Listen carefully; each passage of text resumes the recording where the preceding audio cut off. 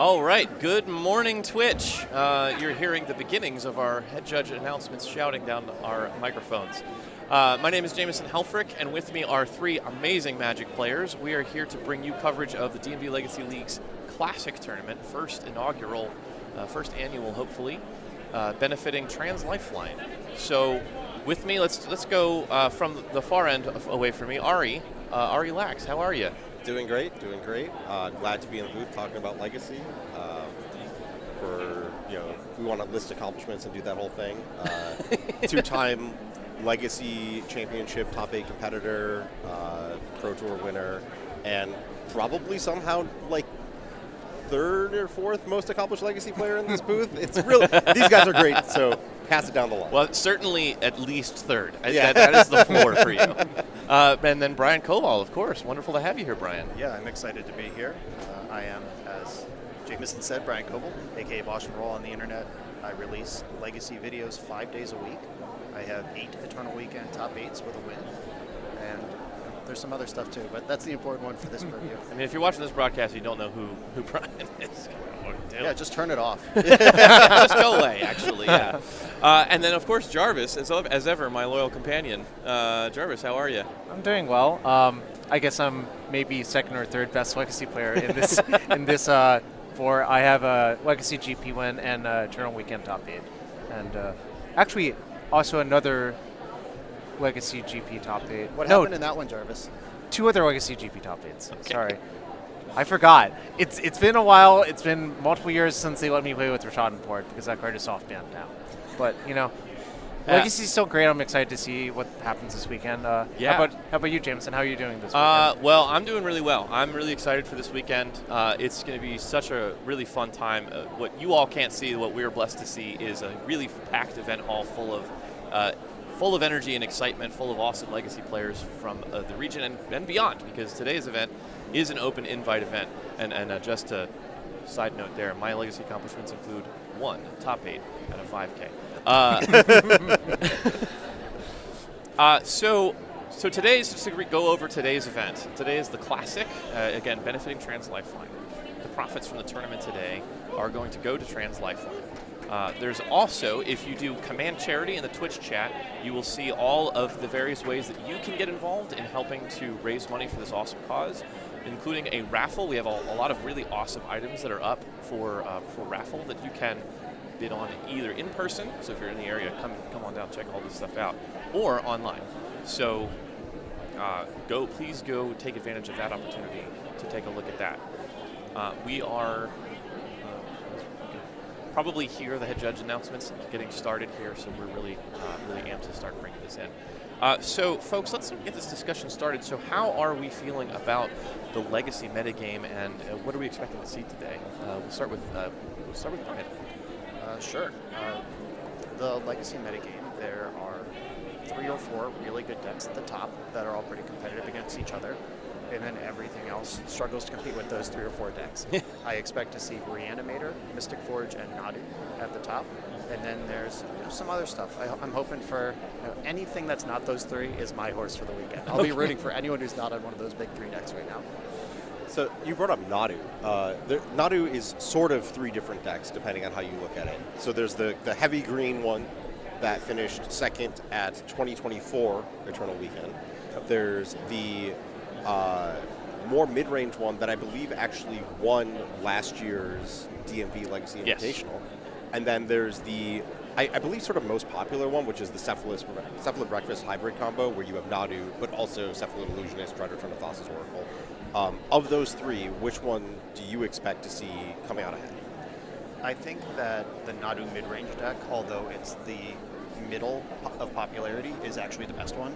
And one of the premier pilots of that deck is in the booth with us. Indeed. So that's one legendary creature that's already been bounced by Caracas. Yeah, what do you think about Nadu, Jarvis? I agree with Brian's assessment. I personally would play Nadu mid-range in this tournament. I just think it has the least amount of weaknesses towards most things. It's the best deck to play Swords to Plowshares, which is still premier removal spell in the format. It's just hard for a lot of decks to play it because the more controlling you go, the harder it is for you to compete with the other fast combo decks in the format.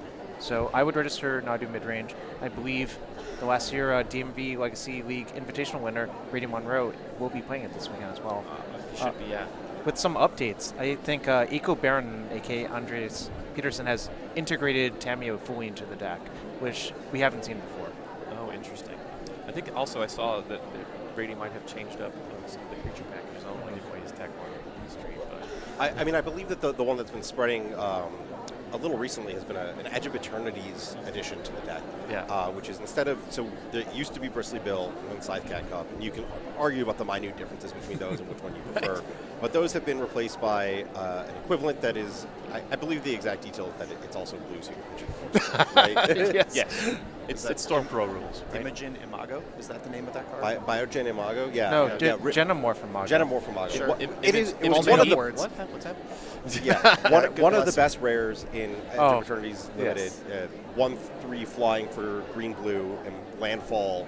Target creature you control becomes a 3/3 until end Base turn. 3/3, yeah. And if you have 6 more lands, it instead becomes a 6/6. 6/6, yeah. So not going to be as effective on these like one-turn kills as a Scythe Cat Cub or Bristly Bill.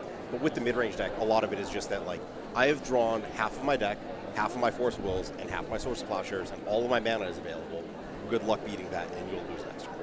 Yeah. Well, it's funny you bring that up because the traditional Nadu midrange deck, you can actually one-shot. Yeah.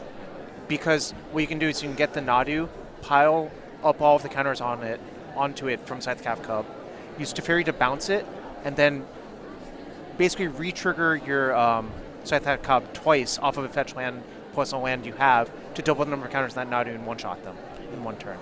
You generally don't need to do this because it turns out drawing 12 cards per turn usually lethals your opponent. But there are like weird circumstances. Like if I'm playing against someone who has Emrakul 13 in their deck, I do want to do this because if I pass, they can just make me deck out on my turn probably. Yeah, absolutely.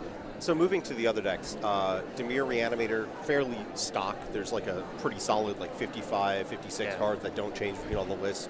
You have your Tamios, maybe some Murktide Regents, core Reanimator package.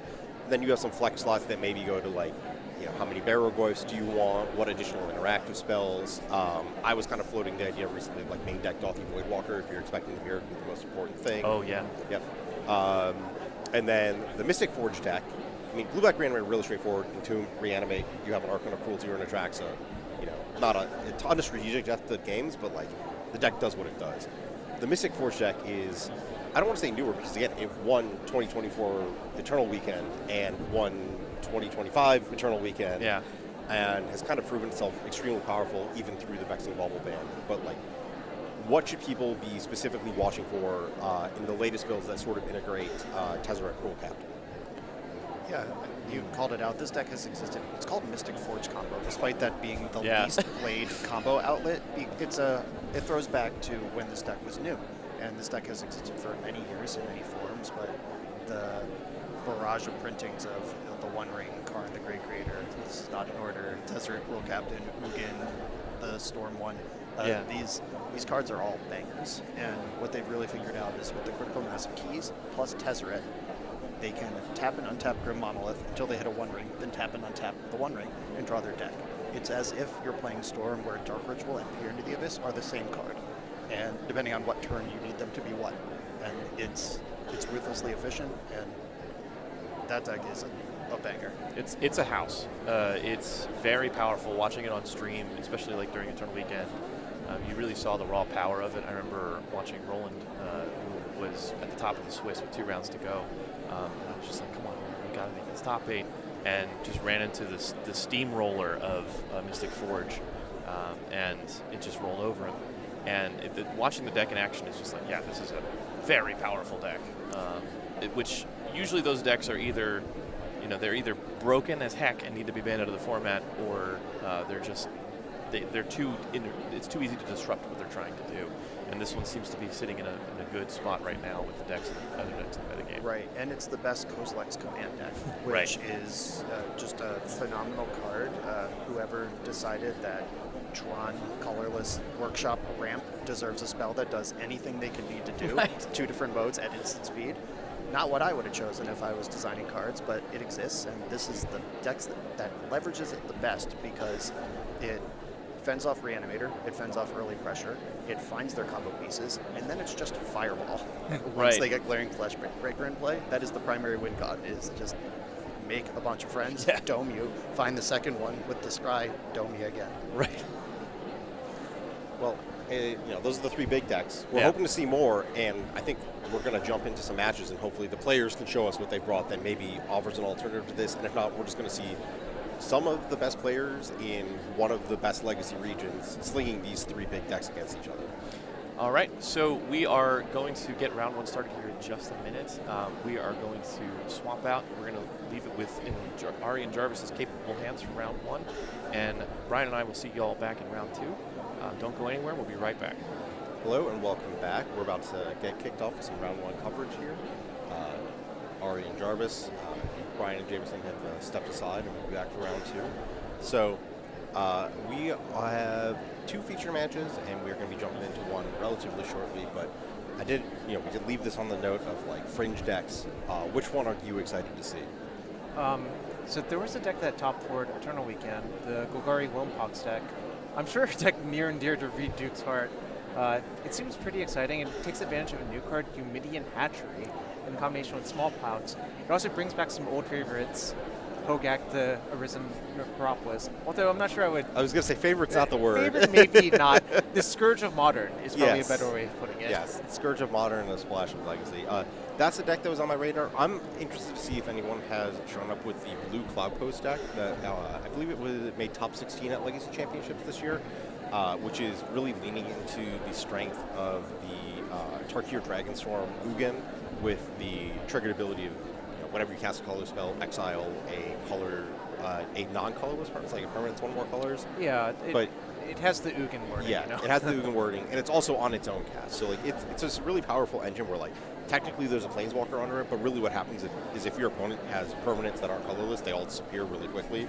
And then it's kind of using that as this top end on top of like the traditional Cloudpost shell, but also integrating, because all the top decks that we talked about are really combo heavy, and traditional Cloudpost has this problem where you can kind of undercut their sort of engine if you're going faster than them. Like a very fast Archon might actually kill them. It has Force Will, has a blue destruction, and it's also a one. It also has Tishana's Tidebinder. That has been like weirdly good in the games I've watched that play deck. Interesting. Okay.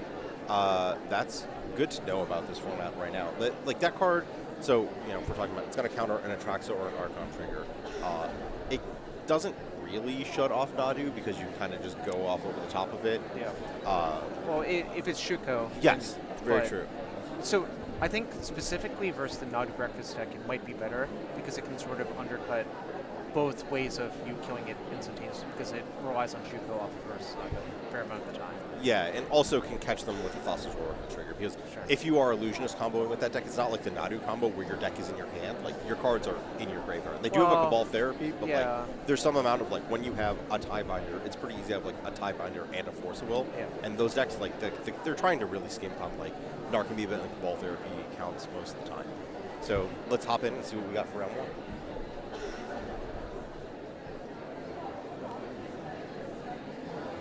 Okay, so we have a good one.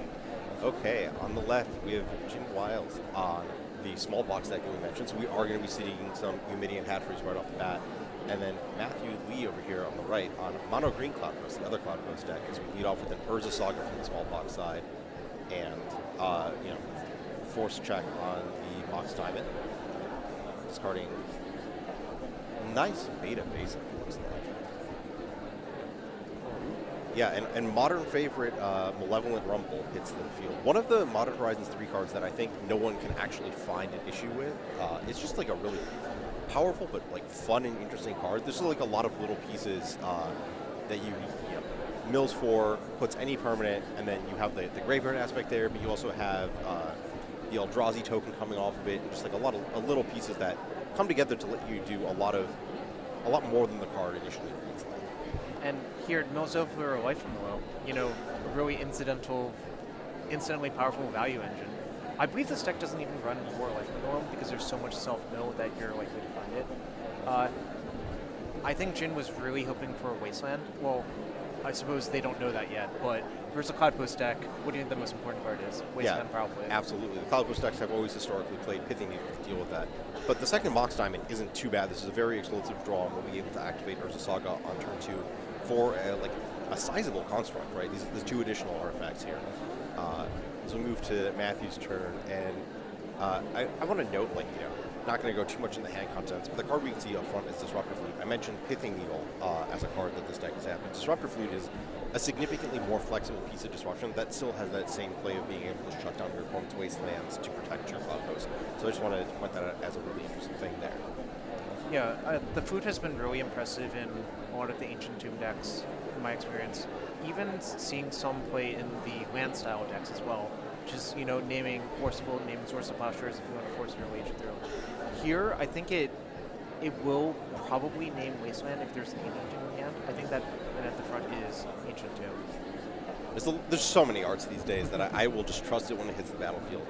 I think that this is probably, that is one of the Expedition Ancient Tombs and the Disruptor Flute hitting the battlefield. We will get confirmation on that name shortly, but I want to point out one thing about the Cloudpost deck is that alongside the Mystic Forge mana base, the ability to have a land with all land types in Planar Nexus has been a huge upgrade to these decks.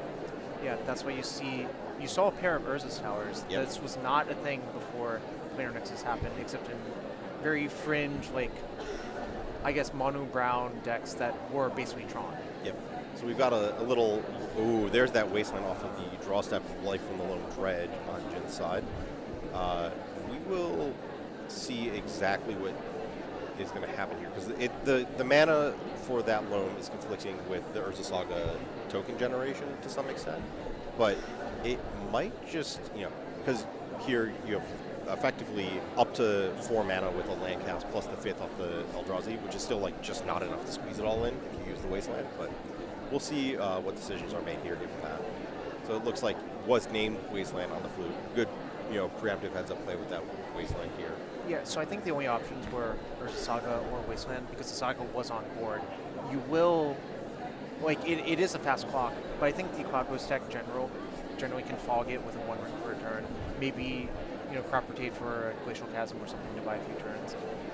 I don't think dying to constructs is a issue, whereas if you get Wasteland this turn, the game's almost over on the spot. Yeah, especially with a loam Wasteland, because that means you will be getting Wastelanded the next turn. Saga ticking up to 2 as we run through the rather limited options. I mean, 2 Mox Diamonds is a lot of cards expended from the hand on turn 1. Well, it looks like there's a Barrowglyph. Yep, that is a sizable creature. We got Sorcery, Enchantment, Land there, I believe, is my count. Sorcery, Enchantment, Land. Yep. Okay.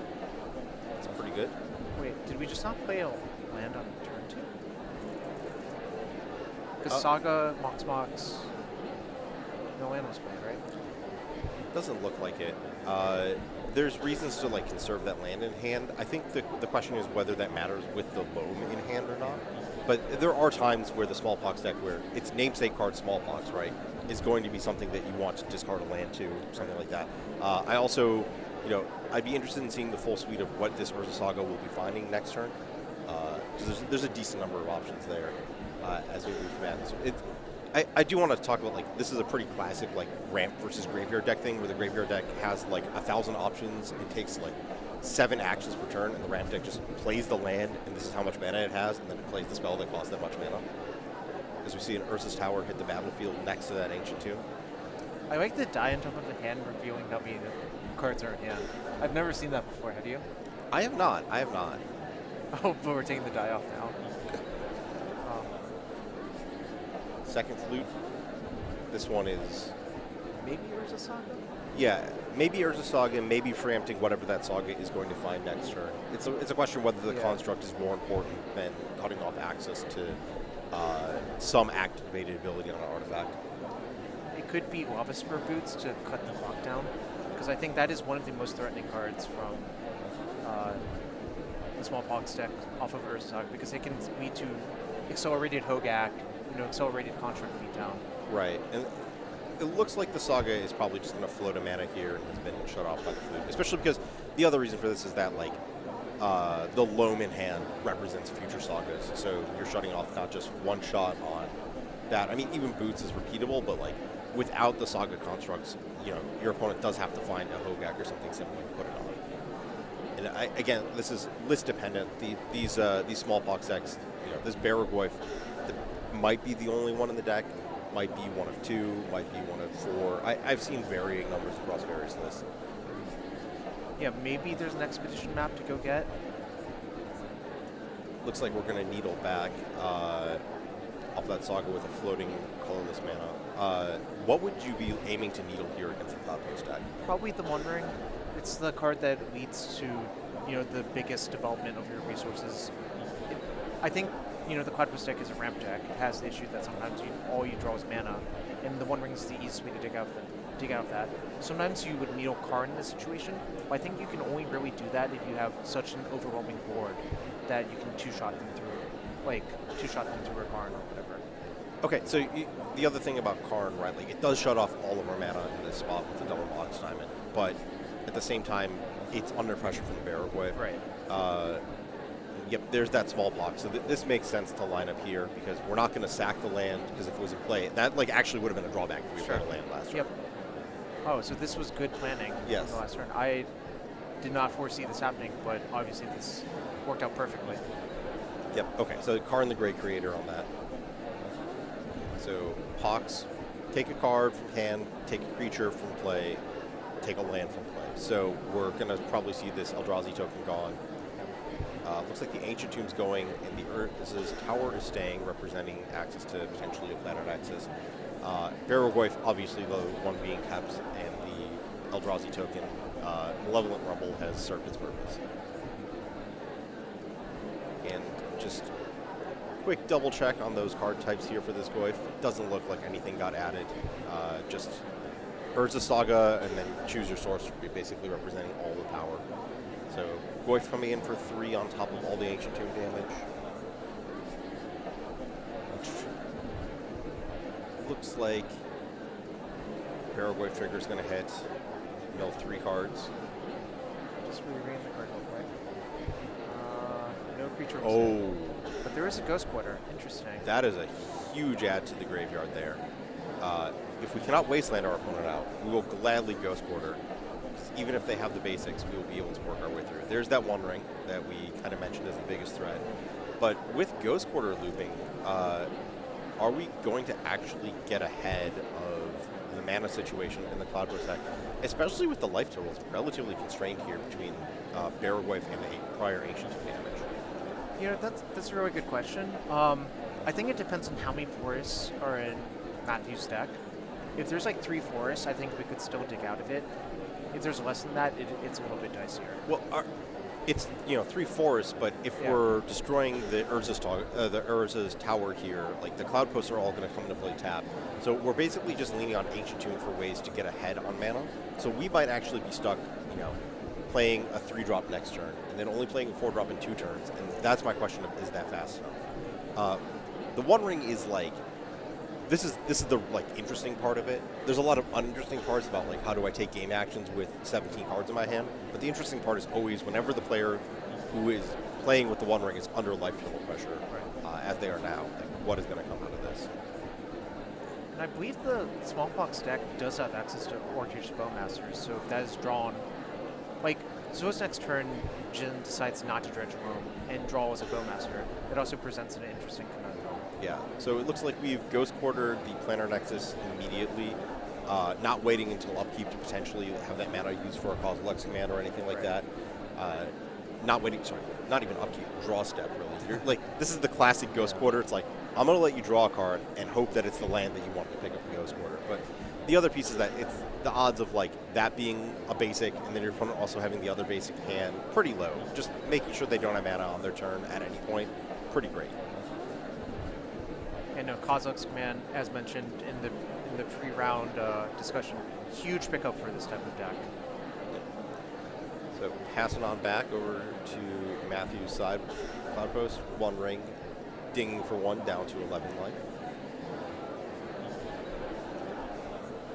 We will move to draw and see what presumably single game action we can produce with Forest versus Tower and one more mana. And maybe 2 extra cards off the One Ring. That's true. So just sort of mapping this out. Goyf, going to bash in, put Matthew down to 8. If we take 2 next turn from Ring, we'll drop down to 6. And then if we take another Goyf hit, we'll go down to 3. So we believe, just mapping out the Goyf attacks, have potentially 2 or so this turn plus 2 more turns just on board for Matthew, but not accounting for like an additional Smallpox damage. The second Planner Nexus is the pretty convenient way to break out of this, though. And I do want to point out one thing about Matthew's list that specifically makes this mana math a little more interesting is the presence of 4 Elder Spirit Guides. Yeah, I think that's pretty classic for this deck to play. Just a little bit of speed. Once you have the One Ring cards are an issue. Gives you access to crop rotation on turns where it might not look like you have access to it. Yeah. You know all about crop rotation. A little bit, yeah. Those beans gotta take turns, right? So this is a 4 Karn deck, so one of the One Rings is actually in the sideboard as well. Yeah, and we can't wish for that with Karn, as we untap and dredge Loam on the Smallpox side of things. Jin revealing... That's some good card types. We have a Planeswalker and a creature in the graveyard. The 2-for-1 card type on Grist. Yes. That Goyf is going to get large. Yeah, I think Kozilek's command might just undo all of this. Like, you could just go after the Bear Goyf itself as well. I'm not sure which is better to do. You can just do both, right? Like you can go. You almost want to go graveyard and creature at this point, right?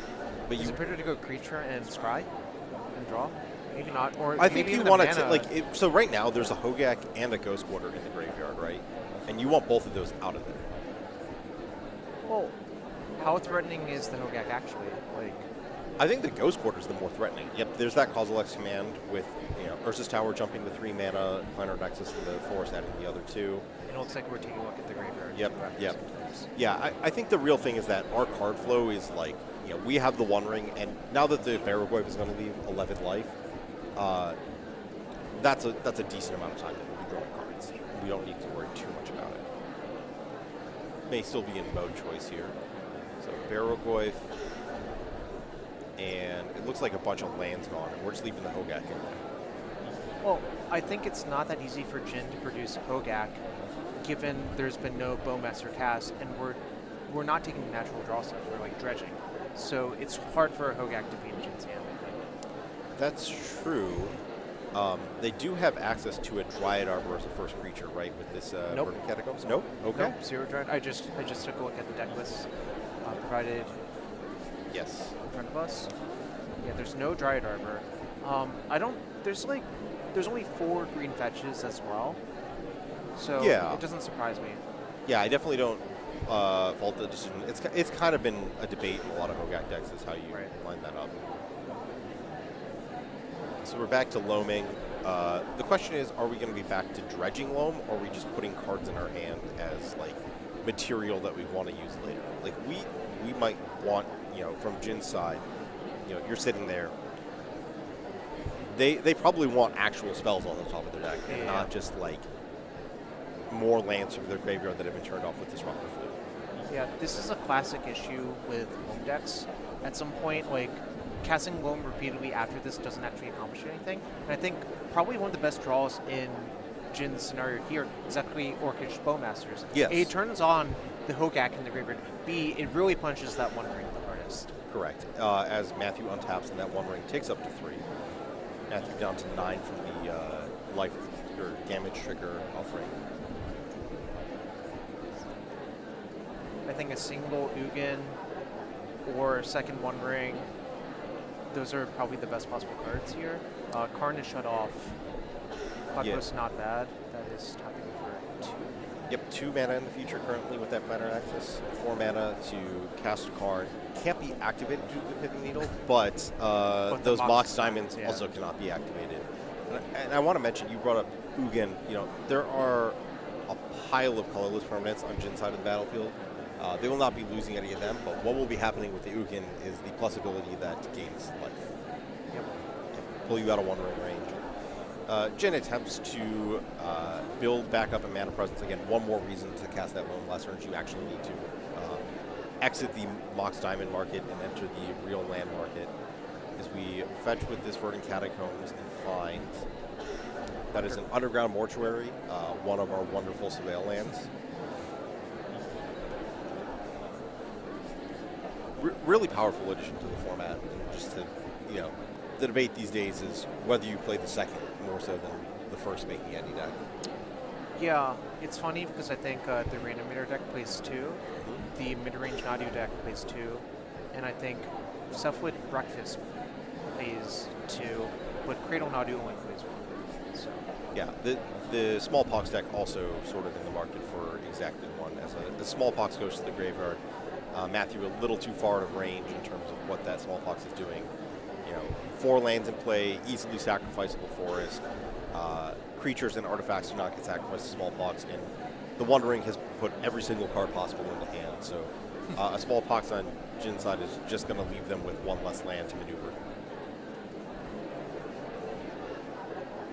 So Jin just with a land passing back and a card at the top as Matthew, end of turn, goes to activate Postage,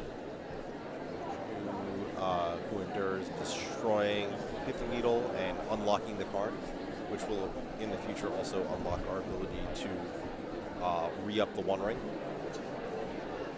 Wait, how much mana was untapped last turn from Matthew? There's the ESG in the Exile Zone. Okay, alright, that's what I was missing. Legendary Planeswalkers and Legendary Artifacts, but the real cost reduction is that non-legendary creature over there. Yeah, card's certainly not a bottleneck. And with the active Karn, I imagine, there's a Mycosynth Lattice. We could also just get another One Ring if we're afraid of dying to our own thing.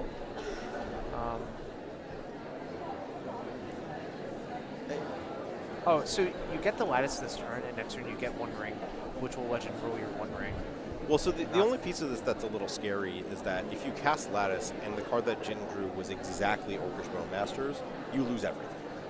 Well, I would respond to the Bowmasters and activate my One Ring. Yes, but it's like the Karn will take exactly 3 damage. And okay, we're done here. Mycosynth Lattice has turned everything, the Mox Diamonds were already shut off, but those now artifact lands are also shut off by Karn. And it's just, Matthew would have been the only player able to take game actions, and we can move on with our lives. Yeah, it turns out when only one player can play the game, it's a relatively easy to win. Okay, so let's move to sideboarding. So which side do we want to start with? The side that has Karn, that's probably the fastest side. I don't think that many cards will come in. Maybe Veil of Summer, maybe Dismember, not much else. I don't think you want Force of Vigor or Fairy Macabre, really. I don't think so. Fairy Macabre's just a little too small ball. Maybe it cuts off a thing from loan. Maybe the question is, do you have a bad card? And just looking at the main deck here, doesn't really look like it unless Karn Silex. First of all, do you know the text of that card? And second of all, is it good in this matchup? I believe it's a 3-mana artifact. It comes into play tapped. Player, your opponents may not pay life to activate abilities or cast spells, and also it's X tap. Sacrifice, and it destroys creatures and artifacts that cost X or less. Okay, good test. Do you like that card in this matchup? Because that's the only thing I could see coming out for Fairy Macabres. I don't think you really want Dismember because are you going to Dismember? You could Dismember Bowmasters, but that's about it. That's an interesting question. I guess the answer is I'm not sure. I could see cutting the Silexes for Dismembers on the draw just to make sure you keep pace. I could also just see submitting no changes. Yeah, because the other flex slots are the flutes that you need for the Wastelands, and then the Soul Guide Lanterns that are just better than the cards you'd be bringing in. And then moving over to the Golgari side for Jin, they're not bringing in Massacre or Toxic Deluge. Are you bringing in Force of Vigor, Null Rod, or Barrel Voice here? So I think Force of Vigor, no. Null Rod, yes, is my instinct, and definitely Haywire Might as well. Yeah, and this is entirely just a fight over the One Ring, right? I agree with that 100%. it is kind of funny because Karn obviously like null rodded Jin in game 1, but I think Jin's null rods are actually better than any null rod that would come from Matthew because it is symmetrical, but Jin's trying to deny all of the resources from the Cloudpost stack instead. When you're bringing those in, are you cutting any Mox Diamonds, or you just kind of living with that I don't exchange? think so. Okay. I think you just have to live with that exchange, except for the fact that some of your cards don't work full power. I think the problem is without Mox Diamond powered starts, your deck can be slow to get off the ground. Okay. And what about additional Barrel Boys? Are we just trying to win on a lock angle here, or do we actually need a threat? Because I guess the thing that I'll posit in favor of Barrelgoyf is that exact interaction against Karn, right? Where Barrelgoyf is going to be a way to prevent Karn from just immediately setting up and trying to do something. It's actually a way to just make a Karn have to have some kind of support on the battlefield. So my proposal would be to cut all of our Smallpoxes because our opponent's very unlikely to have a creature to tag with it, and side in some number of Barrelgoyf, Null Rod, and Haywire Might. Interesting. You don't... I would want Smallpox on the play for sure. Okay. Just as, like, I'm okay playing the effective... Bad Sinkhole? Yeah, I was trying to figure out whether Raise or Boom of Boom Bust was a more relatable comp for what is going on there, but I guess that's a good point, is that, like, you are... I guess you can always sacrifice the army token from Orcish Bowmasters to it. So it's really only exposing your own Barrelgoyfs to the sacrifice. Sure, that's probably fine. And I also think this Fatal Push that's in the main deck is not going to be in our deck anymore. Yeah. And the Witherbloom commands are good just as, like, pick up a wasteland. So we're going to kick off second game here with Jin presumably on the play as we go to Mulligans. Well, the other thing about command is killing a flute naming Wasteland is a big deal. That's true. Urza Saga on turn 1 for Jin again, but a little bit less Mox time and backup for it.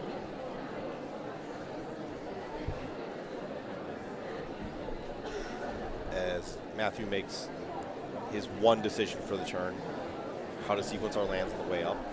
Soul Guide hitting nothing with a floating mana off of Ancient Tomb here. Jin just picking up a card with this Saga ticking up here. Again, relatively slow start on both sides. And it looks like we might be in a spot where this Saga is aiming to get a Mox Diamond eventually, just replace itself as a mana source. Yeah, I mean, it's a little bit scary because if you get Karned the turn after, you can't really do anything about it, but I think this is the world we just live in. Yep, so Wasteland keeping that Karn next turn threat off the table. Oh no. Oh, it's happening. That is a crop rotation in response to that, sacrificing the Ancient Tomb and turning it into a Planar Nexus. Jarvis, how many times have people crop rotated in response to a Wasteland, and how many times have you crop rotated people in response to a Wasteland? Well, I believe I have crop rotated in response to Wasteland way more than my opponents have crop rotated in response to Wasteland. Yeah, pretty devastating play here, even with the card down, because the real thing that matters that Jin is fighting over is mana counts on future turns. So let's see as Matthew untaps with a land of every type. Oh, Urza's Tower. Oh boy. Oof. This might be a quick one. This is some real vintage vibes, actually, to me. Yeah, this is Mishra's Workshop here in the form of Urza's Tower. Got a free mana. Oh, but better, you can cast Karn, the Great Creator, off of That's Urza's true. Tower. So it looks like Karn is going to tick down and put the sideboard copy of One Ring into Matthew's hand. Swing back to Jin, and this is going to be a very sad Urza Saga trigger. So you can get a Pithing Needle, but the problem is, I think, realistically, is there are two things you need a Pithing Needle. Yes. And that's almost certainly... okay. We got a diamond coming in. Problem is you can't really use that under the Karn. So I'm not sure what the plan is here.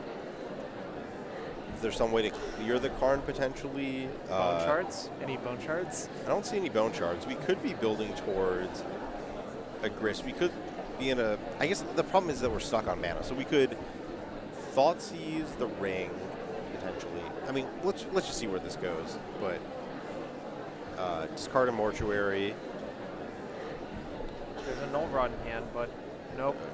That's not right. That's not legal. Please don't let this happen. You cannot tap Max time under Karn. We'll hold up and get that fixed. But would have been a pretty good line, yeah. Shutting off all future plays, but it does look like instead we're going to be, yeah, this is not quite going to be a flawless victory from the Karn side of things, but it No, we can plus on the Mox time to make it a flawless victory. That's a good point. 7, oh my gosh, second Ursus Tower. Yeah, we're good. We're good. Yeah, unfortunate. I think that, you know, for as much land destruction as the Smallpox deck has, we did actually see a little bit of this play out in Eternal Weekend, right, where the Mystic Forge deck, like, the games are very volatile in terms of, you know, the Mystic Forge deck versus the Loam deck played out on camera multiple times, and the games are sort of like either the Forge deck, like, lands a Grim Monolith and just goes off. In this case, it's the same thing where the Grim Monolith is like an Ursus Tower. Or the Loam deck has destroyed every resource the Forge deck has. And someone, again, that perfect victory where your opponent has literally nothing, very, very common end state for a lot of these games. I don't think it's that common, but in that specific game, the fact that Jin didn't have a second land made it way more common. Yeah, I mean, I guess the question is whether you are conceding before the Annihilator trigger or not from the Eldrazi side.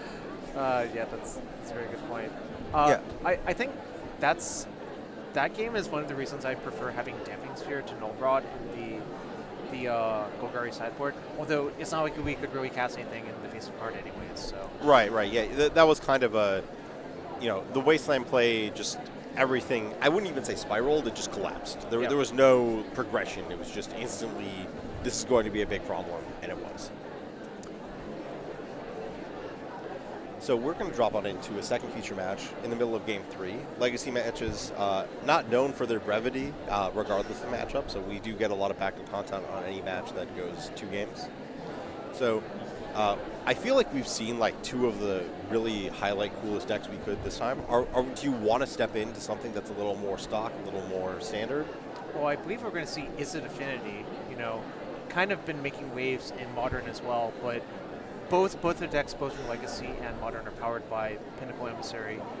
Really, the number of 0 drops that are in your deck that power out drones on turn 1 to result in a Kappa Cannoneer killing your opponent is really the linchpin of both decks, in both Modern and Legacy. So what are things, I guess my 2 questions are, traditionally this deck has been mono blue. If you add Pinnacle Emissary, you are getting access to red, but what else comes with that Emissary, and what else comes with the move to, like, I guess we're seeing all of it right here with Lotus Petal and Mox Opal, and that looks That's like Emery, Warcraft the Lock. Yep. Well, when you start mowing cards, there's only one card it could be, right? Yes. And the question is, which other artifact that artifact is might be another Lotus Petal. That is not an art I'm familiar with, unfortunately. So it actually looks like no additional red cards to answer my question. Just Pinnacle Emissary can be warped for a blue, as we just have, you know, a lot of fast mana on the artifact side, but just, you know, from the Nadu Cradle side, this is the near mono green version. It looks like just a Birds of Paradise off a tropical island. Yeah. So this is a deck that the Cradle version of the deck made the finals of Eternal Weekend in 2024. Really powerful deck. I think it can sometimes be slow at the gates depending if it's on the player draw, but there is a main deck collector, which is probably one of your best possible cards. Yeah, and that's definitely staying in from the sideboard side. Also some Force of Vigors in the sideboard for the Nadu side, as well as potentially Consigned to Memory, whether you want to go after the mana rocks or it's the weird thing where all of the threats actually have colors of mana. Nadu recasting, it looks like the Lotus Petal that we used last turn. And then the Affinity side, some Disruptor Flutes. This Harbinger, which is going to be... This feels like an on-the-play kind of thing. Where yes, like I agree. You want to be potentially cutting off access to that as well. Maybe actually more, you know. I say that, but now on Alex's side with the Nadu deck, no longer has access to Gaia's Cradle. Yeah, I mean, I think that's the primary use of the card because I think the Cradle Nadu deck is so likely to have a turn 1 Accelerant that fixes the colors that you're really never going to be able to, like, cut all of their ability to cast spells. They're just going to limit their options. Yes. So this is Game 3. That's why there's a Harbinger in the deck. Yes. So we will see probably another island enter the battlefield on Alex's side, but this bird still gives us access to green. Yep, this is the Misty Rainforest alternate art of an island. So Shepherd makes all of your green cards uncounterable. Yep, Allosaurus Shepherd, jumpstart favorite from a couple years back. Can turn your elves into dinosaurs, essentially. I think that literally is what it does. Not even essentially, like it literally turns your elves into dinosaurs. But this does mean that it looks like Alex, Jeffrey is starting off with a hand that had explosive mana and disruptive elements, but doesn't necessarily have the Thought Monitor, Thought Cast piles of cards to back up into Force Will. And Alex took that window to resolve the Shepherd and actually cut that off as a future. So it's kind of now on Jeffrey to move towards actual lethal.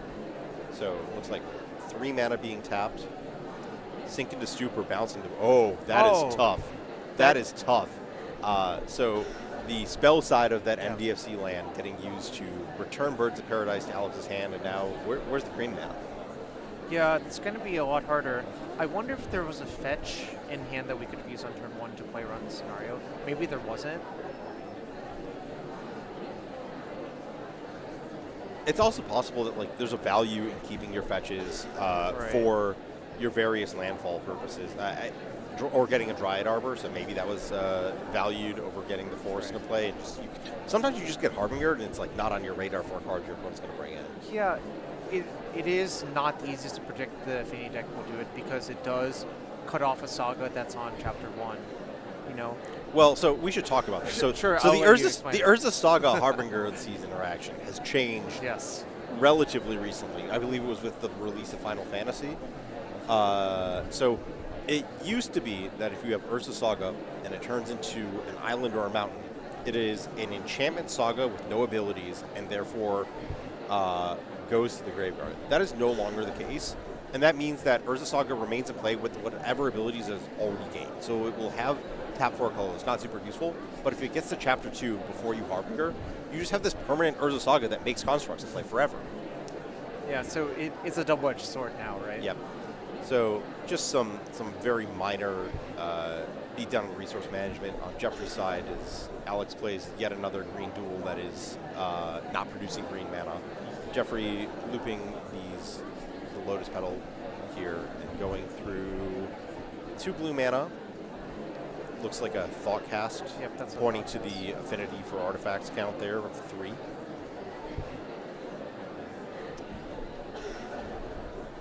Okay, so I think that the countdown here is that Alex is actually going to reach the point where this Allosaurus Shepherd starts making itself a dinosaur, and that's the race. No, it's 4 green. Oh, no, never mind. It's very difficult to do that. Yeah, it's a little problematic. Harbinger going in, Alex dropping down to 14. The slow burn of Magus of this. That's Dryad Arbor. So, actually, it is still a green creature. So if we somehow drew a second Dryad Arbor, we could cast Court of Calling.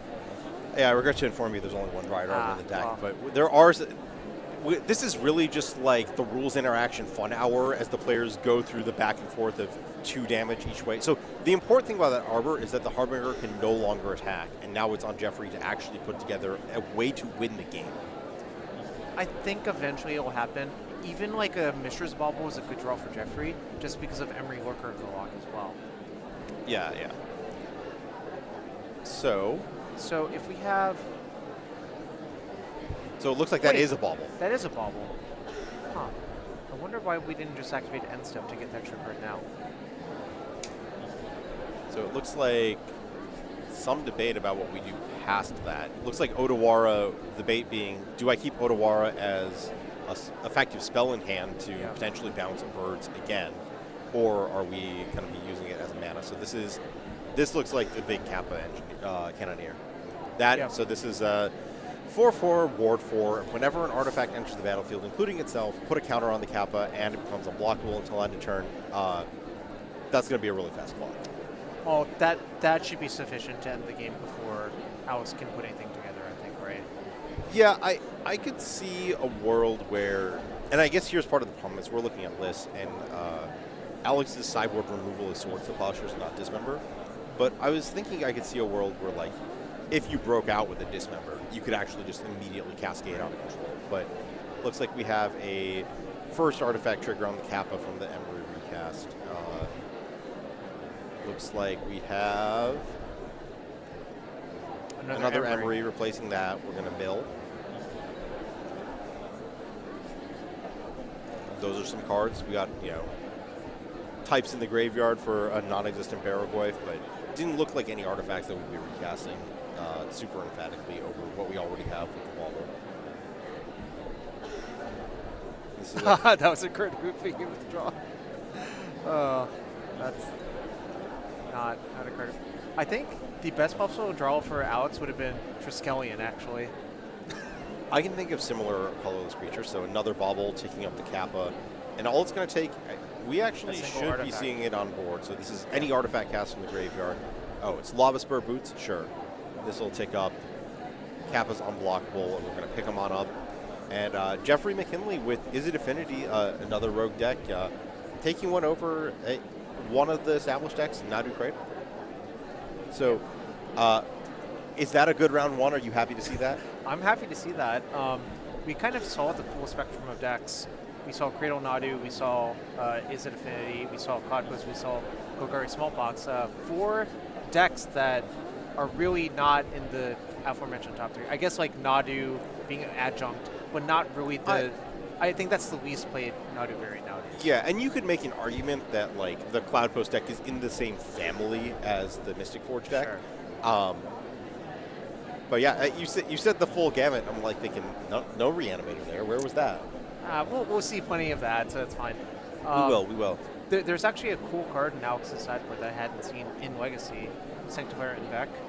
Oh yeah, this is a modern classic. This is Yeah. the pro-black, pro-red creature that exiles all black and red cards from graveyards, And also like Rest in Peace style. Yeah, it rips them as well. So it's a pretty good portable way to establish some kind of hate against Reanimator. So notably, it's worth, like, they will have Brazen Borrower, they will have a blue way to remove from the battlefield, but forcing them into having the, like, worse interactive cards still in their deck and have it target that as opposed to having something that dies to Fatal Push when you court for it, pretty big deal. Well, I think sort of the point is to stack that on top of Keen-Eyed Curator and the 3 Endurances in the main deck. If you just layer hate upon hate versus the Reanimator deck, and you have your own like uncounterable combo kill, that sort of puts them in a bind sometimes. It's not like they play something like Elishnorn and Grandson of Bite in the old days, which was like the best possible card for like a deck like this. Yeah, like it's a very specific choice for the fact that the Reanimator decks basically have as targets Archon, Atraxa, both black cards, and then if you're really getting fringe, you might find a Valgavoth, another black card, or a Gristlebrand, another black card. And like maybe there's some secret 5th thing that I'm not thinking of off the top of my head that shows up a fraction of the time, but that, if they're doing that to beat your fractional Sanctifier and Vex sideboard card, like we've already reached a real deep level of the metagame. I think realistically the best possible card for this matchup would have, like if you're playing Reanimator versus Cradle Nadu and you could pick one card, it probably would be Elishnorn and Grandson of Light. Probably. And just make sure you can defend it from Source of Plowshares. That's the only thing you have to do. Because I don't know if you've ever played Elves versus the Old Glimpse Elves versus Elishnorn and Grandson of Light. No, I didn't. Very unpleasant. I did not, because what happens is that card would go, and before it even hit the battlefield, I'd be shuffling for the next game. That is certainly true. Yeah. I think personally, if I played Reanimator, I would consider playing that card for these style of decks. Just sideboard Elishnorn and Grandson of Light, and assume I can work through the graveyard hate. Because I think there are plenty of games where they can outpace Archon of Cruelty or Atraxa, Grand Unifier. Like, I think there's tons of games where they can outpace Atraxa, frankly. And I think if we want to talk about Reanimator as like a big picture, like that was, if you look at not this year's, this year's Legacy Champs, Reanimator did great. 2024 and the 2024 DMV Invitational, Reanimator did not do that good. And a big part of that is that you have this actual crunch with the Dimir Reanimator deck where if your deck can manage their creatures, and they have creatures that are small, and they have the Reanimator path. And the trick to beating the deck is that you have to be able to ignore one half of that and manage the other. So whether that is like Swords to Plowshares to kill their Tamios, and then some combo that goes over the top that ignores Archon and Atraxa. So that tends to be the big thing, is that like you go bigger than their combo half and you kill their small creatures, and that's what the Nadu deck's effective at, or the Mystic Forge half, where like I guess you're just like sort of straight up racing them there. Yeah. Like being, they put this fork on you. You can't really manage both sides, but if you can just ignore one half of it, then their deck becomes a real thing that you can beat. I think that was your approach in 2024 Eternal Weekend. Playing Painter, you manage their Frog with Pyroblast, you have Agatha's Soul Cauldron for their graveyard, and you'd also present a really fast kill for them to deal with. As well as the stuff like, if they let you go to a long game, you establish Goblin Welder, Goblin Engineer loops, and then it really becomes a mess for them. I want to bring that up in context of like these decks that we're looking at right here, is that that's one of the things I kind of like about the more combo-oriented Nadu lists as opposed to the mid-range one. It's not just the Allosaurus Shepherd, so this has Frenzied Baloth, another new addition from Edge of Eternities, that another way to give yourself uncounterable. But I feel like the combo-oriented ones, you pick up a lot of percentage against Reanimator by just like having these early kills with Cephalid Illusionist, having these early kills with Gaia's Cradle. Just like ways, if you let them this is like a very classic long time thing with these hybrid aggro combo decks, is that like one of the big things they have under their belt is that like they are pretty good at fighting toe to toe in mid-range fights, but just X% of their games are over before they start because of their combo. Right. And if you do that back to them, you've maintained parity, or potentially better, because you might be fighting them better than they're fighting you. Yeah, definitely agree with you. I'm trying to remember decks. I guess Aloran was like that at one point, sort of. Well, not really. I guess that's a clunkier one. Well, what's like a good example of that from somewhat recent history? The one that I would really point to with the Reanimator deck as a comparison is if you go, I wouldn't say recent, but about 10 years ago in Modern, the really important one was the Tempo Twin decks, right? Where you had the Splinter Twin combo and Tarmogoyf. But in this case, instead of your beatdown creatures being like Pester Mites, your beatdown creatures like Murktide Region. Huge upgrade. Huge upgrade. You just compared Tarmogoyf to Murktide Region. Well, I compare Pestermite to Murktide Region, but sure. Yeah, we can also compare like Tarmogoyf to Orcish Bowmasters, or Tamio to any of these cards, because whoa, that card. So, I think that I don't know. That's one of the interesting parts of Reanimator builds, is sort of like what creatures they show up with. I'm interested to see what people show up with. It's probably going to be pretty stock to Murktide Regions, but and Tamios, but yeah. So, anything else for round one that we're really excited to see moving forward? Like what are the things that are sort of the feeling, like the omissions from this that we didn't see Reanimator, but what else?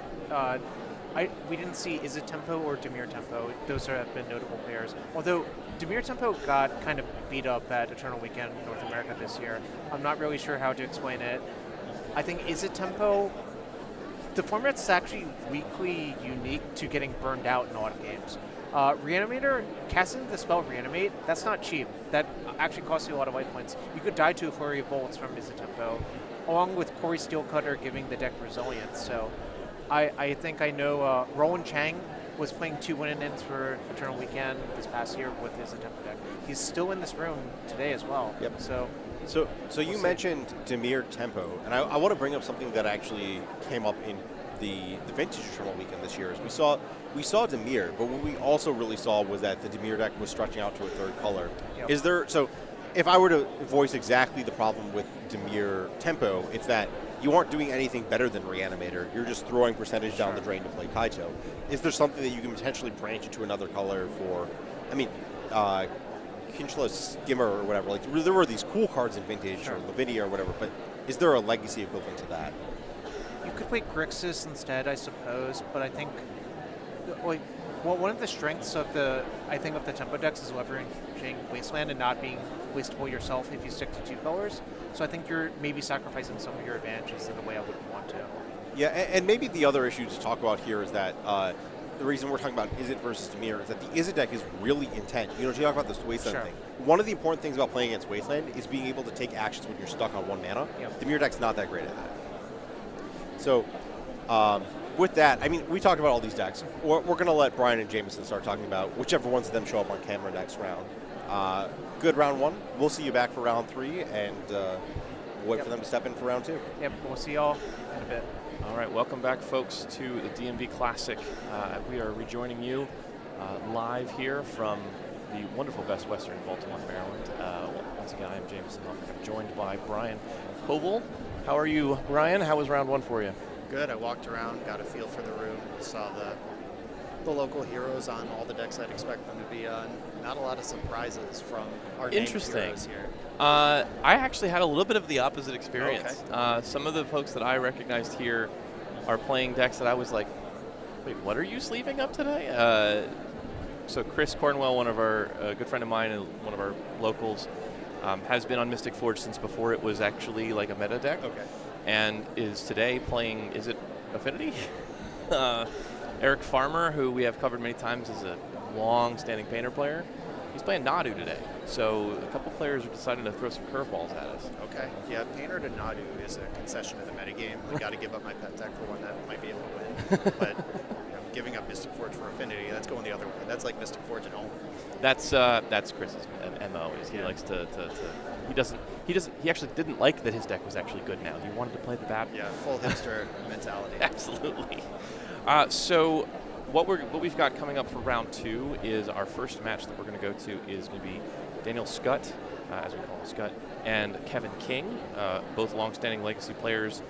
Kevin King with more than a few finishes. I'm sure Scutt has some, although I'm not as familiar with his career. I just know Kevin's a killer.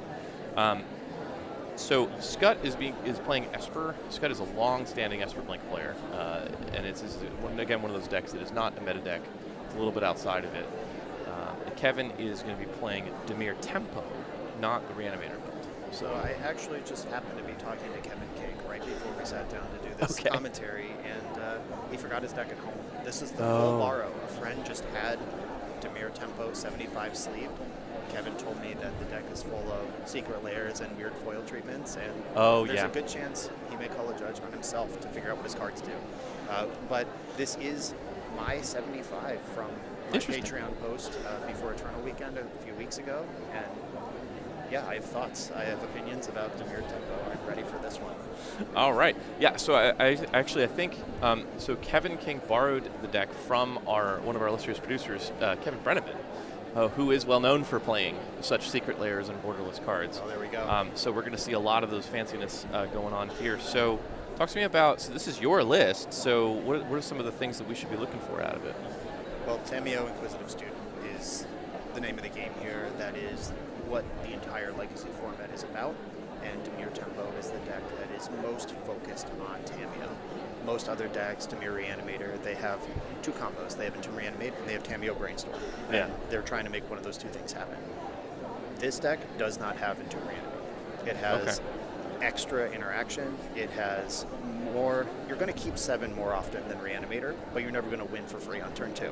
That's kind of the concession, the give and take of playing Tempo over one of the combo builds you could go for. But this is Tamiyo's show, and Tamiyo is going to try to draw cards, going to try to flip, and if your opponent spends effort on that, you've got Bowmaster, Netherglaive, Murktide, Kaito waiting in the wings to swoop in once the once the interaction is tested. Okay. And then his opponent is going to be playing Esper Blink, which is much more of a mid-range deck. So how do you think this might line up against a deck like that, as opposed to maybe even opposed to the Reanimator, which is more of an all-in deck? Yeah, this is. I also put in a lot of work developing the blue-white version of this Blink deck. The Esper, you get some black cards, of course, over blue-white. But this deck is really built to attack the top of the metagame. We see things like Gilded Drake in this deck. That's to steal Atraxa. That's not to steal Netherglaive. So there's some weird stuff going on here. However, this Esper build, 2 Barraglyphs in the main. No Tempo deck wants to see those until sideboard when we're ready to deal with them. This is going to be tough for Dimir Tempo, I think. Dimir Tempo's job is going to be to get under them and collapse their engine. Because if this Esper deck starts doing anything that they want to do, if they stick it to Fairy, if they start drawing with Overlord, if Felia starts flickering anything, Riddler, it's going to be really bad. Quantum Riddler. Yeah. All right, so we're ready to get down to the match, so we'll take you all down to the table and we'll take a look at what's going on over there. Okay, so here we are. So Scutt on the left and Kevin King on the right. And players have been signaled that they are ready to start their match. Looks like they've already selected their opening hands. Kevin with the play, opening with Underground Sea into Nethergoyf, which is Baragoyf's little cousin. A 0-1. The 0-1 right now. It only reads your graveyard, right? Yes. Yeah, this is the Tarmogoyf that only cares about your graveyard. And this is... So Kevin doesn't know the matchup. We do. Yeah. So just playing out a 0-1 threat, hoping it will grow, hoping to start slowly grinding that damage out, is a posture you can take here, which is, I think, correct for this matchup. Yeah. Where if he was against a combo deck instead of a mid-range deck like this, he might want to ponder or Thoughtseize first to try to get some action against what your opponent's doing.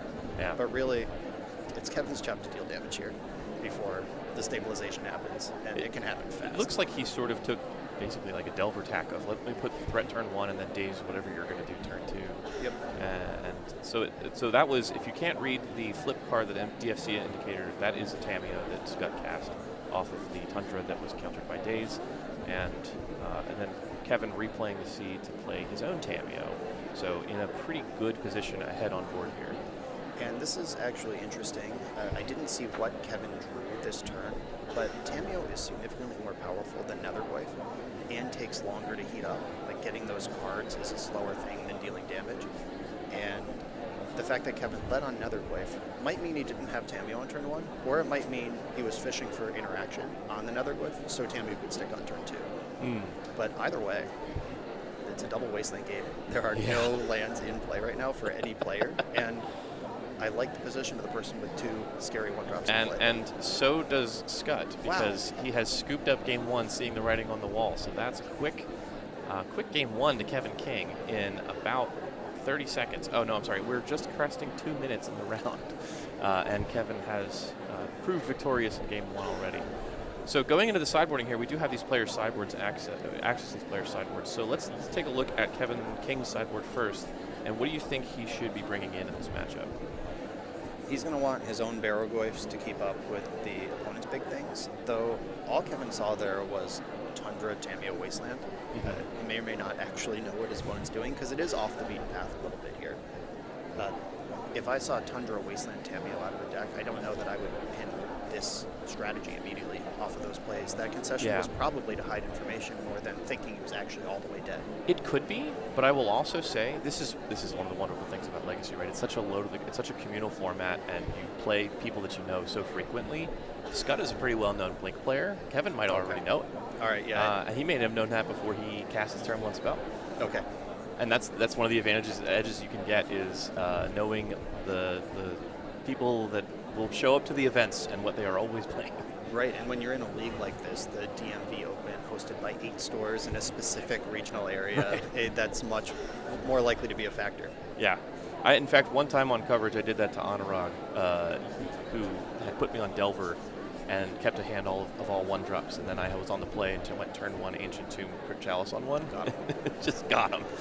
One time I had someone mulligan to 5 because they thought I was Bryant Cook. Oh, no. They were chasing that Force of Will, and then I was just like, Island Ponder, baby. No, I'm the other guy from I'm that the other podcast. one. Yep. I'm the other Brian. Right. So sideboarding here, I expect the Baragoyfs to come in. Shouldered's Edict. Twisted Image is one of the hottest pieces of tech that developed right before Eternal Weekend. And Twisted Image doesn't do anything in this format except kill Tamiyo. Except kill Tamiyo, yeah. That, for those at home, switch target creature's power and toughness, draw a card.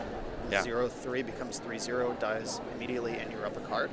And there's a secret interaction with Tamiyo as well, where if you have turn 1 Nethergoyf on the draw, and they have turn 1 Tamiyo, turn 2 Brainstorm plus Tamiyo now has 4 loyalty with a plus bubble on it, you can get Nethergoyf to 3/4, flip its power and toughness, so it's big enough to kill the Tamiyo. Because the attack trigger will make it 2/4, then it's a 4/2 in combat. Right. So in the context of this deck, Twisted Image kills Tamiyo on the play or the draw. Fascinating. Okay, that's a really sweet tech. So we're getting ready we're going right on down to game 2 here, and it looks like the players are making their decisions on mulligans. Kevin has 3 Forces of Will in his hand. That's many Forces of Will. I'm not convinced I would have that many in my deck after sideboard.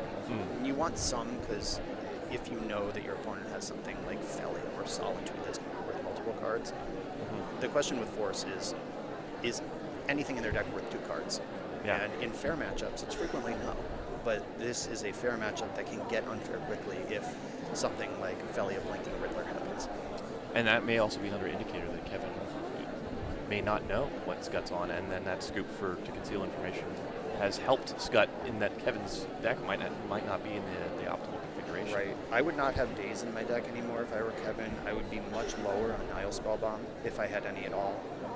It might just be that there was not enough to bring in and some number of forces had to stay. Yeah. But I'd probably want to have 2 forces in my deck if my sideboard mapped appropriately to get me there. But if it doesn't, you just got to play the cards you got. Yeah, absolutely. So Scott at Kevin's end step, Kevin leading with Tamiyo, always a strong opener in today's Legacy format. And Scott on Kevin's end step, cracking a fetch for a Surveil land, and now taking over the Surveil. Let me ask you something, Brian. You're a famous Island Ponder Go kind of guy. Do you think Island Tamiyo Go is better or worse? So much better. So much better. Yeah, it's outrageous. Ponder, the Island Ponder Keep mantra / meme is more about what a keepable hand looks like in a format with 1-mana cantrips. Yeah. Tamiyo Go is check. You're in check. Figure it out. You better start moving your pieces or you will die. And this is actually fascinating sequencing because Scott valued Tamiyo over Swords to Plowshares. He knows he's playing against a Daze deck. Mm-hmm. He might have the awareness to know that Daze probably isn't in the deck anymore and confidence there, but if one of these 2 cards resolved, he chose Tamiyo over Swords to Plowshares, removing the opponent's Tamiyo. This is what we're doing here. It's all about who has Tamiyo. Mm-hmm. So Kevin, of course, fighting back with his Fatal Push and then cracking a fetch. So both players with an empty board other than lands, and Kevin searching for he's getting a Surveil land. So perhaps looking for that next threat to try to get this clock going for this tempo deck. Probably. We know his hand has 3 Force of Wills in it. Yeah. So it's he's on defense and he doesn't want to be. You want to be clocking. Like I said in the preamble here, Kevin is the beatdown, as they say. And Scott is the control. I think your mic went out there for a little bit. All right, let's see what he's got. He still has those 3 Force symbols in hand, and then it looks like he has ripped a very dark Magic the Gathering card, some kind of dark foil, perhaps an SDCC treatment. And just passed back to Scott, who I believe just let land go. Master is one of the things that this deck gets to play against us. Yeah. So now we have a duel of Bowmasters. Yeah, the second Master is so much better than the first. It's the second than the first. Yeah.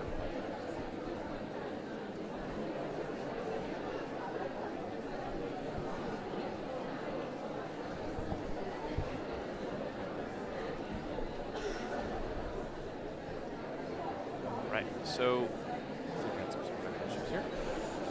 Kevin used one of his Force of Wills. The question was, what card in my bonus deck is worth 2 cards? And Bowmaster killing my Bowmaster is straight up worth 2 cards. Not even talking about what effect that Bowmaster has on your ability to see cards for the rest of the game after that. But Yeah. just on its face, that's 2 cards. Yeah. Worth a Force of Will. Okay, so Kevin in the place he kind of wants to be here with Bowmasters cracking down, but then Scott with the Bowmasters trying to fight this battle again.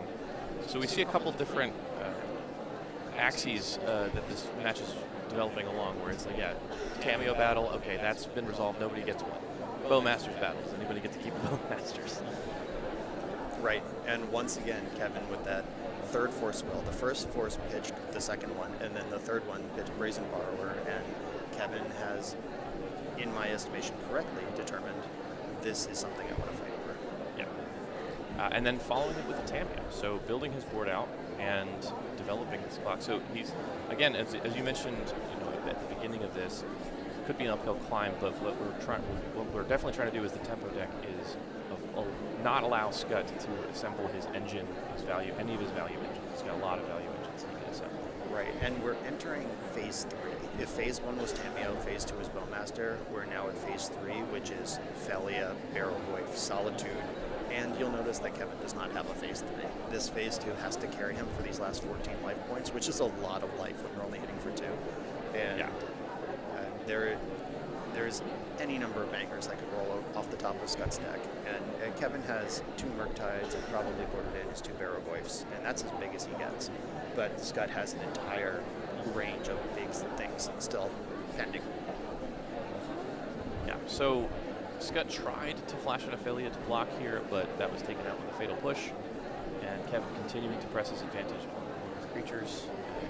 Only dealt, I think, a single point of damage to Scott because of the source of plowshares that came in. Yep. And handled the Bowmasters. So we've got Nethergoyf going. And this should be terrifying to Kevin. Scott just developed a Caracas, which could answer Tameo for free, but quickly fetched his 5th mana instead. I smell a Solitude here. Yeah, certainly some kind of. There's a lot of five mana cards that Scott could be. Yeah, I'm checking Scott's list for something like Wrath of the Skies or something much more devastating. Quantum Riddler. Yeah. Full price for Quantum Riddler. Yep, there's no Wraths coming, but there's a number of big 5-drops, and now this might be the end for Kevin if he can't quickly figure this out. He certainly takes control of the board. Now, Kevin did pitch a Brazen Borrower to Force of Will to try to push that advantage, get the clock going underneath. Yep. That would be somewhat helpful here to help get that. It would potentially be able to answer this Riddler, but at least temporarily. Yeah, answer is a generous term for what Brazen Borrower does to a Quantum Riddler. So cracking a clue, generally a sign of weakness, you think? Yeah, I think the main phase, spend all my mana to draw a random card, is not a sign of strength. Yeah. And yeah, the pass there, unsurprising. Yeah.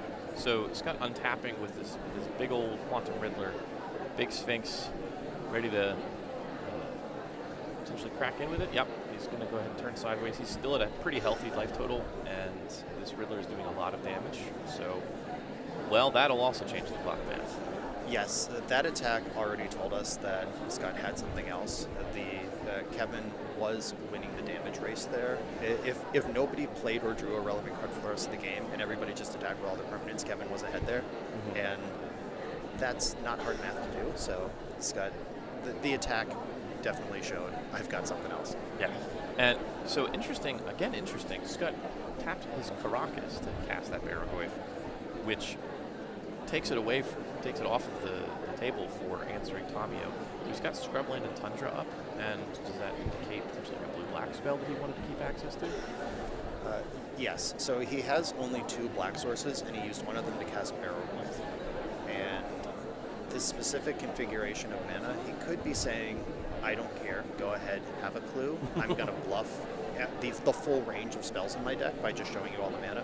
Or it could mean he has a black spell and a blue spell. Or a black spell and a blue spell and a white spell that he wants to cast some combination of. Just wants the flexibility of the mana. Right. Yeah. So, very interesting choice there. And of course, as you see, we have the Tarmogoyf dice that we printed in-house. So Barrelgoyf reads both graveyards, so that's why it's a little bit larger than the Nethergoyf right now. Yes, it is very hard to beat or race a Barrelgoyf with another Goyf. Yeah.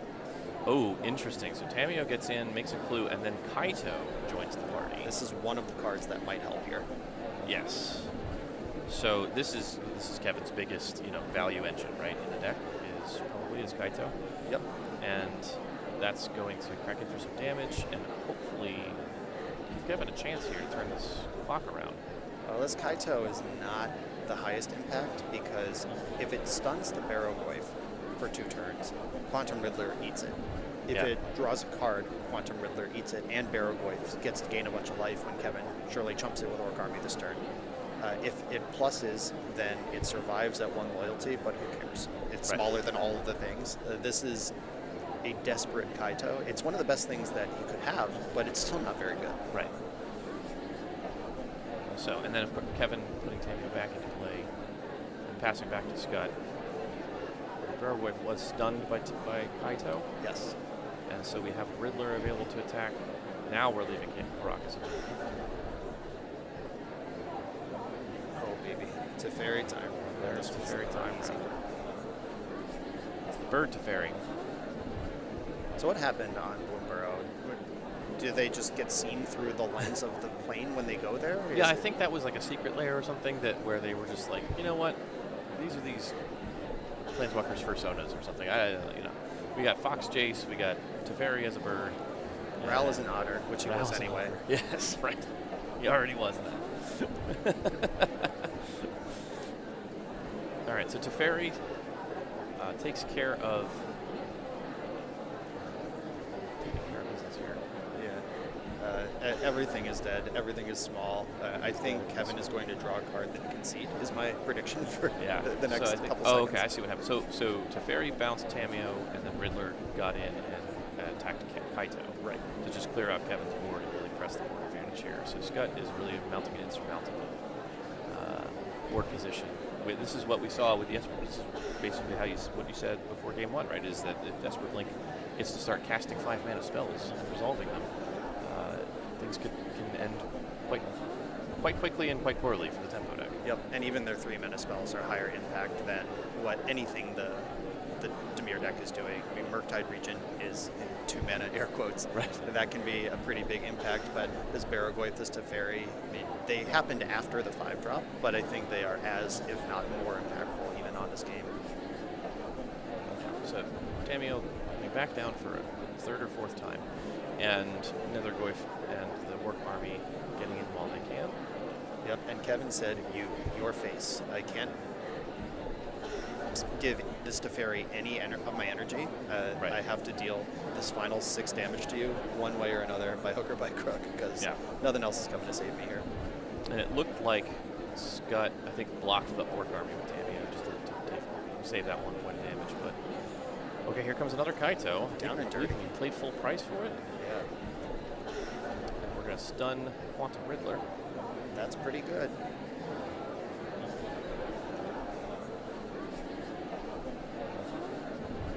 Okay, so passing the turn back to Scott. To untap. We Caracas Tameo instead, that's why I can keep that up. Kevin has exactly, he's 1 point over lethal in play, but he has to remove Tameo to get that. He can currently attack for 4, which is not enough on this board. And if, of course, Scott's hand is anything, any blocker, any removal spell, it doesn't matter. Now the good thing, I mean, I guess one of the good things that's working in Kevin's favor here is Kaito, while he's a creature, has hexproof, and so Caracas is not, and that's part of the reason why Kaito is honestly even playable in Legacy, is because if you could just Caracas him, it might make him not valuable at all.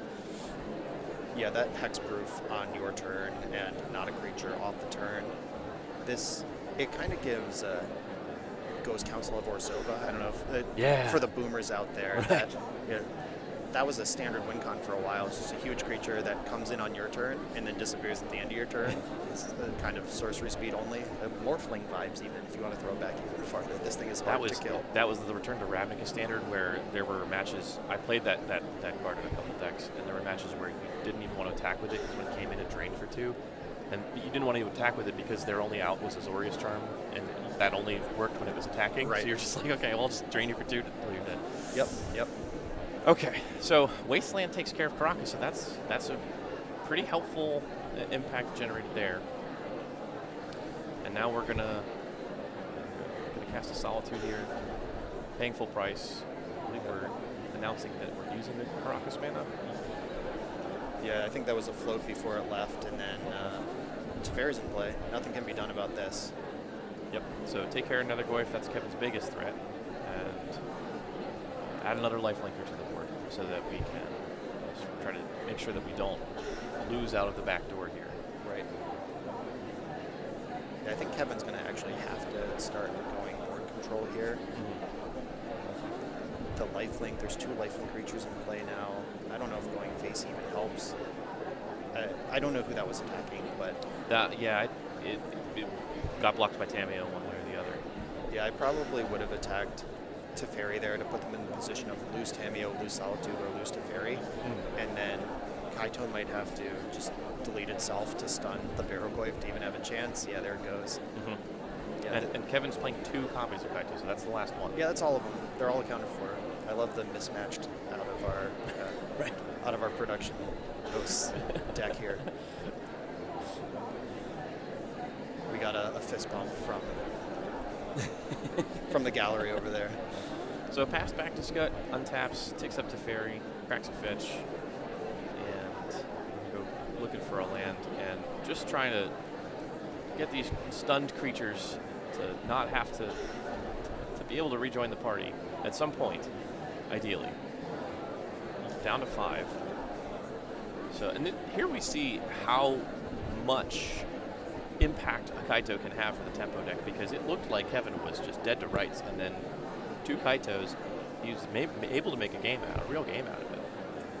Yeah, and we're at a critical mass here, where in addition to all the other unbeatable permanents, this Teferi's back up to 3, which means even a Murktide off the top immediately gets bounced, and Scott goes up a card. So it looks like Scott is going to cast Overlord of the Baelmerk here. And paid the full price, paid the iron price there. Getting back in Orcish Bowmasters. Just continuing to just... Here's my giant toy box. What can you do about it? And, yeah, Kevin has had enough. So going to game 3. And Kevin will be back on the plate. Now that's going to be really helpful for the tempo deck to try to get underneath of what this Blink deck is going to try to do. And so do you think, now that Kevin has seen what the full spectrum of Scud, there's no question what Scud's playing now, right? Do you think we might see, I didn't see any dazes that Kevin drew at all, so it looks like those probably did come out. Do you expect to see those come back in? Probably not, because the game is still going to go pretty long.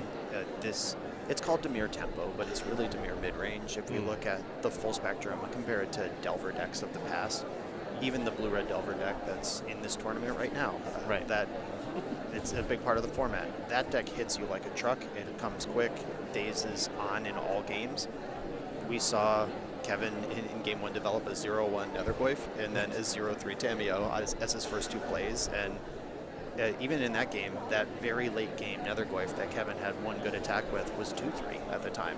This deck does not hit particularly hard, which means that even on the play, I would not have a lot of faith in Daze in a matchup like this. A card that Kevin might be considering that he might not have been before is Consigned Memory. Okay. Blink, that is shorthand vernacular for a series of triggered abilities. Yes. A trigger, exile a thing. A trigger usually returns it. If Kevin can get a good turn where a Solitude is pitched and he counters the exile effect, that could be a big move.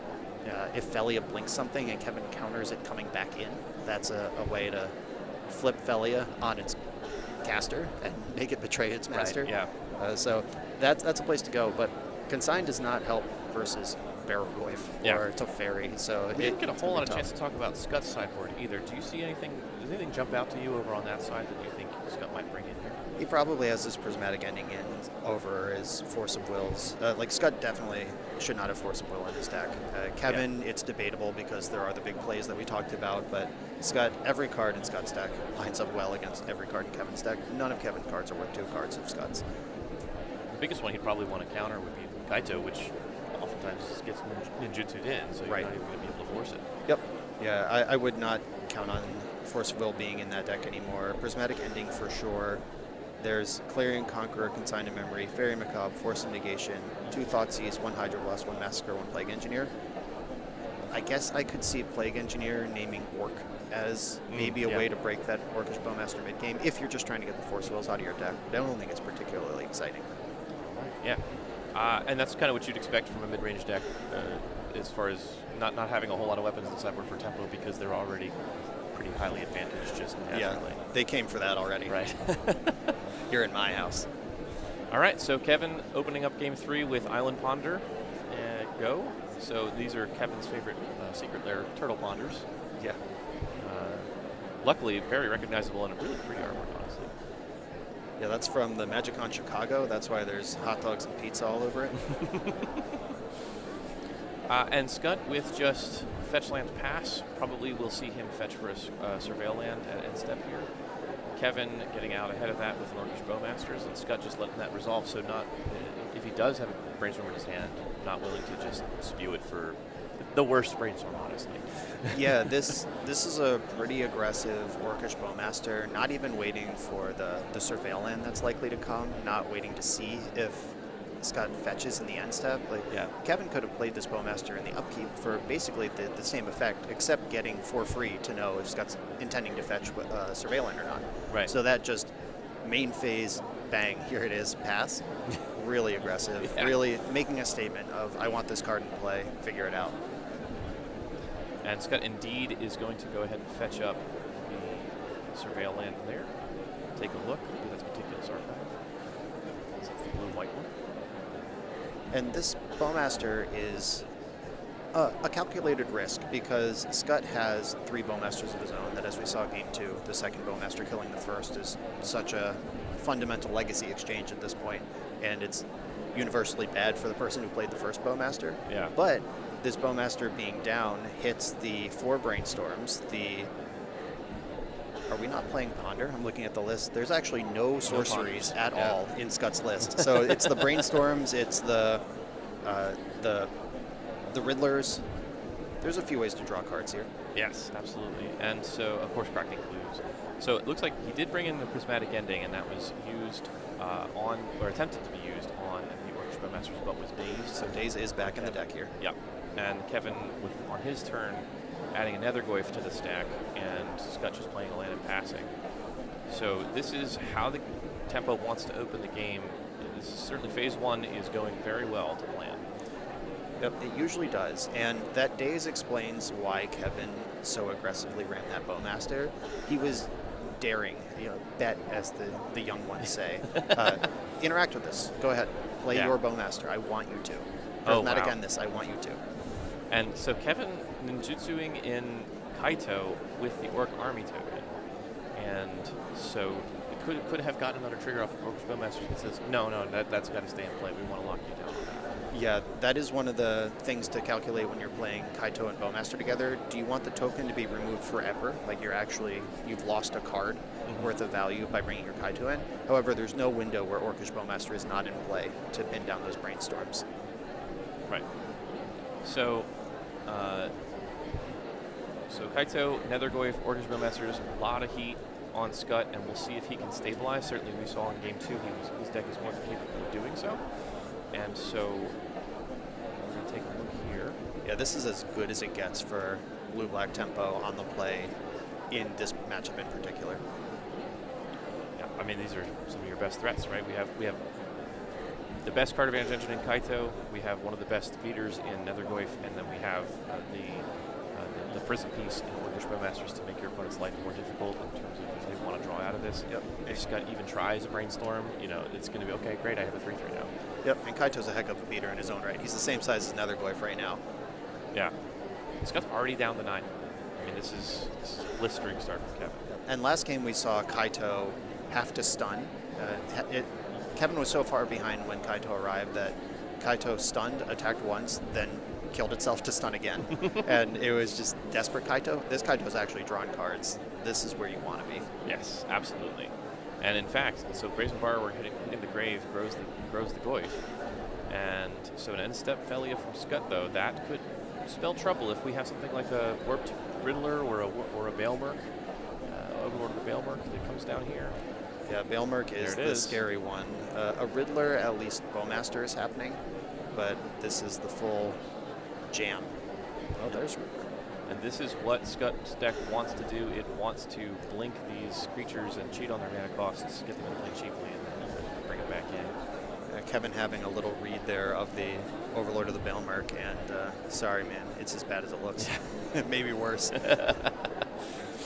So it looks like Scott is deciding between Felia and Riddler, and deciding the redundancy of Felia is more valuable to him at this stage than Overlord. And I find it hard to disagree with that because Felia is such an engine for this. Yep. And so cute little pupper going to get 2 damage in on Kaito, take Kaito down to 2 loyalty. Overlord coming back in here.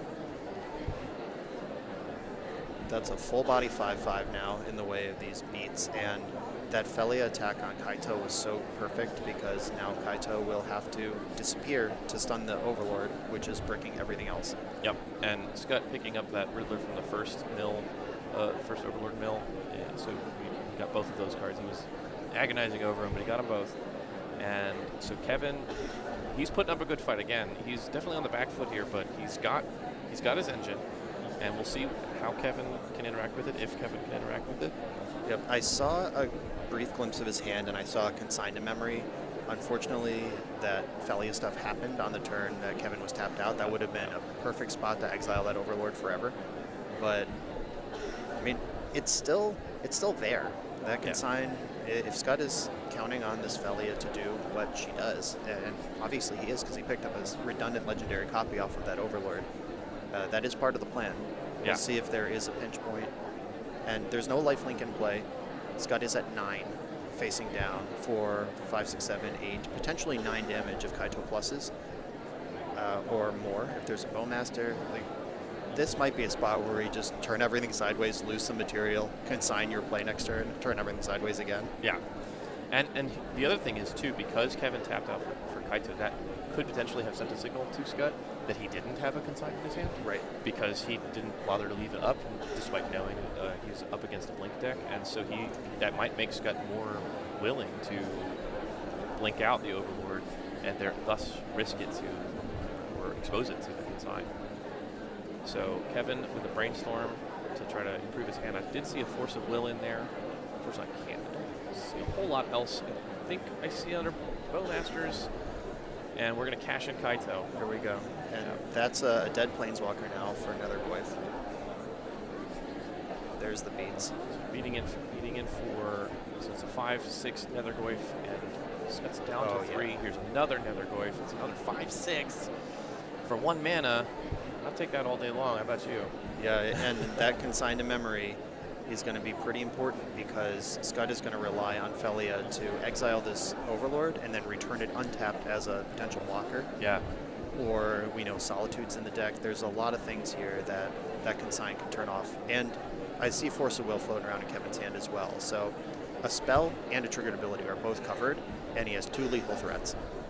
Yes, this is exactly where he wants to be.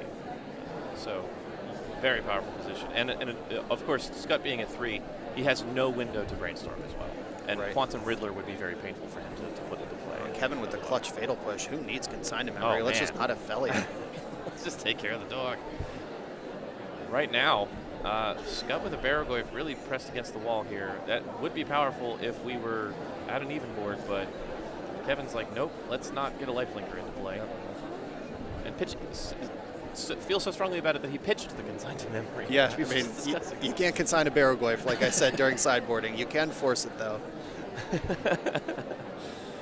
And that's it. Wow. So Scott is really close. Game 1 went so quickly, but games 2 and 3 were really great back and forth battles. Both decks showing what they're capable of and putting that on display. So, wow, what a great match to watch. Yeah, Kevin got out of there with a tough matchup, a tough win, but got it by the skin of his teeth. One more turn, one less Nether Goyf, that game goes the other way, but that's just good legacy magic. And I think we also get a little bit of that's sort of one of the advantages of playing, well, we always say Delver, but Delver is a tempo deck. And one of the advantages of playing these tempo-style decks is occasionally you get these non-games like we saw in Game 1 where it's just like, here's my threat, daze your spell, waste your land, you're bricked on lands, game's over. And so even in a tough matchup, and that's sometimes what happens, is Delver will win the tough matchup, beats the decks it's not supposed to, just because it gets a game like that, and now we can sneak one out with some key sideboarding. Right, everyone has a plan until they get punched in the face, as they say. Okay, so with that match concluded, we are going to head to our backup match. And so it looks like it's going to be, I think we have a friend of the league, Harain, is on camera and playing against Nicholas DeJean, one of our locals. Colonel Mustard himself. And so from what I can see, it looks like Nicholas is on Mystic Forge and Harain is on Stiflenought. These are signature decks from both players. Yeah. All right, so it looks like we are jumping in. This is game 1. And so opening with the Planar Nexus on the Mystic Forge side, a very powerful land for that deck. It allows you to assemble Tron with only one of the Urza's Tron lands. Yes. This looks like game 2, and Nick is up a game. Am I reading this display correctly? No. So this should be game 1. So. That's their record, 1-0. They're Right, both yep. 1-0. Okay, I'm with you. Yes, this is game 1. Here we go. Yes. So Harain with the, of course, Island Ponder Go, and we just saw Kevin lead with that in the last match and take that game down very quickly. So we'll see if Harain gets the same kind of value out of his Ponder. So Harain is a famous anti-ponder truther. He probably, I don't have his list in front of me, but there's a good chance he's not playing 4, and there's a good chance he's going to board some of them out. He correctly, unfortunately, I hate to admit it, he does correctly identify that Legacy is a little too fast for Ponder right now, and kind of plays, we just got the list, 3 Ponders. We just got the list, and he begrudgingly plays those to put his pieces together, but this is an Ancient Tomb deck. He has Ancient Tomb for Torpor Orb, and then Ram, Phyrexian Dreadnoughts, and Meldrifters down their throat till they're done. And that is what his build of the deck is doing. This is not the Tempo Stifle build. So the Torpor Orb choice is presumably, is that a meta call because it can randomly be a prison piece for a lot of your opponent's decks? Yeah, it's phenomenal. Oops, all spells can't beat it. The Blink decks can't beat it. Death and Taxes struggles with it. Doomsday can't beat it.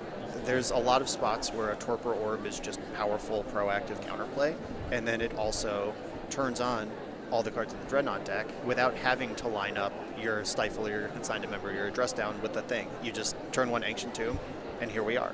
Yeah. And that tech developed because Stock Up is so good with Ancient Tomb in a blue deck, and how do we leverage Ancient Tomb better while still being a Dreadnought deck? Ancient Tomb doesn't cast Dreadnought Stifle. It does cast Torpor Orb. Right. And Stock Up, which can find the Dreadnought, and the Torpor is already there because we curved into it. Right. He's been working on this deck for a long time. He streams almost every night on Twitch and frequently works on this deck.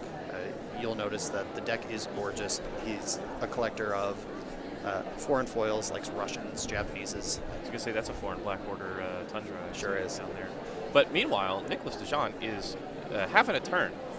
So we have Glaring Fleshraker coming in and making a couple. I think we had Lotus Petal to follow to have a couple Eldrazi, and then we had Candelabra in play. That Candelabra was used to cast Karn. Karn is going to get. That's the schematic version. Is that that's liquid metal coating? Yeah. And that's all she wrote for game 1. Yep. Nick is a longtime Vintage and Legacy player who specializes in these colorless strategies. Shops like Prison Shops, Mistress Workshop, that's his bread and butter. And I'm 0% surprised that he is here on Mystic Forge today. And like you called out, that serialized schematic liquid metal coating out of the sideboard, Nick also takes great pride in making his deck look nice. So we're going to have beautiful visuals for this entire match, even if the games last one turn. Hey, that's one of the things that I love about Legacy. I mean, it is all of just entry level. It's expensive, but also these players, a lot of these players have been playing Magic since its inception, and so they have these incredible cards, these incredible collections. They've spent a lot of money investing in, and we just love to. This is my favorite part of commentating, is just appreciating the beautiful decks that these players assemble. Wow, gosh. Yep. We see the power, the speed and the power of Mystic Forge. So Harain with here, Tundra Go, and DeJean's like, all right, great. Here's my entire hand. Yep, here's 7 or 8 mana worth of stuff, and there's the One Ring. Good. Though we have a Consigned to Memory, okay. One really important thing about this matchup is that Consigned to Memory is a main deckable card when you're playing Dreadnought, and Harain and I actually worked together on the Esper Dreadnought deck that I top-8 Eternal Weekend with last year, because Mystic Forge had just won the U.S. Eternal Weekend, and we were like, how do we beat Vexing Bauble as a blue deck? Yeah. And then, Consigned to Memory. How do we justify main decking that? Phyrexian Dreadnought. And like the flow chart just flowed to a spot where I ended up top-8ing that European Eternal Weekend, carving up Mystic Forge and Planar Nexus decks with my 3 copies of main deck Consigned to Memory all day. So that's awesome. Harain is in a good spot to battle a deck like this on a fair axis. Yeah. However, this deck is Unfortunately, extremely unfair. and it looks like Dijon has a very unfair hand. So we have, okay, great, you countered my One Ring. Here's Tezzeret, Cruel Captain, and Karn the Great Creator. And so... Yep, I see Force of Will in Harane's hand, but this Karn resolved, which must mean there's not a blue card there to go with it. Yeah, so Harane played an Ancient Tomb for his turn, so he's got Ancient Tomb and Tundra available to him. And then Liquid Metal Coating is going to lock down... We lock down Ancient Tomb? Yeah, Oh, he tapped it to identify that it was locked down, and it was like, okay, take 2. And he's Yeah. like, oh, no. It was just a visual bug. Wait. That's not what I meant. All right, so, and then plays Misty Rainforest, of course, a wonderful extra edition foil, Misty Rainforest, and Karn ticking up to take out that Ancient Tomb, with an Urza's Tower joining the party, with the Planar Nexus, so we got the Quasi-Tron? What do we call this? It's just Tron. We can call it Tron. Fair enough. Cheaty-Tron. Cheaty-Tron. Scumtron. How about Scumtron? Scumtron? Oh, I like Scumtron. That's good. Scumtron casting One Ring again. So Tezzeret at 6, One Ring, drawing a card. And Dijon in a very commanding position right now. I think if Harane had a plan, like if there was a world where he's going to end step dress down, play 3 Dreadnoughts, I think that would have happened already. Like I'm just trying to think of any outs he could possibly have here. I think he kept a hand with Consign, Force of Will, and Swords of Plowshares, and just has failed to develop. And Plow didn't line up against what Nick did. Yeah. And now Harane is just waiting for death. But yeah, there it goes. It did not wait long. Yeah, Mystic Forge. This deck used to be a force check deck, kind of like a Belcher variant, where it's like they dump out their mana, they have one thing, you hope they don't have a second thing, they never have a third thing. Now they always have 4 things. They will always have the next banger. So a very quick match there.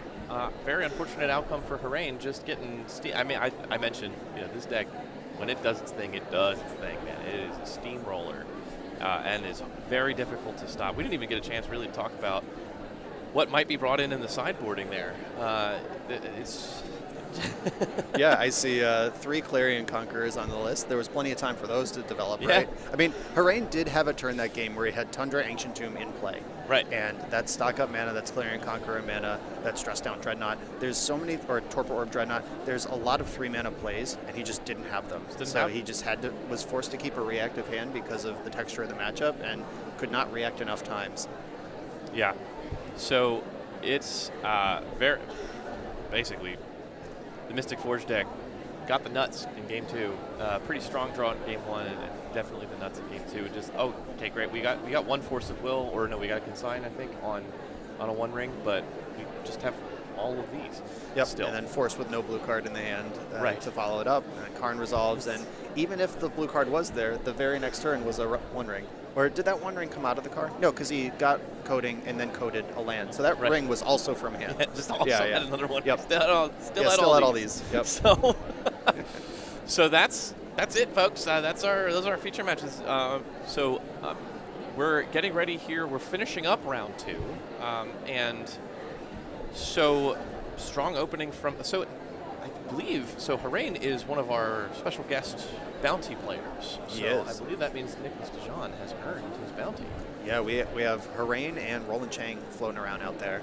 Roland's around here. Beat them for a prize. There are pinatas for the weekend. Yeah. Yeah, I saw Roland in round 1. Roland was matched up against a player playing Grixis, which is near dear to my heart. I love a bad Grixis deck, and not that deck is a bad Grixis deck. I love that. You can say what you mean. It's okay. We know what you mean. I love a bad Grixis deck too. One of Nimble Obstructionist, hook it to my veins. Yeah, there's going to be time for that in this turn 2 format. Are you telling me I can play Colligan's Command? No? You're allowed to register I'm going to anyway, yeah. And so Roland took that match down, but it's sort of like that player, I believe, is in town from Florida. Cool. And came along with one of our judges and staff. And welcome to the DMV Legacy League. Your round 1 opponent is Roland Chang. Yes, the only person to ever be 2 Eternal Weekend champions at the same time.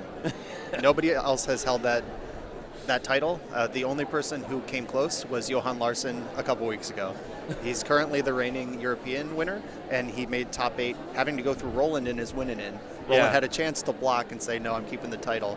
Luckily, the top 8 did not end with Johan at the top, so Roland still has that title. But he was the Vintage and Legacy World Champ at one time.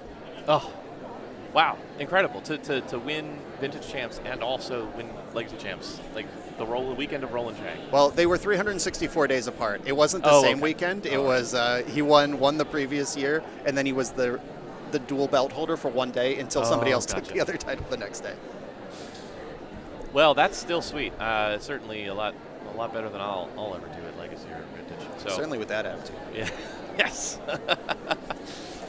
All right, so we're going to go to break here, and we're going to come back for round 3, and Ari and Jarvis will be joining you folks for that round, and some more exciting Magic to come. So don't go anywhere. And in the meantime, if you're while we've got some downtime, please go to the DMVLegacyLeague.com website.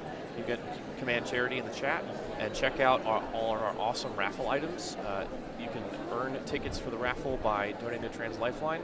We're already a quarter of the way to our goal. We're rapidly approaching a third, and we'd love to hit our goal. So, yeah, check it out, and we'll see you all in a few minutes. Welcome back to the round 2, round 3 intermission here at the DMV Legacy Invitational Weekend 5K Charity Open. I'm Ari Lex, and this is Jarvis Yu, replacing your previous host, but, swapping back and forth. I caught a little bit of that last round. It was a little brutal at the end there, that second feature match, but that's the Mystic Forge lifestyle.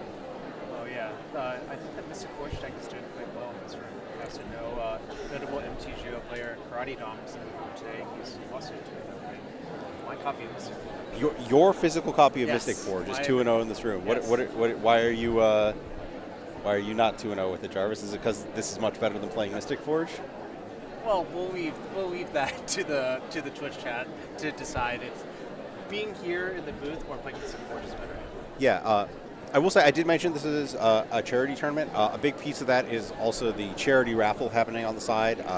As you see the intermission slides flashing in before we stopped in, there are a lot of things up there. The thing that I personally had my eye on is a sketch and artist proof of Weave Fate. For those of you that don't know about Weave Fate, it's fine. It's a common from Concept Art here. It wasn't even a very good one. Just 3 in a blue, instant, draw 2 cards. They renamed Inspiration because, I don't know, they wanted to rename Inspiration. But, as I believe the declared Khan of Tarkir, I probably have a slight interest in this. That is true. You are the Khan of Tarkir. Yeah, it's unfortunate a little because Weave Fate, if you go back in time to that format, it's a little worse than Banners. But it's weird format for a card draw. Also, a format with Treasure Cruise, a legacy banned card, notably. Well, to be fair, Treasure Cruise was more in bounds for the draft format. I mean, it was playable. It was fine. You had to do work to enable it.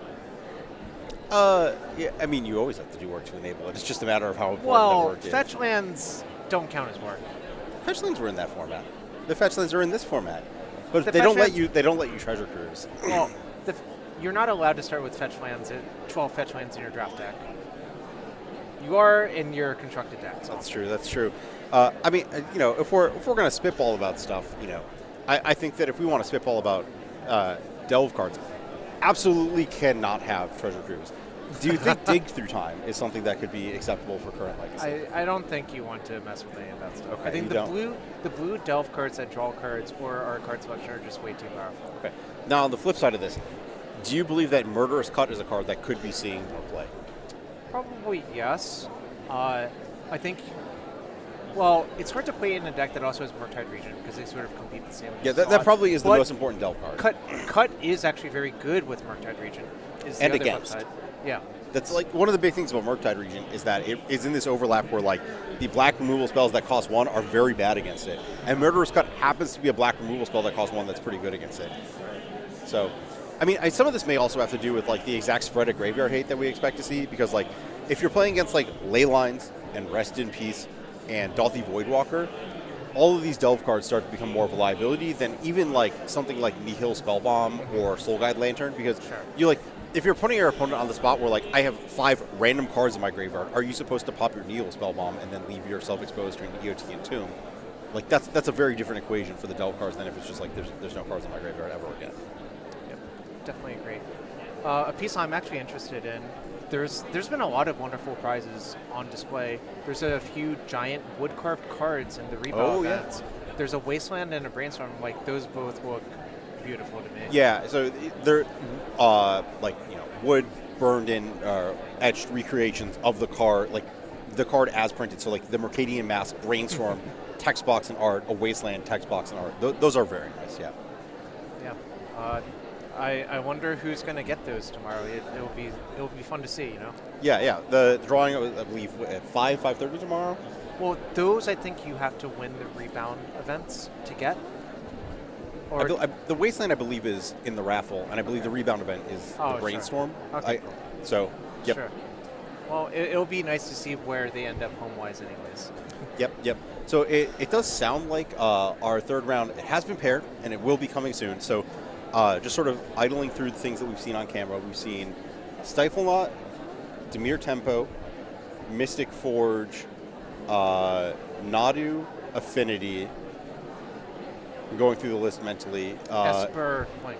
Esper, Blink, Loam, and Cloudpost. No Reanimator. So when do we start seeing the Reanimator at the winning tables? Well, just wait until round 4 or 5, and there'll be plenty of Reanimate players.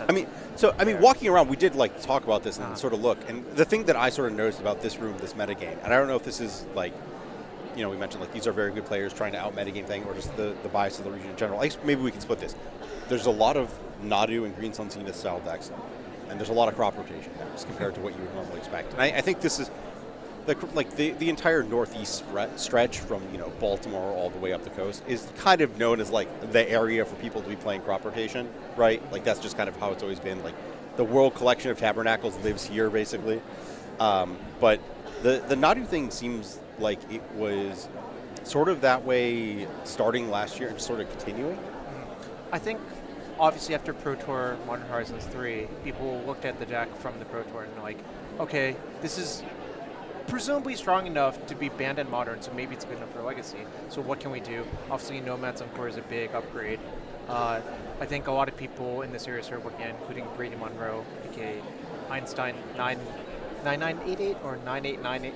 I don't remember. Einstein numbers, the reigning champion. Yes.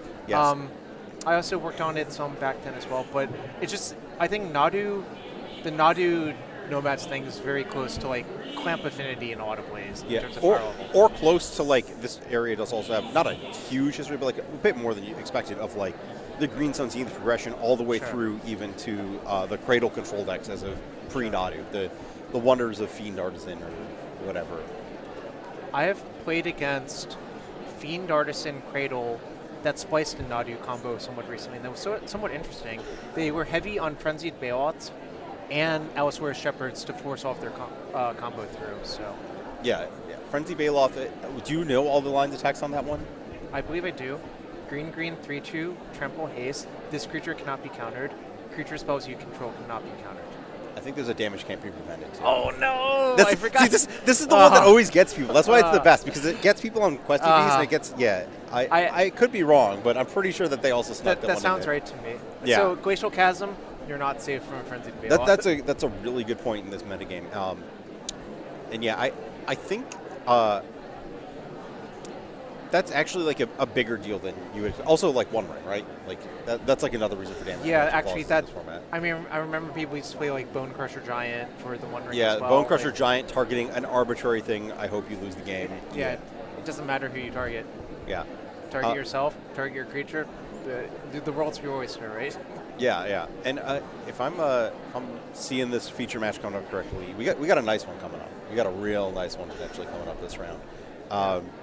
So I guess, you know, we've been joking about the absence of Reanimator, but like, are you excited to see that deck on camera? Because I actually find the games rather interesting as they're playing out. Like, I think that deck is really dynamic and really interesting to watch. Like, if you go back and watch some of the real experts from Eternal Weekend play it, it is not just like make a big thing. That that is always something that's on the table. Sure. The threat of that every game is happening, but when the games actually play out, there's a lot more positioning and jockeying to get to that point. I definitely agree with you there.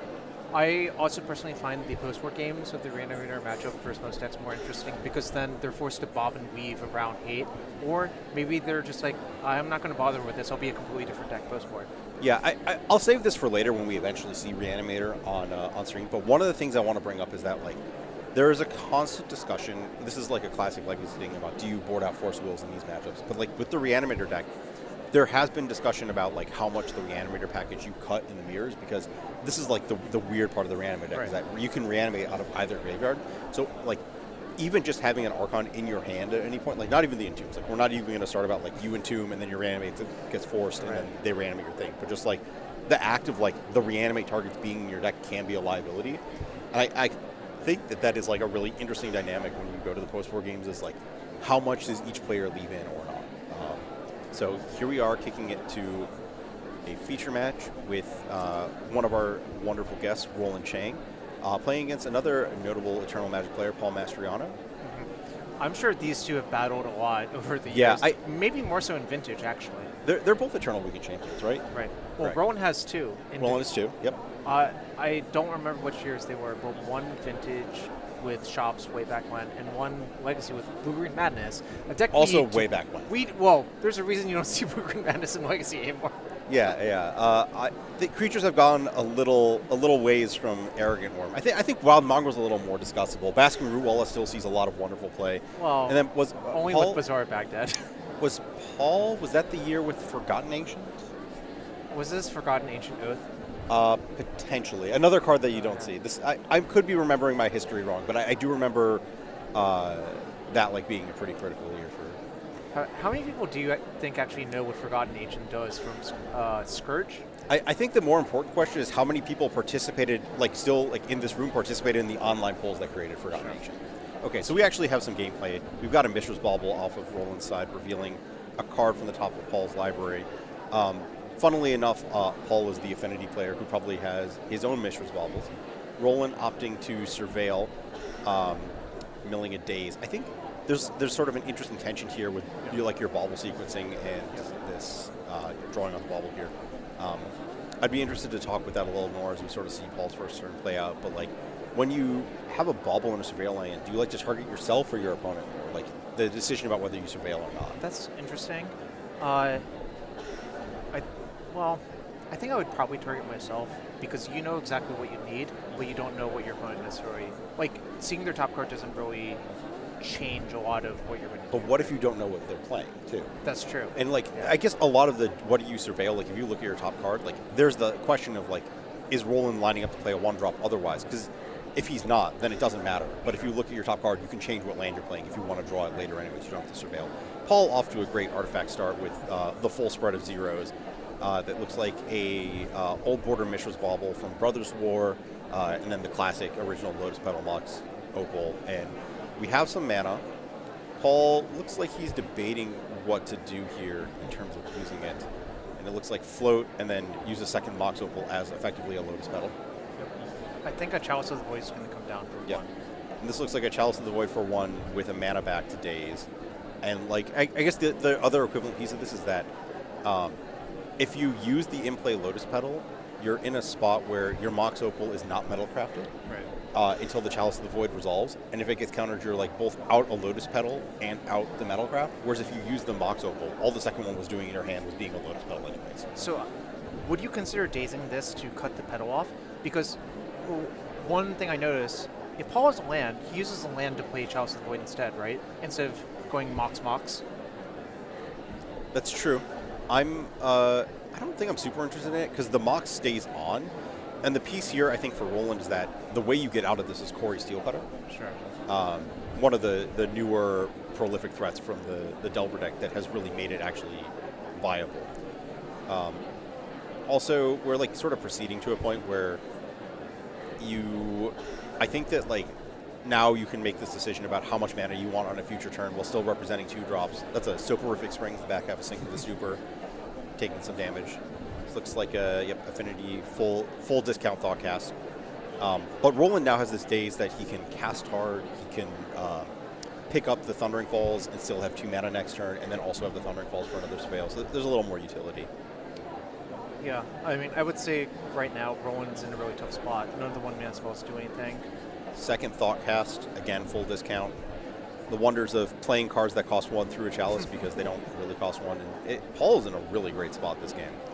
And that's kind of how the Affinity deck lines itself up in this metagame, right? Is that, like, your game 1s are supposed to look like this, and then you have to hope to dodge the meltdowns out of Roland's sideboard if they're there. And, like, Yeah. they're on the 20-card list of what could be there. Bauble popped.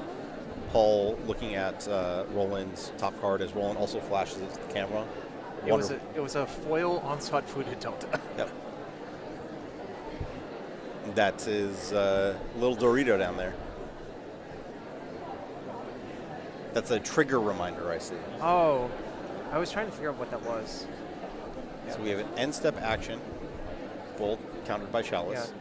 So the reason to do this is to just get things for Murktide Regent, obviously. Correct. And we're leaving the fetch in play because we might have uses for that later in terms of like manipulating library, choosing what lands we want. Wasteland taking out the springs, leaving Paul on just 3 artifacts in play, 2 of which make mana. So that's still pretty good. Well, the real issue is Paul's hand has plenty of mana sources, a Kappa Cannoneer, and Urza's Bauble, I believe, as well. So that's an Ancient Tomb, great land to have here. If we're stymied on mana sources but have a blue mana off of the Opal, I think we're in pretty good shape. Yeah. That's Urza's Bauble, the alternate Bauble that reveals a random card from hand. And this looks like a Kappa Cannoneer for full tap out on Paul's side, taking 2 and improvising, not convoke, improvise. So I imagine we must daze here because that is the clock that would kill us. Yeah, I think Roland's debate is whether he wants to tap 2 mana for the days or float a mana off the falls and get a Surveil in the future. And that looks like picking up the Surveil land and getting a little equity that way is what's going on. So I think it's better to do this because the problem for Roland right now is any cantrip he draws is completely dead. So how can you get through your library or like use any sort of card selection? Yeah. The Thundering Falls is a useful way. Mishra's Bauble would also be a useful way as well. Yeah, and the only reason, okay, that's a force back to counter the days, and it looks like this cap is going to tick up to a 5/5. Roland's going to be on quite the clock coming up. Though I guess Paul is relatively out of cards, so that 5/5 isn't necessarily unblockable, so a Murktide Regent or something similar could actually hold it off with, I count, was it 3 spells in graveyard? Well, looks like? hold it off? Why wouldn't we just attack? Well, you get the turn of holding Sure, off, and then you win the race by being the first Right. person to attack, right? Whereas if it's unblockable the first turn, you could actually lose that race back and forth. So Roland sitting on a fetch land, playing a second land of some sort, and hoping to find action to not just die unopposed. Doesn't look like action, looks like a wasteland. That's a not great spot to have parity. So depending on Paul's last card in hand, if the last card is something like Sink into Stupor, this is going to be a very difficult game Yeah, for it Roland would to win. basically locked up. Yeah, Sink into Stupor just really, actually, like shockingly important here. Not just as an interactive card, but one of the issues the Affinity decks have had in the past, as this Urza's Bauble gets popped and reveals, it looks like the same Thundering Falls. So no information gained. One of the issues for the Affinity decks has been finding places to, like, Sure. you have a lot of artifacts, you want blue cards, and so you kind of get to launder your way into blue sources that are also blue cards. Where Seed of the Sign-Out is your artifact in your land, like getting ways to get good types and stuff on those sources. Did Paul miss the Bauble trigger? It looks like it. Looks like it. This is missable. It's okay. It looks like we're going to take up the Kappa, and we're on a two-turn clock here, which pretty much should seal it up, I think. Just the Murktide Regent, I don't think, is going to be able to outpace this Kappa Cannoneer, and then, like, even if Paul never drew another artifact, even whatever creature that would size match the Kappa is forced onto defensive duty anyways. Yeah. So it would have to be something really absurd in terms of sequencing. Brazen Borrower, Bounce the Chalice. Okay, that's a start to something. Yeah. The problem is Kappa is 7/7, and also Ward 4, obviously. Yeah, Ward 4, a pretty big deal. I mean, you can miss the Ward trigger, but that's I don't even think there's something that kills a 7/7, so Well, pretty bad. Something I've seen happen before is you target the Kappa and then consign the trigger. That is actually a fairly common play. That's a lot of lands in Roland's hand. None of those target the Kappa, none of those block the Kappa, none of those stop anything. No. But none of those are countered by Chalice at the Void, so it could be worse. Actually, the spells would be better. The spells would be better. Your Murktide could be an 8/8. So Pal Mastriano on Is It Affinity, taking down Is It Delver and the Is It Mirror of efficient, cheap threats, and we move to sideboards. Let's take a look at this. So we've got Meltdowns and Null Rod on Roland side. Those are pretty obvious. You want Pyroblast, right? All their big threats are blue cards? So it's more interesting once my opponent shows me Chalice of the Void, whether I want the Pyroblast or not. I think I probably would still have it, but it's kind of awkward. Like, I think the issue from Roland's side is, what do we actually want to board out? Like, are we boarding out other 1-drops? Well, so my question is Pyroblast better than Lightning? It has to be, right? Because it counters the Kappa on the stack. Well, I've had this thought while playing the Is It Delver deck before versus type of deck. I'm not sure if Pyroblast is actually better than Lightning Bolt because of Ancient Tomb as well. So it is sort of close. Okay, so let's talk about Blood Moons and Consigns and Price of Target. So Blood Moon and Price, I'm kind of dicey on either of those because the Artifact mana dodges Blood Moon, the Artifact mana dodges Price. Consign. It is close again. I think if you have enough cards you want to board out, that would be like the next card I would board in alongside Pyroblast, like a mixture of those two.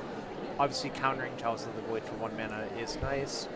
Maybe if Chalice is on your radar, you want the Consigns. There are fringe uses for it versus like Urza Saga as well.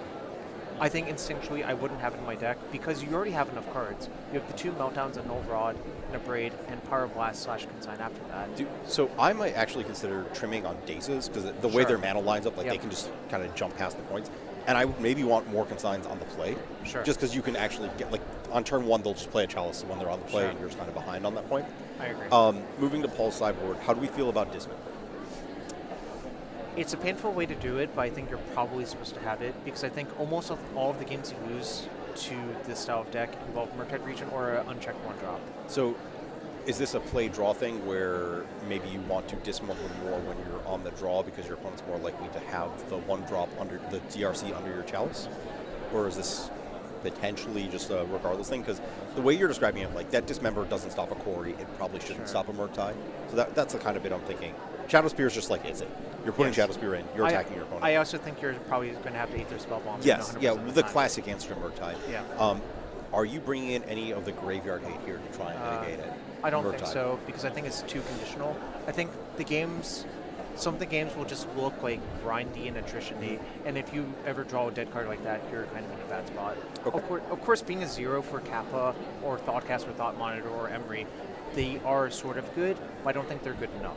And you probably already have a Soul Guide or equivalent main deck as the card that you would go with Urza Saga. That would be my guess, because those cards, if Emery's in the deck, are much better. Like, looping Soul Guide to just draw a card is a fine use of.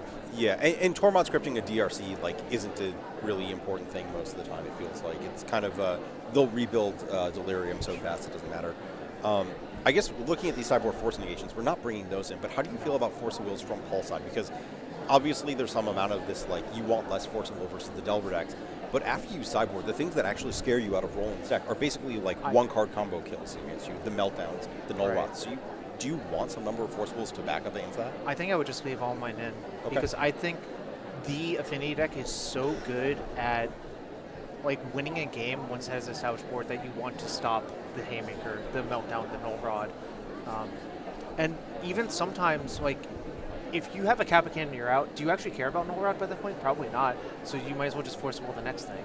So I think just the protection is worth it, and the fact that you have a bunch of divinations in your deck to offset the card disadvantage is worth it. That was kind of the piece I was thinking about after the fact, is that, like, traditionally in Delver Mirrors, there's a lot of 1-for-1 exchanges, and then, like, the only thing you'd really need to Force Will is a 2-for-1, and at that point, you may as well fight on a different axis. But, like, the way, like, or also, like, in the Delver Mirror, like, if you resolve your 2-for-1 in a positive spot, you're going to win.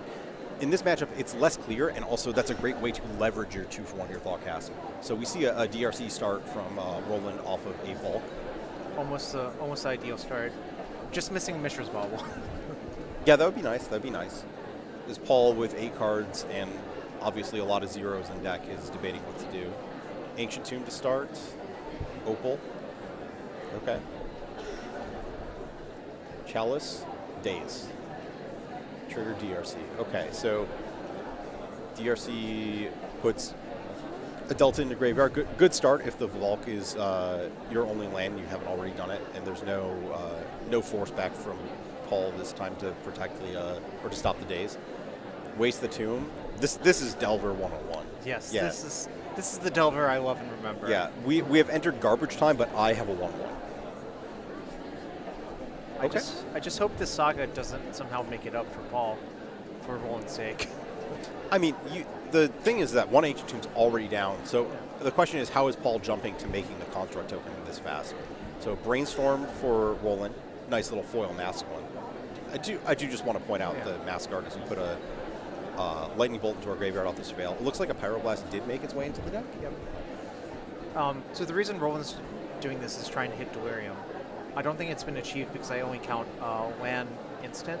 That's correct. We have Wasteland, Daze, Polluted Delta, Brainstorm in the future, and Lightning Bolt in graveyard. Now, if we have a Bauble, we could stack a Sorcery or Creature on top, Surveil, but we'll see what happens from here. I think Roland's big hurdle is just what happens if Paul makes a second mana next turn and makes a Construct token. Because I think most of the other worlds, he's relatively safe to untap. It's just like, it's that second mana barrier that he has to cross. Oh. No, you can't play that land, right? Can't play that land, Roland. Well, Wasteland has... Wasteland ticks, buddy. Yeah, this is where the days and the Wasteland and everything get a little complicated. Yep. Okay, so we're back to where we should be. Yep. So Volk picked up land, Wasteland was activated, and it's turn 3, so that accounts for all 3 lands. Yep, that is correct. Yep, there we go. Yeah, tracking this is impossible. You're taking a lot of game actions. We're good. And then DRC is not forced to attack this turn, but it's forced to attack. Well, it's forced to attack if you want to win. I'm just saying that there's text on the card that forces you to attack. And this is, it's merely a moral obligation to declare an attack.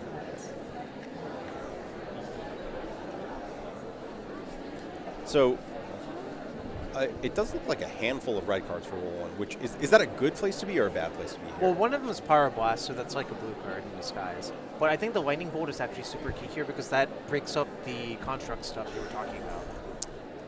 Does it necessarily? Depending on the count. Maybe. Well, the other thing I'll bring, let's just assume none of them are Meltdown. Because if one of them's Meltdown, this is all a wrap. Yes. So Saga going to take up to 2 after Paul takes a draw.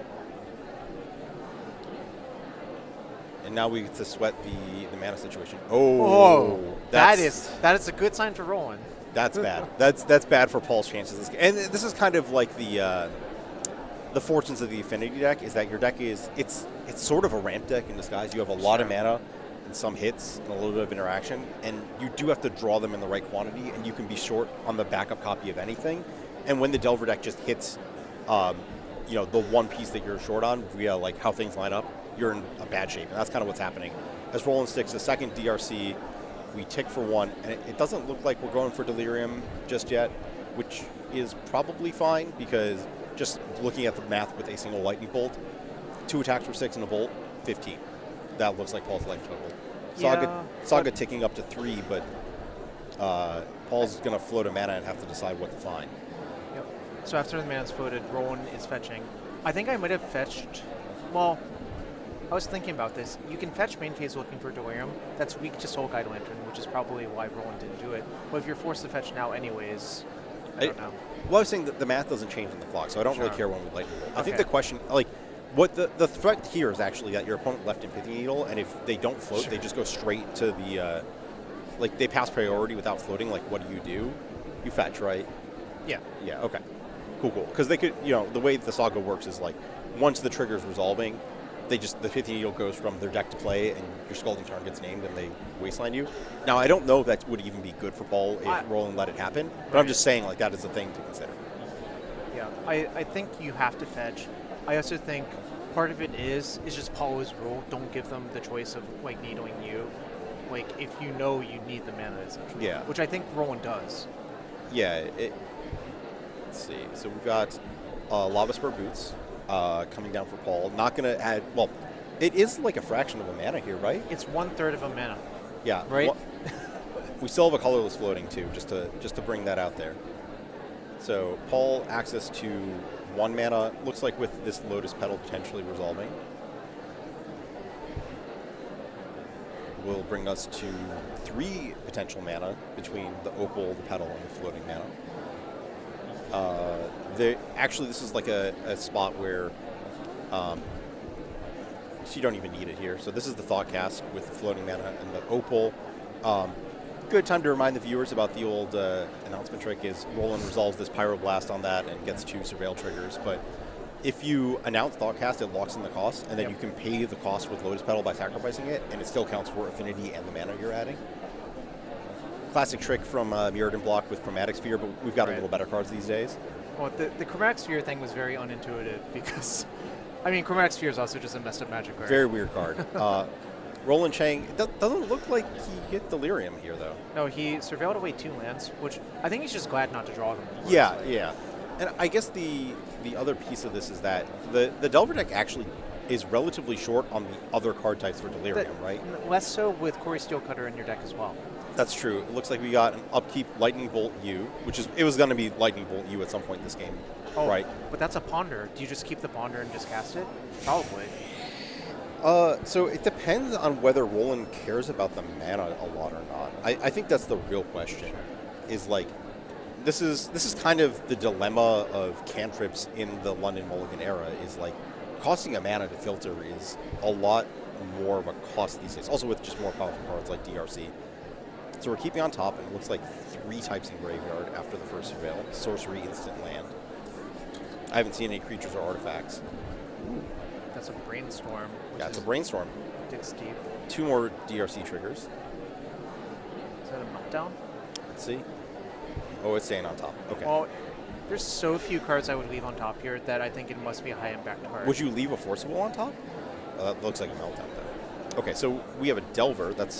This is kind of funny. It's the classic, Brainstorm and then I guess to get another mana, the question is if we have a land. But I do like the inversion of the trick where you Brainstorm, put the spell on top for Delver. Yeah. With DRC, you Brainstorm, put the Delver on top, and then you surveil it. Yeah. I'm a big fan of that line. Well, I think the problem is you can't even do that here because the last mana source is a fetch land. That's true. If the last mana source is a fetch land, whatever you put back is just gone forever. But honestly, Delver's probably one of the cards to go back here. Like, do you even need another threat? Do you even need that threat is the other question. That's true. I think what could potentially happen is you might just leave both on top and then just plan on not shuffling, or I guess you could shuffle. But something you could do is just wait, say go, see if you need the card on top to flip to Delirium, or you could just fetch end step. Yeah. So I guess one thing to bring up as Roland finds his 3rd Volcanic Island is, would you expect there to be 3 or 4 in this list? 4. Okay, 4 with the falls. Yeah. As the Meltdown takes out 2 mana sources, we're just doing that, right? Like leaving our opponent on Lava Spur Boots, no other permanents has to be brutal. Well, oh gosh, that's Delirium. Okay. Well, also, okay, this is a 2-turn clock now, so I think it's just correct to do this, right? Yeah, it's correct to say it's looking pretty grim here. So I think the outs for Delirium on that turn cycle were actually extremely high because any creature does it, any artifact does it, right? So you're probably around, you have 2 looks, and there's 13, 14 hits by that point in 2 surveils. Depends how you sideboard it. So there's probably, I would probably say 14 to 16 almost, because your Murktides, your Delvers, your other DRCs, your Baubles, your Quarries. So in terms of sideboard, I think maybe we saw a glimpse of an Ether Spellbomb in Paul's deck as we went through, and then we saw the Meltdown and the Pyroblast. So yeah, I mean, it's most of the cards we discussed, but none of the narrow corner case stuff.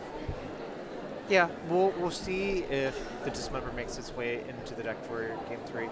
Probably, you're less likely to need it on the play, I think, than on the draw, right? Yeah, I'm also very partial to I think that if you're talking about the Delver deck with the burn spells, that life cost with Dismember is really, really big in this matchup. So I'm it's the kind of thing where if I'm boarding in Dismember here, and I'm the kind of person who's really sensitive to just the vibes of I just don't want the 3rd.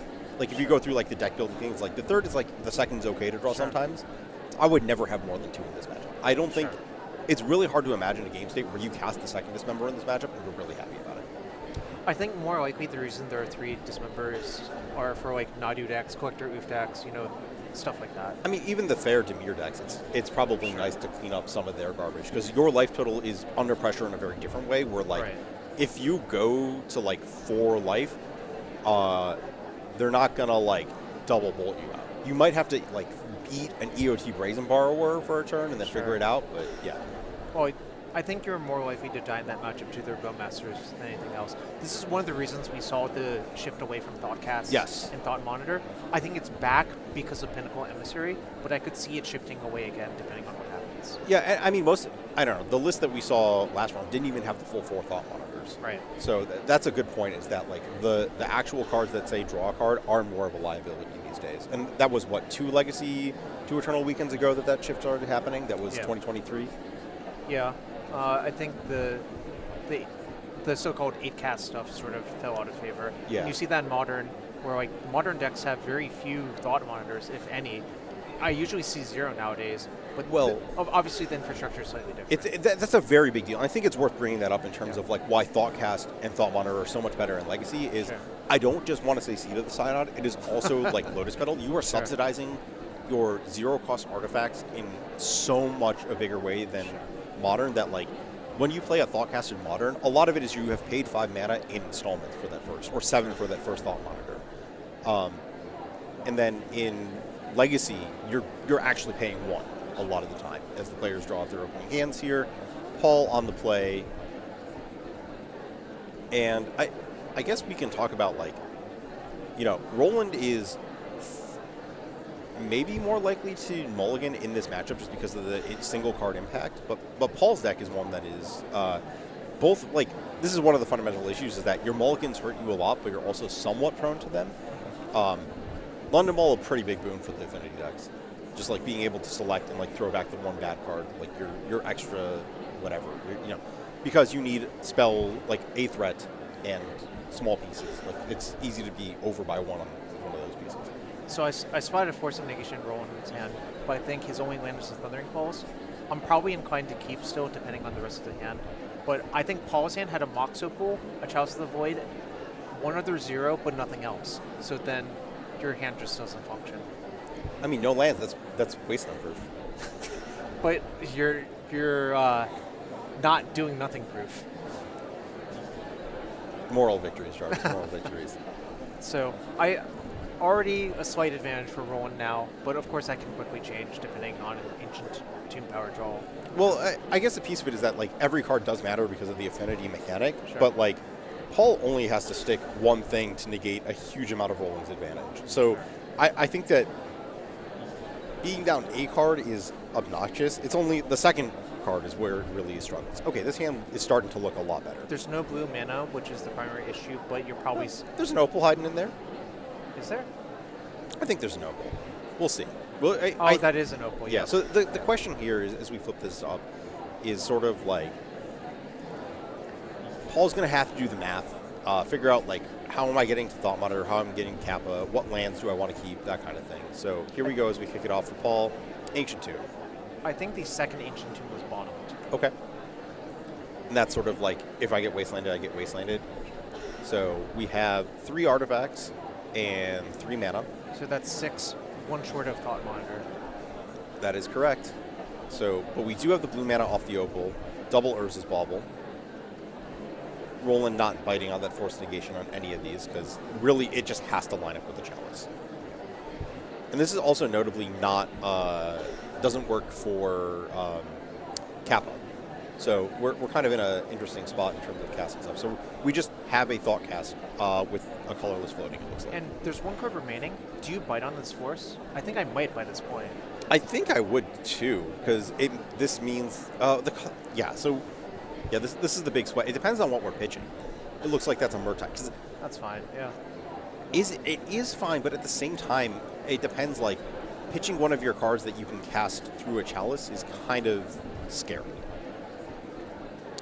Looks like Roland is starting with the falls, keeping on top. Probably, there's a lot of things it could be. I think just based on the Steel Cutters in hand, the thing that he needs the most is a second land. Yep. Ponder is not a second land.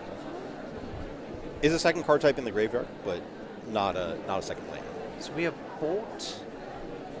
Is that a Meltdown? One of them is a Meltdown? Okay, so Paul's got the double Mox Opal trick, and it's going to basically run out a Thought Monitor for Xaxes and hope that there's no Daze as he drops a 16 off the Ancient Tomb. And it looks like that's good.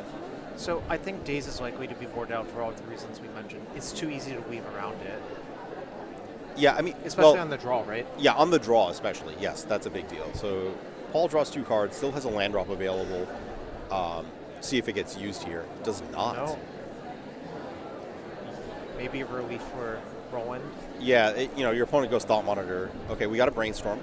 Now we get to sweat if Roland Brainstorm locks himself. I think we missed, right? Potentially. Those 3 cards did not look like lands to me, but there was a draw step that I didn't see. Sure. And that Brainstorm, I think, was there before. So Yep. this is the sweat. This is the sweat. Oh, I think there's a Pluto Delta, yes. right? I think we're safe. 2 cards back for Roland, but no onboard progress. This is like, I guess if you have Steel Cutter, you're not expecting onboard progress until the 3rd turn usually. This is actually one of my issues with Steel Cutter in this deck, is that it often feels like a 3-mana spell to me. But it's a really good 3-mana spell. Sure. I just want to, you can complain all you want about that, but it's a really good 3-mana spell. Sure. Do you see a Meltdown in hand? No. I don't. I see red cards. I see a lot of red cards, and I'm just going to let Roland cast the ones that he wants to cast, and we'll see when they roll out. So it looks like we'll probably have, if we're fetching now, some 1-drop joining the fray.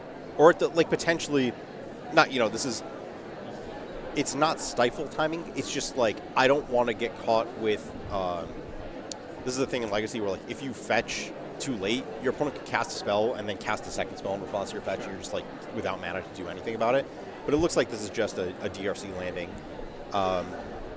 With Delirium, that's a 3/3. Yeah. Force Negation, Ponder. Oh no, it's not 3/3. We're short 1. The Murktide Regent's in exile. Okay, it's Brainstorm and Force Negation overlapping in the 4 cards in the graveyard. Paul just forced to chill on those Urza's Baubles too. Kind of an unfortunate situation of effectively double mulliganing to make 1 land. This is the world's most imprinted Chrome Mox right now. Sure. But we get the rebuy later when we get more artifacts. I think we might see a improvised out Capacan here as well this turn. We're short an artifact now that this Chalice is gone on the stack, and Roland's under the gun to say, am I just not going to play with 1-drops for the rest of the game? Now, with Corey in hand, that might actually be good enough. Okay, so non-deliriumed, going to 17 off this attack. It's kind of, and we get to, now that we have Chalice and Thought Monitor, so we have all backup artifact in case of removal spell. So, okay, so it looks like a Pyroblast revealed for Roland. We're 1 Metalcraft up on that, so we can't just get 2 for 1 done, in a Braid or something. That Mox Opal, the first bauble gets to get cashed in for a card.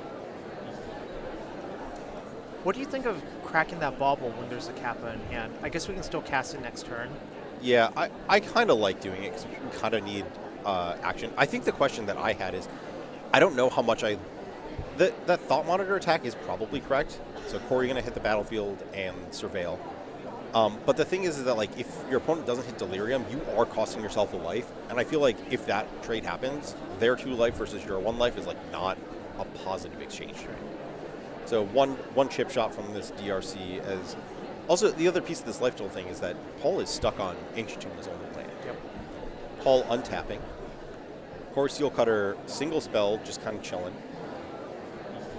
My one's actually pretty good. 1, 2, 3, 4, 5. No, we still have to tap the tomb, right? Yes, yeah. Only 4 artifacts the game provides with. And I think the question would be then, if you have a Cannoneer to cast, what are you leaving up for Paul? And I think the answer is probably... It's Thought Monitor for me, I think, right? Are you allowed to run into a Daze if that's what you're doing? Oh. Well, we already think that Rowan has cut most of the Dazes from the deck, right? Keyword is think. So it looks like this is what's happening. Is we're leaving up a blue mana. We're taking 2 down to 12. So the problem is 2 life is not free, right? Well, you had to tap the 2, right? Oh, sure, yeah. The question is whether you want the 2/2 flying back to block with or to attack with. Kappa takes up to a 5/5. I think this is a scenario where Roland's just going to throw all of his spells into the trash can to just generate surveils and monkey tokens. Yes, yes. And we're probably going to see that starting on upkeep to see if we could filter. I guess not. Is that a meltdown? It is. Is that too late? No, I don't think it's too late. I sort of think it's too late. Oh no, Paul's at 11. We melt down for 0. Takes out the meltdown for 0. Oh, and sorry, it no. yeah, never yeah, mind. yeah. Oh, that's the issue. So yeah, meltdown is a funky one here because the X can be ticked up to 2 to dodge Chalice, but that eats up an entire turn. But if you meltdown for 0, it costs 1. So we're gonna meltdown for 1. Surveil trigger on DRC. Still looking for artifact or creature to graveyard on Roland's side to start pressuring. Surveil trigger. Ooh, that is a huge hit. I think that might be the difference maker. I think that might turn the race enough. So attack for 3, down to 8. Then it gets interesting. It's still interesting. Sure. So So the Thought Monitor can jump block once, right? So that's why it's interesting. yes, yes. I mean, among other things, yes. So back to Paul with a 5/5 ward and a 2/2 flying versus a 3/3 flying and a Quarry Steel Cutter. Bauble, trigger. We are now up to 2 artifacts, 3 mana. I think there's a Thought Monitor and a Sink and Stupor in hand, correct? Potentially, I'm not going to try and guess. I'm just thinking about, like, can we tap this Ancient Tomb for future turns, right? Because that'll cost us 2 life, which will put us into DRC hit plus bolt range. Like, where does our mana expenditure Also, end up? remember, Pyroblast is known from Urza's Bubble still, so that's just face up. So Okay. You know that DRC hit is good for Roland if you choose Was to that go that pre route. or post brainstorm though? It was post brainstorm, right? Yeah, I believe it was post Brainstorm. So if Pyroblast is face up, then the Thought Monitor is not blocking anything. So you're probably supposed to attack with both then? That looks like what Paul has come to, is attack with both. That is 8 damage coming through. Rolling just down to 9. So cast Lightning Bolt. That's 1 spell. Paul's at Paul 5. is... Oh. Oh, well, now it's easy for Roland. Yeah, You yeah, just so- cast all of your bolts, trigger the Quarry Steel. Well, yeah, Quarry plus Bolt plus another spell is Yeah. 8. Yeah. That looks like what we're probably getting here. 'Cause Well, we saw that so bolt the on 2 top. bolts is nice because I think that also plays around Paul having like Hydroblast, right? Sure, yeah. You don't know deck list, so in theory, yeah. Well, I think were there Hydroblasts in Paul's sideboard? There were not, but it's a Okay. very reasonable card to Sure. have access to. Well, it's like one of your best answers to Meltdown, right?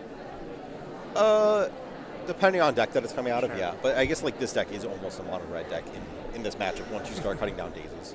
Right.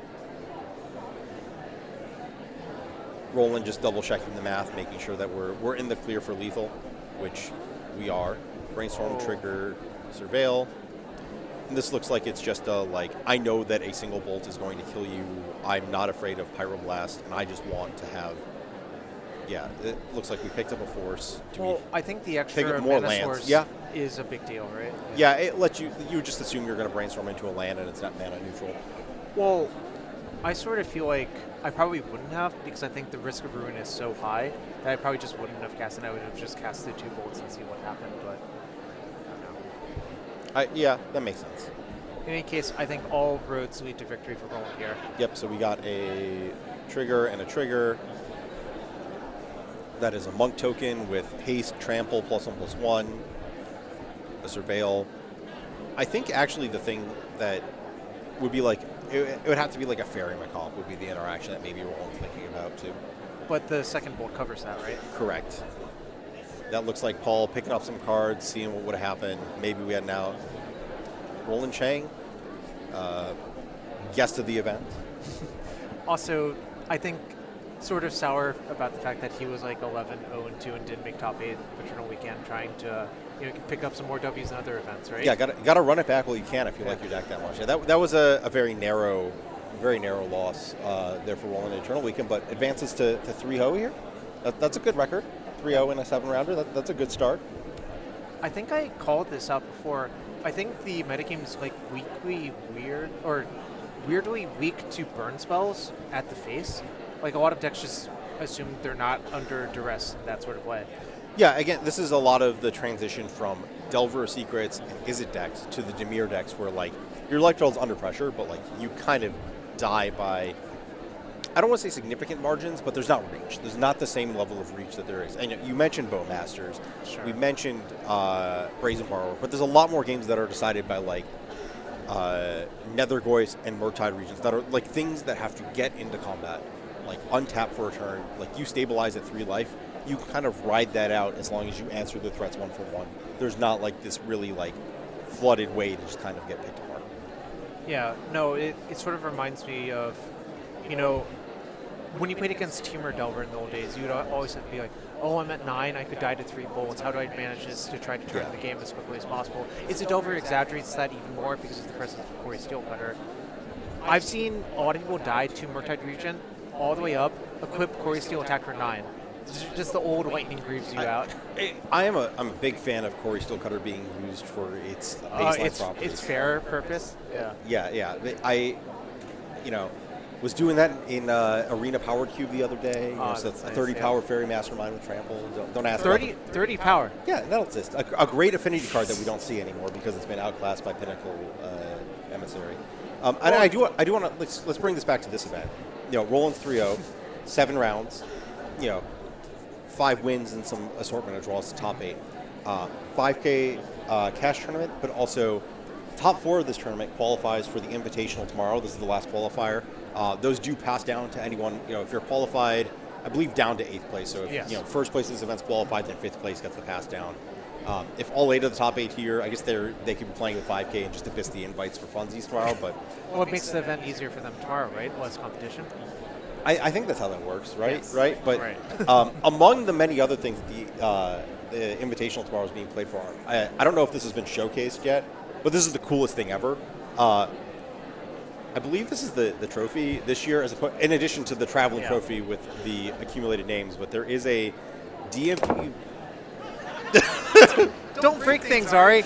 You're breaking things. There's a DMV Legacy League champion ring, and that sort of indicates the heft of this. This is like a real quality championship ring. I heard a giant thunk when it fell out of the box. Yeah. So that is, unfortunately, anyone watching at home is unable to win this, but that is part of what the players are going to be playing for tomorrow.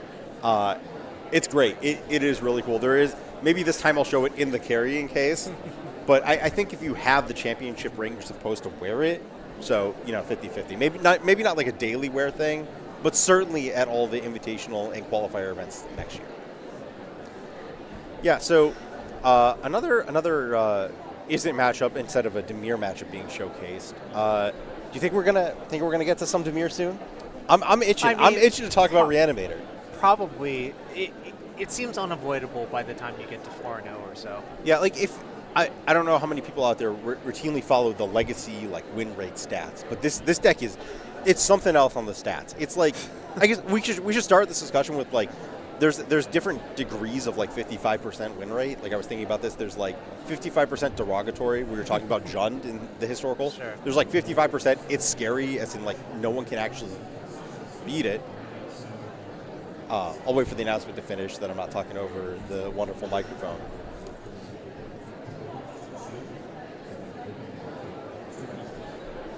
So, unfortunately, I don't believe the concession stand is available to our Twitch viewers. No. Very unfortunate. So the 55% scary, which is where this Reanimator deck is everyone is trying to beat you, and they've capped you at 55%. And that's the kind of thing that only collapses in one of two ways, which is a ban, or you actually get inched down to 53%, but the metagame is broad enough that something else actually gets better against the field. Sure. And that just has not happened against Reanimator. And then there's the 55% of high variance, which might be where Affinity or some of the combo decks we're seeing are, where you are 10% in some matchups and you are 95% in others, and you average out to 55% across the field. So Reanimator's that really scary 55%. And we'll see if the players here manage to keep that down. But that's kind of where it sits. Where just think about this. This is the Reanimator deck after Griefland, after Troll and Psychic Frogland. Just imagine if all of those cards were still legal. Okay, let's stack rank the Reanimator bans. Which one of those cards is the scariest to play against? I think in reality it was actually Psychic Frog, but that's because I think it bridges your two game plans the best. I think Psychic Frog was the scariest card, but also the most exploitable. Sure. Where the Troll was just Grief is not an exploitable card. Like that is just an experience that happens to you. Is when you just get like Grief Reanimator, you're like, well, I'm just not playing the game anymore. That's great, but maybe you can do some stuff to beat that. And the troll stuff is kind of just inherently there as like this extra like push that the deck has, but it's not really exposing you to anything. Frog is like, it's a 2-drop. It's a card you have to cast. It is very exploitable in the way that all those things are, but it's also just, it's a card. It's like, the Psychic Frog experience is something else. If you talk about again, I brought up Power Cube and stuff. Psychic Frog is just like a card that is now routinely as like the top tier of cubes all the time. So I think the Psychic Frog is literally carrying the Dimir deck on its back in Arena Cube because I think the Dimir deck is kind of bad otherwise. Well, I mean, tie this into Legacy, I do think that one of the things that Cube lacks that we saw on camera last round out of Kevin King's Dimir Tempo deck is Kaito, Bane of Nightmares. That card is another... It's kind of interesting that it's like a standard card because it is really powerful in standard, but also like really powerful in older formats too. It's because and like it's hard to interact with, I think, on that one turn cycle. It's hard to interact with not just on the turn cycle, but like the way the ninjutsu mechanic with Kaito, like once your Tamio costs 1, you have a fight on the stack over Tamio at the 1 mana point, and then you can't fight over Kaito on the stack. No. It's you can't consign, it's not a trigger, you can't counter it. It's just, it's there, it's hexproof. Like, what are you going to do about it? Cast Stifle. That's actually a really good spot to Stifle. It's not, you're not down cards though. The Kaito's still there. They can, like, it's like, okay, I've exchanged for your time, your cardboard, all this stuff. And it's a cost, don't get me wrong. Like, right. But you have to, it's not just an exchange you can walk away from and be happy. You have to do something with the time that it bought you. So the one I've seen from the blue Cloudpost deck was Tishana's Tidebinder on the ninjutsu. That is actually meaningful.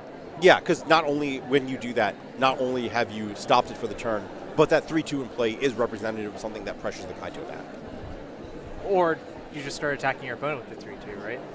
Well, if you can't attack the Kaito, you can attack your opponent. Well, the Kaito's not in play. Well, yeah, it will be in play in the future, Sure. I'm saying. Like, it, once it's in play, it's in the same, like, Gideon ally of Zendikar line of Planeswalkers that are not that, like, it can add loyalty. It's not great at it. So it kind of sits around at about where it started and gets chipped away.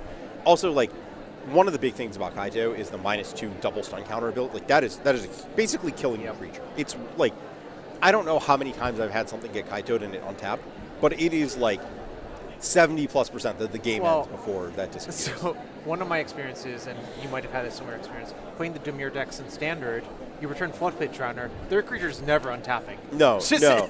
You basically cast Doomblade on it for the low cost of a 2/1 flash creature and a Planeswalker that's in play. Yeah, yeah. Well, the Kaito thing too is that, like, you put 2 counters on it. If they don't present another threat, you tick up and you tick down again. And it's just, it's literally gone forever. Yeah.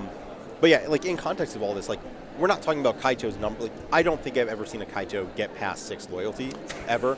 Like, I've seen it at 6. It's usually because your opponent dies to the second emblem. But, like, it's pretty easy to put creatures into your opponent's Kaito if they don't have other things backing it up and actually get to a Kaito in the graveyard through combat.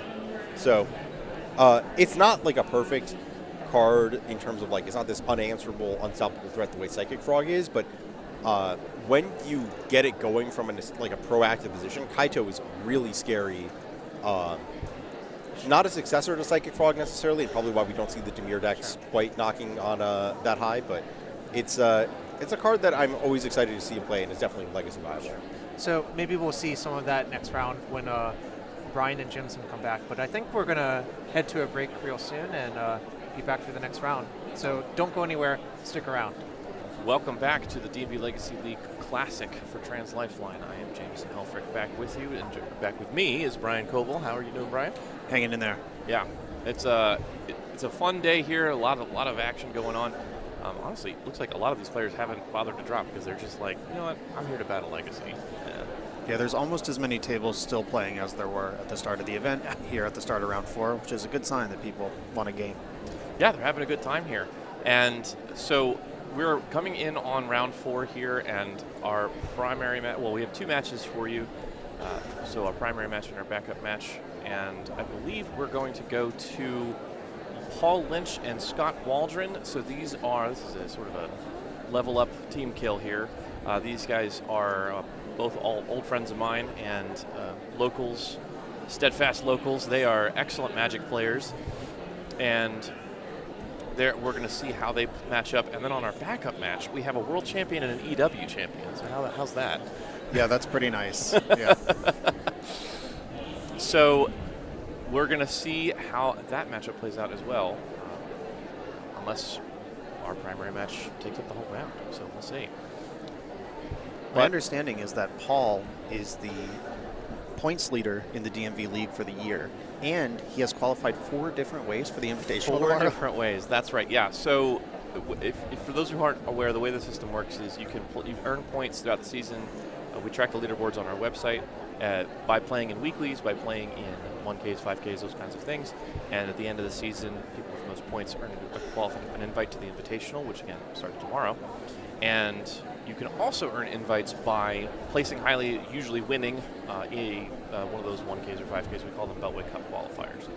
And so Paul has managed to qualify for the Invitational in 4 different ways, which I believe is the maximum amount of ways an individual person can. I believe he is he earned an invite from his performance at Level Up in weeklies, earned an invite from his performance at Game Haven in weeklies, and then also won a BCQ and I think got another BCQ invite passed down. So, yeah, just an incredibly prolific player, constantly playing Magic, in Legacy especially around here. And he's live to top 4 today for the 5P. Yeah, so we'll see. Yeah, he might. So good chance that Paul Lynch earns his 5th. He is the only person who has qualified 4 times. There is a number of players who have qualified 3 times.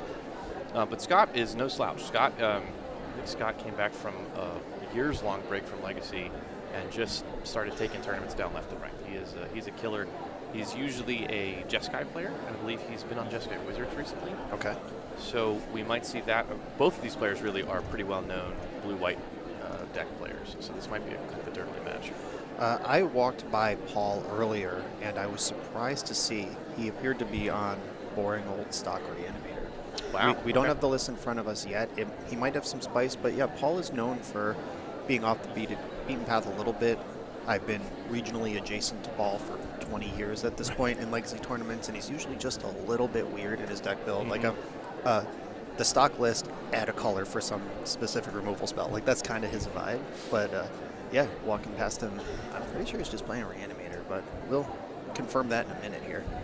All right, yeah, so we are going to head down to the table, and we're going to join Paul and Scott and see how this matchup plays out between the 2 of them. So I believe they are resolving mulligans or have resolved mulligans.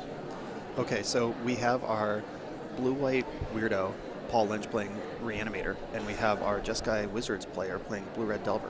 These are players who are locked in. They care this weekend. Yeah. That's what this tells me. They decided to play real decks. Right. So Scott on the play as Delver. That's good news for him. And so he'll lead with Delver. Classic crack fetch here is Delver. What do you think we should keep an eye out for in this matchup, Brian? The cards Archon of Cruelty and Atraxa, I think, are what we need to keep an eye on here.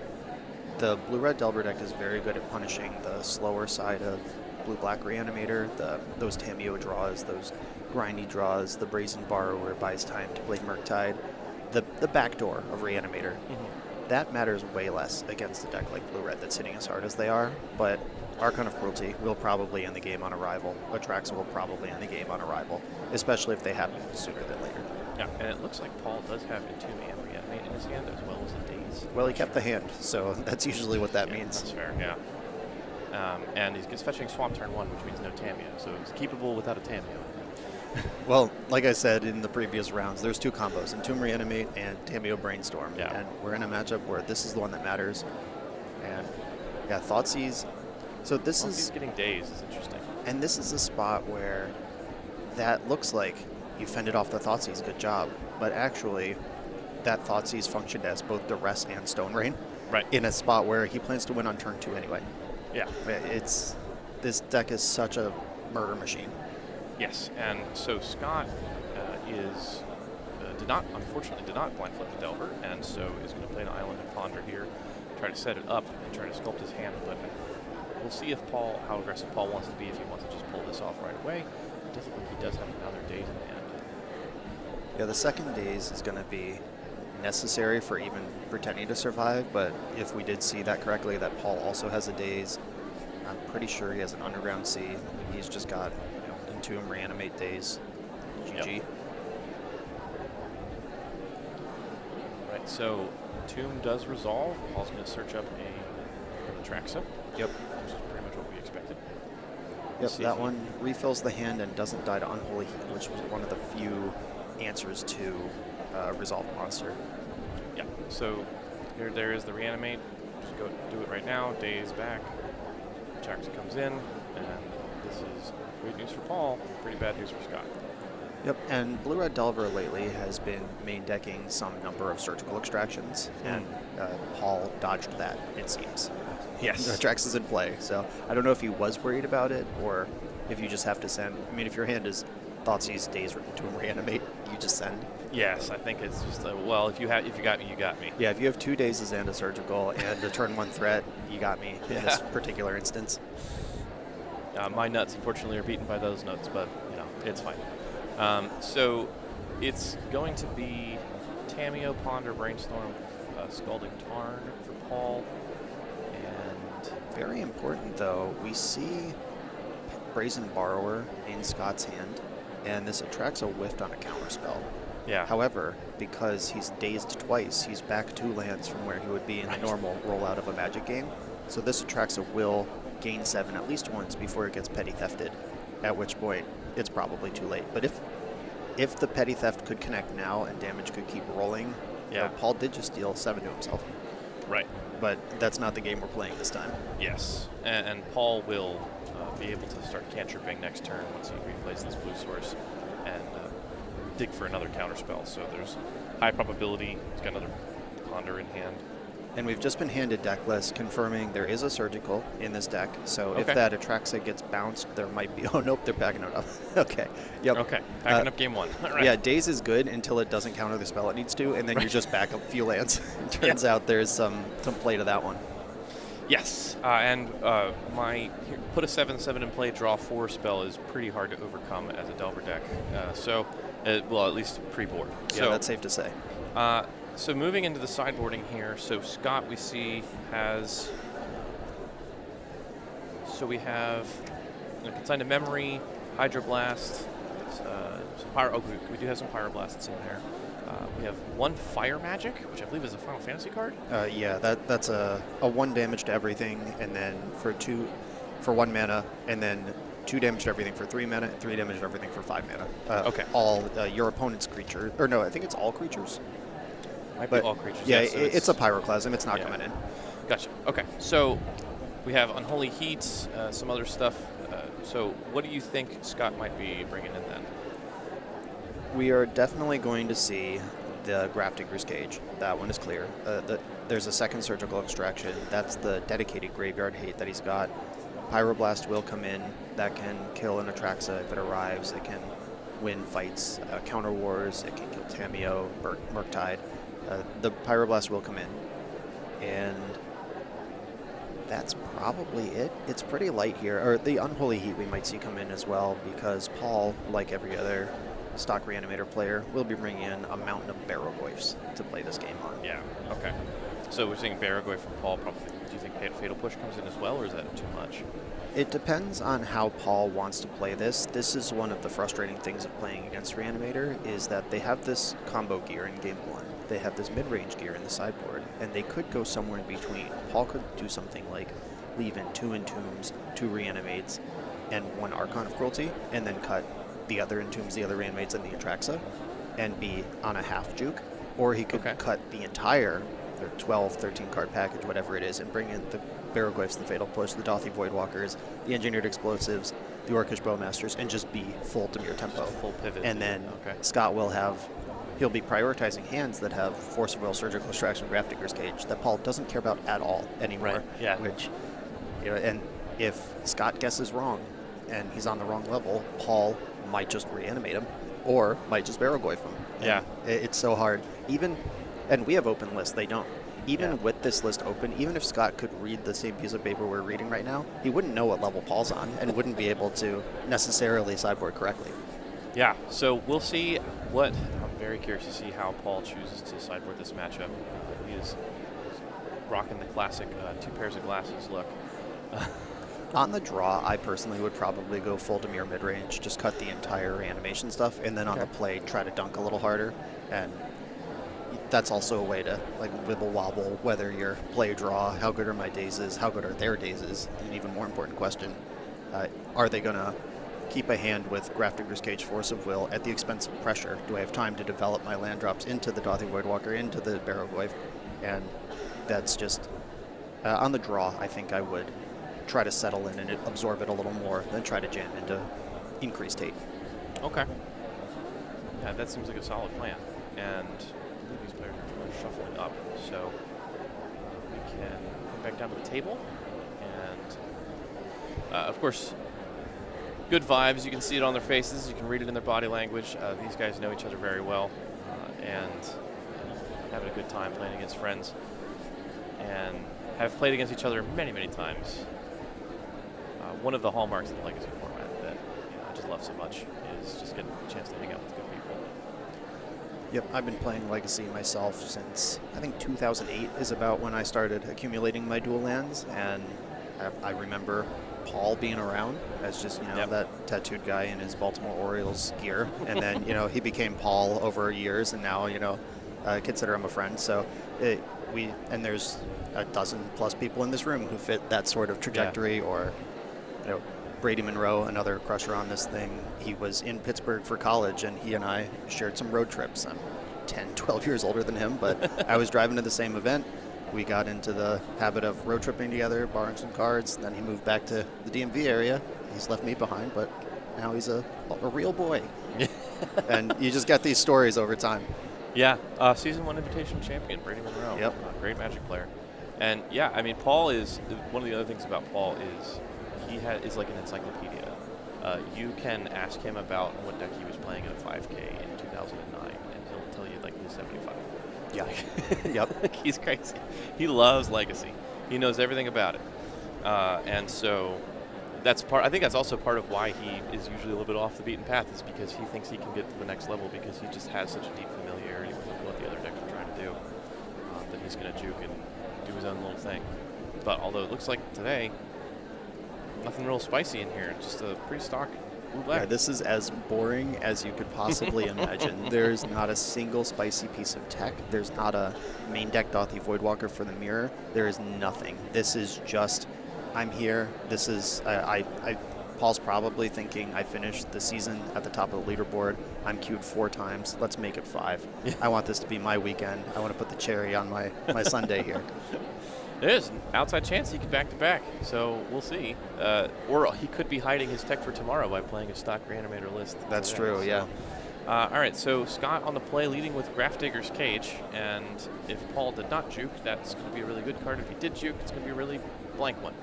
Paul does have a Reanimate in his hand, and sometimes you just leave one of those in, or 1 or 2, because the map doesn't fully remove them, and if like your Barrogoyf gets dazed, you can reanimate it. That card still plays just fine. When we see an Entomb or a monster, we'll start to know more of this picture. Yeah. So Paul's first turn is just Wasteland on Scott's Volcanic Island, and occasionally Delver operates on so few lands that they sometimes keep land-light hands, and sometimes you just get way out ahead of them by wasting their mana source. But it looks like Scott did have a backup fetch here, and Paul is going to go with Fetch Island Ponder. And the thing that I mentioned does appear to be happening here. There's not pressure. There might be a Quarry Steel Cutter, which is slower pressure in Scott's hand, but there's no Delver, and there is a Grafdigger's Cage. I see a Surgical Extraction. I see a Daze. These are all cards that are really good at stopping you from getting reanimated on turn 1 or 2. However, Paul's hand is just Ponder, Brainstorm, Petty Theft, and some lands. Oh, I did see an Atraxa just flash during that Brainstorm, so he is still in monster mode here. Yes, he does have Atraxa in that Ponder pile, and I believe I saw the Bitter Triumph. One of the Bitter Triumph is in that pile as well. So, deciding to keep here, and didn't draw the Atraxa, so we'll see what stack was. Flipped through his hand so quickly. Did he miss a land drop here as well, or was that his turn? No, he wasted on turn 1. This is his second land. Okay, no, we're on curve still. Okay. Yeah, it kind of feels like it's turn 1 again because the Grafdigger's Cage happened, and then A lot of wasting happening. Yeah, that's frequently how I describe wastelanding when you're on the draw. It's like, let's just play turn 1 over again and see if your hand's any worse. So Scott fetched out his Surveil lands, Thundering Falls, and check the top card. Yeah, Quarry Steel Cutters. Yeah. Yeah, Paul's second Very land disruptive is hand. in hand as well. Yeah. And it is a black fetch, so he can play on basics here versus this wasteland as the second land from Scott.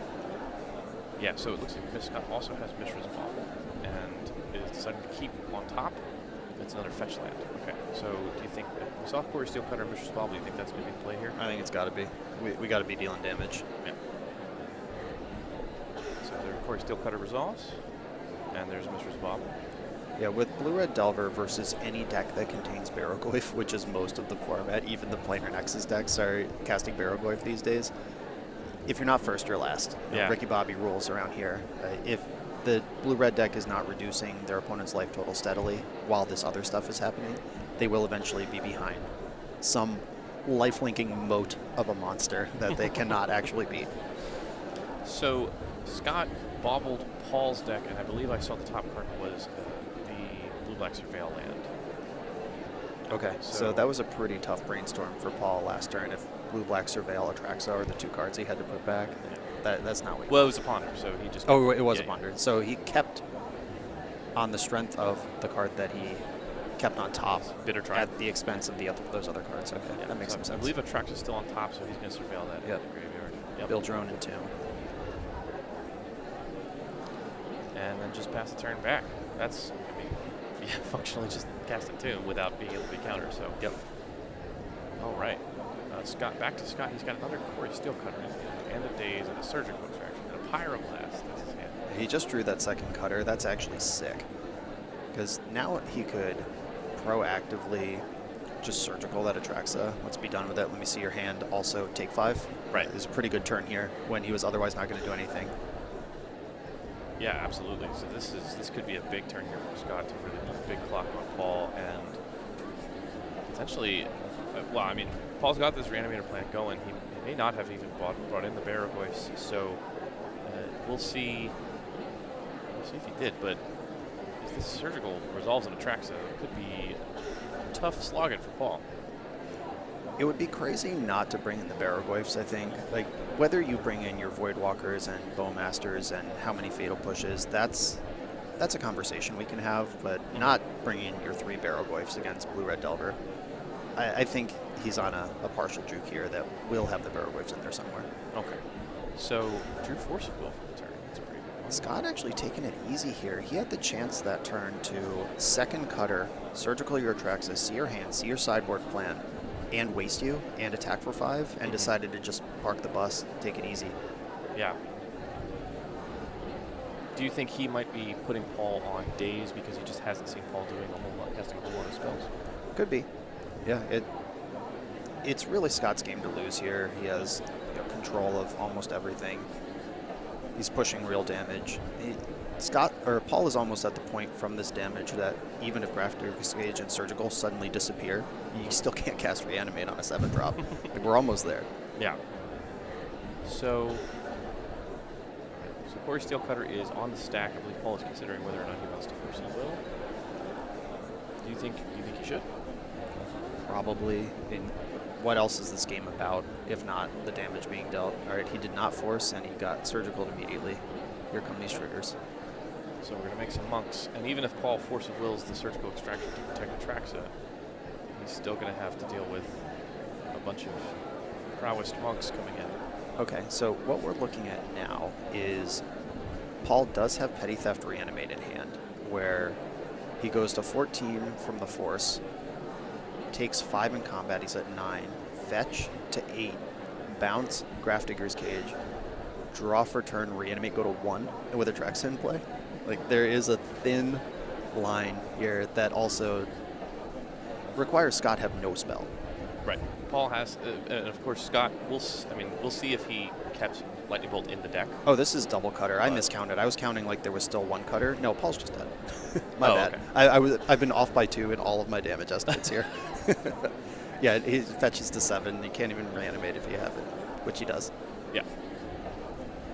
Okay, so gonna have to probably going to have to just pivot to the Baragoi plan, right? Just have to try to see if we can dig to one. Yeah, just rip a Baragoi Yeah. and hope that the last card in Scott's hand is not Daze, which we know it is. Yeah.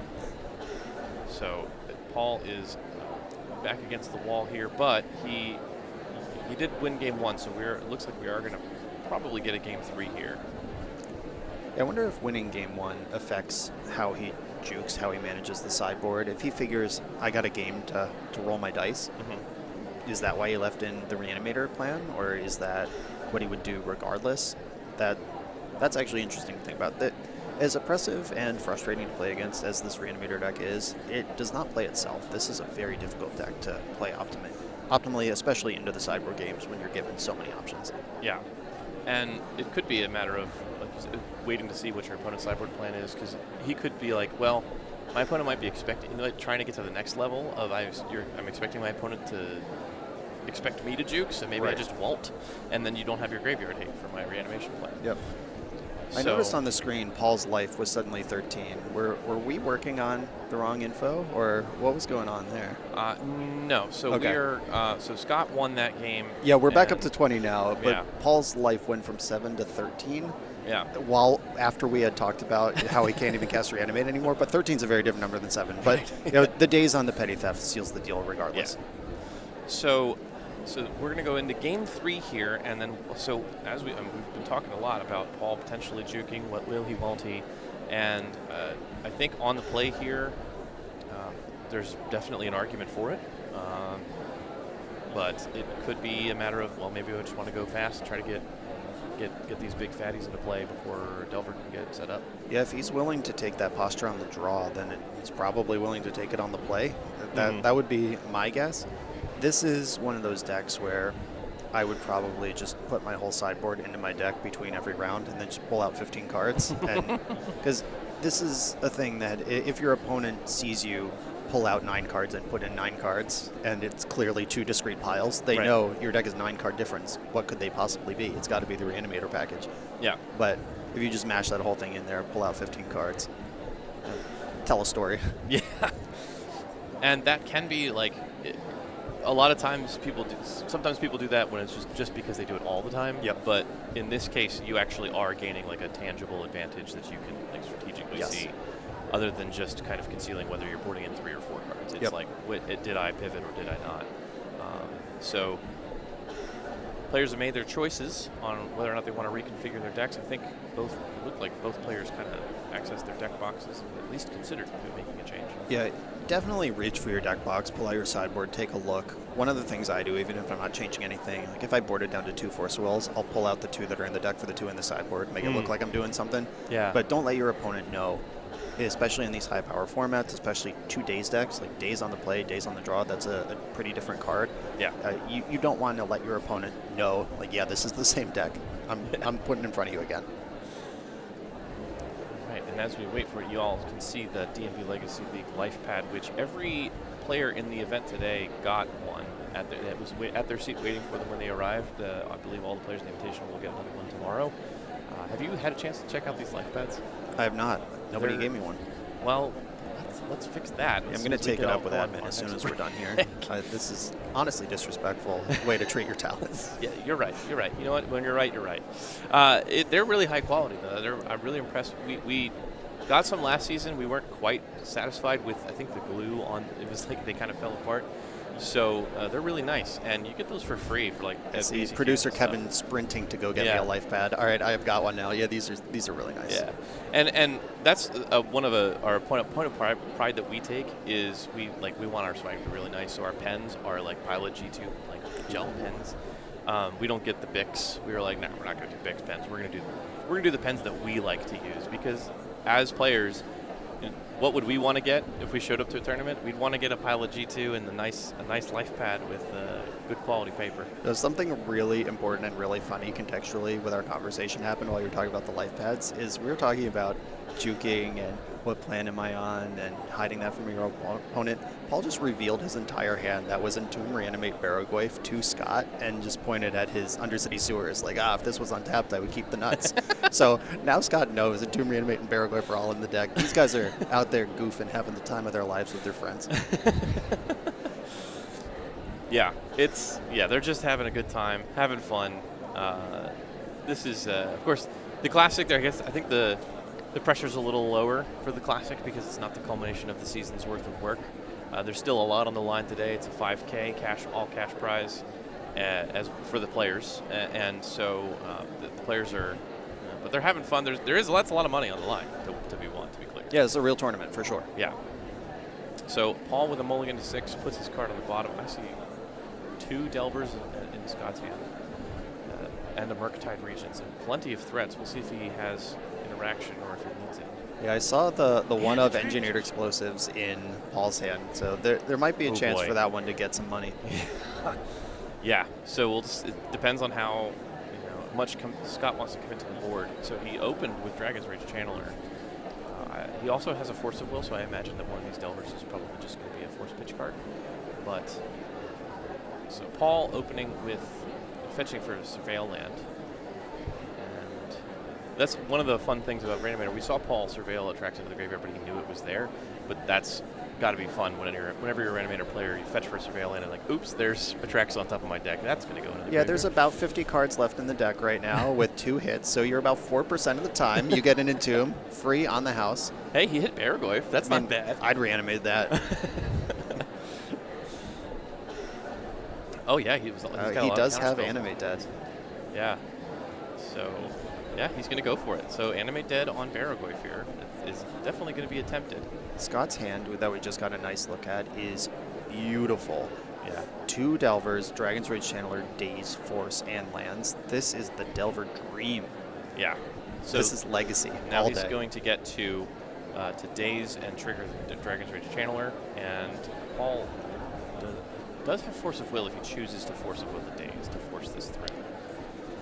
I would. This is a very important showdown. Baragoyf is an absolute unit. Unfortunately for Paul, Scott does have the bonus Force of Will to keep the pressure up. Yeah. But yeah, a Baragoyf showing up, especially when it's out of bolt range, especially when Scott doesn't have Delirium yet to fight that any other way, this thing will take over. So we're going to, all right, and there we go. So, so we'll let Paul's Force resolve, and then we're going to Force of Will your Animate Dead and trigger Surveil again. And so this is Legacy, baby. Turn 2, and both players just cast like 6 spells in the span of the last 30 seconds. Right, spanning how much mana? We've got 5, 10, 11, 12, 13, 14, 14 mana worth of spells. Right. Beautiful. Yeah, absolutely wonderful stuff. And emblematic of the way this format works, you got to start making, on some other formats, you don't really have to start making, decisions don't really branch until like turn 3 or 4. In Legacy, it's like turn 0. You got to be ready as soon as the game starts. Right, and one of the memes in the Magic world is, what does tempo even mean? And I mean, it literally means time. It's a word. It's a real word.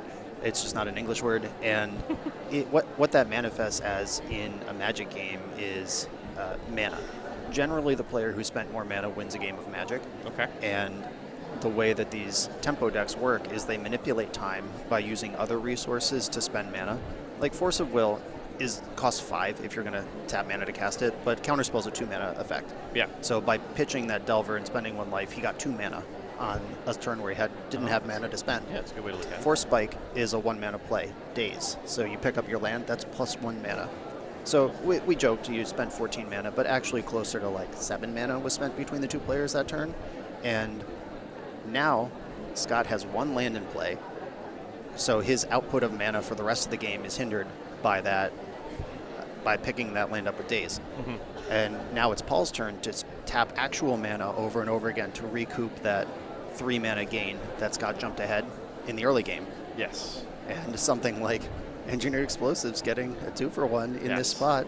This is where that mana creeps back, and the tempo deck, if time is not on your side, then your deck's not on your side. Yeah, and we're about to see the tempo deck pay less mana than it needs to and gain some extra bonus mana from the ability Delve, because Scott is going to follow up his board of one mana creatures with Murktide Regent here. Yeah, that's as good as it gets. This was the play that Scott had to make this turn. From the amount of mana he has, the amount of cards in his hand, there's really only 1 good card he could have, and it's Murktide Regent. Yes, and so Murktide Regent comes in. It's not going to be that big because there's a lot of creatures and artifacts in the graveyard, but I think It's going to get 3 counters. And Yeah, a Pyroblast was surveilled away, oh, gotcha. and then the Daze and the Force that were cast. Yeah. So it's a 6/6 Murktide Regent, not as big as it could be, but certainly plenty enough to kill Paul with 3 hits. So Oh, there's Reanimate drawn. Okay. The race is on versus Baragoyf. This is an actual creature showdown at this point. yeah, so Paul's going to brainstorm first to see what he can get off the top of his library. There's a Traxa in brainstorm, as well as a Fatal Push, which not quite going to be able to get it done against Murktide. None of this is what we want. None of it is a shuffle. However, if he reanimates Baragoyf and connects, he can mill away at least the Atraxa next turn. But Yeah. this brainstorm did not give Paul what he wanted. Yeah. So it looks like he's going to choose to. Well, he's considering what he wants to do, whether he wants to draw the Atraxa or set up the Atraxa to be milled or the Fatal Push to be milled. It's going to have to be one or the other, and so I think Atraxa does well. Might have swapped them around. The Fatal Push is on top right now. Even though neither one is useful now, Fatal Push at least has some text in the matchup. Atraxa in your hand is not going to help. There's no reason to stack that where you would draw it. Yeah. There's no show and tell juke. That's not part of what's going on here. So Paul casting Reanimate on Baragoyf, bringing that back, taking him down to 13, which could be relevant because if Scott draws some kind of an answer to this Baragoyf, this Murktide would be lethal with 2 hits plus a fetch land or a Force of Will. Ding. So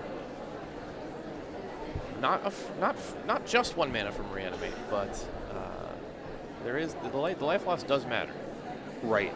And the Baragoyf is powerful enough that, depending on the size of this thing, oh wow, Ooh. it's 6/7. All right, never mind. Scott doesn't actually have a choice. I was about to say if it's 5/6 or smaller, Scott might just have to block, take the trade, and move on with life. Yeah. But 6/7, you gotta crack in and hope for the best. I guess Ponder into Lightning Bolt lets you 2-for-1 yourself, but Baragoyf, not a great card one. we'd like to So be Scott's, behind against. Scott's Ponder is Wasteland, Fetch, and Delver of Secrets. And Wasteland, I mean, Paul only does have 2 lands, but the problem right now is a giant Baragoyf with lifelink and Death Touch that we are really quickly going to lose a race to. None of these cards matter. Even the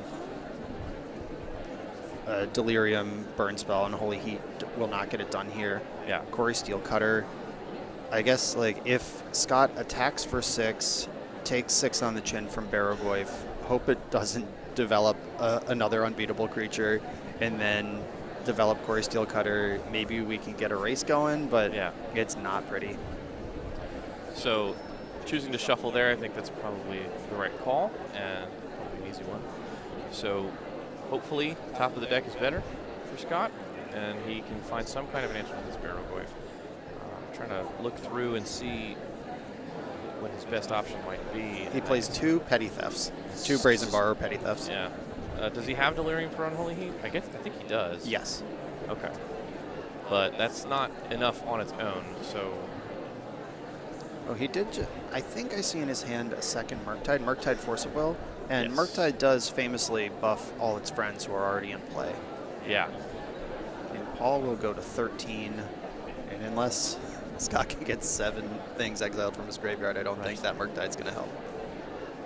So Paul milling the Atraxa, there's Tamiyo ×2, Fatal Push, Verdant Catacombs, and the Murktide Regent. He's going to go ahead and take the Murktide Regent. That's going to help win the Battle of Dragons. That is nasty business right there. You get the free Entomb, you get the selection of grabbing the best creature in your deck, slam it into your hand, and gain 6 life. Right. So an excellent Baragoyf trigger from Paul, and he is in really good shape here. So Scott's going to probably still have to draw out of this. He does have Force of Will accessible, but he'd have to pitch his Murktide. Do you think he would consider that?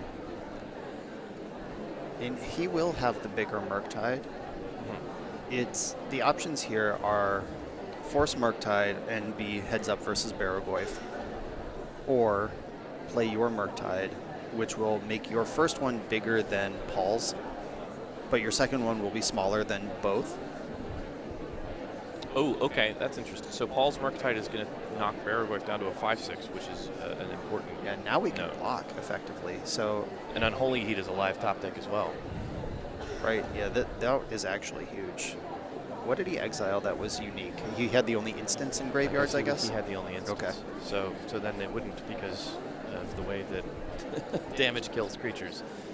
It would see the Unholy Heat before it dies. Right, Unholy Heat doesn't kill it, but the second Murktide now makes the first Murktide bigger than Paul's Murktide, and the second Murktide big enough to trade with Baragorth. There might be a line to stability here. Well, actually, so I think Scott is the only one with artifacts, so he can shrink the Baragorth. Yeah, even one further. more time. Yeah. Or no, there's Engineered Explosives from Paul is over there. Oh, there's the that's right. Okay. So, And Scott just drew Surgical Extraction, which, if there is a unique card type remaining, that could change the size of both Baragorth and or Murktide region at instant speed. yes, although it does. That would be a different, so Paul's got Atraxa in graveyard. So if Scott chooses a Surgical, not Atraxa, he leaves himself open to Right. Paul ripping any Reanimate spell off. And Surgical is an instant, which we just determined are no longer in graveyards at this moment. Yeah. So I guess it would have to hit. Well, it could hit sorcery. I think Scott may actually be the only one with sorcery. Or yeah, I think he's the only one with sorceries. There's one enchantment in graveyards. I think there's one instant in graveyards. There's many creatures, and Goyf is down to 4/5 right now, which means Scott is actually winning this battlefield. If Yes. nothing changes, Scott has the two larger creatures. Yeah, the smaller Murktide trades with Baragorth, and the bigger Murktide just eats the other Murktide. Right. So he's got the advantage on that. This game became very interesting after Scott's insane start, Paul's insane recovery, and Paul could have, I guess, made his Murktide 1 point smaller to keep Baragorth 1 point bigger, and just managing the stats of all these items. But of course, if he just casts an instant from his hand, which is the easiest card type to put in there, especially as a surprise, like by definition, that's what instants do. Paul has like anything. He has Fatal Push. He could just Fatal Push a Murktide. It won't kill it, but it will put an instant in the graveyard. Right. So Just Paul can grow this thing at any time. The way the Fatal Push is worded is destroy target creature if its mana value is Right. whatever it might be. Yep. And either 2 or 4. And so you can target any creature. It just won't kill it if it's too big. Yeah, I actually think, depends on what he draws, of course. He is drawing wild here. This is not set up from any cantrips. Baragorth just milled. Depends on what Paul draws, but I could see a confident attack with Baragorth, a confident block with the 5/5 Murktide, a Fatal Push, win the combat, and we're off. Yeah, so Scott pressing the initiative here, lowercase I, and attacking with his nice big old 8/8 Murktide Regent, and so Paul's going to take that. Chumping with a 7/7 feels pretty bad, so. Yeah, we're not at that point of the damage race. If Paul attacks with both right now, Scott actually has to block. I think he would anyway, but it's actually lethal here. Yeah, so Paul drew Entomb, and that's not super helpful here, but Baragorth could potentially give him access to some stuff that might change the calculus. Right. The Surgical is interesting because Paul can add an instant whenever he wants. Scott could Surgical, Artifact, or Enchantment in response, and the Baragorth ends up the same size, but Scott loses 2 life to the Surgical. Right. But I would pay 2 life to kill Baragorth on this board all day. Mm-hmm. So Scott can actually win. Scott can return the combat to what Scott currently thinks the combat is, that Paul is trying to trick him into thinking it's not. Right. Is where we are. So it looks like he's doing math. Oh, and as wow. we all know, math is for blockers. Yes, and Paul drew Entomb, which means if he entombs something like Animate Dead, Oh, he could, yeah. yeah, that's an instant, and whatever gets Surgical'd here, changing the size of Baragorth. Yeah, so hopefully he's got. Well, looks like he only has 1 copy of Animate Dead, and that's already in the graveyard, right? So Right, does he have any other artifacts? I think he has no rod, but he wouldn't have run that. No, that's not in for sure. So I think, unfortunately, I don't think that actually winds up being a line for him. Are there any sorceries in graveyards? I don't think there are. So just entombing Currently, no. a Reanimate or a Yeah. Ponder would go +2 here. Okay, he went double instant, which doesn't solve his problem. The Surgical now does kill the Baragorth. or trade it with the Murktide. But it also, no, it wouldn't grow Paul's Murktide because instants and artifacts, or enchantments and artifacts don't do that. Right. So I wonder if that is a signal that Paul may have, maybe that he doesn't have Reanimates left. That he did the full pivot to, well, he's got because he's got a Traxa. Yeah, he's got a Traxa in there already. Interesting. It was just a matter of how many card types did he want to manipulate the graveyard by here, and Daze is a card he absolutely doesn't want to draw, where Ponder and Reanimate could be. It's interesting that Scott did not choose to surgical to force the trade. Nope. No, he did not. Okay. So he is now casting it, so we'll see what he chooses to go for. So he's Oh, gonna he go can for just kill Animate it now. Yeah, so this guarantees this that is it end dies. step. Yeah, Okay, yeah. This I is see. actually I this is see. actually better than the thing we've been saying. Yeah. Yeah, it's the same thing but better. It already has 5 damage on it. Yeah. Absolutely. Right. This means Paul can't respond with something else to change the size of Barragoyf again. This is exactly the play, just executed more cleanly. Excellent. So, and played around the Entomb trick as well. Right. So, all right, Scott with a sharp play there, and Right, and that's possible because Paul didn't entomb a sorcery. indeed. So, right, and let's see. So Scott is now in a pretty good spot because he's got the bigger Murktide. He is ahead. He gets the first attack with the bigger Murktide. His hand is Force of Will plus whatever he just drew. Force is bad, but if he draws a blue card, it basically locks the game. And he drew a fetch land, so it's not going to be a blue card, and All right. his Surveil land is already in play, so he can't be digging. Oh, What did baby. Paul draw? He drew Barragoyf. Oh boy. We're okay. back into chump and race mode. Okay, so let's count up the types again. I don't think it's changed the last time, so it should still be a 4/5, right? Barragoyf doesn't change the numbers. None of the instants change the numbers. Yep, 4/5.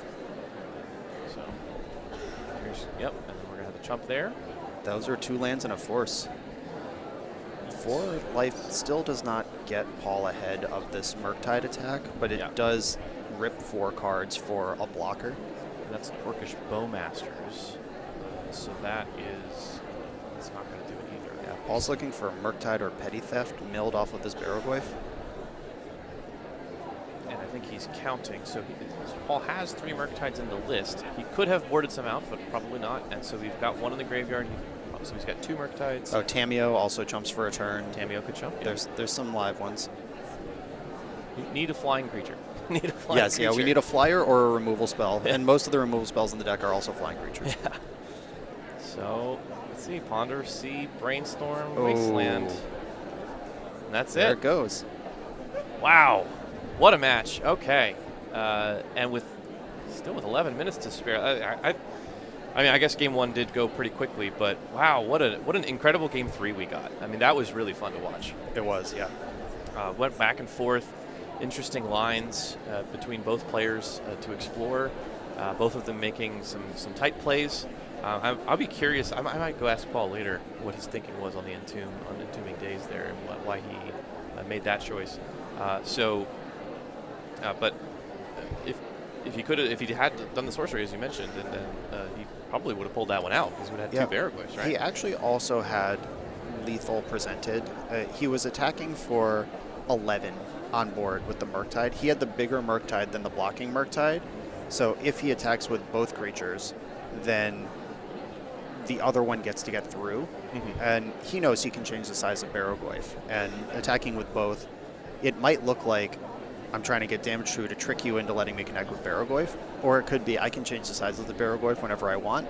Do you want to risk being hit with a bigger Barragoyf? Like, that actually puts him in a much harder combat situation. And if he was 1 turn ahead in the damage race, if a 5/5 Murktide had gotten in, or his was 7, if a 7/7 Murktide gets in 1 turn before, he's actually winning that race at the end of that showdown. Right. So there was both not attacking with both and not entombing a sorcery. Both were 2 different decisions that he could have made differently in that game. Yeah, where and everything mattered. It's really remarkable also too. Something I was just thinking about. I was like, this feels like I'm watching House of the Dragon. Like there's so many Murktides flying around. You know, we have Reanimator and Delver, and we didn't even really Murktide is just sort of like this assumed, oh yeah, by the way, that we also are playing some number of 8/8s for 2 mana. Right. And as we saw in that game, that's sort of what it devolved into, and winning the Murktide War. So that was a blast. And so we'll see. Both players, I presume, will make deep runs here today. Both of them set up very well. Paul now X and 1, but Scott at X and O. I wouldn't be surprised to see both of these guys in the top 8 later. Yeah, we're in about the midpoint of the Swiss, and you get 2 losses before you're dead. So yeah, they are both still alive. One of them can still take an L. Paul can still win out from here. Yeah, be that 5-peat invitational invitee. Certainly wouldn't be surprised to see Paul pull that off. I've seen him pull off some crazy stuff with Magic the Gathering decks. So our backup match is going to be the one, the only. Oh, right. So before we go to that backup match, so I just want to plug again the charity that we're raising money for. Trans Lifeline is a wonderful cause, especially in a time where trans folks are not having a lot of support from parts of our country. So we are definitely, though, steadfastly in support of them. So Trans Lifeline is a wonderful, wonderful organization, and we're raising money for them. All the profits from this weekend's events are going to go to Trans Lifeline, and as well as the proceeds from the raffle, we are raising money. We have a $10,000 goal. You can scan the QR code on your screen. You can also do command charity in the chat at any time and get some more details about it. We have some really awesome stuff. Brian, did you get a chance to take a look at the charity table? I did. I walked around. I looked at all those things. The wasteland that's on screen right now, this wood-burnt wasteland, this was done by an artist with a magnifying glass. Yeah. There's a video of it on DMV's socials. It's insane. The person just hunched over in the sun, carving all of the lines of wasteland into a giant slab of wood. This thing is amazing. It's really incredible. And so if donations to Trans Lifeline will earn you tickets. $1 donated gets you 1 ticket. You can use those tickets to enter these raffles. Each of them has a varying amount of how many tickets it takes to get an entry, depending on how many entries we have and how desirable and how valuable the object is. So that wasteland is, I believe, 15 ticks for an entry. I think I've got 3 entries in myself. And we've got the Plateau. The Plateau's been a popular one. People love their dual lands. We also have lots of commander decks. We have Jarvis Yu donated a year's supply of KMC Hyper Phoenix sleeves. So if you don't want to have to worry about buying sleeves for a while, and by the way, I think it's a year's supply. That's way more than I would use in a year. So I guess that's maybe for a pro player, it's a year's supply. Yeah, so, I'm the type of sicko that runs my sleeves until they are illegal. Some people change their sleeves between day 1 and day 2 of the same tournament. Not me. My year's supply might be 4 or 5 boxes, even though I play a lot of tournaments.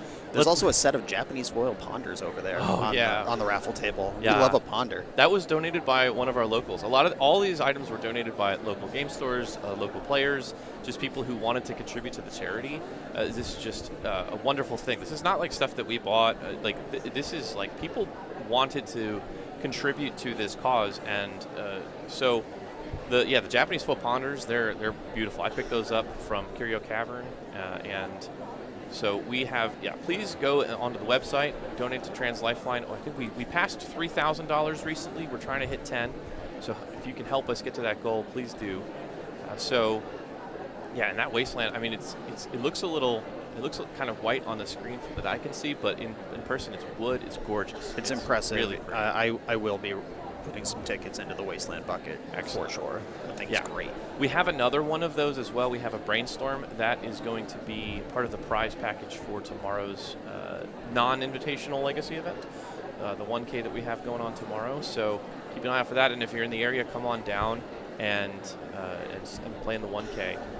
We'd love to have you. We have lots of space here. It's a nice little convention center area. We've got a hangout spot in the corner. Folks are sitting down, chatting it up. Actually, I don't know if you saw that. That's the live stream. That's a live feed of us on. Yeah. when we were off last round, I was sitting over there listening to Jarvis and Ari comment on the other matches. If I wasn't here, I would be at home watching this stream. So easy. So it's a great time down here, and so that's the charity. So please, again, take a look at the website. So our backup match, though, so we have 2 incredible players. So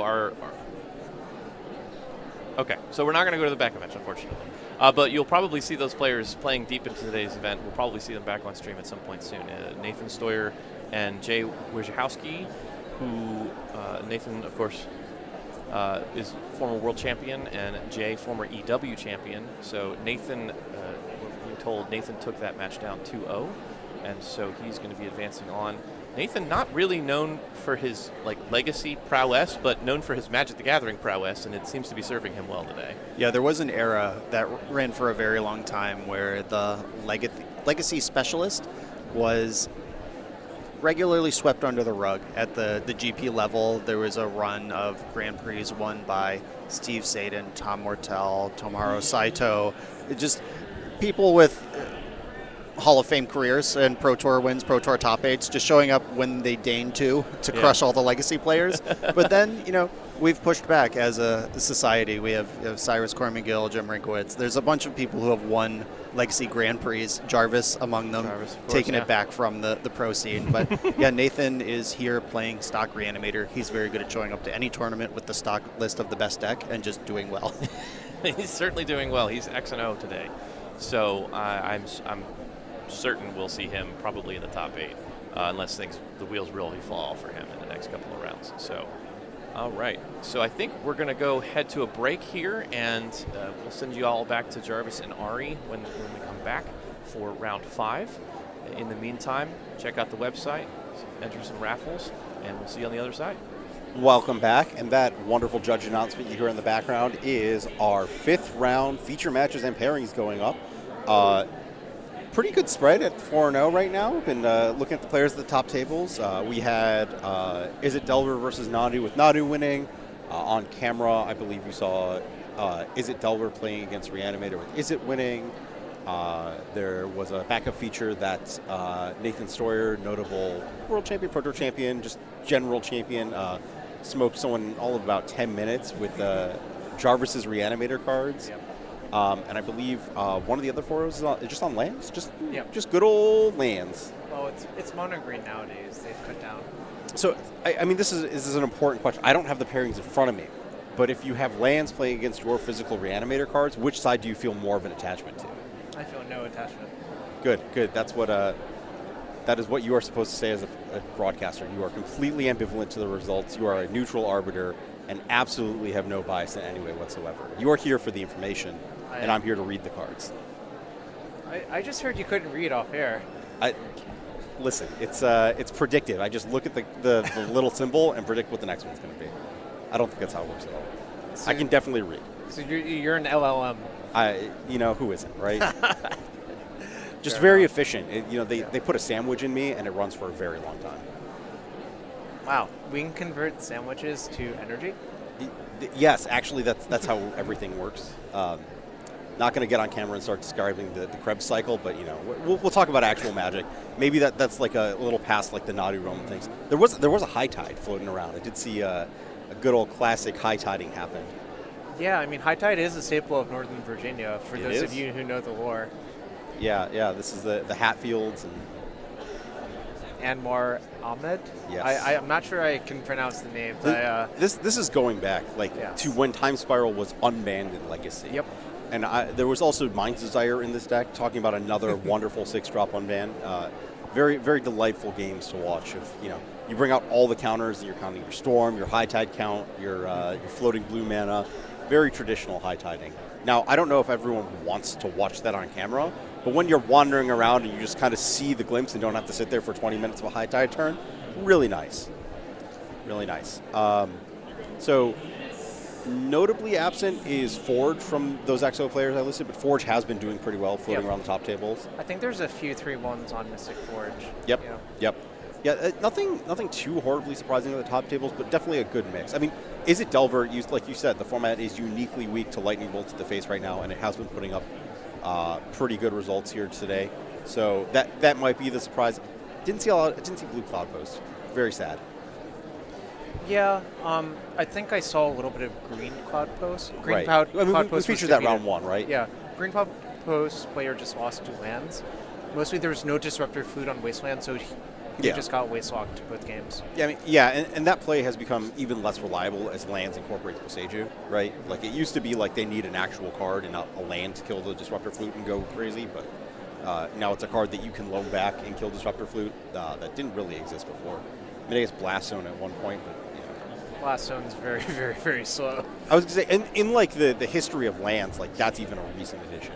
So, That's 2019, I think, is when War of the Spark came out.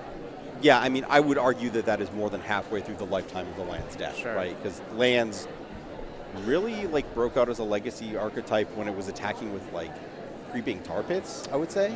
Yeah, that's a while ago. I think maybe like when I first saw the deck, it was like 2008, 2009 maybe. It Yeah. had the full 8 like Exploration / Mana Bond. It had Intuition. Yep. I think really the modern era of the deck, as we think about it with Merit Wage, really came from this area as well. Kurt Spies Jr., Legacy Yeah, Open. this region. In Baltimore, 2013. Yes. Winter. That's when I first saw the deck, and I'm like, wow, this looks way better, and the mana base is better, and it's way more efficient. I mean, that was the release of Thespian Stage. That was the big deal. And the change of the legend rule for the Dark Depths land thing working as well. Correct. Yes, all of those factors had to come together, otherwise the deck didn't work. Correct. Yeah. Because that would have been exactly that. Yep. Yeah, a lot of things piling on to make lands what it is today, which I guess is just like a pretty steady part of the metagame. It feels like whether it's good or not, about 1.5% of the legacy metagame is lands. Like, it could be really good and no one else is picking it up, and it could be really bad, and the lands players will convince themselves that like this exact convolution of like Sphere of Resistances in the sideboard is what they need. Well, I think Malevolent Rumble was actually a big pickup for the deck. Incidentally milling Life from the Loam, getting more reliable access to exploration, Oh, yes. So I think that's like sort of a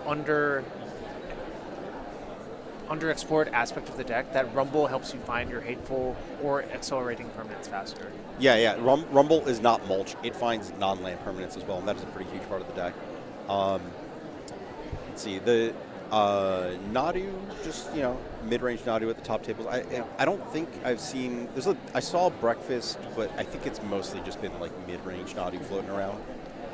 Yeah, I mean, the deck is quite good, like Source of Plowshares. Like I said, that's the best home for the plows.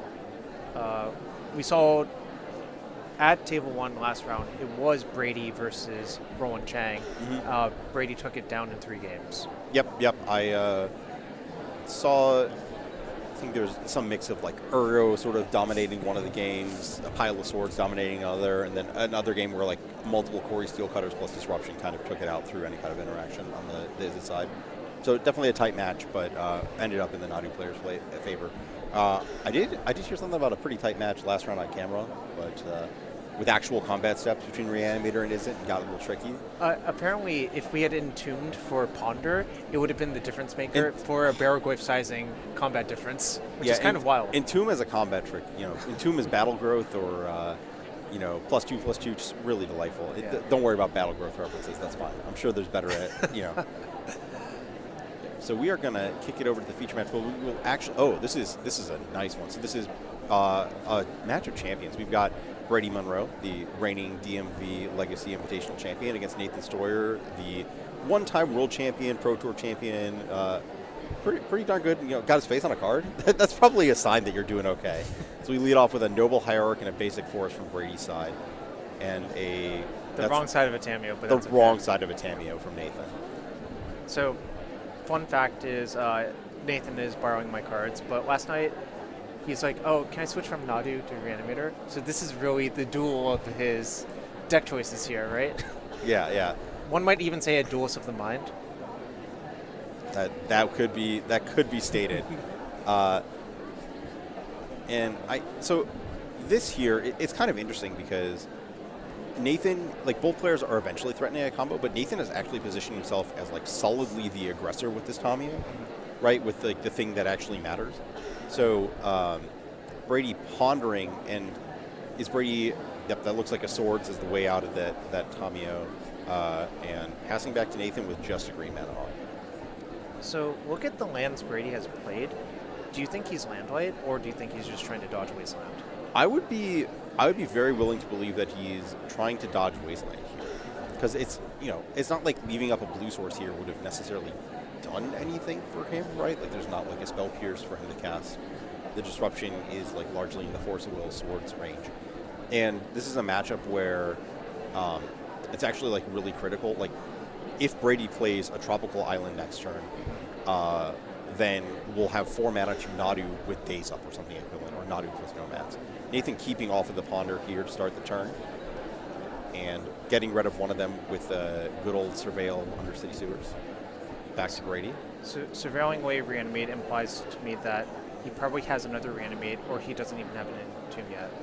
Brady with Ponder as well. Basically nothing has happened this game besides 3 Ponders and Swords of Plowshares. So, I mean, does this feel like I don't want to say fast or slow game, because it could just unlock at any minute. Oh, you might be right about this landlight thing. The reason I thought that was none of the lands were fetched for, so, and it was Force Hierarch on 1. There we go. Okay, I think maybe Heath was drawn off of that Ponder, though. Okay. So we have a Nomads, we have a fetch up. No risk of pass. I mean, there have been variants with Stifle, but not here, presumably. And there might be some debate over whether we have a card that we may or may not want on top of the Ponder. We can shuffle it or choose not to. Nathan, 2 mana, potentially 3. This is kind of the threatening range for like Entomb, Reanimate instantly out of nowhere. We have, just keeping track of the other board states, we got a couple of instants in Graveyard for a potential Murktide in the future too. Tamiyo in the Exile Zone, so it can't be Reanimated. Yeah, I mean, this is like the really crazy thing about Reanimate too. It's just like targeting both players' graveyards just makes so many different lines open, or even a liability for your opponent, where like they try and cast it, like any threat gets forcible Reanimate, like they can lose to their own stuff. But so far, everything's remaining in play. Here's the Entomb. So when this is happening, if your opponent has shipped a Reanimate to graveyard, which half of the thing are you fighting over? So that's complicated. I have a general heuristic of fighting over the Entomb rather than the Reanimates, because there tend to be more Reanimates than Entombs. However, since I actually was sent the entire deck quest last night to build for Nathan, I do have all the details. There's 0 Animate Deads in this deck. Well, so one of the Reanimates is accounted for, so it might actually be better to force an Entomb here. Yeah, but the other thing about letting the Entomb resolve is you actually get 2 pieces of cardboard out of their hand if Sure. you force the Reanimate, which could matter for like future brainstorms. So yeah, we see the lineup to the Atraxa. Here's the Force pitching the 4th Ponder exposed to the game. Force pitching Days on the way back. We might see an Atraxa in play, which, okay, Atraxa's here. And there's like some amount of like, is this Atraxa good enough going on too? That's true. What can happen is Caracas is a clean answer to Atraxa. Plow, which I think I saw Plow in Brady's hand, is also sort of a clean answer to it. I mean, like... Okay, so we hit what we needed. We needed this other force to really... Like, we're talking about plows and stuff. Like, I'm just worried about the Nadu sticking here. Sure. Okay, Nathan's selecting Swamp. Tamiyo's the creature. Forcible is the instant.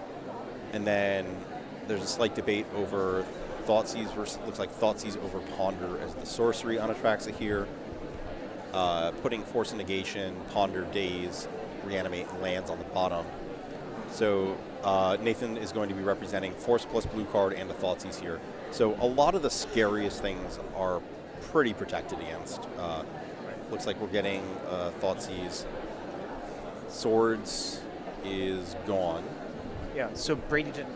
No, Brady's casting the swords in response. So isn't that interesting? Shouldn't we swords with the Atraxa trigger on the stack? Shouldn't we swords with the Atraxa trigger on the stack? That's a good question. I don't know if it's 100% clear cut, because you have this, if they, I guess you probably have to, yeah, you probably should, because it's not like you're going to let it stick around and start attacking you. I'm trying to think why you maybe you like are hoping to draw a brainstorm next turn and like slow roll the swords if your opponent doesn't hit Force of Will. That could be it. Like, you are pretty low on action, but we'll see. So Nathan obviously has the Forcible that we know about and is debating whether, flipping back this Reanimator life is enough and just like sitting with a Force, or whether the rest of the team can put it together. Again, known cards are Force, Tamio, and then the rest of the cards that he's previously had. Brady here you did mention that Xenomorph Imago is the landfall way to trigger the combo. Right. Really relevant in this matchup with a couple of copies of Delighted Halfling in Brady's deck that will help force Nadu through Force of Will. So there's that Force back, and Nathan is ride or die on this Atraxa. So we're exposed to Green Sun Zenith or Nadu off the top because there's a Nomad correct. 4. That's a good draw. That's a good draw. That is Teferi Time Raveler. That Atraxa is going to go right back home.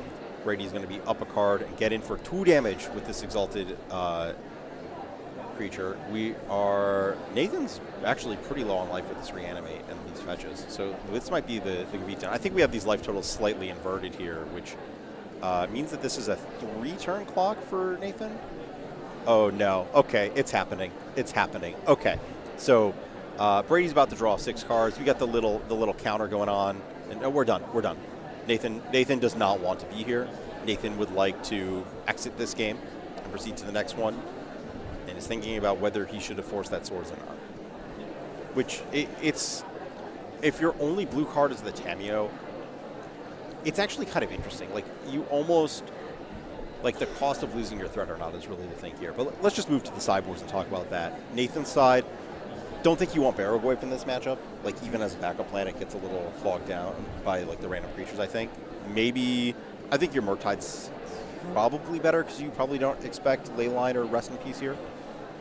Yeah, it's hard. Well, it's not impossible for them to play Rest in Peace. Leyline, I think, is just off the table for the deck to play. Yeah. I'm looking at the deck list. I don't see a Teferi here, but a Teferi was cast, right? That is a good point, and we'll have to get back to that and double check if it's just eating a card. Nope. Okay, we'll get back to that. Let's just look at some sideboards real quick. We've got 2 Bitter Triumph is easy to include for Nathan, correct? Yes. I think Bitter Triumph is easy. Bowmasters is fine. I don't really love Bowmasters. Well, I think you want to constrain their ability to cantrip, right? That's true.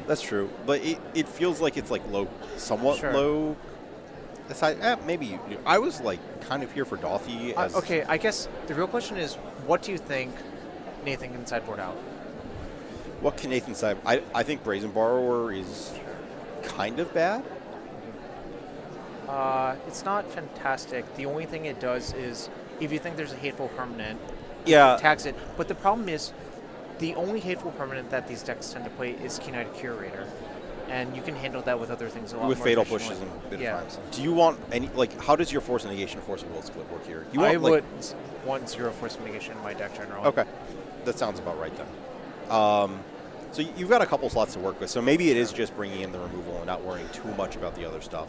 I think this is a matchup where you absolutely cannot shave your combo element because it's so easy for the Nadu deck to go on top of. What about Days? I think I would have them. One thing is, okay, I want to reiterate the Force of Negation thing. You could justify keeping it in if you're worried a lot about Carpet of Flowers. That's true. That's very true. That's kind of a fundamental debate about, like, you would cut Days in that spot because you're worried about Carpet, and that's like a complete brick on that front. Correct. And that may also be a play draw decision where, like, you can Daze a Carpet or something on play and then not on the draw. Brady's side, you're bringing in the Carpets, right? You're bringing in the Fairy Macabres. Probably not bringing in Force of Negation unless... No, I generally wouldn't. How I would sideboard in this matchup is I would cut Noble Hierarch for fear of Bowmasters. I would have the Macabres in for sure, and the Veil of Summer, and the Carpets. So that's 5 Prismatic cards. ending out, you think? Yeah, probably. One thing about it is it's your only clean answer to a flip Tamio. So that's true. That's one reason maybe not to cut it. It might be better than the 4 swords, or like you have like some split at like two-ish swords and an ending. I usually don't trim swords. I know when I talked to Brady before, he said he liked cutting Force of Will, actually, which is sort of an interesting point. Let's talk about this fundamental Exactly. thing, because like the idea of cutting Force of Will is that you are in the belief that you can force 1-for-1 trades across the board. I don't know if I believe that or not here, as we ready up for Game 2. So we'll see what the players decide to do. It looks like Nathan is still has a days in hand here. So, with regards to the forcible thing, I think it's a function of how many. If you want to do that, you have to leave all of your plows in, and it's also a function of how many Fairy Macabres I think you have in your sideboard. And it's a function of believing that you can plow an Archon or an Atraxa after it resolves and continue. So Nathan with an Underground Sea off a fetch turn 1, pondering, pretty classic Legacy start. I have a feeling we are going to shuffle that away because that looked like it was both under City Sewers. And I guess I'm trying to think if there's a way that you would keep that and like plan to shuffle next turn to keep the Thoughtseize. Depending on what your counter situation is, like it's pretty dicey. As it looks like there might be some judge intervention here, just sort of continuing through the sideboard discussion here. So I want to talk this through a little deeper on Nathan's side. So for Tamiyo, you're never cutting Tamiyo. Like, is there ever? I think there are no matchups where I would sideboard out Tamiyo. A, it's a blue card. B, it's your best backup plan. Yeah, like it's the kind of thing where I think the matchup has to be like fundamentally unfixable, and you're just hoping for a turn 2 Archon, where like either you have the interaction in your sideboard, like let's kind of there's two kinds of matchups where you would end up in this Tamiyo spot where like you are either you have interaction that matters against them, and you just always want Tamiyo then, right? You believe they have interaction against you that matters, so you always want Tamiyo. So it would have to be a spot where you don't have interaction against them, and like a pure race. I don't really know. It was really dicey. It's really, I think the only time I might cut it is if I know for sure my opponent has 4 Caracas in their deck. But That's I a don't. good point. I don't think there are any decks that it might be like. Well, the problem is like versus Yorion D&D, I don't want to cut that card either because it's like good in the grindy games. So it literally has to be like. I really can't even come up with the situation, right? Yeah, it's really dicey. Okay, so we're not cutting that in this matchup anyways. We could... Brazen Borrower is kind of like, how comfortable do you feel with the presence of like a Rest in Peace or something? Well, it's just no stock Nadu midrange deck has Rest in Peace in their sideboard, so I wouldn't even worry about it, probably. Yeah, and if they have it, they have like 1 or 2, and you it's just another thing you have to force. Yeah. Okay, or Thoughtseize. Again, the fact that it's specifically that, like it costs 2, it's not coming down super fast. So yeah, you can probably just trim the Brazen Borrowers. Also, just like a very poor sizing for the matchup. Just like there is some extent of the games that grind down being like they have nothing, and if you play the Borrower, suddenly if they draw a Nadu, even if they don't have a Nomads, like what's your Nadu doing? Or what's your Borrower doing? Okay, so it sounds like we're going to flip feature matches while that match has some fun judgeness resolved. It's waiting on that stuff's not the most fun thing, so you don't have to do it, we don't have to do it. These deck lists are going to go to the side, and what do we got? We got Nadu, oh no. Let's see. There is, it's more of the same, No, so the deck names are wrong currently. It's actually Reanimator versus Nadu Breakfast. I don't know what you're talking about. The Reanimator deck has a Nadu in play, and it's going to try to put a Nomad from its opponent's graveyard into the battlefield. That is a form of Nadu midrange. That is, but this is an Entomb for an Archon of Cruelty instead. Yep, so more Nadu versus Reanimator. It looks like the real threat here is that this Tamiyo has hit 8 counters, and there is Sacrifice Fodder back. So we're kind of in like a weird... gonna see a Tamiyo ultimate here soon, presumably? I don't know if hopefully is right. So I am guessing that, so Archon's gonna enter the battlefield. We're gonna lose probably the Nomads, and then the Nadu's gonna get chump blocked, and then we're gonna ultimate Tamiyo, and we're gonna see what happens. Because that actually might not be a winning situation. Ooh, that's a flooded transit, so it can't get the Arbor. Since it's Nadu Breakfast, you can win from this board, right? Yeah, if you draw half your deck, that's probably good enough. It is really hard for me to believe that Nadu Breakfast drawing half its deck doesn't result in lethal, unless if 2 creatures are gone from the deck. Because there is an Well, so Archimeva yeah, the in play. Narcomoeba in play, and I was going to say there's a Future Sight frame card in the graveyard, but I'm pretty sure that's not a Narcomoeba. It's from one of the most recent printings where they added Future Sight frames to all sorts of fun stuff. Yeah, it might be Ponder, Future Shifted, or something like that. Okay, so this looks like a Swords. This is very. Oh, so this is completely safe. I guess we're plowing with the Archon trigger on the stack. Yeah, and the debate is whether you plow the Nadu that could potentially attack your Planeswalker this turn, or whether you plow the Archon. Because if you plow the Nadu, you get to keep the Nomads through the Tamio Ultimate. But if you plow the Archon, then I guess you're saying you probably just want the Nomads through the Ultimate. One fun thing that comes up when you play against Nadu midrange as Reanimator, if you reanimate their Nadu and they peel Caracas, it ends really poorly for you. Yes, so we may have missed our opponent's or our thefted Nadu. Oh, here we go. We got this Nadu trigger. That's what's happening. I'm not sure if it's. We'll see if this is out of order sequencing or something. Yeah, so we are going to also Henry jumping. I don't think life totals really matter just yet here, but no. I think what's going to happen is if Andy gets on tap with the Tamio ult, the game will end. It's very likely the game will just end on the spot. Have you seen someone survive a Tamio ult? I have once because I had Nomads on core Nadu, so I just comboed on top of their Tamio ult. So you also drew half your library. And yes, but at a much slower pace. And it was versus like an 8-cast / Affinity deck, and it was kind of dicey. I had to start plowing my own creatures because I was at 1, because I couldn't crack my fetch lands. So it got very messy, but I eventually defeated the Tamio ult. Okay, well, I don't think that's what's going to happen No. if Tamio goes off. And by if, I mean it is when. Like, Tamio is going to go off. Sure. So,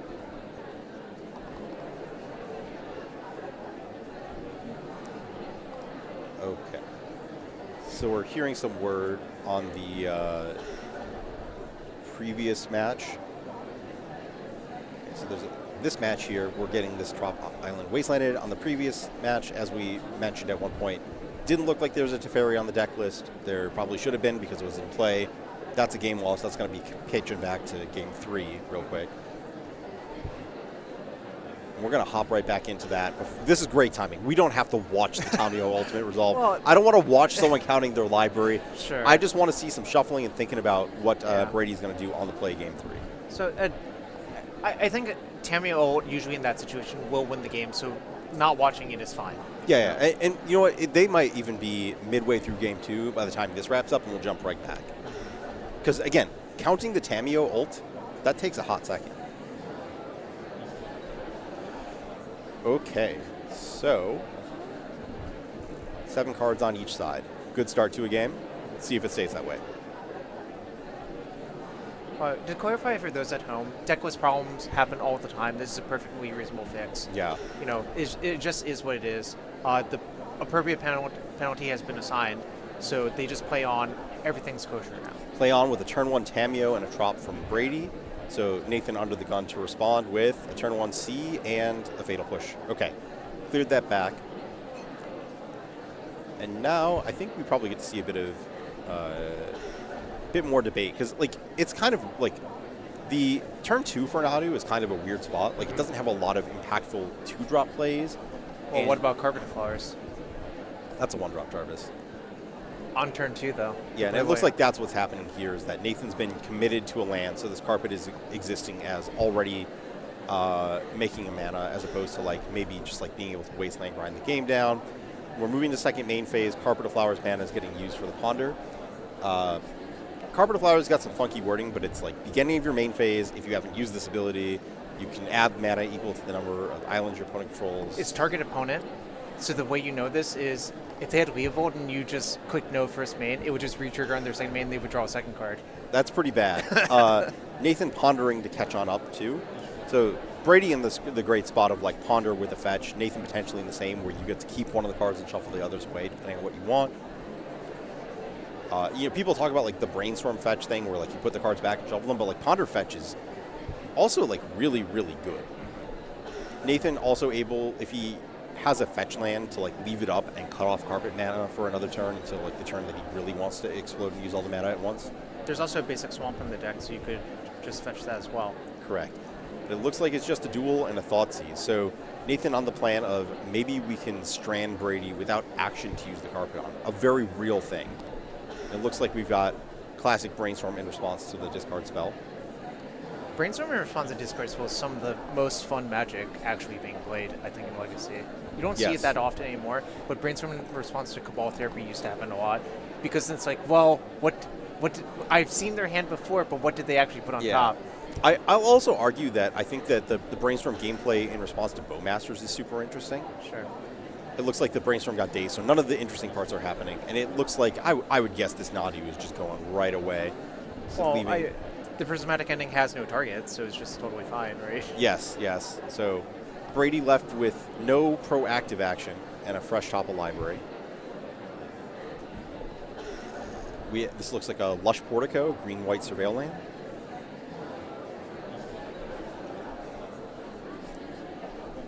The Surveil land name quiz lives on forever.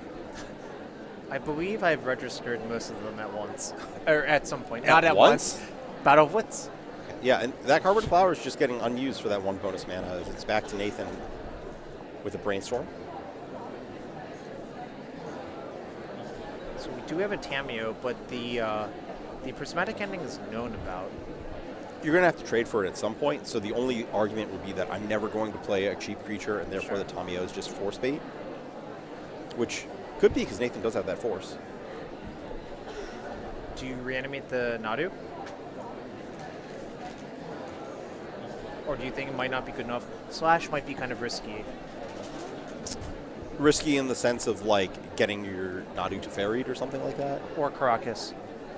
Yeah, I think that it's probably not good enough, Sure. right? Like, on this board state, like, what is this cheap flyer doing for me?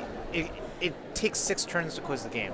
Yeah. If you could somehow assemble both the Nadu and Nomads, it obviously would be good enough. Yeah, and Nathan just opting for a Ponder to see if we can get to a more safe and stable spot to deploy that Reanimate. So, for what it's worth, Nathan does have a Reanimate in hand. If you ever get an opportunity to, like, see a scenario where you can surveil away a creature into the graveyard from your top, that's also powerful. Yeah, the Reanimate, there's obviously, we talked about sideboarding and Bitter Triumph as a discard outlet, but, like, realistically, the secondary way to get a big creature into the graveyard other than Entomb is to put it on top of library with Brainstorm in response to a Surveil land trigger. Or, Daze, pick up the Surveil land, Ponder, put it on top, something like that. I mean, you can also Thoughtseize yourself, but who wants to do that? No, that is the emergency way out. You would prefer not to do that thing most of the time. Okay, back to Brady. Significant mana advantage, but nothing to do with it. Yeah, I think that's not great, like, of course. Yes. And just skimming this again, looks like Brady's list has access to another Surveil land potentially, or no? No. No, there are two. Hedge Maze. It's usually Hedge Maze or Portico. Here I was looking for the Meticulous Archive. Yeah, the card he could bingo bango on is Uro, Titan of Nature's Wrath. Similar to Elegant Parlor surveilling away Flage. Well, that's not. I don't believe that's in the deck. So. Oh, I think maybe what happened was Brady uploaded a different version of the deck than he's been playing, and then once you get one deck list problem, everything gets fixed about the deck list. Yes, that's true. So yeah, there could be an Uro in the list that we are not looking at. That is true. I'm pretty fond of Uro because I think it's good in all of the games where your primary combo A plus P combo is under attack. It's just a one-card combo. Yeah. The combo is play Magic, and then your opponent runs out of resources. Yeah, so we're going to see whether Brady is going to fire that Prismatic Ending off on this Tameo now. Nathan just sort of exposing it. Well, there could be a Brainstorm.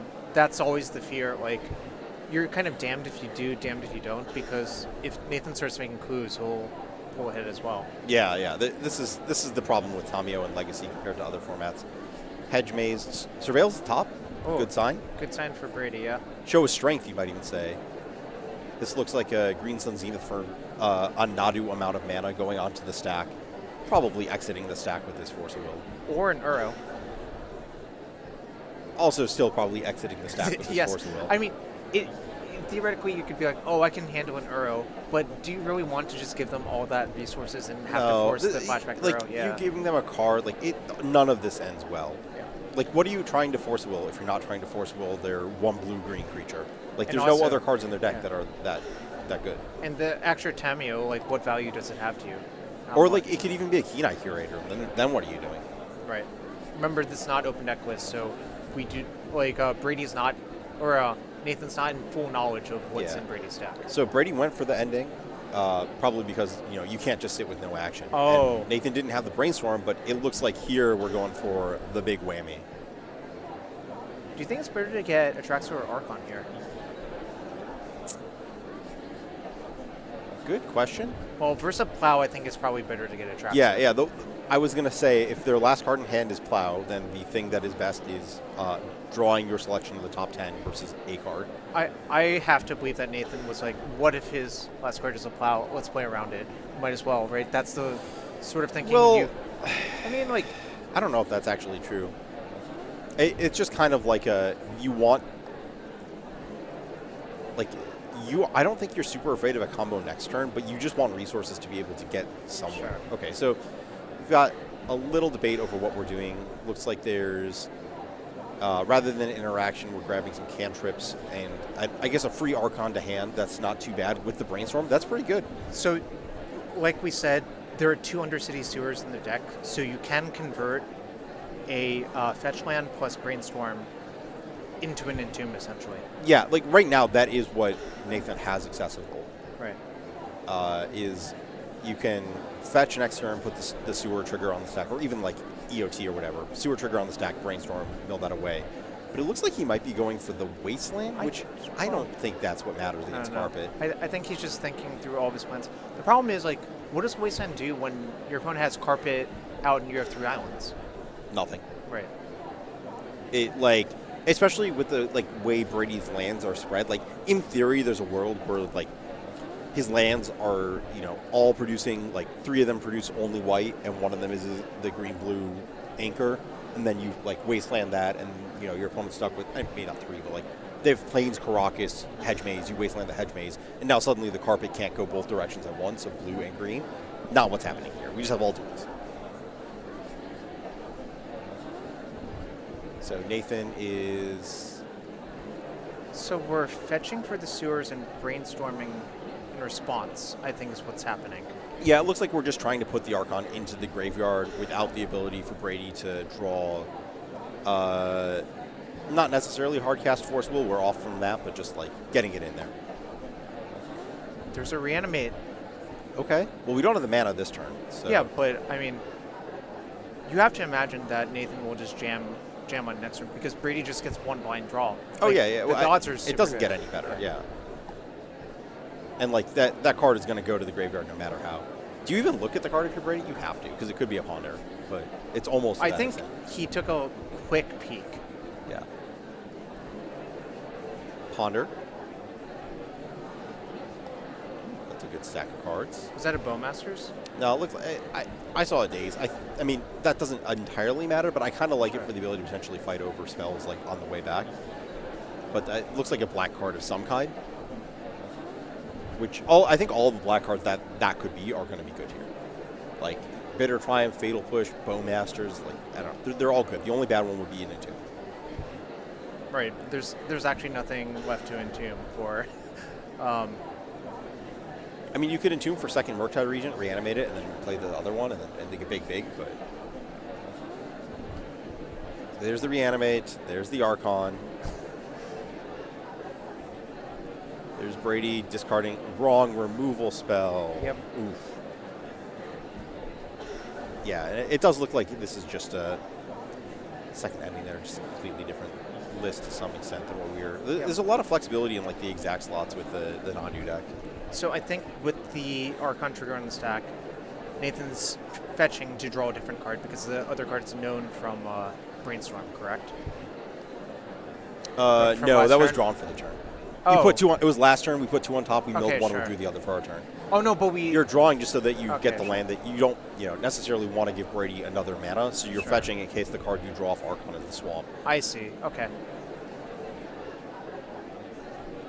And I believe this is Murktide Regent at its full strength. Yes. And then we are still dying. We're still dead. Yes. Yep. And that- Wait, our life total is wrong. Oh no, the life total is. it was ticked down. Inverted, okay. Yeah. So this makes more sense. I mean, for some degree of still alive, we are still alive. But we are top decking against the Murktide Regent with a full hand. This looks like... Do you want to reanimate the Nadu here? Like, because of the aforementioned Caracas, like, what if something weird happens?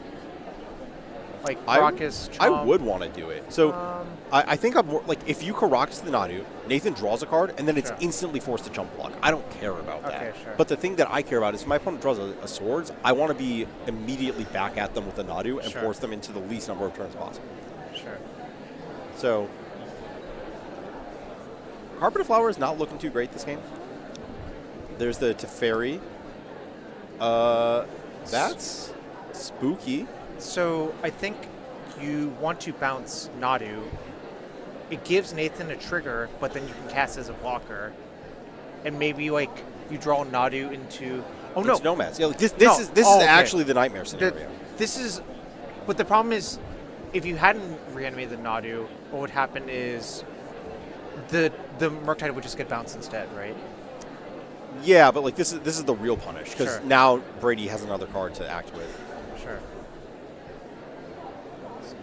So this looks like the Nadu entering the battlefield, and nope. 2 kill spells. It's over. 2 kill spells. Nadu triggers. Okay, not necessarily over. No, but we go to our turn. We lead with Bitter Triumph on the Nadu, correct? yes. So I guess there's no card Brady can draw off of the Nadu trigger that will be good enough, right? Because there's no I mana don't think untapped. so.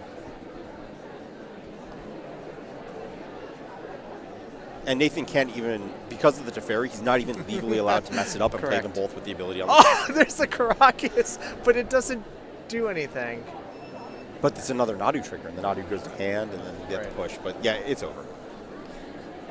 The Caracas is the most interesting card for sure. Sure. You got to get them, Okay. if you pulled out the counter where you go 0-1-2, you got to get the most equity out of it.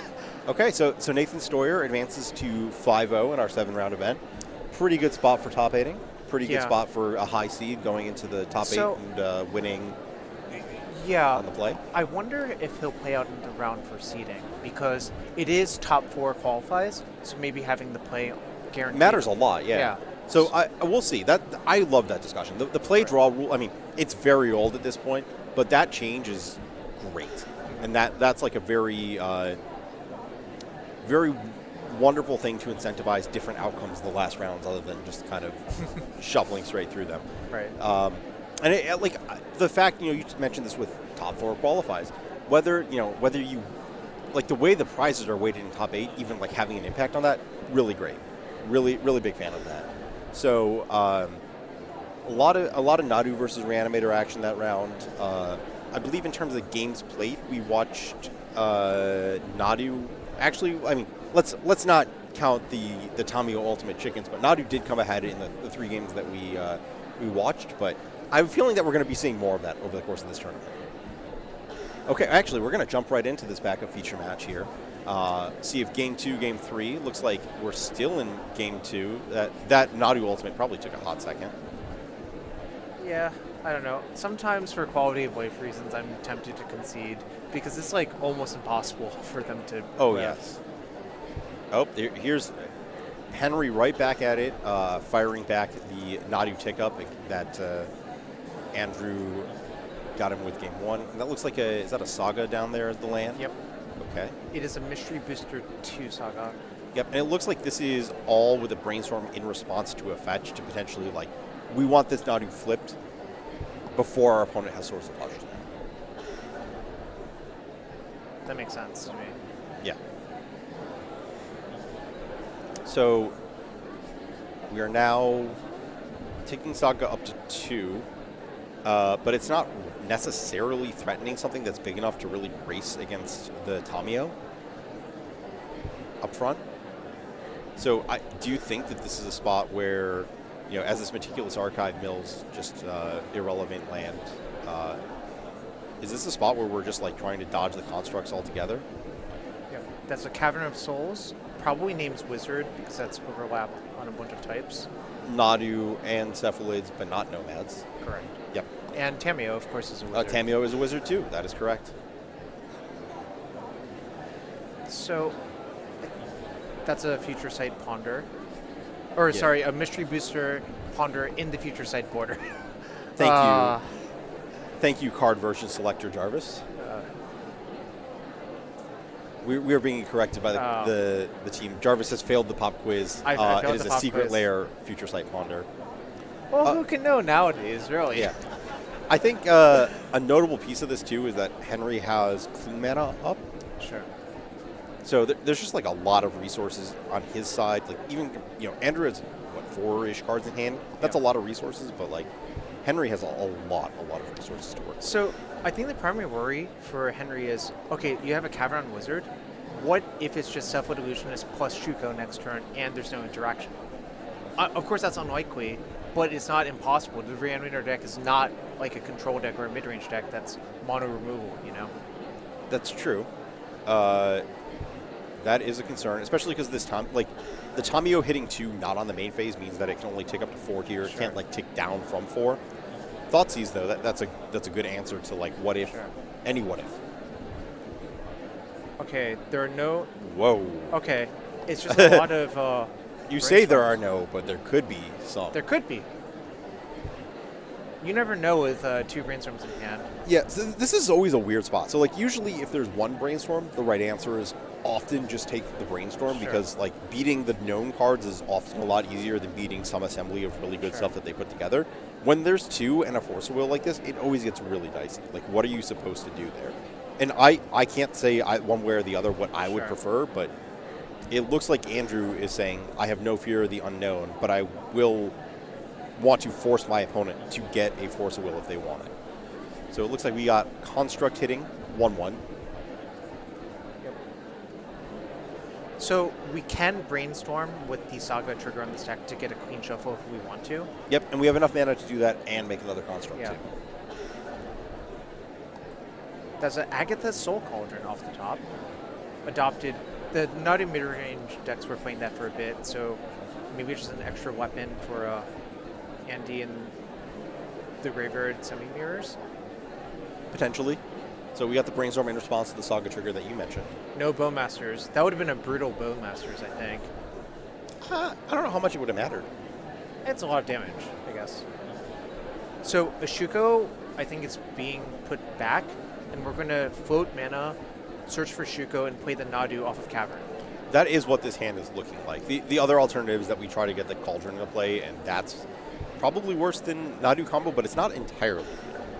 Well, if you get the Nadu into play, even if your thing dies, there's a chance you just hit 2 lands off the top. You can even stack a land guaranteed on top for sure.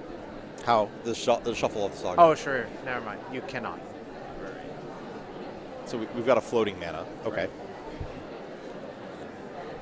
I like how he put the Shuko on top, put it to the bottom. It's like, well, I was here at the bottom all the entire time. I definitely knew the bottom of my library and not the top. That is exactly how Brainstorm works.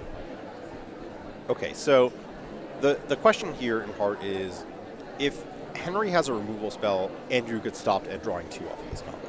Right. Which, not a bad place to stop it. And if Andrew doesn't have his Nadu die here, then things get a little spicy. Well, I think if the Nadu doesn't die, like, it's really difficult for Henry to win. Yes, I agree. But I think I spotted a Bitter Triumph. There's also a Force and a Daze. Not that those are going to be able to, like, be Caverns or whatever. Small thing here. So we're putting a Nadu count or a Nadu trigger count on the Construct. Sure. Do you prefer to start with the Nadu or the Construct in these spots? Very minor things. I think you're supposed to start with the Construct because you would rather, for some reason, if they decide to kill the Construct. The other thing is the Construct can attack, so you want to end up with the Shuko. It can end wherever you want. Yeah, it can end wherever you want. I think you're supposed to target it in case if they decide for some reason that they want to kill the Construct instead of the Nadu. See, I always target the Nadu first because if they kill the Nadu, then I've expended both my Nadu triggers. Oh, I see. And I in theory could like flip something that like triggers the Construct in response too. But I don't know if that's actually true. What could it be in the Nadu breakfast deck? Good question. Good question. I don't think they have a Caracas in their deck. Yeah. 'Cause So we flipped a little MDFC here off of the Fatal Push trigger on the Nadu. Because it is Shuko, we are not allowed to re-equip in response, so it's just the Nadu electing to die in swift fashion. This is now this is the original trigger from the Shuko equip, so Andrew just up 2 cards here, which, pretty good exchange. Yeah, that's like one of the most pernicious parts of the Nadu stuff is like interacting with it with removal is really not good. Like, Yep. but you have no choice in the face of Cavern of Souls, correct? So Construct token going at it's a 3/2 construct. So and it's two- going two 2 damage. power after the Tamio. Taking that Tamio back out of minus range, pretty critical. And you're talking about more pernicious parts. One of the more pernicious parts of Tamio is that sometimes you could build to draw half your deck, but drawing an extra Fatal Push or drawing an extra Force Will out of your graveyard with the -3, just as good as any ultimate. Okay, so that is a Tamio as the MDFC, not a secret surprise third thing or second thing that it could be. There's a lot of I'm trying to think about what other MDFC it could be. I'm not going to keep guessing. If someone wanted to outland Liberator in this matchup, more power to them. Entomb out of Henry's hand. So this is with the fetch on the stack. I think this is the right time to do it because your days is now live, 2 days their thing. Yep. So that is exactly what's happening. Picking up a Sewers. This has been a pretty grindy game. It looks like now that this could be the 3rd Sewer activation. So we still have a fetch on the stack from Andrew. Henry going to put an Atraxa into the graveyard.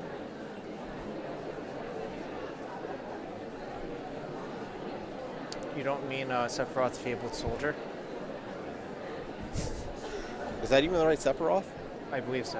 I thought No, Fabled it Soldier. might not be. I'm just. I thought that was the real Sephiroth. Who knows? Who knows? I would assume that it was like one of the ones where it's actually Sephiroth in his angel form. Is the Oh, angel. sure. Oh, it's Sephiroth One-Winged Angel then. No, well, I think that's the back half of the Sephiroth Oh my Fabled gosh. Soldier. I opened a real can of worms, didn't I? We can have FF7 lore discussions all day long, Sure. but we can save that for Nadu time. Right now, we got some game actions resolving as Andrew, it looks like, is pulling up a Tundra? So that does leave Andrew without natural green mana, but the wizard, if the Cavern of Souls gets wastelanded, it gets wastelanded. So there's actually one real reason I have green mana in play, and it's Memory's Journey off of the Self-Led combo. That's true. Very true in this deck. So the fetch turned into a Ponder. And now Andrew's got to be thinking, there is an imminent reanimation spell. What can I do to get around this? Like, how are we getting out of this? So I see Nomads on Core and a Self-Led Illusionist and a Nadu in that Ponder. Mhm. So the answer might just be recombo, Yeah, which is a valid answer, very valid. Just hope the Atraxa goes nowhere. Hope that there isn't an Atraxa if we're starting off with a Ponder. That's I believe the Chicago Ponder from the 2024 Magic Con that featured the Pro Tour. Very possible. Yeah, that turtle is eating a hot dog with no ketchup on it. Is that what Chicago people do? Yeah, do you not know about a Chicago dog? No ketchup? No, it's mustard, this like very bright green relish, sport peppers, which is actually the piece that's impossible to find anywhere else. It's like a specific kind of hot pepper, celery salt, and slices of tomato. Really great. And I think you're supposed to have a sesame one too. That might be a piece that I'm not 100% sure on. Interesting. Yeah, yeah. I'll trust you for all Midwestern food-related things. Yeah. When the Magic Fest comes to Detroit, we can have the chili dog turtle. I guess it wouldn't be a turtle. We'd have to find something else. But anyways, Ponder resolving. Yeah. We could register hot dog cart. We are. This is a paper event. Hot dog cart does exist. It's not like perfected pastry or whatever. No, the bagel got changed to a pastry in OM1. So Ponder shuffling away here. Drawing a card for Henry. And the question is, are we digging to find an extra piece of backup before the Atraxa, or are we digging to This looks like the sewer's triggering. Do we have something? I don't think we have a Reanimate in hand. That is spooky. Wasteland to graveyard, Tamio up to 4, and a pass. Okay. We do have a Forcible, but the problem is Cavern of Souls invalidates all of that. Correct. And it looks like Andrew is trying to set everything up so that he can, it looks like this is not even the Cephalid. It's just like we're going to go for the max value because this should be lethal. Well, and we have the Nomads with the ability to re-trigger on top. So we're effectively drawing at least 6 cards here. Yeah. There's a Cephalid Illusionist underneath that, I believe, as well. Correct. So we could still go for the combo this turn if we wanted to. If we hit land. So Yeah. first of 6, second on the Nadu, second of 6. Oh, that's a good start. Third of 6, another Nomads, that's more cards. Days, that's more cards. That's a Tamio. Okay, so we are all out. The Shuko is somewhere in existence. It's equipped to the construct still. Yep. So the thing here is we don't even have to full combo, really. I believe we can just stop Henry from doing anything for the rest of the game, or have the ability to combo next turn, or just draw in our entire deck and just cast Thoughtless Oracle that way. Yeah, specifically because we have Nomads, we're in a spot where even if we run out of action on this turn, we're going to draw another 8 cards on Henry's upkeep, or at any point in Henry's turn. Looks like we're going to discard probably one of these 3 Tamios to hand size. Probably. Or no, wait, I can't count. We don't need to it's discard 7. a hand size. Yeah. So we're passing. Shouldn't we attack the Tamio? No, we're not passing. We're just moving the thing out of what? Oh, sure. Which is good to keep a queen board state. So there's a Soul Cauldron, and I believe the 4th Tamio in hand is the hand. So Okay. there's 4 Tamios, Self-Wood Illusionist. Oh no, we had to discard because of the card that wasn't revealed. Okay, yeah, sure. We discarded one of our many Tamios that is not a real Tamio. So our effective 15 card hand size. We're gonna get after that with. Let's see, where does this turn start? That's a Bitter Triumph at the wrong time. First trigger. Yeah, the problem is Second trigger. I mean the real problem Third is trigger. Do we even force a will? I don't. Fourth well, trigger. with another Nadu, would you bother? Fifth trigger. Sixth trigger. Seventh. Eighth. I think he was just doing 2 at a time. Yeah. So the question is, so we probably don't have Dryad Arbor. So that No. The Nadu Breakfast deck generally doesn't, because you're not a Greens on Zenith deck as well. Yeah, there's the micro decision of once you hit the fetch, whether you fetch in response to the next one or you'd want the fetchable to flip, but whatever. We've reached the point where Andrew has found the alternate Tamio ultimate to use. It is Untap. funny that this deck has 2 Tamio ultimates. Yes. built within it. Okay, so with all these cards, can we find a way to win? Can we find a way to not lose is really the question. I think the question is, how safe do you feel? Do you think you can just draw your deck manually with Nadu because it's a lot safer? So this looks like 3 going at the Tamio. We don't even care to kill it. We just need to make sure it doesn't minus. Correct. Okay. We also have this Prismatic Ending probably in hand that can, we're I'm just gonna list cards as Andrew plays them, and we're gonna see how he wants to spend all this mana. Okay. Urza Saga tap, Wizard. This. We're back to Nadu. Yeah. I think the safest way to win this game is to just draw our entire deck, then play Thoughtless Oracle and counterplay. But the risk is consigned to memory there. So maybe the plan is to actually just beat down. In which case, should we tap our Saga or should we tap a Tundra instead? I don't think we'll. Yeah, we probably shouldn't tap the Saga if that was the case. Okay, we got a Cavern. This one will name a creature type. Yeah. Okay. I think you're supposed to pick a creature type before you see all of this. Maybe he said something and we can't see it. We're probably waiting for the printed. Oh, there's a Ghost Quarter or a Ghost Vacuum. More Shuko. Yeah, Shuko is a great way to beat down. We attacked for all of this, so we're not going to be able to get that Nadu quite out of here. So it might eat another turn of attacks. I believe that clock does imply that we're in time in the round. But if these game totals are correct, I think Andrew's got this in multiple ways. I think Henry has had enough and is just leaving the game. The third force was the line? I mean, our 13-card hand was the line, probably. I don't know about you.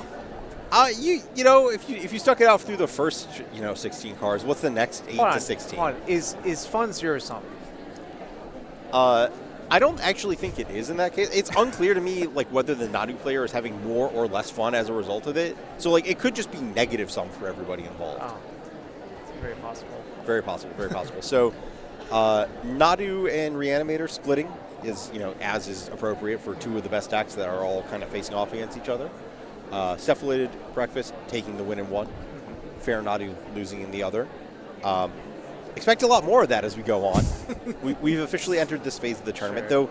Again, there are other things winning. There's Izzet, there's Forge, there's Lands, there's Cloudpost, there's a litany of other things, and I'm interested to see what we end up with, like as we start rounding into like what are the winning names playing against each other in not next round, but this is 7 rounder, so we'll be entering 6. Some players will be securing their spot. But we'll still have another round after that where, depending on how things break, we'll have some draws, we'll have some plays. Yeah, it's kind of unclear. I believe it was, how many people were in the tournament? 82. 82. Wow. So it might not be clear. Like, people will sit down and do math and see if they can draw or not. I'll probably be standing and doing the math. Well, I guess it's after round 6 when there's a bunch of 5-on-1s. Correct. All of the 5-0s are likely safe. Likely, but not assured. Yeah. Yeah. So, we are reaching that phase of the event. And, again, we'll also have like a literal full top 8 of deck lists to talk about later. And then, this is the classic. We have the Invitational tomorrow. And I'm interested to see if, people are showing up with Nadu and Reanimator today, but there's a lot of people who are qualified for this Invitational, have been qualified, have been playing a year of this metagame, what they are showing up with tomorrow. I saw some spreadsheets of expected metagame. People really want to win, so and I can't blame them. Yeah, and I guess to be fair on that front, like a lot of these people in this room have also been playing all year trying to qualify, and there's some amount of the best players are going to qualify, but there's also some amount of sometimes you win for a year, sometimes you don't win for a year. So I think with that we're going to kick it over to a break, show you those wonderful slides of the stores and the charity auction, and get ready for the 6th round and second to the last round of Swiss.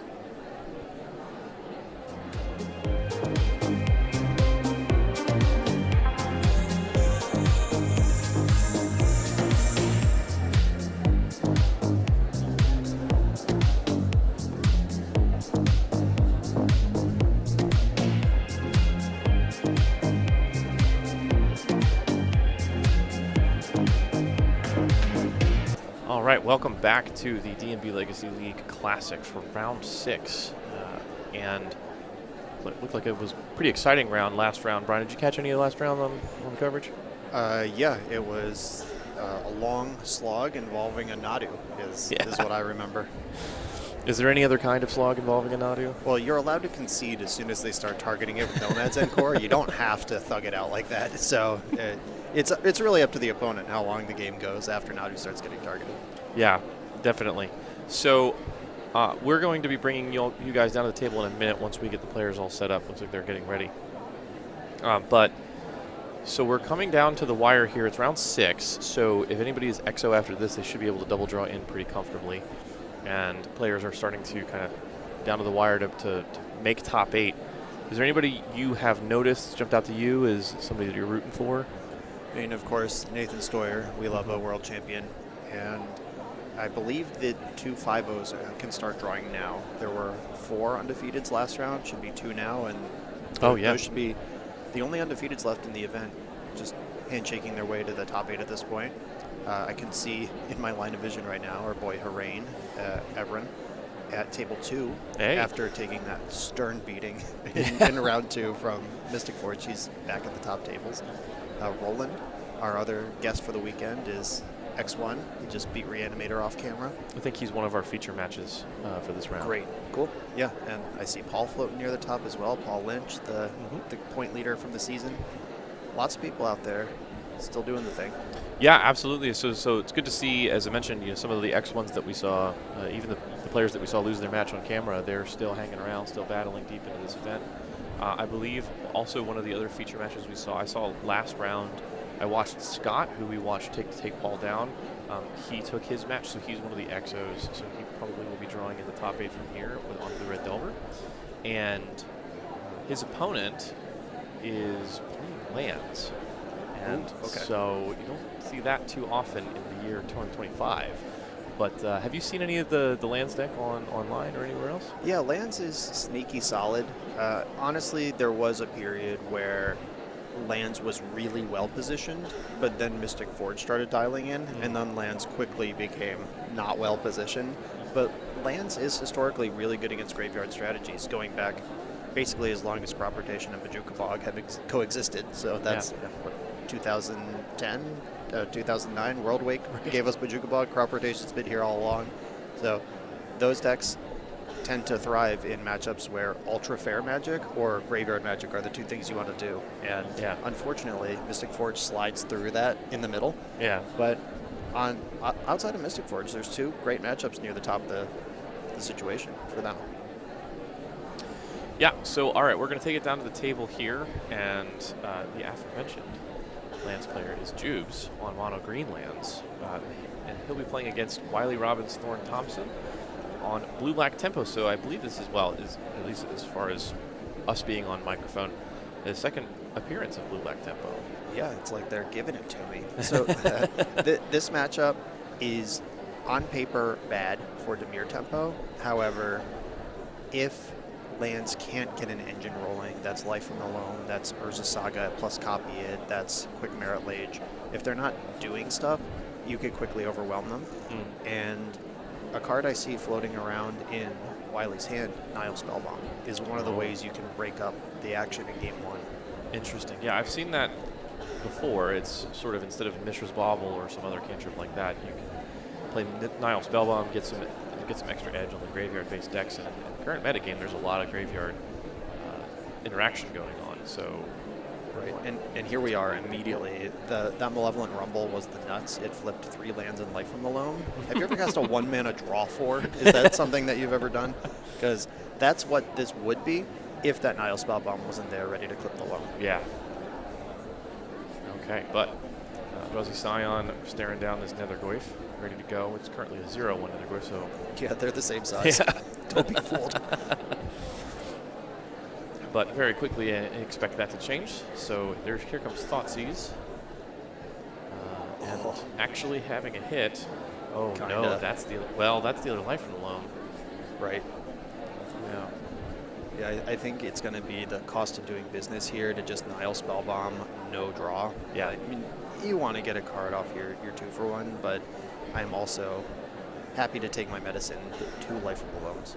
Absolutely, yeah. Taking the lands deck is really the only way for it to dig through its deck, generate mana advantage or velocity at all, is really with the Malevolent Rumble, but Life from the Loam dredging, and getting that engine, half of those cards out of the library right away is got to be pretty appealing for Wiley.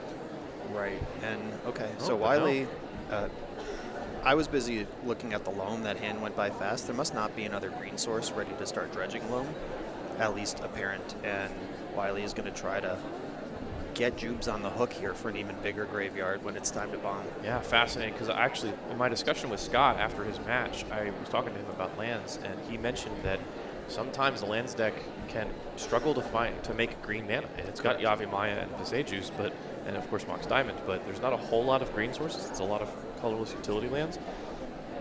And yeah, I think that's actually what's happened here, is that Wiley has taken Jubes off of green, although Jubes does have a Ghost Quarter.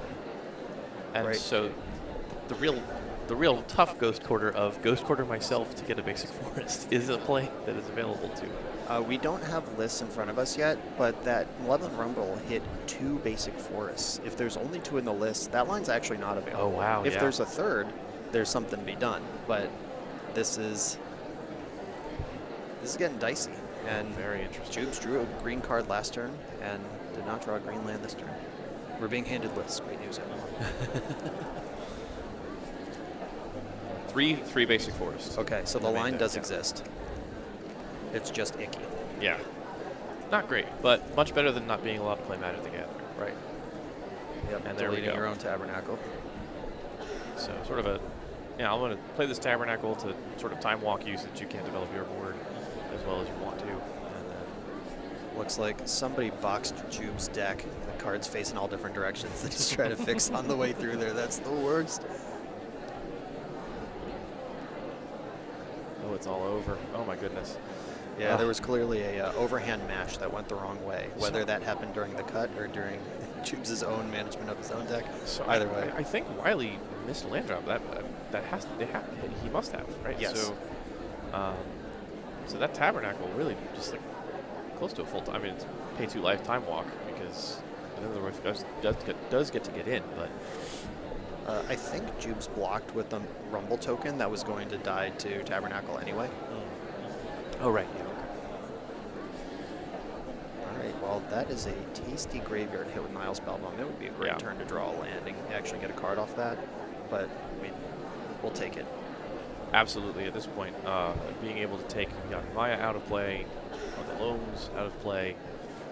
Jubes did get an exploration out of that Rumble, but he only has so many lands in his hand, and without a Loam engine going, yeah, there it is. Nile Spellbomb, main deck. Yeah, I think if you are going to Spellbomb this turn, if that's your plan, do it pre-combat. That's a damage. Yeah. Okay, so Jubes drawing for turn. Here comes the exploration. Yeah, I think I see depths in hand though, which means Mirror Lage is happening this turn. So all of that for naught versus the hand, if that actually is depths, I see kicking around in there. Yeah, so force back from Wiley because, as you mentioned, we could die real quick to that. And Wiley has seen the hand. There have been a couple draws since the Thoughtseize, but one of them was Rumble, which has now been cast, and you see the card off Rumble. I don't know if there's any cards. I think Otawara, Wiley doesn't know about in hand. Yeah. So Dark Depths comes down first. We do it, well, not first, second, because we already have stage. So we have stage depths in play. We can make another mana next turn. Oh no, we have a Draws Exile, so we can just untap and make Merit Lage. Now, in this matchup, the blue-black decks don't have access to, a lot of these kind of decks sometimes have access to some method of dealing with Merit Lage, but the blue-black decks does not have access to Source to Plowshares or something like that. Everybody's got Brazen Borrower though. Yeah. Got Petty Theft, and so but it looks like it's got to be Petty Theft. Yeah, I don't see a Shouldered's Edict in the main deck. That's occasionally a flex slot. Kaito can stun it for a while, but that's obviously a 3-mana play that requires you to get in. Yeah. Wasteland can proactively stop this from happening, but that ship has sailed, and GG's. And that's it. So lands, tradition as always, looking kind of rough, and then oops, here's a 2020. Yep. All right, so moving into the sideboarding here, does anything jump out to you from the blue-black side is what Wiley might want to bring in? Yeah, Consigned to Memory is low-key really good in this matchup. You see their stuff, and it's like Exploration, Merit Lage, what are you talking about, Consigned to Memory? If you can clip a Mox Diamond on the way down, they might fail to function. Urza Saga is one of their key engines. You can counter any chapter of that, and then whichever chapter you counter, the thing just doesn't happen as long as that Saga's in play. There's a few places to hit with that. Barrogoyf, just anything to hit them. I would side grade my Force of Wills into Force of Negations, because one of the important cards is Life from the Loam, and both making it more castable so it doesn't always cost you 2 cards, and getting actually answering the thing that you're trying to counter. Yeah. It's not creatures they're casting, it's spells, and one of their spells really cares about being in the graveyard. Yeah, the only instant, well, they have Josh Williams here has Cash Grab as an instant in the deck as well, but I was going to say, Crop Rotation is usually the only thing that Force of Will can nab that Force Negation might not, because it could be cast on your turn. But yeah, so anything else, or do you think that's pretty much everything? Shouldered's Edict for sure is coming in, and there's a Fairy Macabre that you probably want as well. And he's got 2 Engineered Explosives. I think this is going to be a big switch. 2 Barrogoyf, 2 Engineered Explosive, 2 Force of Negation, Fairy Macabre, Shouldered's Edict, and then however many Consigned to Memory up to 4 that he wants. That's already 8 cards. We might see a 10 or 11 card switch here. Yeah. All right. Well, so, and then on Josh's side, we're looking at 4 Disruptor Flute, 3 Reclaimer, 3 Fairy Macabre. So it looks like he's got kind of an auto, like we're with 3 Reclaimer, sort of a little bit of a pivot into a bit more of a mid-rangey kind of value list. Yeah, we're going to see the Reclaimers here. the Flutes, Macabres, Forces, and Dismembers are really for other decks. Dismembers primarily for Magus of the Moon, more than, like, if you dismember a Nethergoyf, if it's even big enough to kill it, you're probably going to take as much damage from the Dismember as you would from the Nethergoyf over a turn or two, and that's not necessarily an angle you need to fight on. It doesn't kill Kaito, which is your best card because it gets through Maze of Ith. It doesn't kill Murktide. I don't know if part of his plan is to Disruptor Flute to turn off Wasteland, but he's also a Wasteland deck, so that cuts both ways. I suspect we'll just see the Reclaimers come in here. Yeah, those usually lands, as you mentioned, is sort of a fair deck and tends to dominate the other fair decks, but where it tends to be weaker is against the combo, the more broken kind of side of the metagame, and so that's, I would expect that Josh's sideboard is 4-3-3-3-2 is all just in case I run into a broken deck. Let's bring in a whole bunch of stuff. But if I've got a matchup like this, I'm probably pretty good leaving it mostly the same. Yep, this is what you wanted to play against anyway. Yeah. And we almost saw Wily do it. Like I said, you have to collapse their engine and hit them. Wily was hitting them. He collapsed the Loam engine, but he just had Dark Depths in hand ready to go. And another Wasteland or another turn or two to function. I think Wily takes that. It really is that tenuous from the blue-black side. Those are the types of things that have to happen to take it, but in the average median game, I think lands is heavily favored. Yeah. All right, so back to the overhead camera as these players are ready, getting ready for game 2. Having a good time. As you can see behind Wily on the face cam, you can see some banners hanging out there. Those are banners representing each of the stores in the DMV Legacy League. We have 8 stores in the league now, and all over the region. Lots of high-level Legacy to be played. So come on down, move on down to the DMV, and join our big circle. All right, players are drawing their opening hands. 2 Wastelands, the hand that Wily is considering. He's making the same face that I made when I saw his hand. The, kind of, I got my hand in the cookie jar. Should I grab an extra cookie kind of thing? Because Force Negation Double Wasteland could completely collapse certain lands opens, and your tolerance for risk of, is there a basic island or basic swamp to play Magic on in the top 3 cards on my deck? Because you don't need it. You don't need to hit it right away. Your plan is to waste them for a while and then force their loam, and then we'll see where we all are together. But I think that was a disciplined lay down at 7 cards. Maybe at 5 I keep that hand. So going down to 6, both players going down to 6 here. So Jubes took a mulligan as well.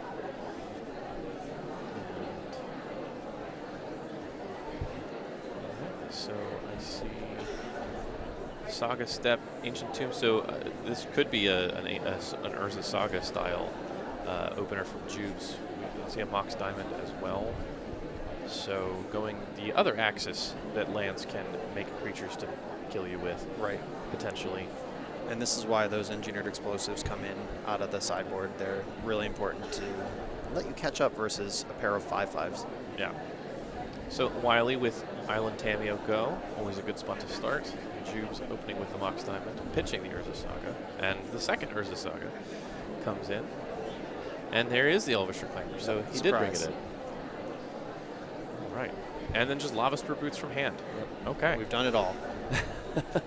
And Wily notably has Thoughtseize in hand and chose to lead on Tameo instead, which is a risk. In this format, I really like Thoughtseizing first because most of the decks are going to do something messed up on turn 1 and or 2.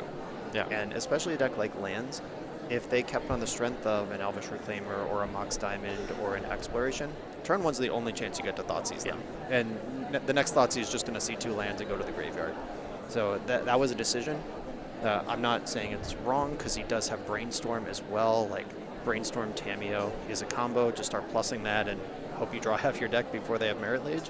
Absolutely. But that Lava Spur Boots messes it all up. Yeah. For sure. Okay, so Clue Token from Tameo attacking. Let's see how Wily wants to approach the rest of this turn. Let's see. Yep. I do see Petty Theft and Children's Edict. Oh, he got a hit anyway. In Wily's hand. That's a lot of answers to a lot of dopes. So I believe that's the cash. That's grab. cash grab, yes. All right. So even though Josh, played, or Jubes played a million cards on turn 1, or dumped a lot of his hand onto the battlefield, Wiley's still able to hit with the Thoughtseize. Yep. I think I would rather have the Mox Diamond out of that hand than the cash grab, but still, finding anything at that point, it's better than nothing. Okay, so here comes the Ancient Tomb, and now the Urza Saga. We can use that to activate Urza Saga to make some dudes. Lava Spur Boots onto Elvish Reclaimer. Okay, decided to protect and represent Elvish Reclaimer rather than bash with 1, 2, 3, a 4/3 this turn. Yeah. So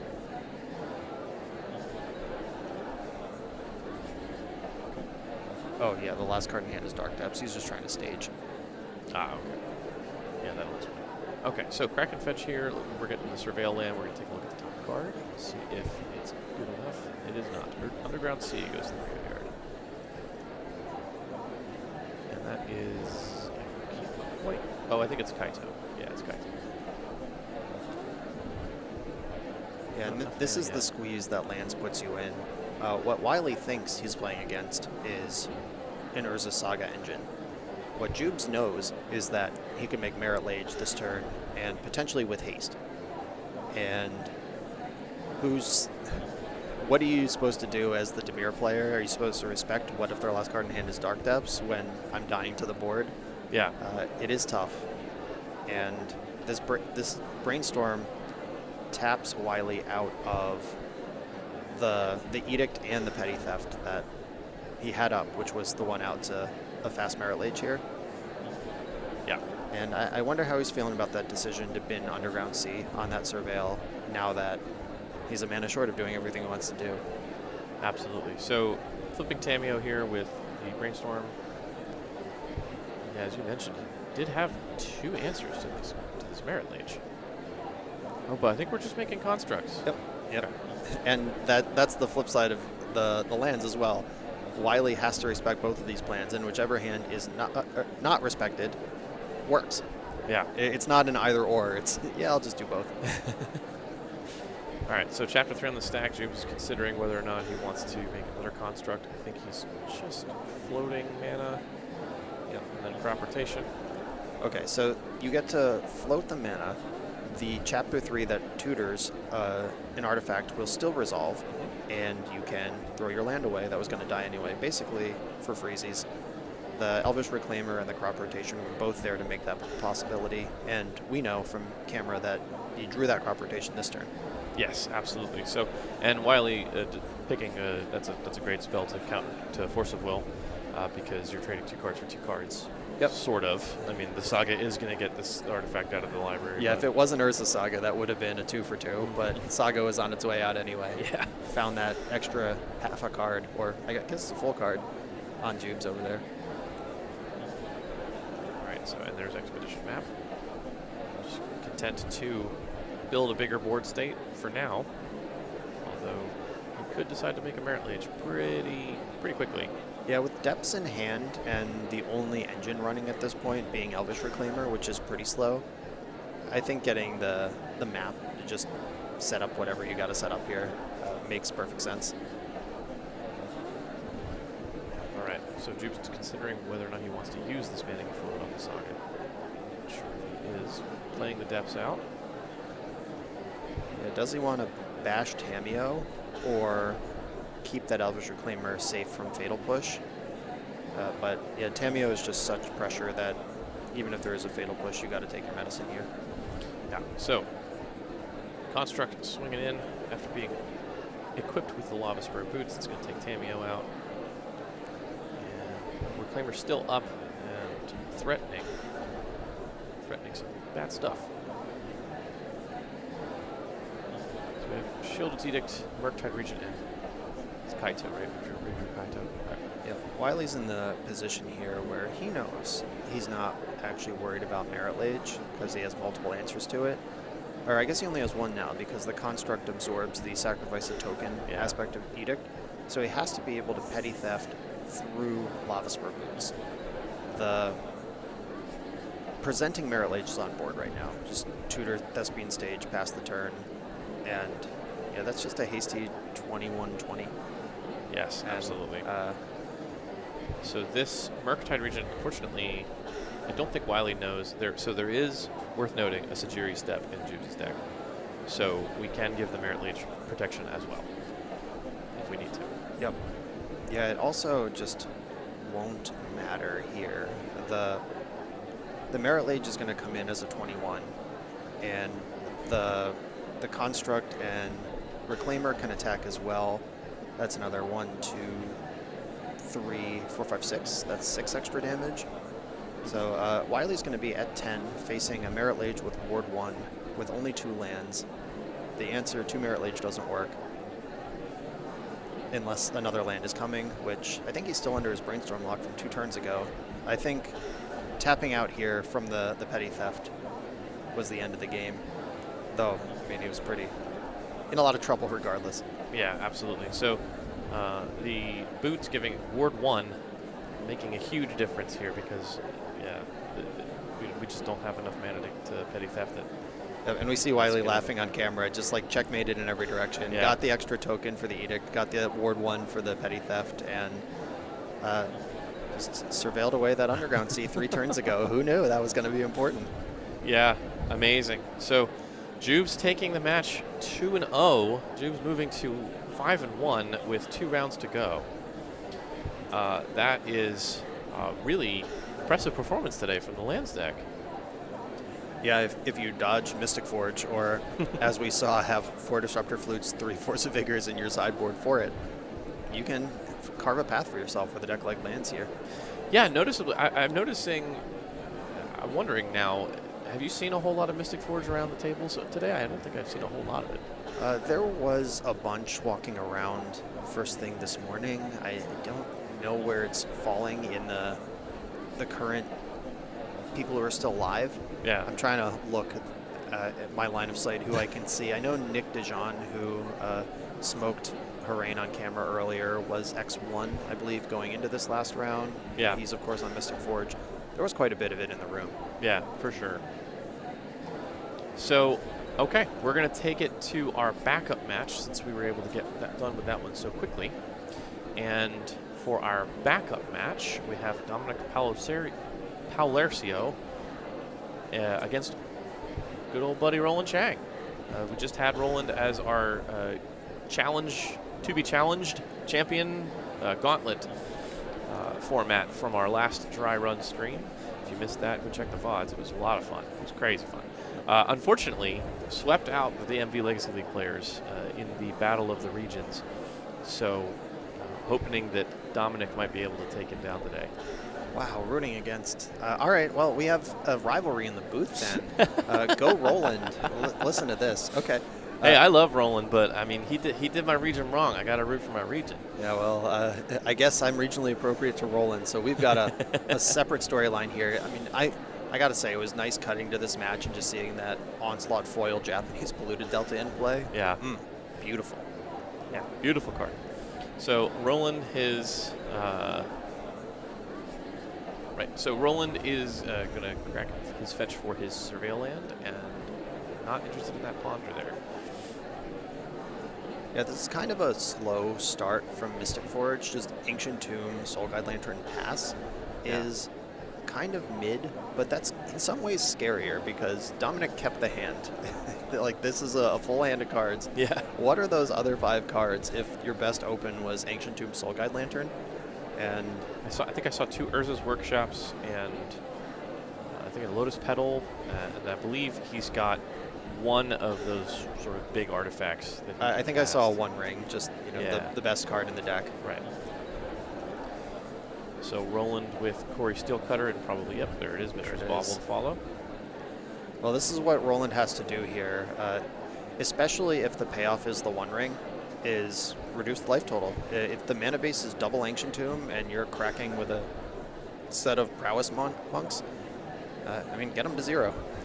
There is one fallback of the One Ring, and that is that it does tax your life total. Yeah.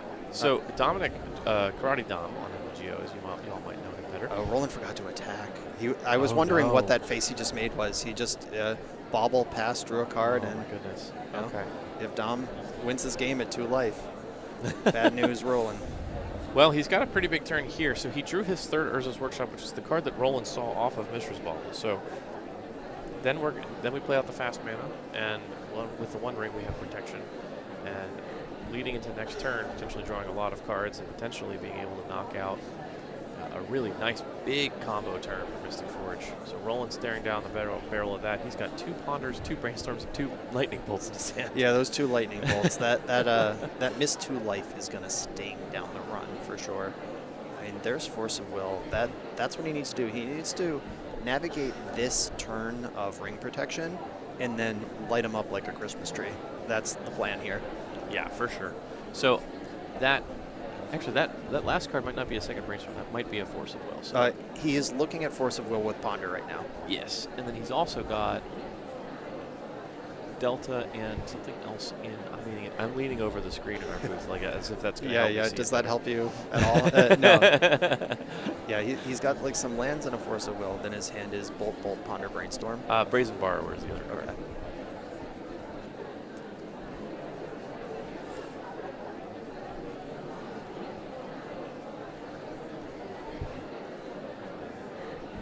He's deep in the tank here. The Force of Will is obviously the important card here. What Roland's trying to do is navigate how to stack his sequence of cantrips, the double Ponder or the Ponder into Brainstorm, in order to have all the cards he wants in his hand and have the best chance of continuing the game after this turn. Right. So, and then here comes Brainstorm. That's cantrip number 2, and there comes Monk for his second spell of the turn. And Mishra's Bauble is the unknown card. So we already knew the fetch and the Brazen Borrower, and Mishra's Bauble is the third card there. That Bauble's actually good. A 0 mana spell is worth somewhere between 2 and 4 or 5 damage next turn. Right. At minimum, it triggers the 2 Prowess Monks in play. At maximum, it creates a 3rd monk, and then more spells pump that monk. So that could be pretty important to the rollout here. Let's see what chooses. So here comes Bloated Delta. Yeah, I do think he has 2 Force of Wills in hand. Of course, I think he's only got 1 pitch card left because he's got the Ponder. Yeah, those are 2 forces. Well, the Ponder's a good Oh, one. and Brazen Borrower. Oh, okay. So this is actually starting to tick back. I hate to harp on it, but that 2 damage, I know Roland is just tearing himself up inside because he knows how close this damage race is going to be. Yeah. So here comes Urza's Workshop number 2, and there's Mystic Forge. The sick thing here, though, is if he forces twice this turn, if Dom has a double send, that triggers Steel Cutter. It does, yeah. So that's another monk to add to the battlefield. Yeah, and then that's Bolt, trigger all the first monks, and then keep it going. And like that's 6 damage up front, prowess on the other one. Yeah, that might just be 15 damage. If you're rolling, so we know he's got Mishra's Bauble somewhere in the top 2 cards. Would you consider sending one of these bolts to Dominic's face just to make that monk now? Well, he has to fetch to do it. Right. If the mana was untapped, I'd think about it. All right, Dom with a proactive, I don't want to get Murktided, upkeep, Soul Guide Lantern Very fair. activation. I don't either. Yeah, unfortunately for Dom, that is not what Roland's doing. Do we have it? Or did he float the bolt on top? I think he did. Oh, no, he floated the bauble. Okay, so the bolt is on top of his deck. Bauble gets you there cheaper. So here's Bauble, here's Bolt You, make a monk. Okay, so we've got 1, 2, 3, 4, 5, 6, 7, 8, 9, 10, 11 damage, including the bolt right now. Yes, that sounds right. Better than enough. Big swing. Now, so Roland can't. So we know that Lightning Bolt is on top of his library, right? It has to be. Yes, that means he can draw that bolt with the bauble. Dom takes 2 from ring, bolt you, you're dead. All right, Roland might That's have correct. won this race despite giving up 2 damage for freezies. There's Bolt and Upkeep, and that'll do it. All right. Phew. Still had all these, didn't need that attack. Still Ooh, had another Bolt. that was So, awesome. Wow. So there goes game 1. Roland takes it down with the aggro side of Delvers. Like surprise, that's always one of my favorite things to do in Delvers is to suddenly turn the corner and oops, I'm an aggro deck. Like you've been like gaining this incremental advantage, but I stopped caring about it. Yeah, that's the strength of the red Delver decks historically over Bug, over we've even seen blue-white for a while. Harlan Fear made a career out of playing blue-white Delver deck that makes no sense at all, but he's good enough to still beat people. The red decks, the lightning bolts, this metagame is extremely combo focused, and cards like Reanimate, cards like the One Ring, cards like Ancient Tomb, they suck up your life total because they figure all that matters is doing my thing faster. Yeah. And Blue-Red Delver steps in and says, excuse me, Lightning Bolt, you're wrong. Right. So heading into game 2 here, players have already sideboarded, and well, we're playing the replay of the match, so we got to skip over all that. So Dominic on the play, opening with Ancient Tomb into Grim Monolith, and Roland with another 2 Lightning Bolt in hand. He does have Force of Will, and I believe he's considering whether or not he wants to engage with it. Yeah, I think I see Force of Negation and Will in hand, and this is actually a tough choice, whether you fight over the Monolith, because the keys aren't good without Monolith. Tezzeret's pretty bad without Monolith, and without the Monolith, some hands just collapse, and Roland is choosing to fight here. And it's possible Dom just goes Ancient Tomb, One Ring next turn, and it didn't need it, but I got a glimpse of Dom's hand, and there are 2 keys in it. Like, oh, that's wow. the difference Okay. between, like, Roland just took 2 cards out of Dom's hand until he finds something else to do with that key. Yeah, and so Roland pitching Delver of Secrets as in order to cast the Force of Negation. So leading with Valk Ponder and seeing some more cantrips and I believe a fetch land. Ponder, Brainstorm, Fetch is what he's got on top. He's got another Brainstorm in hand. I think the back card of his hand, I see Brainstorm 2 bolts for sure. I think that looks like Force of Will in the back. Yeah.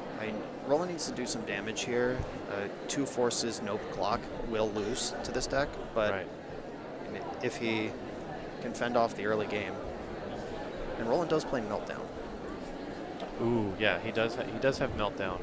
So that could be a game breaker here for potentially moving forward. I think Dominic, playing the key out, we see that it was a good call to take care of this Monolith. It's really definitely stymieing Dom's ability to build his board state.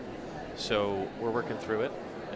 So just a pass back after resolving the key. Back to Roland. Right, and for the viewers at home to visualize the difference between fighting over Monolith and fighting over payoffs, if Grim Monolith resolved last turn, Dom would have cast 2 keys and Mystic Forge, and then Roland would have forced Mystic Forge, and Dom untaps with 2 keys, Ancient Tomb, and land, and his hand is, his draw for the turn was Karn the Great Creator. So the Ancient Tomb is 2, the Urza's Saga untaps the Monolith once, that's 5, and then we get 6/7. Karn could have resolved and bought and resolved the 3-drop all at once. Yeah. But instead, Dom has not put either of those win cons on the stack yet because the Monolith isn't there to filter the bangers through. You know, and going back to a match that we saw earlier, when we saw Harain on camera against Dijon, we saw Harain choose not to counter the Grim Monolith when he had access to a free counterspell and choose instead to go after the payoff. And then we saw that Dijon had 5 more payoffs, and it wasn't enough. So now we see the other side of that decision tree with Roland deciding to take care of the Grim Monolith and play a bit more of a tempo game. Yeah, Lightning Bolt finding a glaring Flesh Raker in short, other than opponent's face, that's as good as that's going to get. Yeah. And this is complicated now because on turn 1, fighting over Monolith is one decision. On turn 3, 4, whatever this is, fighting over Monolith is a little ickier. Like, it feels worse. I think it's still the same, at least philosophically, theoretically, but it feels worse. For sure. So Basalt Monolith on the stack. Roland's going to crack a fetch and pull out a Valk, and I believe he's just going to cast Brainstorm, try to dig for some interaction here. Yeah. Yep. And Basalt Monolith doesn't get the same love in the world that Grim Monolith does because it's not a ritual. But once it's in play, it's actually better than Grim Monolith. Yeah. So Roland with a pretty good Brainstorm here. He found Force, Corey Steelcutter, and I believe a cantrip, which gives him a free interaction spell on this Basalt Monolith, and in the form of Cutter, a potential threat to add to the board, although he doesn't have a whole lot of ways to make monks right now. Right. He doesn't have the 3rd land, which is what he really needs to start cutting. This kind of looks like use Force of Will to stay alive, develop Cutter, pass, and then the turn after that, Ponder, attack with a Monk. It's not sexy, but it is a line that encourages Roland to stunt Dom's development. Because if Dom can cast Banger over the next 2 turns, Roland's line is way too slow. Right. So Roland definitely in the tank here, strongly considering whether or not he wants to pull the trigger on this Force of Will, and he will do so. Yep, I liked it on turn 1. I like it on turn 4. Fighting over those monoliths makes a lot of sense, especially now that the key's developed. It's not even, what if he has key? He has key. We could see it. Yeah. And there's Corey Steelcutter again, just to get that into play. Hoping we don't have to use our last 2 cards in hand to counter whatever Dom's got cooking. And Dom did miss land drop last turn, which means if he can't get to 4, he can't do anything. That's how this deck works, and just immediately cycling Soul Guide Lantern, trying to get anything going here. This is what Roland took those bets on when he countered the monoliths, and the bets are paying off. And now Corey Steelcutter is alive into this Ancient Tomb that's tapped 4 times already this game. Yeah, for sure. Ancient Tomb doing half of Roland's job for him. And we saw, I don't know if you saw it in Dom's hand, but he drew a 3rd Manifold key, so continuing to blank these keys on Roland's part. And so, yes, Dominic is not allowed to play a whole lot of Magic right now, but that's because of the decisions that Roland took through this decision tree. This is part of what I love about Legacy, is like, you can set yourself up. It's like, roll the dice. Is this going to be, you're not going to get to play Magic this game? Great. Right, and it looks like Roland countered 2 spells this game, but if we count the value of a Manifold Key with no target, which Dom has 3 of, Roland countered 5 spells this game. Right. So his 2 1-for-2s have actually been a 5-for-4. Yeah. If we count it all out here. Getting plus card advantage out of your Force of Will is usually a good thing. Right. Dom has found mana number 4, and he's leading on Mystic Forge, which is, despite being the name of the deck, the weakest payoff. Yes. But we know he's holding Karn, but Karn does not impact this board meaningfully. This might be just the best Dom has, and Roland might take a chance here and let this resolve, even though he has the Force. Roland has played many matches against this deck, and he's reading Mystic Forge because it's so infrequent that this is the engine that they use to get to win the game with. So, Mystic Forge allows you to cast artifacts off the top of your library, and you can look at the top card at any time. So, and you can then tap it to exile top card, I believe. So, Dominic seeing the Lotus Petal, hey, that's free. Yep, Dom is at 5. It will not take much for Roland to win this game. That's not it, though. That's land, Murktide, Corey Steelcutter. He's going to keep it. Okay, so he does have a second spell. Is he going to ram Murktide here and attack for 4? Let's put Dom to 1. It does appear to be the plan. And being at 1 with Ancient Tomb being half of your mana and Mystic Forge, which asks you to pay 1 life to tap it, being your only engine, 1's not a good life total to be at. Right. I think it's safe to say. So, tapping 2 mana, and that's got to be Murktide. Yep. And Roland just saying, you know what? I just care about damage. I am now a burn deck, and I am just trying to hit you for as much as I can. We got the astronaut meme, always has been. Blue-Red Delver is a glorified burn deck. Sometimes some matchups ask you to play a controlling posture, but at the end of the day, you're there to deal 20, and there's not much else going on. Yeah, it's sort of the only way burn can exist in Legacy, because you have to have those like blue cards in the deck to make it able to compete these days anyway. Dom drew another brick, taking a peek at the top of the deck. Go out like a boss. Tap your... All right, just shaking he did. the hand. No, I think he tapped the Ancient Tomb. Oh, tapping the Ancient Tomb. All right. Tap the Ancient Tomb. Yeah, I was looking at Mystic Forge, but there's 2 ways to go out like a G right there. You won't kill me. My mana base will. Yeah. So Roland taking it down 2-0 matchups. Roland able to make it work with Blue-Red Delver in a time when Blue-Red Delver is not the king of the hill, which is not always the case. Usually is not the case, honestly. Yeah, I mean, it's been the worst kept secret in Legacy, I think, for the past few months. If you look at MTG Goldfish, it is a top 5 deck. It might even be a top 3 deck more recently, and that might be because Roland made a deep run at Eternal Weekend with it.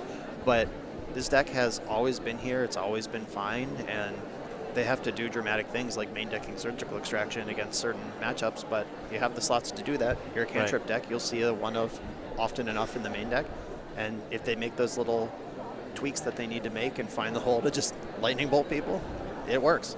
It's working real well because we also saw Scott Waldron playing Blue Red Delver earlier. Scott is one of our exos, so it looks like we're probably going to have at least 2 Blue Red Delver players in our top 8. Right, and Roland is an exciting story because he is a special guest of the DMV League. Indeed. For today. He's a bounty player, but he's not qualified for the Invitational. He lives in New York. That's not DM Warp V. If he top 4s today, he just unlocked the second day of his weekend. Oh my goodness! I think we talked about that on the last dry run. Roland was like, "Yeah, maybe if I qualify for the Invitational in the Classic, then I can win the Invitational. I can take everything from the DMV." Yes, Oh, I'm no. rooting for him. And my understanding is that invites pass down within top 8. So if Yes. 5th place is not qualified, but 3rd is, those 4 invites will now stretch to 5th. But they don't leave the top 8. So Roland can't get 9th if 8 people have already queued. Yes. So that's how it works. Roland needs to at least top 8 to have a chance at an invite passing down. And of course, if he just top 4s, he's in. Yeah, absolutely. And the way it's looking, I think he's in pretty good shape to do just that. Yep, and I'm still looking across the room at table 2 over there. Harain still battling. If those are the 2 special bounty guests of the weekend, Harain and Roland, and it would be exciting for one or both of them to squeak in to the Invitational. Oh my goodness! Imagine That'd a be fun. year of work being a DMV regular just to get carpet bagged by these New Yorkers and Chicagoans coming in here and taking your trophies. These Northerners coming down. Yes, I love that story. I'm rooting for both of them.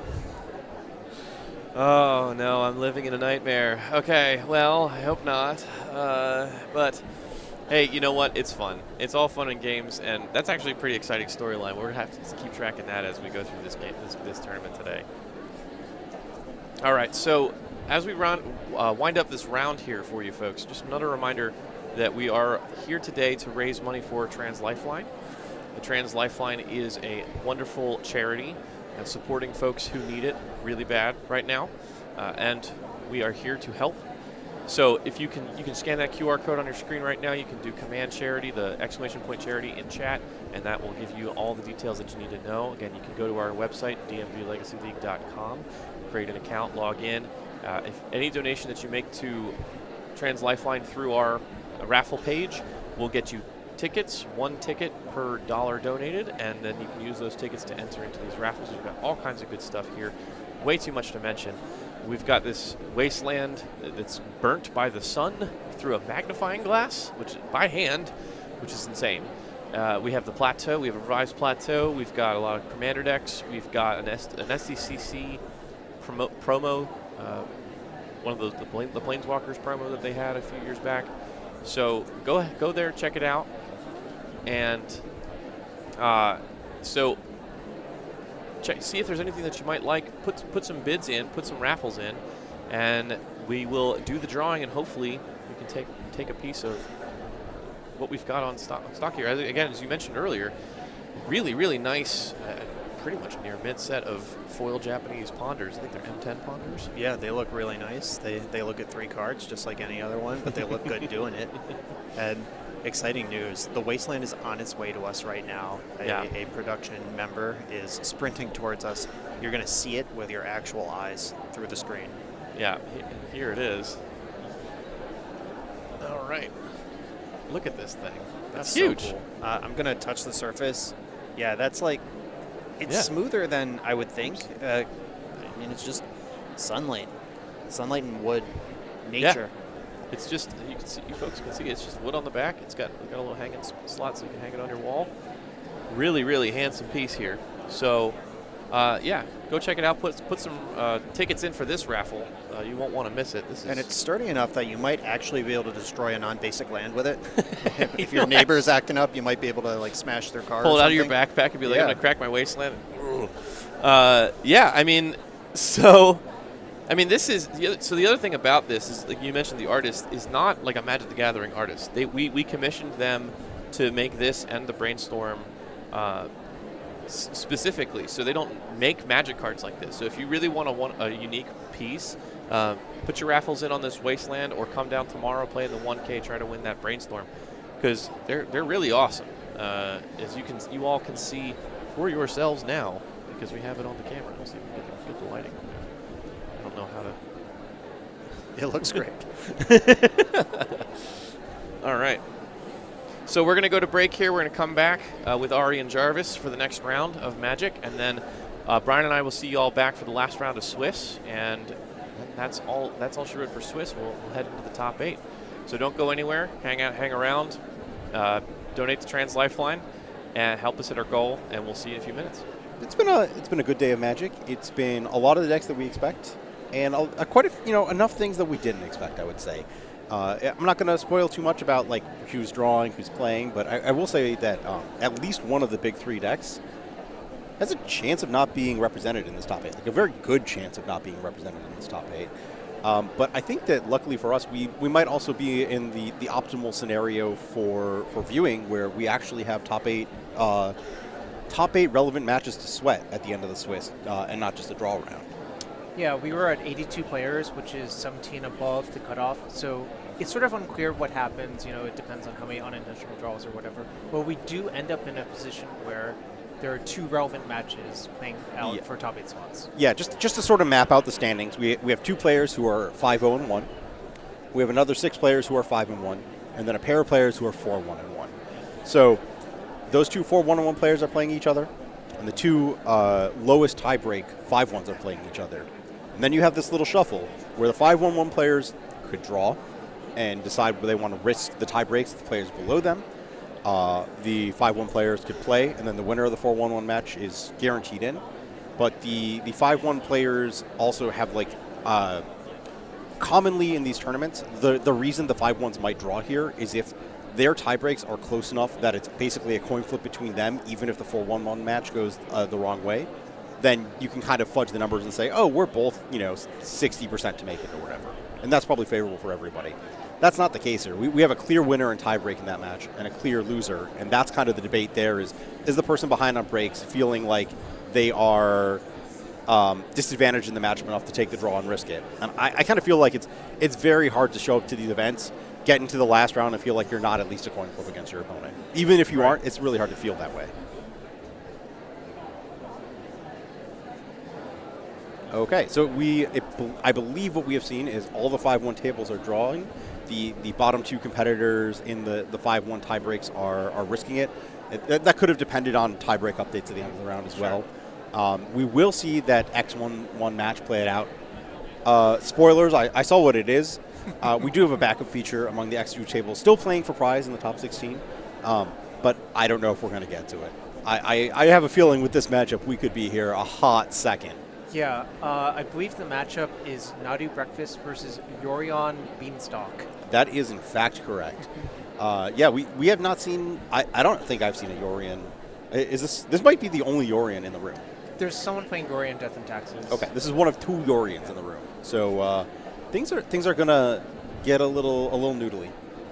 A little noodly. A little sky noodly. Yeah, I also believe this person specifically, because of how the area is, has 4 sideboard Clarion Conquerors.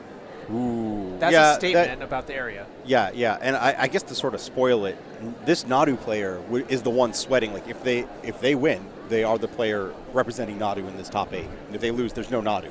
Which, considering that it looked like it was one of the most popular decks, is a pretty disappointing finish for it. Right. So, I think that this matchup is. So the interesting piece of this matchup is like how much can the Yorion player dismantle resources so that when the Nadu player starts going off, they don't flood them with cards and absolutely flood them with cards. Because if you can keep the resource base low, or just make sure you don't end up in a spot where it's easy for them, like if there is a Nomads or a Nadu in play for a long time, like that's very bad for the Beans player, right? Like not even like you don't want to be fighting their combo when they assemble it. You want to be fighting it on the first piece. Well, it's also more complicated than that because since it's Nadu Breakfast, one thing that can also happen is, oops, I won the die roll. Turn 1 Shuko, turn 2 Illusionist with D's backup, kill you. Yeah. Choose your fighter. I mean, to counter that, there's also Solitude and Force of Will on the other side. So it's not just like a clean, do I have a Cavern? It's like, do I have a Cavern? And then also, do you not have a Solitude? But Yorion, you're effectively operating as if you were a 60-card deck with only 3 Solitudes. and less ability to shuffle up a new good hand and see where it goes. So let's see. Yep, and it's going to be let's see. Flipping to that relatively shortly as everything gets set up. Do you expect a player to actually lose a game on life totals this match? Or is someone just go? No. Yeah, well, so to clarify, if the Yorion Beanstalk deck has full control, it will eventually win by beating down. But I don't think anyone's going to let it get to that. Right. I think that so Andrew has a slightly slower draw potentially, leading off on a Misty and no 1-drop. Terry revealing a nice white-bordered Yorion and passing back with a Flooded Strand. I think it's also signed. Looks signed to me, right? Does look signed, yeah. Kanza Tarkir Flooded Strand. You got to appreciate the small things in life, right? I do. It's I do like how the cons, it's really hard to argue with the Onslaught fetches, like the original printings, but I do like how the cons one really stylized it with the dead dragon art. That's pretty Oh, nice. sure, Yeah. The dragon bone's there. I believe Bloodstained Mire's like a rib cage or something like that. If you look closely, you can see it all. So anyways, we have a Meticulous Archive trigger going on the stack at the end of Terry's turn for Andrew. Ooh. Got to keep it in the mix as to what ends up on top. Looks like that's staying there and going right to hand. Is that a source of Plowshares? Potentially. We've got a little Urza Saga trigger going on.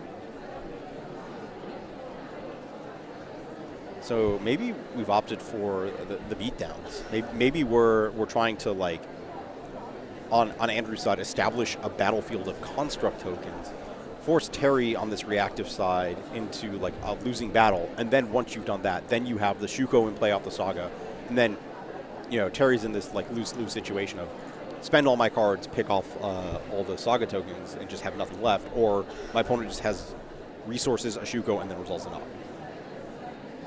So, yep, that's a Surveil land right on back. Undercity Sewers, I believe. You are correct. You are, in fact, correct. Don't you just see the small shades of blue and the small shades of black? I mean, I just did the IRL enhanced and leaned all the way into the screen. You can see the pixels. So we've got Tundra and Undercity Sewers, pass back. Yeah, this is two decks that can definitely play a longer game if they want. So Andrew has some debate over what lands. Yep, this is just drop and pass. It looks like Terry debating over what to do with this mana on end step. Looks like just a Yorion revealed. I mean, appropriately. Yes. And they both cost 3 blue if you pay for them the right way. Yeah, you don't see a lot of Yorion revealed nowadays. No, there's been a lot less. I do think the fact that they are effectively they cost a mana, so they're effectively a tapped fetch is pretty punishing. There has been a Parker Luck deck floating around, which is would want these cards that are lands that cost mana, but that's basically the only spot I've really seen a ton of them is this kind of show and tell S decks. So drop back for Terry, making a construct that gets picked off by a Bowmaster because it's still a 1/1 for that brief instant.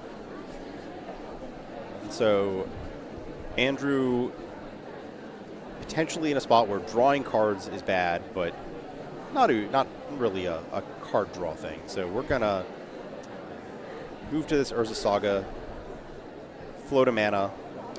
I think I saw a Nadu in hand. That's looking like where we're going. We're probably just gonna put this Nadu on the stack and see what we can get away with. If you have the choice between Nadu and Cephalid Illusionist here, which one would you go for and why? Which one would I go for and why? That's a good question. I don't think both are in hand, but it is worth thinking about. It would probably be Nadu solely on the basis of if Nadu resolves and that exchange is just so much more profitable into interaction that I'm likely to win if they don't have it. But if they do, then I'm likely to have 2 pieces of action set up next turn. But in this case, Terry did have it being the card that answers Nadu before anything happens. Caracas for any future Nadus. Caracas a losing battle against any future Nadus, and Yorion goes up to hand with not really a ton going on. That Quantum Riddler, by the way, is real exile, not warp exile. Just want to make sure that we are very clear about that moving forward, and that I stay it so that we don't forget about it. It is weird that they didn't print a warp token or marker, right? I would argue that warp is functionally the same as adventure. Okay. So until they print a card that specifically calls out things that are on an adventure, it's fine to put warp? them in the warp. I would say sure, not right. on warp. You don't go on warp. You go into the warp. Okay, so we have a Surveil to top off a Hedge Maze. So is it another Nadu or is it a Self-Illusionist? Good question. Good question. And we have a Swords to potentially cover that Bowmasters when it gets flickered somewhere. So, okay, second Nadu. Do we have a second Force of Will from Terry, or do we just have some cards off the top onto the... Pick your favorite zone. There it is. Okay. Goodbye forever, Yorion. Oh, nope. Hello, Nadu. Also goodbye forever, Yorion. So that Narcomoeba living its best life. Yeah, Narcomoeba is a better card to mention for us. I was going to say, Narcomoeba in every single form lives to die or be exiled. I don't know how often Narcomoeba does more than that. It's been a long time since you've actually attacked for one with it. So first Nadu trigger. Is there a reason to Caracas it now? I don't think so. Dramatic ending. Second Nadu trigger. Daze. So we've drawn 2 cards. Weirdly, I think 2 spells is like the worst hit for Andrew here because he's going to be constrained on mana due to this Caracas moving forward. And you actually don't the Nadu is just representative of so much action moving forward that it doesn't really matter. Right. Okay, we have enabled Domain? Yeah, full domain. Yeah, I was checking.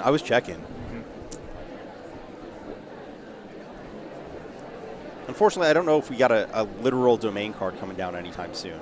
So there's the Riddler warp, and it looks like Terry does not have. Okay, so we're responding to the Riddler warp trigger by casting Bowmasters, so that when the warp trigger resolves, we have 1 card in hand, and we get the replacement effect of that. So we draw 2 cards off the Riddler.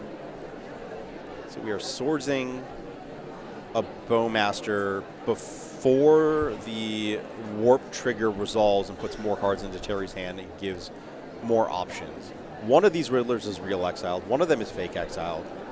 We're drawing the cards off of that, and the Bowmasters is ticking on up.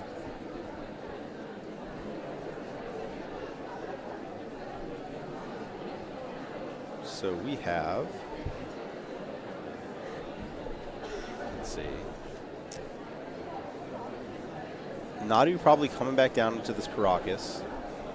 And actually, an interesting thing to point out, Andrew could have dazed to force that Caracas into being tapped here and had like a bigger turn, but I just don't think he cares. I don't think it does very much to do that, yeah.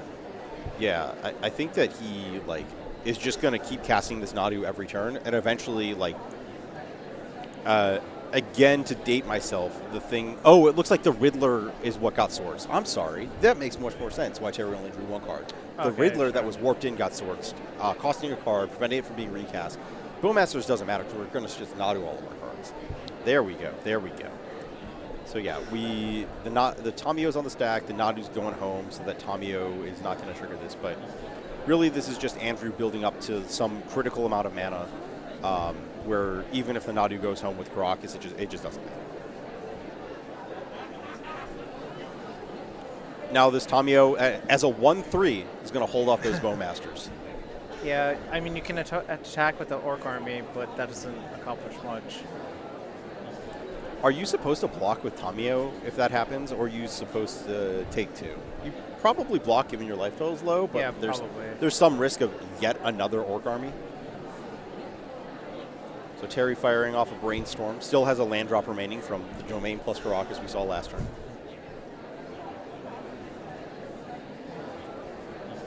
We have received 1 extra large deck list. Wonderful.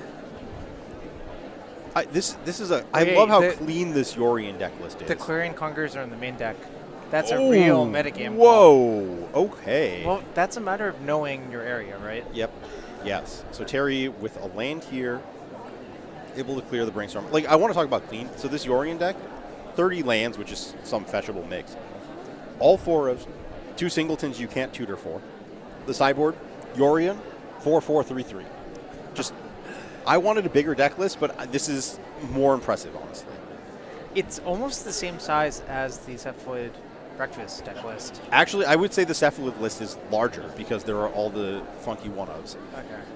That looks like a Clarion Conqueror sneaking on in. A Tamio getting bounced with Karakas. And a Kraken for 4, putting Andrew down to 7. Now, I believe Terry knows about the Prismatic ending in Andrew's hand. Yeah, that was revealed off of Nadu activation. But Okay. the thing is, it would cost 3 mana to remove it. So unless we have to find Cephalid Illusionist to have enough mana to do everything, I think, right? I mean, we don't have to do everything this turn. We are just not in the, like, we have another turn of damage, right? Because there's only 4, putting us to 3. Well, there's a Clarion Conqueror underneath, right? Well, the Clarion's going to die to the Prismatic ending, right? Oh, sure. That's the remaining piece. Right. Yeah, I mean, I think basically at no point would I have given credit for the other Bowmaster, because I think the other Bowmaster is basically lethal no matter what by this point. The third Bowmaster? Yeah. Yeah. Okay, so we draw a card. That's Nomads. Do like to see that. Another land. This is going to be the Prismatic ending, taking out the Conqueror. Green, white, blue. As much as that island wants to impersonate a Plains, it's not. Fetching down to 5. And now what do you deploy here is the question. Is it Nadu and trying to find more lands so that you can produce more things on the battlefield here? Or is it like an assortment of small things so that your Nadu next turn is big and you can also like double cast it? That's a good question. I kind of think you're supposed to just go big with the Nadu. Yeah, probably. Yep, okay, so Andrew, first card flip. Brainstorm. Don't really want that. Second card flip. Illusion. We did want that. Yeah. We really did want that. So we will be at 1 life on Terry's next combat step, but that's fine. Yes. 1 is not 0. Yes, one is greater than 0. The Cephalid Illusionist combo does not cost any life. And it's now on Terry's 1 card in hand and the top of his deck to produce something that can beat that. Also, the Karakas was tapped, so Andrew gets another draw after that. Another revealed card put into his hand or the battlefield. So that's kind of interesting. There is a Mystic Sanctuary in Terry's deck. I wonder if you're supposed to fetch for the Sanctuary and just put a Brainstorm on top of your deck. Or a Forcible if your card's blue. Well, you could always just hardcast a Forcible as well, but... Yeah, I mean, Brainstorm does seem better than a random draw. Yeah. I agree. I think that may have been what you were supposed to do there. Right. Because Brainstorm is the best random card of 3. And Terry's like legally obligated to bounce this Nadu here, right? I think so. It depends on what exactly is in hand, but I guess we'll find out. I guess you could attack all, put your opponent to 3, lose the Orc army, and then what? When are you bouncing the Nadu? Like it costs your opponent. Yeah, it's bad any way you slice it. Oh no, the third Bowmasters. Okay. That is lethal. Okay, that was a lot faster than I expected. Well, I think Terry got a specifically very beat-down draw, but also if you look how his deck list is constructed, it's actually a lot more of an aggressive of a Beanstalk deck, right? We have a ton of creatures. I mean, it is specifically the Clarion Conquerors that you're pointing to as aggression. I mean, unless you count Leovold as an aggressive creature. Okay, so let's kick it to the sideboard here. So, Terry's side, I don't want to bear Requaith here. No. I don't want to duress here. Do you want to consign? So it's sort of close, but my instinct is I would rather just not do that and do the other card in the sideboard, which is Pernicious Deed. Basically, the question is that you have Consigns and you have Pernicious Deeds, and Consign can technically counter a Shugo out of hand or counter a Thassa's Oracle.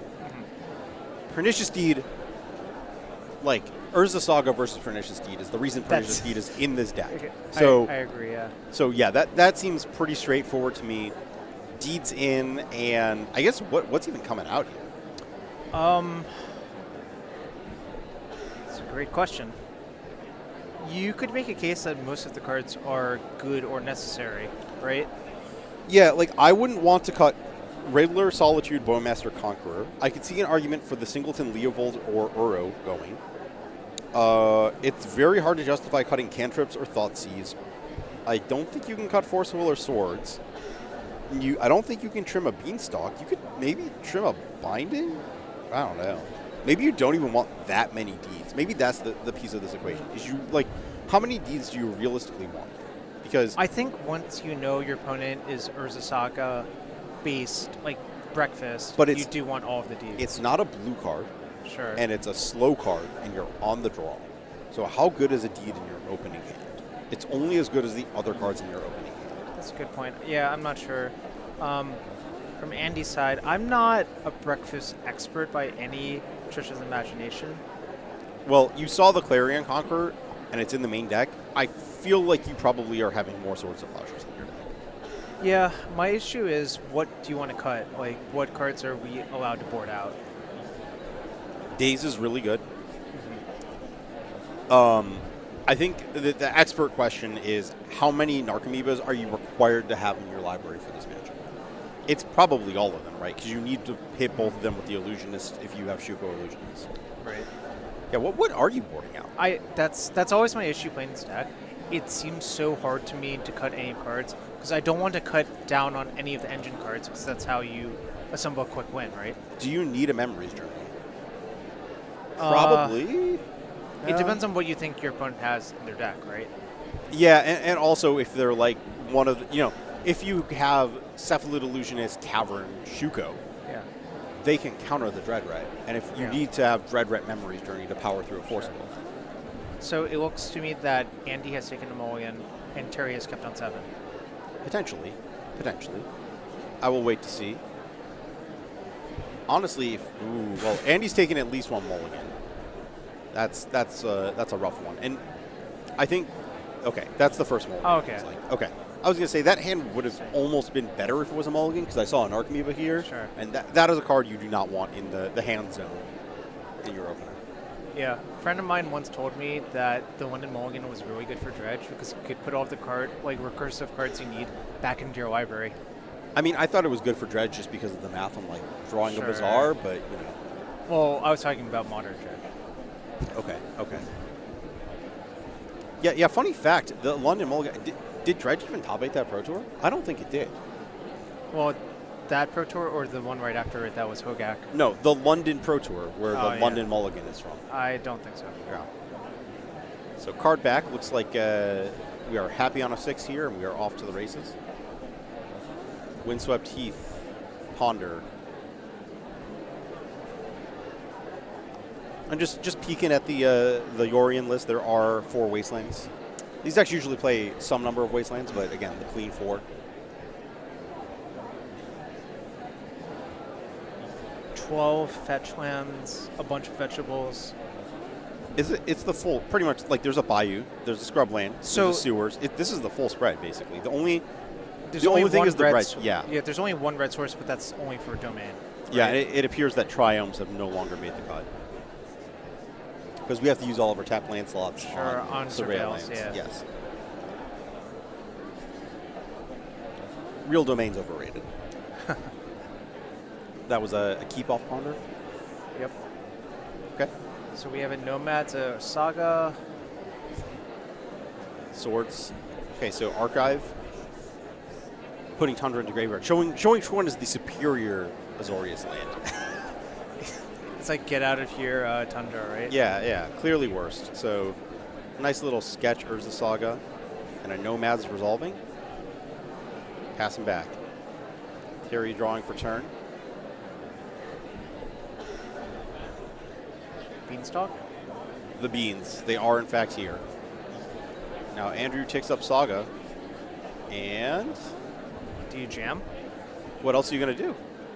Make a Saga token? against your opponent with Beanstalk in play? Yeah, I mean, the long game does not favor one of these people.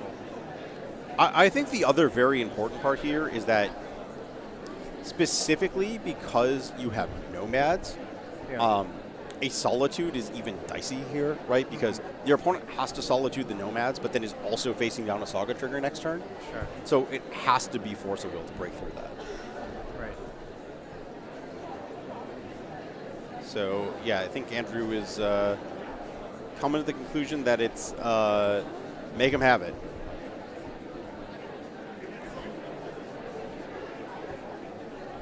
And I guess the other complication to this is that we know from Andrew's point of view that there's an Archemy in hand, so that if he goes for it and there's a Solitude, he'll be short a creature. Until the Memory's Journey, but be short a creature.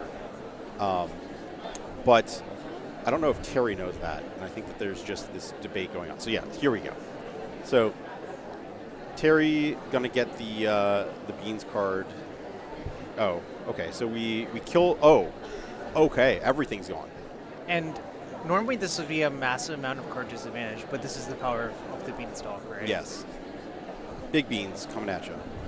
So Terry untapping with a relatively full hand, Beanstalk in play. This is a, I don't want to say commanding position because Andrew can just draw like a Nadu or an Illusionist again. But Terry has done the thing that he needs to do to get into the game that he wants to play, which is survive the fast onslaught, get a Beans on the battlefield, start pulling ahead on cards. So this Saga next turn is going to be faced with a choice. You're going to make a construct. And I guess the choice is you have to find a Shuko, unless you brought in the Ghost back.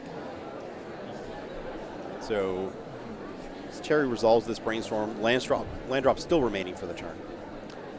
I feel like these two games in particular show the issue with Nadu Breakfast in this sort of matchup as opposed to Nadu Midrange. Like, Narcomoeba is just not a magic card. Do you think Nadu Midrange would have fared better against this exact sequence of stuff? As a construct token gets made. One of the actual best cards, I think, in this matchup tends to be Teferi Time Raveler. Yeah, that's true. They usually play a small number of that. Yeah. Construct cleared by Orcish Bowmaster, just like last game. Right. Resolving this Saga trigger, getting the Shuko. As Terry resolves the Delta for the Underground Sea to actually cast this Bowmaster.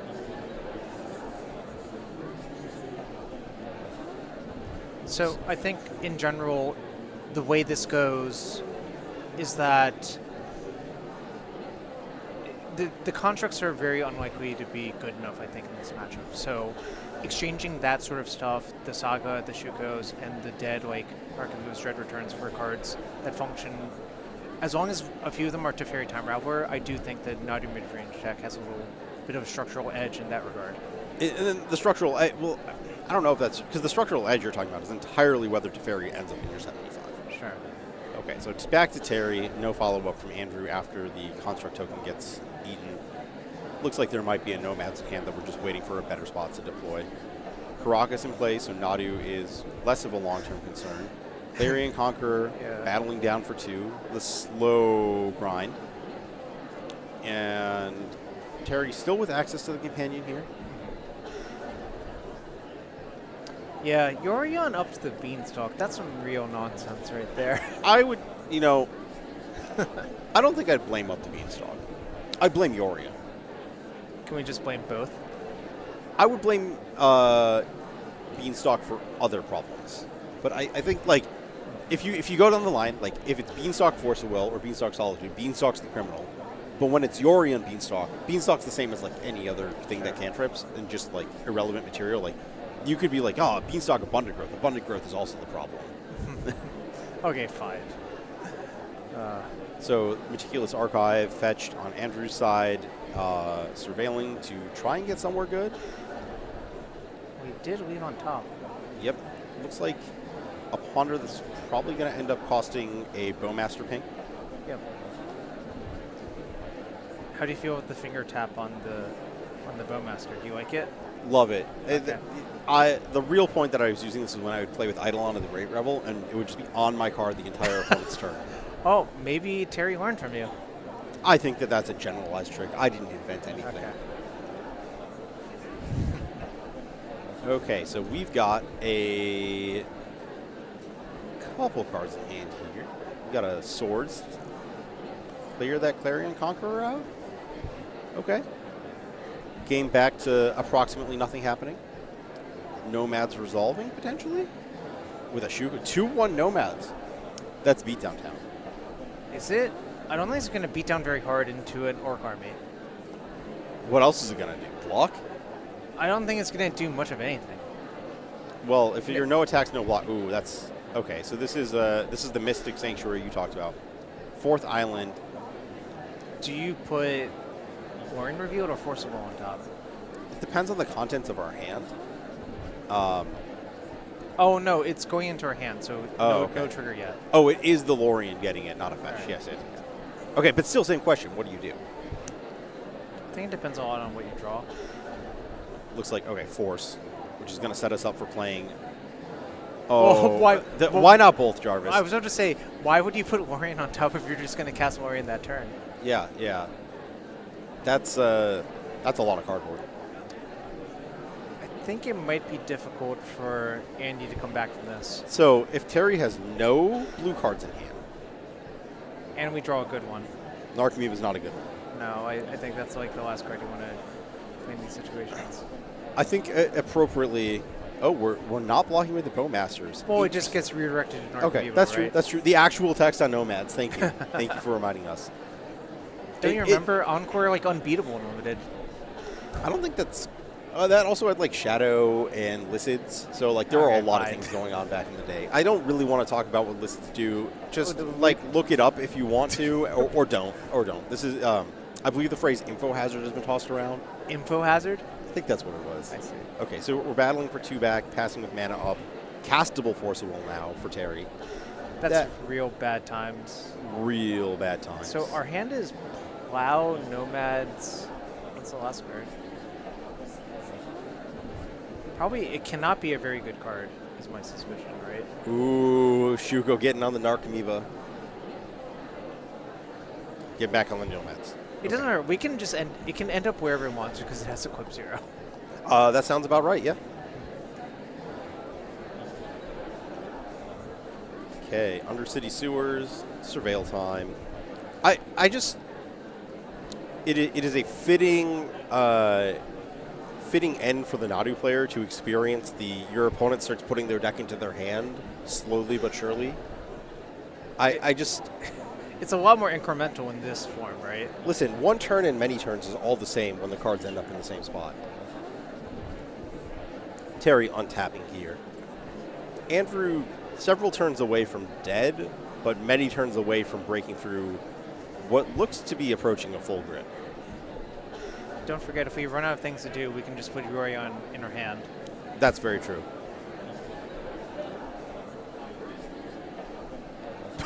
Okay, or just do it now. Yeah, we don't have to know. run out of things to do. We have to run out of things we want to do, Jarvis. Sure. No, I think this is. It almost looks like a wrap to me. You know, stranger things have happened, but it's not looking good. I mean, so Terry does only have 1 Beanstalk, so there's like very low, like probably has a second interactive spell. But like in this spot, if you can force Terry to pitch to Force, it's not entirely clear that the second piece back is good enough. Like, I guess you only have enough mana to cast 1 threat, though. Ooh, that's tough. What about with Oh, that's... Like I said, I actually think this 4 Clarion Conqueror main deck thing is kind of genius for this area. Well, it's good against Forge, yeah, and it's good against Breakfast. And I guess what's your plan versus Reanimator? It stops the Tameo activations. It's not nothing. Yeah, I mean that's true. It's good in 2 of the 3 big matchups, right? Yeah. Yeah, and the Reanimator matchup often, I guess the Tameo is like one of their very important leverage pieces. Well, it is worth noting, Terry literally has no graveyard hate. Okay, we're good. The Wasteland was enough. Oh. Okay, so Terry Stratton advancing to the tiebreaker split at 5-1-1. Yeah. There will be 9 players at the record of 5-1-1 after the Swiss here. Very efficiently for Yorion. So, for what it's worth, I want to point this out. I believe both of these players already have an invite. So I think all players in top 8 that don't have invites are fine with either of them making top 8 as long as they also get into top 8, you know? That's true. So That's you're true. actually rooting for as many players invited to be in top 8 if you do not have an invite currently, Okay. correct? Okay. Yeah, I am, when the top 8 is announced, I will be interested to pull up the invite list versus the top 8 players and compare and see who's gaming for the invite and who is riding easy on their way to potentially a pretty decent first place prize. So, we did have another feature match this round. We'll wait to see if we get to it. So we're not going to hop to that. I believe it might have been another Brady Monroe Nadu garbage time matchup. No offense to Nadu, but Brady been on camera a lot. Nadu been on camera a lot. No Nadus in the top 8, I believe, if I looked at the bracket correctly. So I think we can say good night to Nadu and not have to view any more cards entering Good the night, Nadu zone. but also maybe good morning to it tomorrow. Listen, tomorrow's a fresh day, and I can come back with more energy and more ability to watch the 0-1-2 spread. So, if you had played this tournament, what would you have played? I would have played Forge or Reanimator. Okay. I think it is. It would be a matter of playing Forge to see how I feel about it, but like it is very hard. So like normally when you are looking at playing the best deck, there's this concept of do I beat the best deck? And I think it's just very, very clear based off Reanimator's results that you don't really beat the best deck. So you only play your deck if you think you have higher margin against the field than the best deck, which may or may not be true for Forge, depending on how the metagame compares. This is some like Revelark versus Fairies sort of deal, right? Because Revelark had a huge edge over everything that wasn't Fairies. No, I don't think that's actually true. That's more of... So let's rewind to something I said earlier today. There's 3 types of 55% decks. Okay. There's the 55%, and it's scary because everyone's trying to beat it and can't get the numbers down. That's Reanimator. Right. There's the 55% high variance. That's the Revelar case you talked about, where it's like 0% versus the best deck, but really good versus the field. Then there's the 55% sort of derogatory, which is the Fairies thing, where you're 55% versus the field, but it's a 55% where like your opponents can just go completely insane and warp their deck to take your 55% down to a 49%. And what happened is reference a very old tournament, which is not something we've been able to see with Reanimator. And this happens actually a lot, where like you have a best deck, but then everyone has warped their deck to beat that best deck, and then therefore the metagame explodes out of it. I feel like this is kind of the story of the banned and restricted announcements this year, or not this year, like, I mean, the last 365 to really almost 500-ish days of Legacy and even Standard is we've had this debate where it's not entirely clear whether the best deck in the format is which of those cases it is. Are people going to be able to take it down to 49% through an extremely warped meta, and then you move forward with a metagame that is diverse but just like a little funky, or is everything really warped? And Legacy, that's kind of where we've ended up. Sure. Standard, that's where we've ended up. Legacy, this is the tale of Reanimator. It's ended up that way 3 times, right? 4 times? 4 times. We're not usually discussing Standard. I would say I think it's actually more clear for me with regards to Standard than it is with Legacy. I think people took so many pot shots at VV. They really did not do a good job, and it still had like obscene win rates as you got further into the winner's metagame. Yeah, I guess, Reanimator's not broached that point. Exactly. But it's still just like, it's clearly favored against anything, even in the, like, not anything, but the field, even in a winner's metagame. And this is where these kinds of things get dicey. Right. So I think that those are the 2 decks that I could justify playing. I don't think Nadu is a bad deck, but I think that the degree of power level outlier that Forge offers relative to Reanimator is just higher. And I think that it's very important to me that Nadu, like, when it plays versus Reanimator, it can lose to either half of the deck. Correct. That is not true of Forge. Right. I feel like Forge, if anything, it's like when your opponent Atraxes, like, you can just play right through it. When your opponent Tamios, you can play. It's not that it loses to either half of the deck. It's that the Reanimator deck has to leverage whatever half it has on top of the interaction to win. So that's kind of the point of view there. But I think that the Forge deck is just the thing I would be looking for in the selection is there's just a more inherent degree of unreliability in the Forge deck, not just because one of these decks is a Brainstorm Plotter deck, the other one isn't, but that's not what it is. It's just the way the Forge deck is constructed. Your cards are like very polarized and drawing the wrong mix. Like I would be not like mathematically, but there's sort of like a feel you get where like how often are you not just like drawing the wrong half of your deck, but losing because of it. Because there's times where you can draw the wrong balance and just win anyways because the like bit that comes together is really good. Right. And then there's times where, I drew like I think specifically with the Forge deck, the problem I see is that, or the problem I've had with it in the past is that Glaring Fleshraker, really powerful card, but only really powerful when you have another engine on top of it to layer and get somewhere. Because you can run out of cards with a Fleshraker, and it does run out of damage potential. So you need the second Fleshraker. You need a One Ring. You need something along those lines, and then it goes crazy. I think the way I view Fleshraker is that it's sort of a bridge card to cast your bigger cards that happens to be a win con as well. It's not... Its purpose there is not to function to like make your deck operate. It's more of an incidental glue card that also happens to convert your Cosmos command into a blaze. Yeah. I mean, I was oversimplifying a bit when I was talking about that because there's also Cosmolex, there's also Forges. Like there are a lot of ways. And that's why the deck's powerful is because you have so much redundancy in terms of what you're doing to leverage a Glaring Fleshraker and why that's a good card. But that's the kind of stuff I'm concerned about when I'm looking at playing that deck.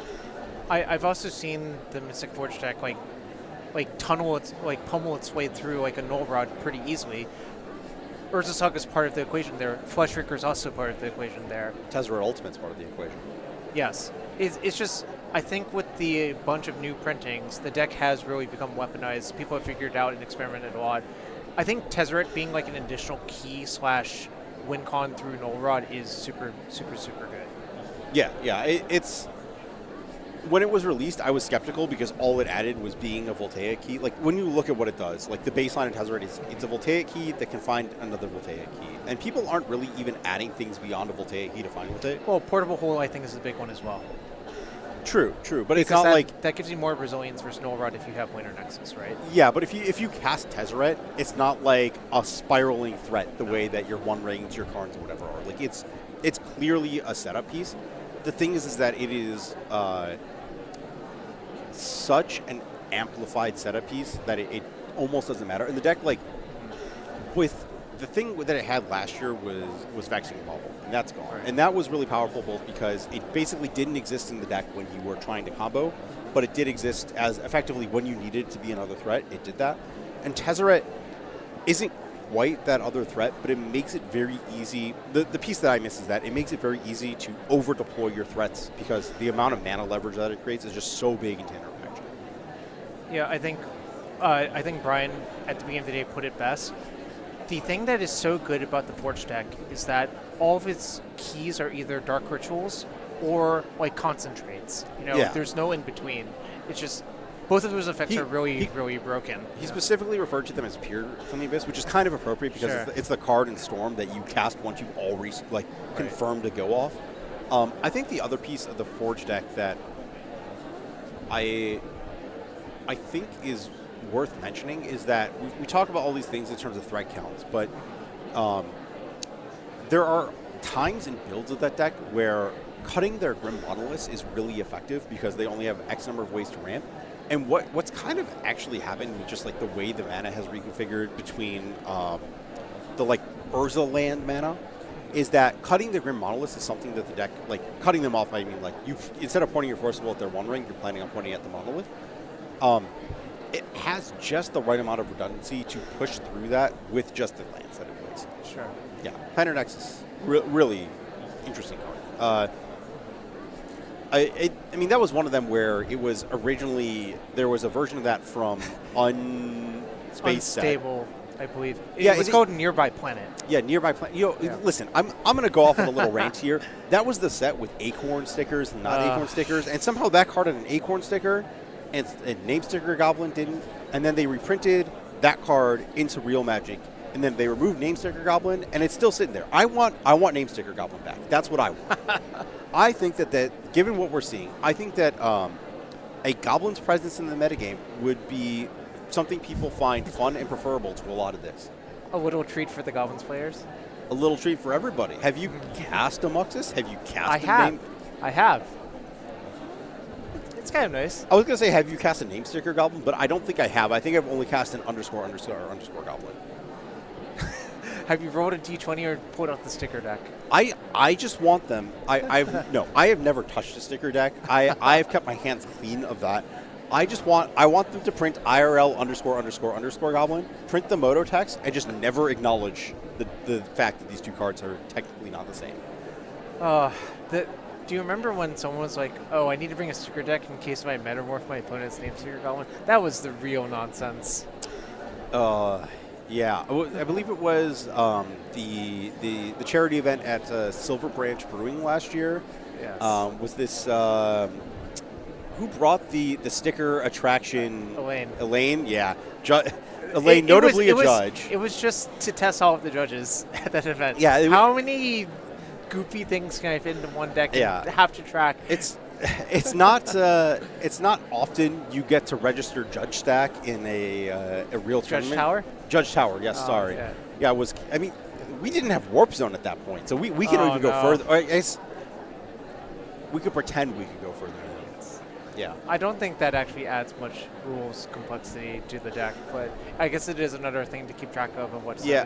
You know what? This was Ruby Storm's a lot like that. Yeah, I was going to say, this was before MH3. We couldn't even add the complication of, like, which cast until when exile zone. Like, because, we're talking about the Warp Zone. Is that different from the other exile? And then there's the Adventure Zone, and then there's cast until your next end step, and then there's cast until the end of your next turn, and there's cast until this turn.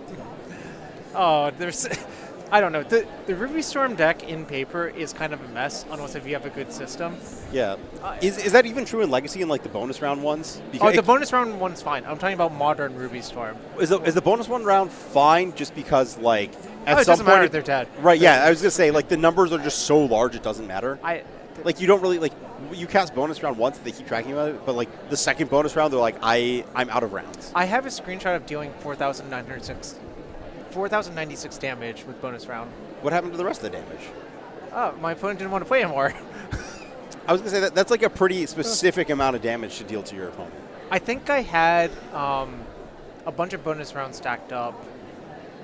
I don't remember, like, Fire Confluence deal 6. Maybe it was 6 times, like, some power. Yeah, I was going to say, like, what were you doing that does 2 damage, Jarvis? Got to quiz you on your power of 2s. Get at it.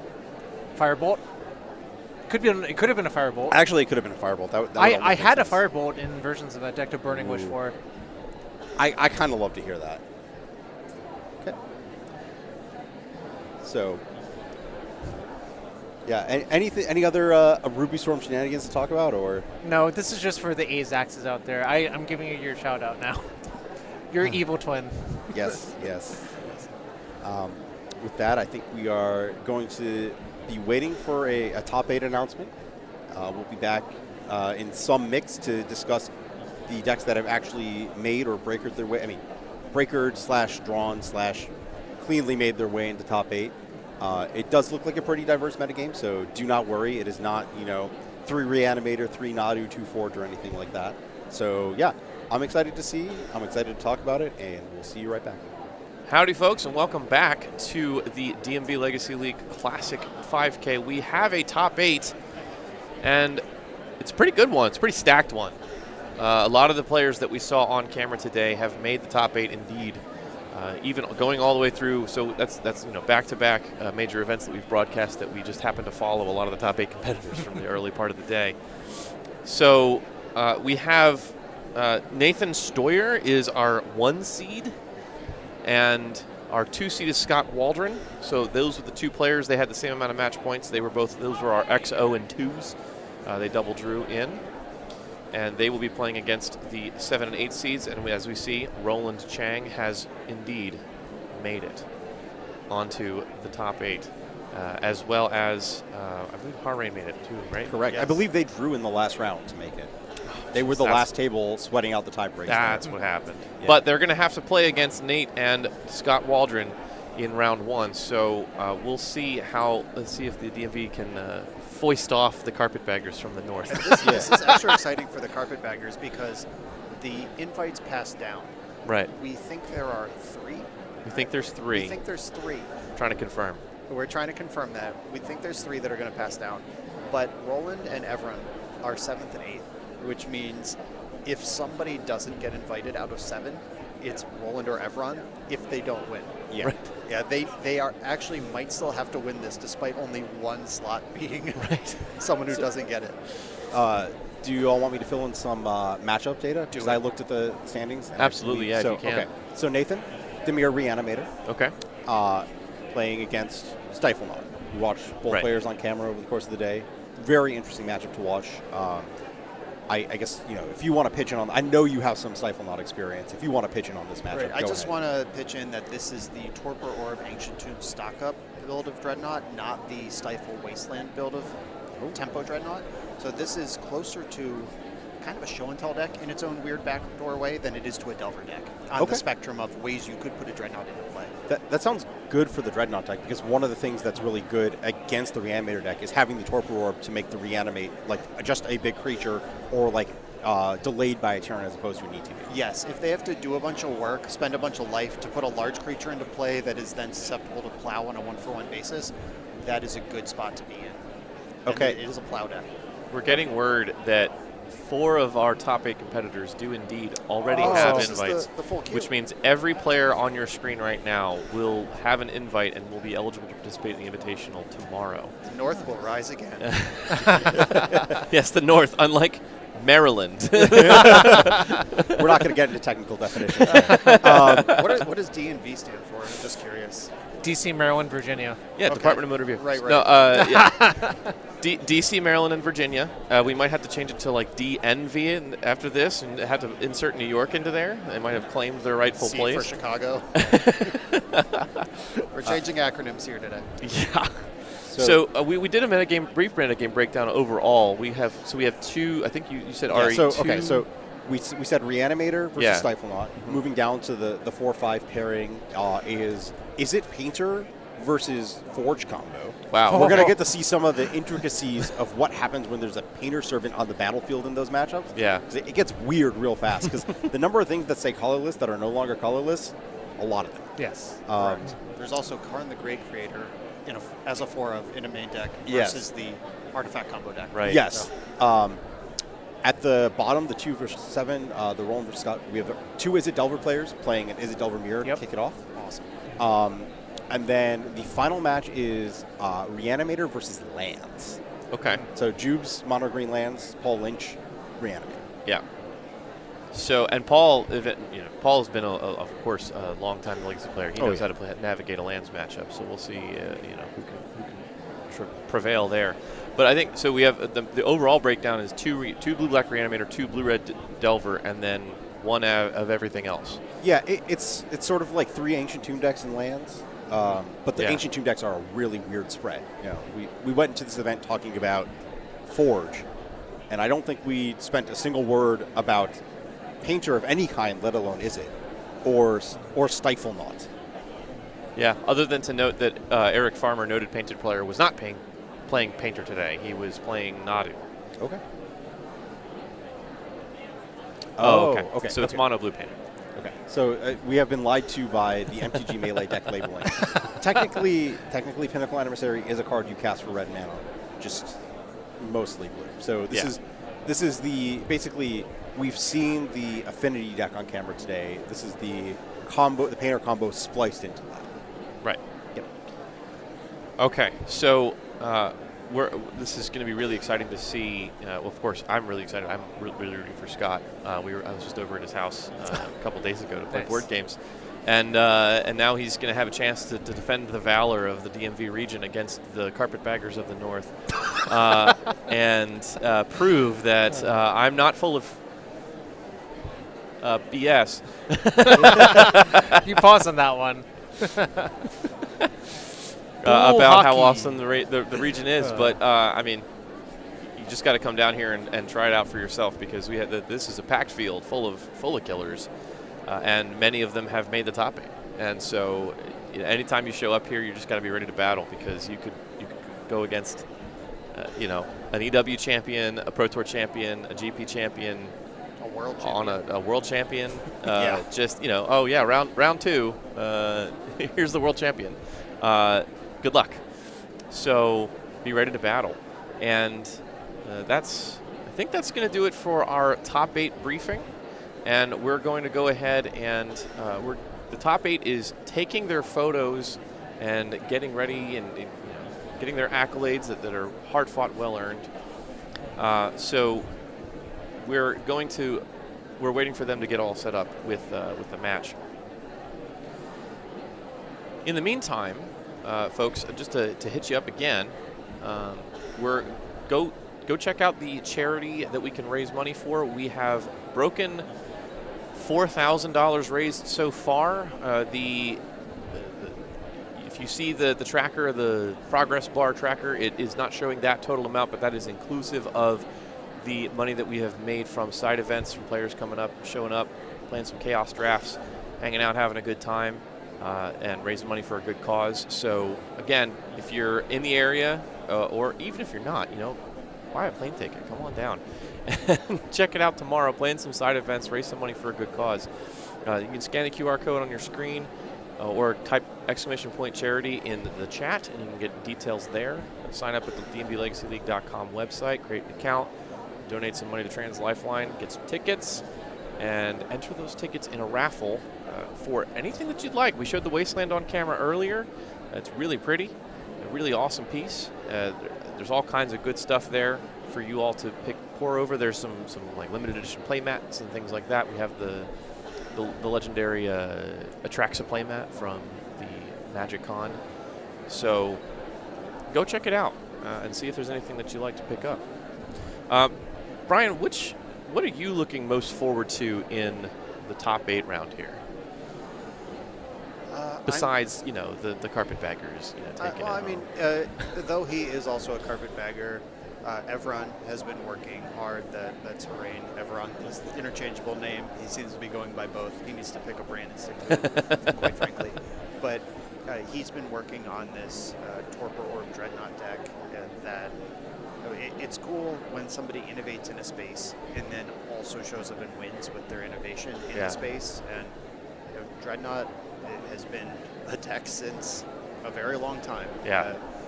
They changed the rules, so you couldn't Dreadnought for a while, then they changed them back, then you could Dreadnought again. And it's been a deck on and off for almost the entire history of Magic. And it's cool that there is still something new to do in that space. A new printing like Stock Up can change a deck that people have been playing for 25 years. Yeah. And it's cool seeing someone show up with their own deck and put their money where their mouth is and succeed. So I'm rooting for that. Yeah, absolutely. That's sort of a callback to the way that Legacy has historically been, although a little bit less so in the day of, well, honestly, MTGO allowing people to practice so much more frequently with Legacy, get so many more reps in, and kind of really dig into the metagame, find the optimal lists. Because historically, Legacy was, you found a deck that you really liked to play, and you just refined it, worked on it, played it over and over again, knew that deck in and out, and you could win an event like this just from knowledge of your own deck and knowledge of the overall metagame. And Harain is doing his best to maintain that tradition here today with his version of Stiflenought that, as you mentioned, he's constantly grinding and innovating on. And so, I would love to see that. Very tongue-in-cheek, in case it's not obvious, about the regional rivalries. On the last dry run, we had Jen the Judge in the booth with me, and we were just going back and forth. They really wanted to create a regional rivalry between New York and the DMV. And unfortunately, we didn't put the results on the table that night, so I'm a little salty about it. I want to get my get-backs, but we'll see. We'll see how the DMV holds our own today. We've got some really great players playing some really good decks, and in fact, we're going to get Scott and Roland, so we're going to see who the better Delver player is. Right, and Delver traditionally. A Delver mirror, a proper, no-nonsense Delver mirror, no combo juke, no other thing going on, just we got our one-drops, we got our dazes, we got our wastelands, we got our lightning bolts. That's pretty close to chess. Yeah. And who can navigate that better. Play draw matters a little bit, but you play a 3-game set. Both decks slow down a little bit after board when the better answers come in, and that's going to be a good match. We have 2 good players. I don't have their 75s in front of me to know how different they are, but in Legacy Past, Delver decks main deck Pyroblast exactly for the mirror, and these players both main deck a Surgical, which sucks in the mirror. You don't even want to look at that card. So there's like a little bit of dead card variance here. It's going to be fun and scrappy. I love a game where 7 Wastelands get activated. Just across the board, everyone's in the garbage. There's no permanence in play for multiple consecutive turns. And then somebody top decks an island to get some 1/1 Dragon's Rage Channeler going. Right. Love it. Here's my Delver of no permanence in play. We're both ripping and missing lands. Oh, here's my basic island and my Delver of Secrets that is not flipping, and I'm just plinking you for 1. Yes, music to my ears and eyes. Yeah, it's great. I'm typically played Delver or Wasteland decks more frequently than other kinds of decks, so I'm more than familiar with that model of gameplay and attempting to get that sort of non-game going. It's fun. I mean, you're both on the same. I'm going to drag you down here with me, and we're going to see who can rip off the top of the deck better. These days especially, because it used to be, okay, who can rip off the top of the deck better to get 3 lands to cast their True Name Nemesis, which was the game breaker. Now it's who can draw their Murktide Regent, and here's the 8/8, and suddenly you really got to find an answer. Or who can trigger their Quarry Steel Cutter a 3rd time. Right. Like, we're both locked and loaded for the first 2 monks. That 3rd one might be a hurdle. So we're working on getting deck lists now, and I believe that's what we're going to see on our feature matches are going to be Scott and Roland, and then as well as Nathan and Harain on the other feature as well. So we'll get those 2 matchups, get a chance to look at them. Yeah, There we Harain go. having to go Deck through list coming. the World Champ, arguably, I guess inarguably, one of the strongest players in the room, if not the world. Yeah. Playing the stock best deck, and he's on the draw against all that. My guy Harain has his work cut out for him. Yes, absolutely. It will be well earned if he manages to pull it off. We do have Roland and Scott's lists, so doing a comparative analysis here real quick. Some things jumping out. Anything jumping out to you? It's jumping out to me that these are the same deck. Their sideboards are pretty different, but the main deck appears to be the exact 60. Yeah, their sideboards are a little bit of different choices. Roland has an extra Pyroblast and Meltdown, again, where Scott has things like Fire Magic and I think a Force of Negation. Yeah, these are actually pretty close in the sideboard. They're just printed out in different order. The main deck on the printouts we've been handed are all of the exact same cards in the same order with the same numbers. It was very easy to instantly grok these are the same 60. And then the sideboard, they're in a slightly different order, but there's 3 Pyroblasts for Roland. That's one of the most important cards in the mirror because Murktide Regent is one of the things that is most important. For sure. And then a Braid is certain to come in because Quarry Steel Cutter is part of that. Yeah. And they're probably just going to board out their 4 forces for whatever their 4 best sideboard cards is, would be my guess. Yeah, Scott giving up 1 copy of Pyroblast for a copy of Fire Magic seems more or less is what he did there, and Fire Magic doesn't seem as nearly as useful in this matchup as Pyroblast. Right. Scott does have an extra Unholy Heat in the sideboard to Roland's 3rd Pyroblast. They both have 2 Pyroblasts, 1 Abrade, and then Roland has Pyroblast number 3. Scott has Unholy Heat number 2 to supplement the 1 from the main deck. So yeah, it'll be very interesting to see how these decks reconfigure post-board, and they're so similar. This is basically white versus black in chess. Yep. This is crazy. I'm so interested to see how this plays out. These players are both excellent Magic players. You all have probably heard more about Roland than you have about Scott. Scott's kind of an understated guy, but let me tell you something. I've known him for a long time, and he is an excellent player. One of those unsung killers in the Legacy meta. When you come to play a Legacy event, you're like, these guys are so good. What the heck? Like, I was not expecting players this quality. So we're getting word that top 8 is open deck list, which means that these players have seen each other's decks, and they know what's going on. They know that they have identical 60 in game 1 and what potentially might come in game 2. But it's such a small margin of difference that it's really going to come down to who knows how to play Delver in the mirror more effectively and who draws better in some cases. And these decks being identical down to the fetch land distribution, it's a mono blue mana base. You can play any combination of blue fetches that add up to the right number, but they're on 3 Delta and then 2 each, Flooded Strand, Mystery, and 4 Scalding Tarn. That makes me think that Scott may have just copied Roland's Eternal Weekend deck list. Definitely. And so this is kind of shadow boxing yourself if you're Roland. Yeah. It is somebody else on your list. Yes, that is. I'm almost certain that's what Scott did. As I mentioned, he's been playing a lot of Jeskai Wizards, so if he has been decided to play Blue-Red Delver today, he probably just. And why mess with perfection? You know, why mess with the best? So That's Roland right. has put a lot of reps in with Blue-Red Delver, and knows it very well. So certainly, if I was going to start playing Blue-Red Delver, this is the list I would copy as well. So it looks like our players are on the table. They're getting ready to get this match underway, and they have their decks out and they're shuffling them. But let's see if we can go down there. And there they are. So Scott's on your left and Roland on your right. Being on the play matters a lot because Daze is one of the cards that both players have 4 of. And they have the same deck, but they did choose to register 4 in the list that was then copied by Scott. And that card's much better on the play. And then Force of Will is better on the draw, but not good in the matchup, generally speaking. Right. As we talked about many rounds ago, when you're thinking about Force of Will, what card in their deck is worth 2 of my cards? Yeah. And in the main... The player's taking a selfie, by the way. Yeah, awesome. Yep, got to get That your rules. socials up, Roland. At Roland MTG on all the socials. Foilbug.com, check him out. The cards that might be worth 2 cards in the main deck are Quarry Steelcutter and Murktide Regent. Yeah. There are some big bustos that can do something different than just attack for 3, while most of the cards in the deck just attack for 3. And in the sideboard, you get things like Abrade and Pyroblast. The Hydroblast as well. We didn't mention those. So the Hydroblast and Pyroblast will all come in, plus the Abrade. And then you have cleaner answers to something like a Quarry Steelcutter or a Murktide. But in game 1 is where a Force of Will might be a necessary evil to hit one of the bigger things. Absolutely.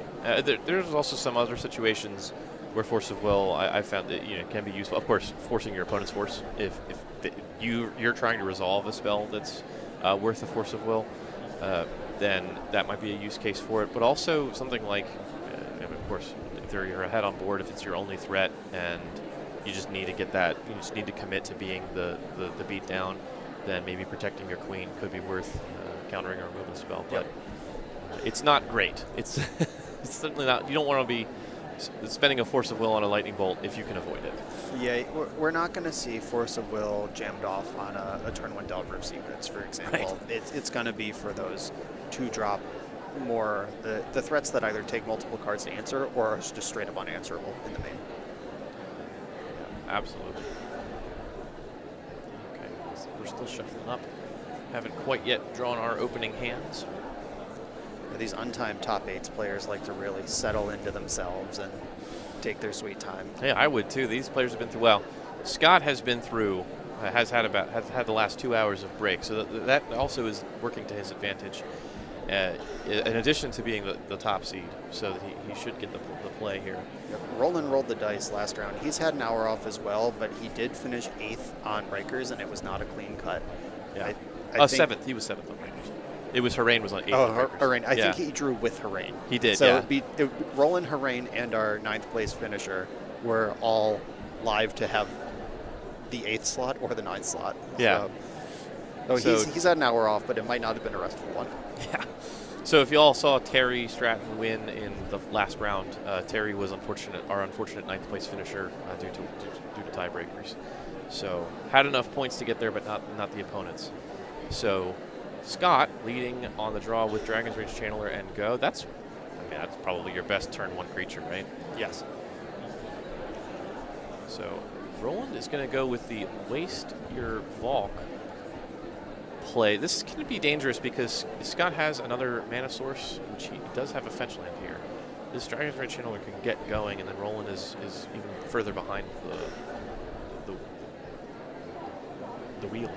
Yeah, the Wasteland you on the draw when you already have a 1-drop in play used to be one of those litmus tests of, oh, this guy doesn't know how to play a Delver Mirror. Yeah. But that's not true anymore because with Quarry Steelcutter, Murktide Regent, even just the number of surveils you can get on your way to Delirium in a turn off a double cantrip, it might be worth it to just check if your opponent's mana screwed, but also, even if they're not, just delay their more powerful plays by a couple turns while you get set up, even in the face of the plunks from Dragon's Rage Channeler. Yeah, definitely. So Scott choosing to fetch a basic island here that is Wasteland proof.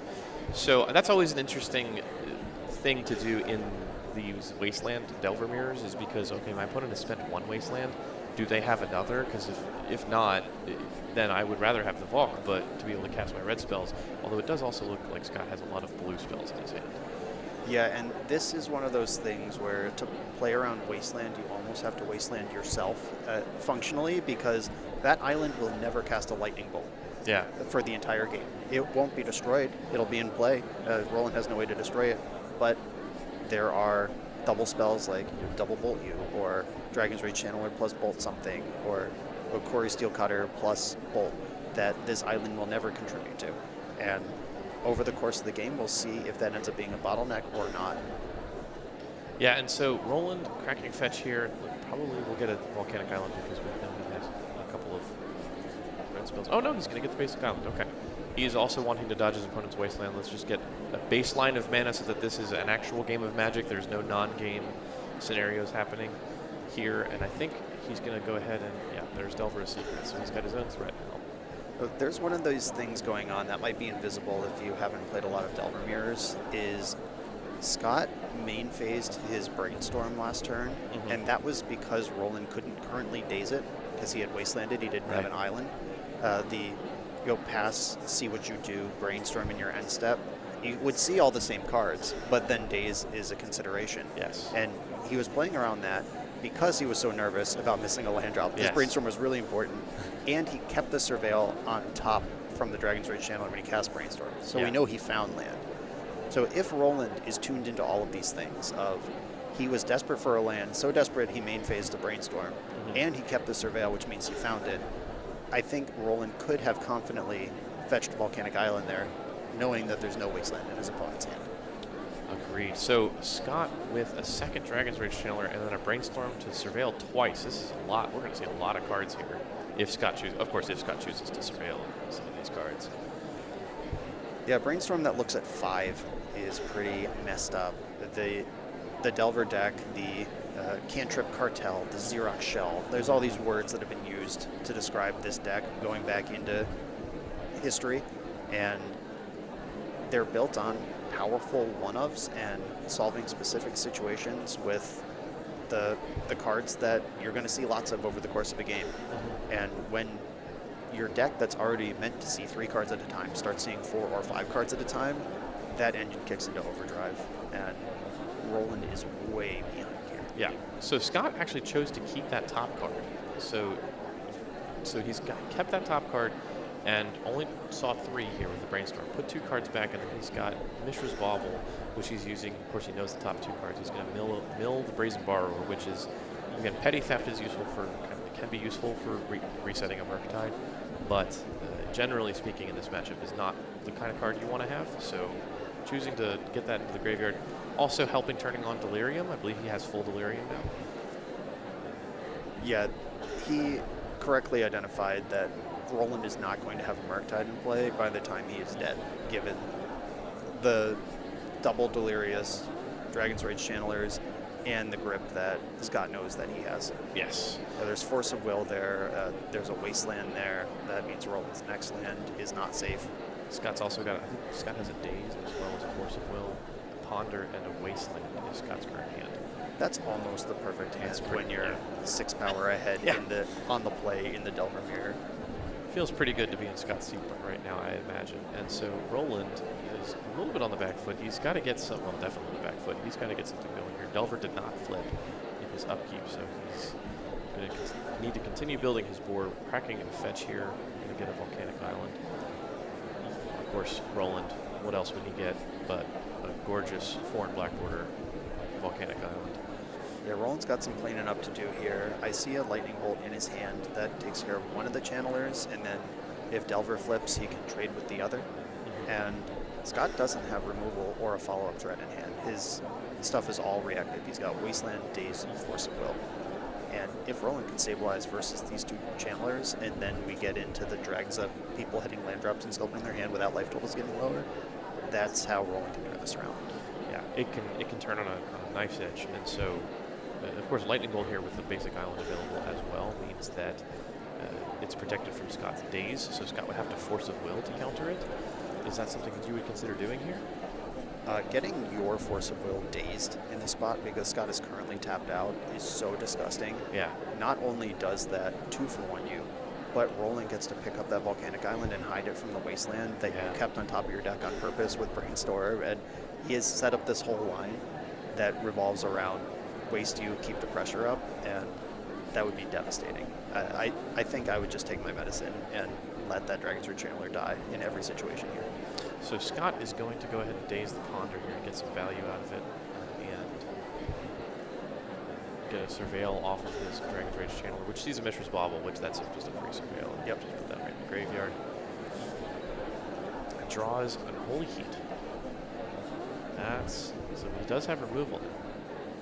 Yep, he's found removal, which means Roland will not be able to stabilize with what he's got versus this channeler. Yes. Now, choosing to Wasteland the Volcanic Island instead, that seems like a pretty strong play. He has a little bit of hell board, but okay, Delver flipping here. Now we've both got a 3-power flyer. Specifically revealing Force of Will is hot because Scott didn't kill the Delver because he figured I can do that anytime, and I don't even care if it doesn't flip. But now it flipped, and he knows his Bolt can get countered, or his Heat can get countered. That's the double disrespect. Now, he thinks it can, but I don't think Roland has another blue card in hand. I think he's got Quarry Steel Cutters and a land. That might be true. So I don't think this Force of Will is actually alive yet. And we know Scott has Force Blue card back. If this is the showdown that they choose to have, Scott will win it. So Roland deep in the tank here, considering his Surveil. This is a real hand. I believe he kept it. He's going to take another game action here. He's thinking really hard. I don't blame him. This is Okay, so he has a Mishra's Bauble and 2 Quarry Steel Cutters in hand. He's currently weighing the risk and reward of getting the first Monk off the double Quarry Steel, or just cycling that off and hoping to have blue card or interaction or Murktide or just some better card. Yeah, so it looks like he's definitely thinking about this. And I think it looks like he's also considering whether or not he wants to attack, which he does. Yeah, if Roland attacks here, which we now know he has, then he's not going to play the Bauble. If he was going to play the Bauble, he should have done it in pre-combat. Well, What's going on here? well, Yeah, okay. The difference is Bauble you, see what you got, make a plan to block and stabilize, and then I get my Quarry Steels running, versus, no, Quarry Steel's going to kill you. And in that case, you want that free spell in your hand to get it running. I don't know if you saw, Scott's draw for the turn was Lightning Bolt. So now he has 2 removal spells for Roland's, and I think could, and Lightning Bolt, of course, can also go to Yeah, face. I think removing Roland's face is that Lightning Bolt's job. That whole conversation we were in the middle of having about the damage race and the clock and how many monks we can get in this game that might be relevant, that now is completely changed. Would you consider saving the Unholy Heat for a potential Murktide? I think the Murktide could only be a 5/5 right now. Yeah, I mean, Roland gave him the opportunity to get that turn for free by attacking. Like, if he had held Delver back and threatened to trade, then Scott is in a position of, do I take this trade? Do I use my Unholy Heat? Do I think about Murktide? But Roland left the coast clear by choosing to race. And, Yes. I'm not saying that's right or wrong, but Scott didn't have to make that decision. So Scott casting Force of Will on Roland's first Quarry Steel Cutter. I think Roland's draw for turn was another Mishra's Bauble. It So is, still no blue pitch card for this blue Force of Will, but lots of baubles. And now one of the baubles he can cycle off without losing the monk next turn. But now I think he's so far behind, he should probably just use both baubles and leave Delver back to block. He also knows that Scott kept that card from the Surveil trigger, so he's going to take a look at that so he knows what Scott kept. So both players know what's next for Scott. Yep. Right. Deep in the tank here. considering whether or not he wants to attempt to block.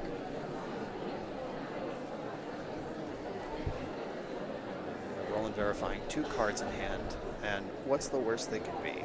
Double bolt, probably, and it's pretty close to that. Yeah, it's pretty close to that. Yeah, this situation's kind of funny because Roland's ability to, air quotes, play around double bolt is to leave Delver back so he doesn't die to double bolt, but then one of the bolts can just clear the Delver, and it ends up being mostly the same. So here we go, end step Unholy Heat on Delver, taking that out. And so Roland's going to pass. There's Bauble in the upkeep. I think he really could use a blue card here to turn his Force of Will on, and it is another Force of Will, so he does have a Force of Will up. So he's not going to die to this Lightning Bolt right now. If Roland draws right now Murktide Regent and plays it with Force backup so he can't get burned out over top, or the Murktide can't get petty thefted, or it can't be outclassed by a bigger Murktide off the top from the opponent. That's a lot of ors and hopes, but Murktide Regent is the swing here. A Lightning Bolt stabilizes as well. So Scott, I don't know if you saw the ponder there for Scott was Lightning Bolt, Force of Will, Corey Steel Cutter, and he kept it and drew a card, and then cracked in for 5. So he probably kept the bolt. Yep. So Scott now has 3 damage in the air, put Roland into 2, and then bolt with Force backup on his turn. This is over. Yeah. So Roland with Corey Steel Cutter into Mishra's Bauble, make a monk. Does not know he is dead yet, but has shortly to find out. Swinging in for 2. I think his hand is now Force Delver. Yep. Another peek at Scott's library. If Roland has another blue card on top, or it doesn't matter, he's going to get got in the end step here. The Force of Wills cost 1 life. They do. It is not. It's not just exile a card.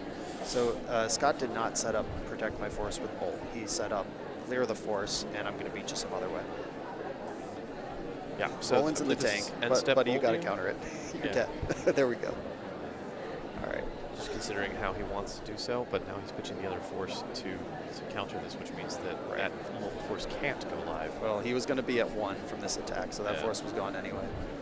So, and that'll do it. So Scott takes game 1. Scott on the play, as we mentioned, really important in the Delver matchup in general, and being the high seed helped him out a lot there. Yeah, being on the play and efficiency of spells, Scott had double Dragon's Rage Channeler, so he spent 1 mana each on 2 3/3s, and Roland had double Corey Steel Cutter, which is 2 mana plus a second spell in order to cash out a 2/2. Right. So Roland was paying twice as much conditionally for a smaller creature than what Scott had 2 of on the play. He was just behind that entire game, and it was not particularly competitive given their draws. But if Scott had come out any slower, those Corey Steels might have taken over a mid-range situation. Yeah, it could have, again, it could have turned on a knife's edge if Roland had another blue card for the Force of Will to turn that on earlier, or had the ability to take care of the second Dragon's Rage Channeler more efficiently. We could have found ourselves with the shoe on the other foot. But going into sideboarding, as we already talked a little bit about these players' sideboards, you can see their sideboards on screen and how close they are in terms of the configuration. Again, I think he has Fire Magic and Force of Negation and Unholy Heat in Scott's board. And so he's cut a Pyroblast. He has 1 fewer Pyroblast, 1 fewer Meltdown. And Roland also has Price of Progress. Price of Progress, not going to make a difference in this matchup. Yeah, that one's not coming. But Roland does have the advantage of having the 3rd Pyroblast, which is an excellent card in this matchup. It's easily the best card in the sideboard, in my opinion. Yeah, they're both bringing in the same 6 cards, which is 2 Pyroblast, 2 Hydroblast, the Abrade, and then the Flex 3rd Pyroblast or Unholy Heat. So it's the same 6 slots in the sideboard. They are going to cut their Force of Negation, Surgical Extraction, and 4 Force of Wills to make room for those, almost certainly. Unless they think there's something fiddly to do on the player draw where Scott might leave in 3 dazes and 1 Force versus Roland's 4 dazes and no Force. There might be a little fidgety stuff in there, but there are 6 cards in the main deck that are obviously bad, and there are 6 cards in the sideboard that are obviously good, and that's the sign of a well-mapped sideboard. Hell yeah. So, days in these matchups, because these decks operate on so few mana sources, And because they bounce those mana sources frequently back to their hand and are vulnerable to Wasteland, Daze is basically always live throughout the whole match. There is never a turn where Daze is not a threat to a spell. And we saw that in game 1. It was 5, 6, 7 turns for each player, but Daze was never dead. Yeah, and there's some spicy stuff you can do with Daze if you do end up in a board state where both players have 5 lands in play and Daze is truly never going to counter a spell. Both decks have a Thunder and Fall, so they could pick up for a Surveil, just that slow action. They could do something like Lightning Bolt your face, Daze my own Lightning Bolt, pay for the Daze in order to get a Corey Steel Cutter trigger or some Prowess triggers. Right. Or Surveil triggers, Or Dragon's Surveil Rage yeah. Chandler. There's a bunch of weird little ways to pay out a Daze, or even like Daze my own spell, pay for it, just so I have an extra land in my hand to get more value out of a Brainstorm that I have. Or I think, did you mention I'm getting my Volcanic Island Wastelanded, I'm going to cast a spell and then Daze Right. my own spell to save it from the Wasteland. That's a classic, of course. Or even just getting the Daze into the graveyard so that I can fuel a nice big 8/8 Murktide region, right? So all kinds of just corner case utilities for Daze in the matchup. And as you were mentioning earlier, with the definition of what tempo really means in Magic is being able to spend more mana, effective mana in a game. Daze is a 1 mana spell for when you only need 2 lands in play. It's no cost at all. Yeah. The cost is, we did see this on camera with a match we watched earlier where somebody dazed twice and then on turn 3 couldn't resolve their 2-drop answer to the threat because they had dazed twice. So that's the cost. If the game condenses itself around those 3 or 4 turns where you might need 2 mana on turn 4, then Daze might have a cost. But if these games go 5, 6, 10, 14 turns, as they sometimes can, that Daze cost quickly just gets absorbed by the natural pace of things. So Roland with a really solid opener for the Delver Mirror with Fetch for Basic Island and put Delver Secrets into play. So he's got his threat. He's safe from Wasteland for that mana source at least. Looks like he's got another Wasteland. He's got a Wasteland in hand with a Ponder. And there's spells that I couldn't quite grasp because they're so shiny and they're flying around so fast as he shuffles his hand around. Yep. Yeah, keeping that Ponder around is nice. That can help him find red when he needs it. He drew a second Delver, so now the decision to Ponder to find red or fix my hand versus just shove Delver into play and make that top spell of the deck better if it's there. So Roland has both a Hydroblast and a Pyroblast in his hand. I noticed that, as well as a Corey Steel Cutter. Yep, the perfect hand. Yeah. A lot of gas. Opting for Ponder here is a high roll of, I want to find red eventually anyway, and if this Ponder finds it, I can also develop the Delver. Yeah. Versus just guaranteed Delver, Park Wasteland in play, you'll find a target for it eventually, pass, and then we can Ponder in the future. He has And he did, by the way, he did find there's a Valk in that Ponder stack, so he did find a red source. Yep, he converted on the goods. Is there a spell in the stack as well where he can play the second Delver and flip them both all off this Ponder right now? I don't think so. There's Corey Steel Cutter, Volcanic Island, and I couldn't remember the third card. Yeah, there is tension in these builds of Blue-Red Delver right now where Corey Steel Cutter, being an artifact, doesn't flip Delver, and Corey Steel Cutter asks you to play cards like Mishra's Bauble, which also don't flip Delver. Yeah. Mishra's Bauble can give you 2 looks at flipping your own Delver by targeting yourself with Bauble, but there is some tension, especially compared to old builds of this that would play like 40 spells, 40 instants and sorceries, Delver flip 2/3 of the time. It's way less than that now. Yeah, especially in the days of like Gataxian Probe was the Mishra's Bauble, and that flipped Delver and pitched a Force of Will. Right. These lists have 23 hits, so Delver flips blind about 1/3 of the time instead of 2/3. Yeah. So, Roland running out the Wasteland there, Scott not fetching for his Surveil Land because we have Wasteland in play, and playing a second fetch land here.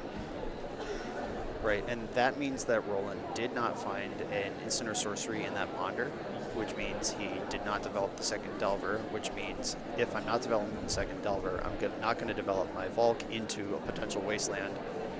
There's a lot of stuff happening based on the possibility of a certain thing existing right now, which is what the Delver Mirror is all about. Well, Roland reaching for a Monk here is presumably because Scott has announced Corey Steel Cutter Ball. Yeah, he's just like, yeah, here you go.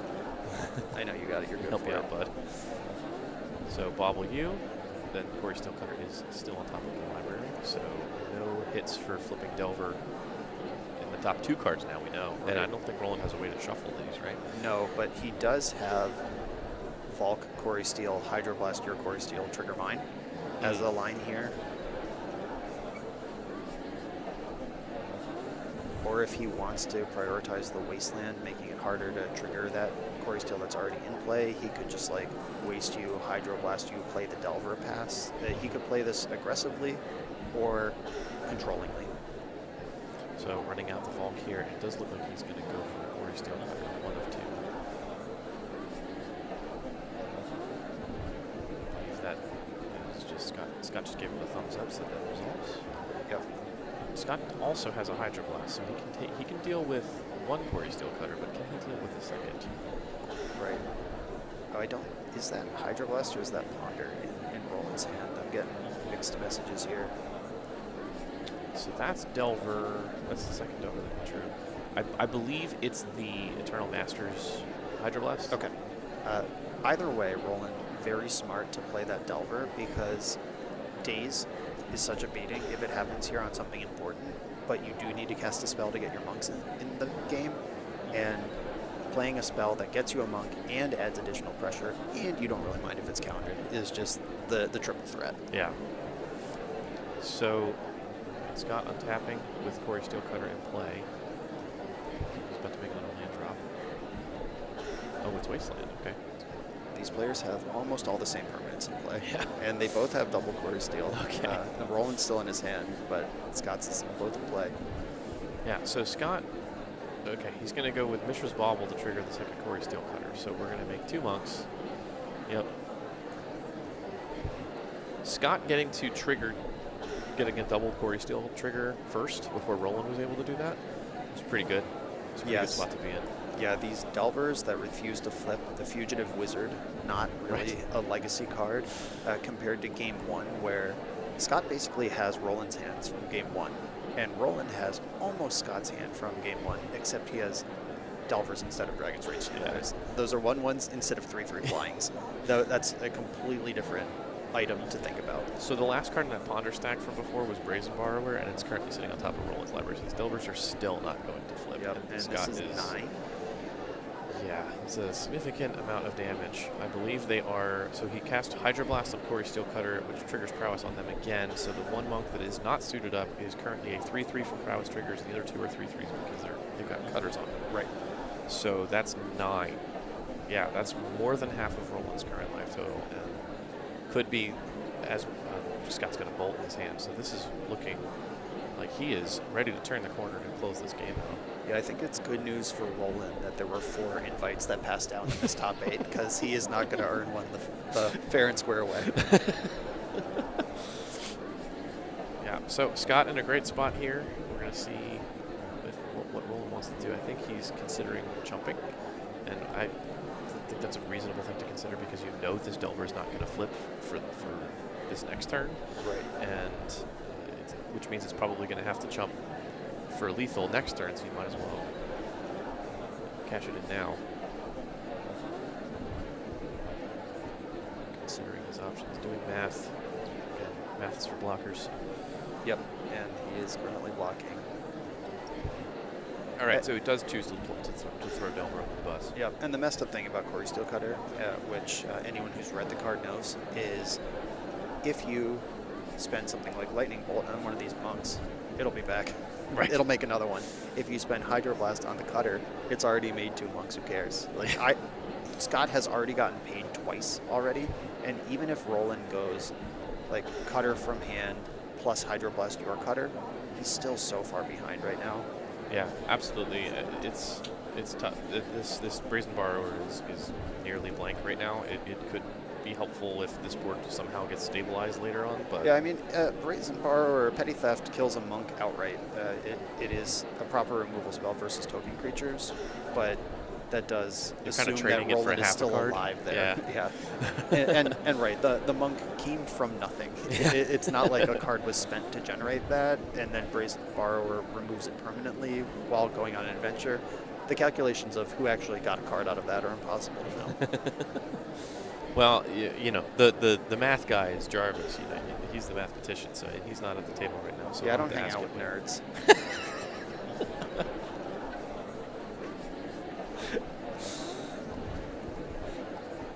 Still doing some math here.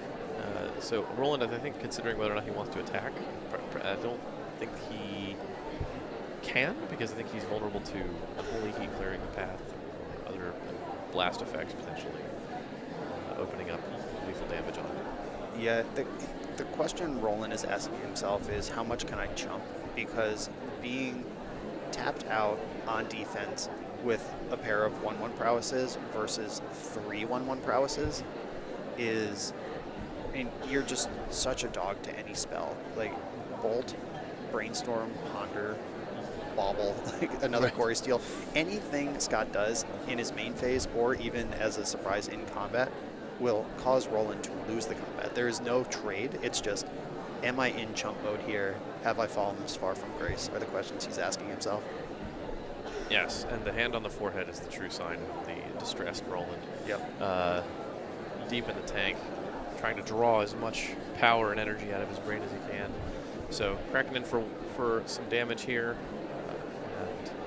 Right. Gonna take Scott down to 11. I can't tell how many cards are in Scott's hand, but I just watched him fan and like shuffle a large brick. Like if his hand was just the Bolt we know about, maybe there's a path through for Roland to stabilize that low life and start pushing back. But I see 5 cards in that I hand. think he has another Wasteland as well. He could waste and waste Volk. Yeah, waste Volk, waste. Also, And like Bolt spell. Yeah. Bolt your 2/2 monk, trigger. Ponder, trigger. It's fun seeing this from the bird's eye view, just knowing like it's like Animal Planet when it's like the mighty hawk is circling the prey. It has no idea it's already dead. Wow, You that's can't even hear the sound of wings descending. That's a right proper Aussie accent. Yeah, is that what I assume Australians are in charge of all animal shows? Yes, that's Irwin's law. Yeah, his son took over since he got Stingrayed, right? Yes. Yeah, I thought so. So Scott. Oh, that was so meanwhile, disrespectful. Did you see that? Game actions being taken. Scott cast Delver Secrets and then lightning bolted the monk that was untapped, right? And he took the monk off of Roland's Corey Steelcutter and put it on his own. Oh no. That was the most disrespectful blowout I've ever seen. So this, I believe, yeah, this is going to be a lot of damage crashing in. So taking Roland down to 3. 3 life. Flip that Delver. Go out like a boss. Oh, it's a couldn't even Murktide flip it. Regent. All right. Murktide. We've got 3 uncastable spells, 2 1/1s with no abilities. Yeah. GG's, yeah. That'll do it. And so ultimately, finally, those Wastelands came into play in Game 2. Scott, clean sweep over Roland, holding it down for the DMV, proving me to be correct and that everybody was just having a bit of an off night when Roland swept through town. But Scott advancing here to the semifinals, having a great day so far. Hasn't dropped a match today. Yeah, not bad. And at this point, it's single limb. So if he wants to win this tournament, he can't. So Roland will be back tomorrow, though. And the bounty. Yep. One more bounty so for the road. Yeah, just a little bit of salt on the wound is that he also gets the bounty off of Roland. So Scott gets 5 ticks to put in on whatever raffle he so chooses. Roland, though, not all is lost. He, of course, gets top 8 prizing and gets an invite to the Invitational tomorrow. I believe this is the first. This might be the first DMV Legacy League event that Roland participated in all season. And the season started in like March. He just swooped in and said, I'd like that. I'd like to attend your invitational, and I will one shot, one kill from 3,000 yards, and he's in. Yeah, so no back-to-back on the slate for Roland, potentially on the slate for Harain. But Roland will be live for tomorrow. I'm curious to see. Honestly, I kind of hope he makes top 8 tomorrow, and we get to have a match like that again with everything on the line, high-stakes match. It'd be really fun. It's just great to have Roland here. And actually, you know what? While we're here, I'll tell you what. Let's take another look at this. I know that Ari dropped this earlier, but let's just revisit this. It awesome shattered the earth trophy when he ring. dropped it. It was a 3 on the Richter scale. Have you seen this? You've got it. I have, Part, yeah. right? I picked this up earlier. This is the DMV Invitational winner's ring. This weighs about 18 pounds, I would estimate. It's so heavy. I think it's made of pure platinum. This is a monster. It's studded with diamonds and emeralds. Yes, real diamonds and real and emeralds. sapphires. Sapphires, yeah. Yeah, I think this estimated street value is like 2.8 million. Yeah, I cannot confirm or deny if pieces of the jewels stolen from the Louvre were used to make this ring. Yeah, that makes sense. We are the Hope Diamond is kept in DC, right? That's your area. Well, it was. Oh, is it gone? Oh, wait. I'm not going to say anything else because I'm not a cop. I plead the fifth on what happened to the Hope Diamond, but if you can't, the trophy ring has part of what makes it so appealing is it has the ponder with the 3 spheres artwork on the side in enamel. It's a really cool design, and so winner gets to wear this. So we're going to get one. So this is actually sort of the demo one. This is just sort of a default size. The winner we will order one for the winner in their ring size so that they can actually wear it whenever they want to. And astute viewers who tuned into the dry run streams might have noticed that at one of them I was cheekily wearing it while not acknowledging that I was wearing it, but kind of hinting at the fact that I had this giant ring on my finger while sipping a beer. Just, it was great. It's a pretty awesome piece. I've been afraid to put it on, like the bad energy of wielding another samurai's sword, like unsheathing the sword of another samurai. It's just bad energy, stolen valor. I'm not going to put that ring on, but it's very cool to hold and to look at. Yes, so I feel a little bit okay with it because this is one of my this is an idea I brought to the league and we designed it jointly, and it came out so awesome. Like we were a little, it was stressful back and forth trying to figure out exactly what we wanted the design to look like, and then it arrived and we were just thrilled. It's I mean, you guys saw it on stream, but there's nothing like seeing this thing in person, I'm telling you. So really excited to watch players battle it out for that, as well as the giant Beltway Cup and another 5K in prizes tomorrow that they have earned their invite to. They've got no entry fee, so they just get a free 5K that they get to compete in. And along with all the other swag that you get for when you qualify for the Invitational, we give you a little swag bag. And of course, as I mentioned before, our swag is the best swag. We do it up. We get the nice pens, we get the nice life pads, we got these nice name tags, custom 3D printed by administrators. So, yeah, come on out, folks, if you haven't before. But going down to the table for our other match, we are in Game 3 here, in the middle of Game 3 between Harain and Nathan Stoyer. So let's see if we can take stock of where we are in this match. I believe it's Nathan's turn, or he's resolving a brainstorm. Yeah, it looks like a Tamio's about to flip here, and Harain has a pretty large graveyard. I see 4 cards in Nathan's graveyard already. The stack is on top of itself. So this game has spells have been cast. Yeah. Generally, if you're not sure who's ahead or how far you're into a legacy game, if you walk up in the middle, you can just look at graveyards and see how many cantrips have resolved. Yeah. And I see Brainstorm, Ponder already in Nathan's, and at least Ponder in Harain's. So stuff has happened. Yes. So there's been a lot of play back and forth, but nothing in play. Only Tamio is on the battlefield. The only non-land permanent on the battlefield is Tamio right now. She's about to flip into her Planeswalker version and get moving here. So we'll see Tamio pass turn. Okay, Ancient Tomb from Harain and a pass. So Harain's hand probably must be full of interactions. I see a Force of Will. I think that's Ottawara maybe on the left. I think he might have a Dreadnought in hand.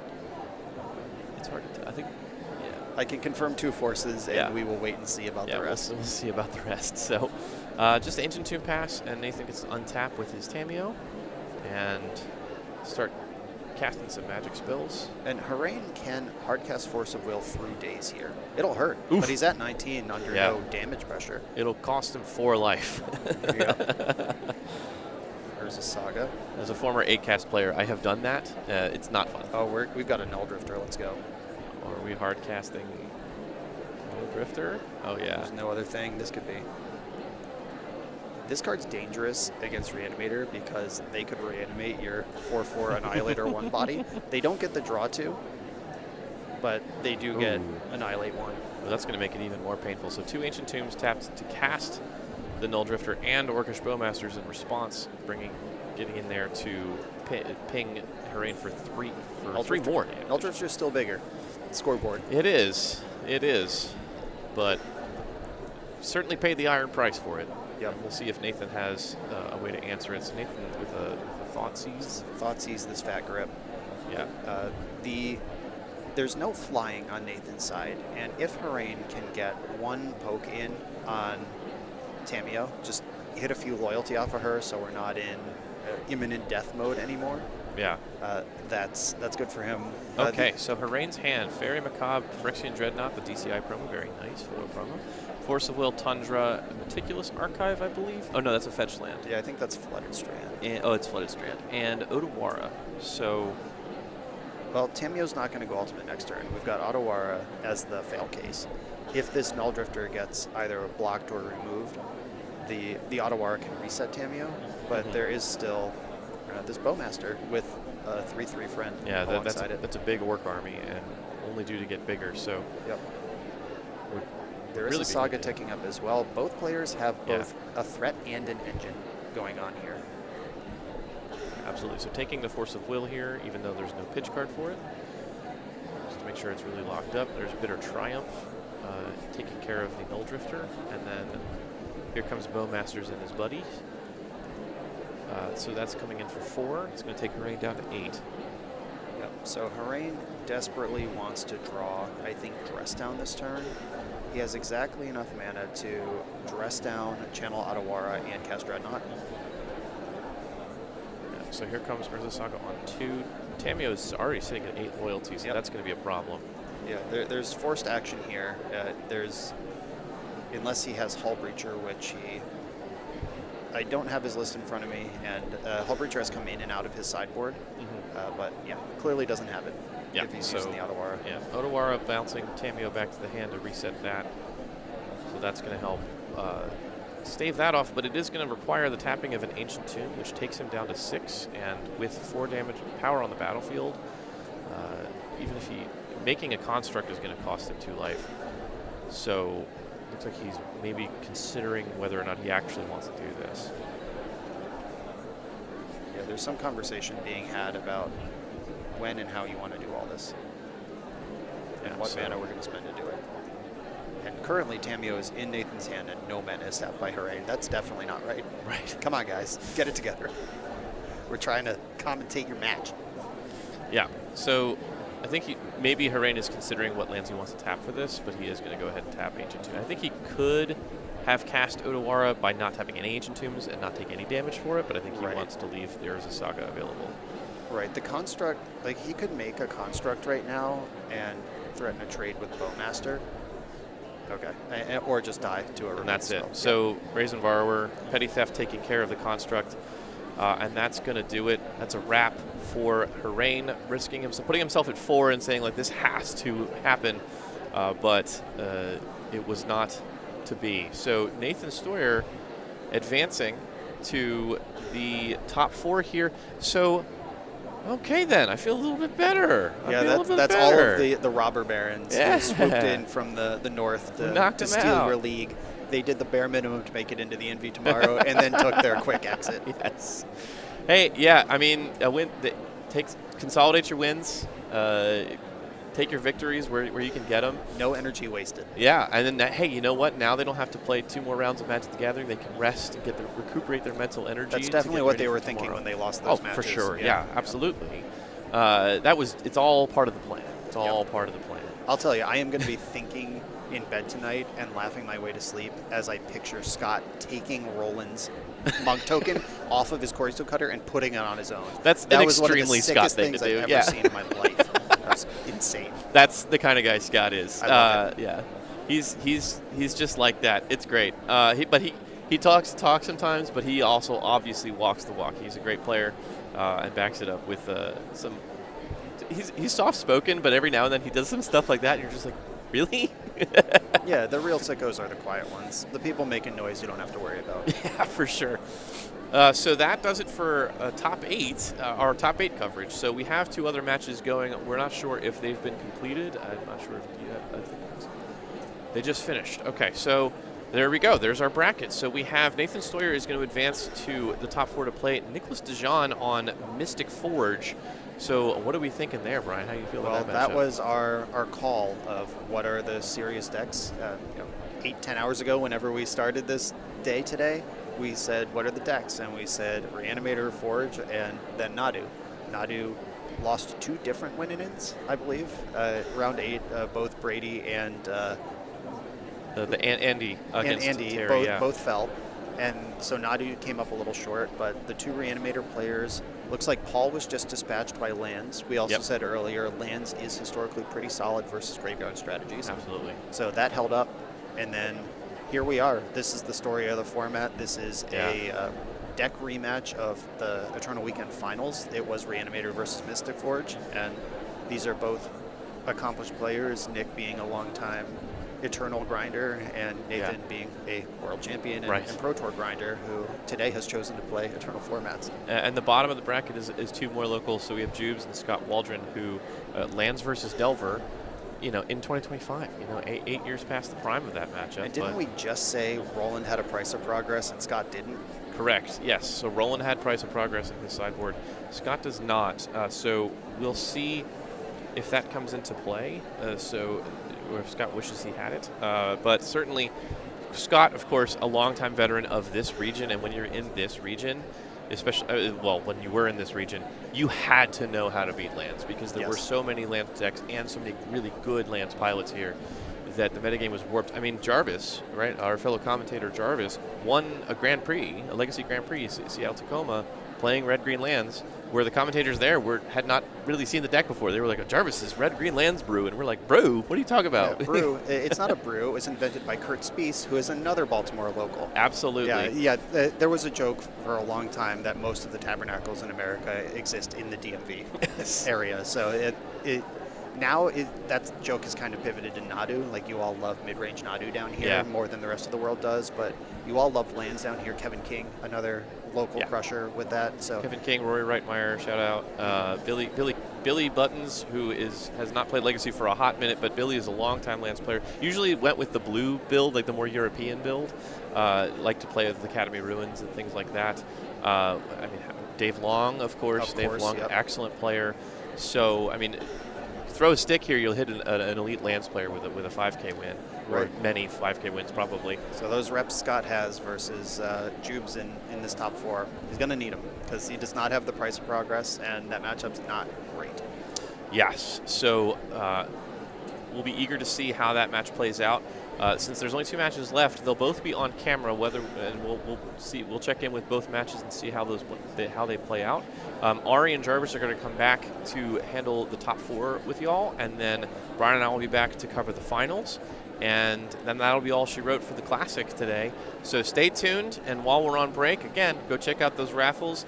Donate some money to the Trans Lifeline. It's an excellent cause. Really would love every dollar that you can spare. And we'll see you on the other side. And welcome back to the continuation of the DMV Legacy Invitational Weekend with the top 4 of our Classic here. All these players will be playing tomorrow in the Invitational, but they are playing here today for some nice cash. So just to recap, we watched Nathan Stoyer win his top 8 match versus Harain. Great job with Stiflenought, but Blue-Black Reanimator bounced some more decks off of it. But on the other hand, we did see Jubes defeating Paul Lynch on Reanimator. We saw Scott coming out ahead of Roland in a Is It Delvermere. And we see Forge steamrolling on. So we have Reanimator versus Forge, the matchup of the format right now. And then we have, Nicholas DeJean versus Nathan Stoyer. And then we have Is It versus Lands, which is a matchup of your old school format? Well, sort of. There's a lot less punishing players and a lot more try to kill you quickly, is how I would put it. Yeah. DRC didn't really exist back then. Right. Yeah, so if you had your choice of which of these matchups to watch, which one would you choose? I think, personally, I would prefer to watch the Is It versus Lands matchup, but, the other matchup is more representative of the format. So is that because you want to watch Lands or because you don't want to watch the other 2 decks? What if I abstain from answering that question? That's a great response. I actually was going to say I want to watch the other one because Okay. I feel like we're going to get a lot of that spice in the finals of whichever Uh-huh. lands or is it wins. It's going to Right. be something fresh. I want to experience the full bog down into what Legacy is these days and watch. I think that it's one of like not an uninteresting matchup for sure because it's like very clear roles, very clear what's going on. But we will see which one we're fed up with the two, and which one do you think is going to finish first? I think it's hard to argue that Nathan's not going to win the tournament by this point. Well, that's not the point. I'm Okay. asking which of these two matches is going to be. If Oh, we put I one on see. backup, which one are we going to put on backup to get both of them in? Well, then you should probably put the Forge Reanimator match on first. I think it's the other way around. I think the Forge deck, if it's going to win, is going to take enough burn time that we should actually watch the Lanes deck. I 'Cause see. I think the Lanes deck beats Delver. Like they're packing up their cards. Like it's not going to go long. Yeah, there might be a pair of quick lages and no Brazen Borrower in sight. Yeah, you're very familiar with the pair of quick lages.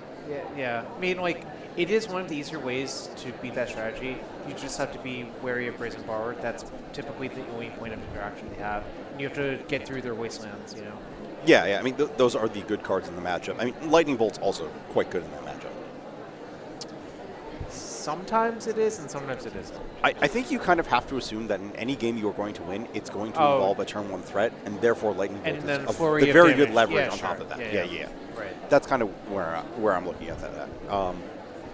So we're gonna be kicking down real quick here. It's top four. We finished that first round in like 30 minutes or Yes. something. And Jarvis's wish came true. We are going to be watching Scott Waldron on the play, second seed, versus Jube's third seed. The higher seeds have been cleaning it up here, Yeah. except for the 4-5, which is close enough. So here we go. We have both deck lists out in front of us. The mono green lands deck featuring Cash Grab on top of Malevolent Rumble. Yeah. I mean, Rumble's the better one for sure, but Cash Grab is a poor man's Malevolent Rumble, right?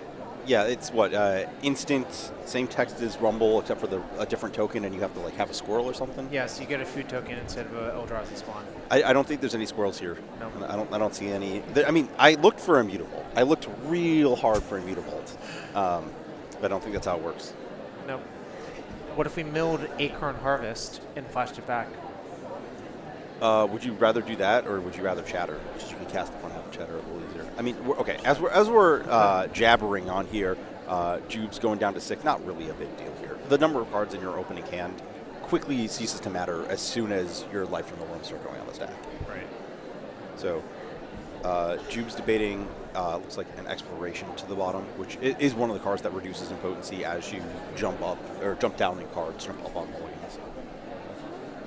Okay, so Scott fetching, pondering. So No turn one threat. That's the big deal. that is a big deal for Jubes. Now, it could imply that Scott has kept a Wasteland heavy hand.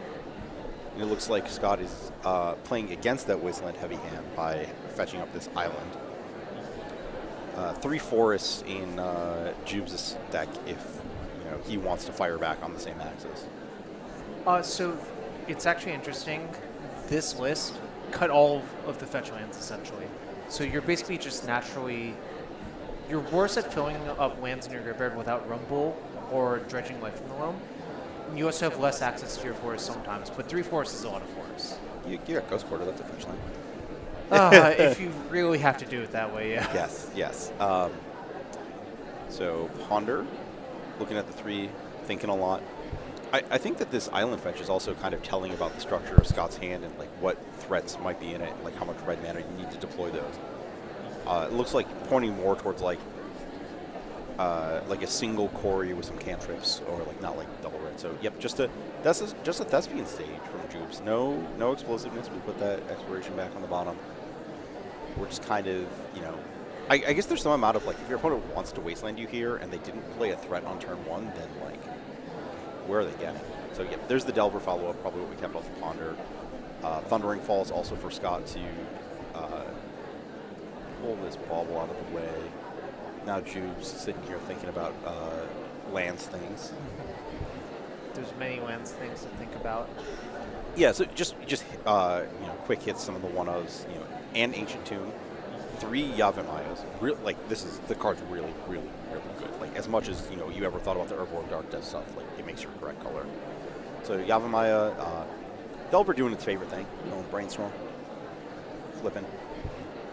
Now Scott is the first to actually make progress on the game, it feels like. Like, Thespian Stage, Yavimaya is not progress. Well, it's somewhat spooky because a Lage could come out next turn. That's true. That's true. The Yavimaya does represent that. So, yep. Down 3, Jubes to 17. Scott's firing off a Ponder. So we still have the Brainstorm in hand, but this Ponder's first.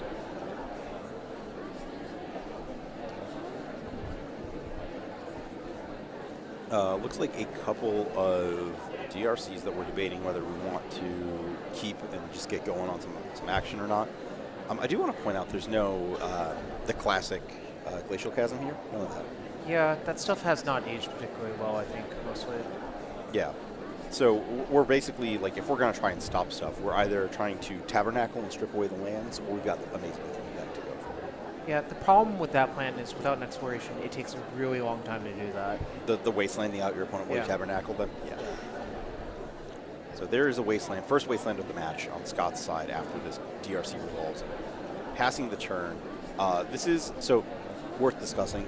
We saw a crop rotation play much earlier in this tournament where you do not want to Wasteland to open crop rotation mana. Right. But that Dark Depths play you talked about cut off by that exact Wasteland. So there's a Maze of Ith into the Wasteland. No need to Wasteland here at Instance B. Like, anytime you can Wasteland, you can do it after you draw. Occasionally, there are times where you want to Wasteland EOT. They usually involve the Tabernacle and Pendril Veil, so you don't have your mana taxed. Yeah, but or Rishon. Sure, yeah. But, you know, that's nowhere to be seen on this list. Worth noting, Thespian Stage does have the ability to activate on a basic land at this point. Just putting that out there. Don't walk into that one, y'all. Yeah, just all the little land tricks. We're just here to teach you all the little land tricks so you can forget them all because you won't play against the deck for your next 100 matches, and then you'll run headfirst into all of them and remember that you should know. Okay, Scott, untap. What do we got here? Are we contemplating an upkeep Brainstorm to mill the DRC? We could upkeep Brainstorm, get the DRC trigger before we move to draw. I guess that kind of negates any advantage of the DRC draw trigger there. So we're just moving to battle with a 1-power DRC.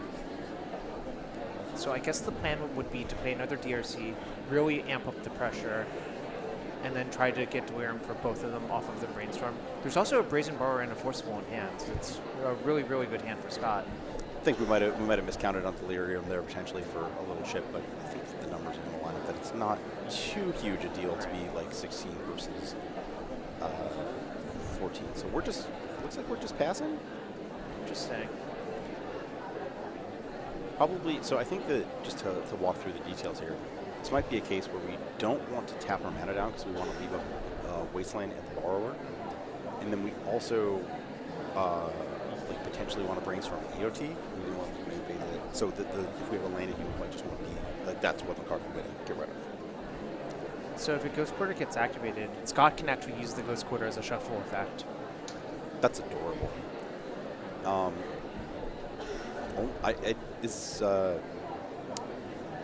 The question is, this Ghost Quarter is now a strip line.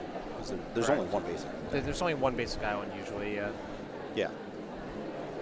I think what Jubes might be thinking about is it better to actually Ghost Quarter, or is it better to actually just copy Maze of Ith with Thespian Stage, force the Wasteland activation?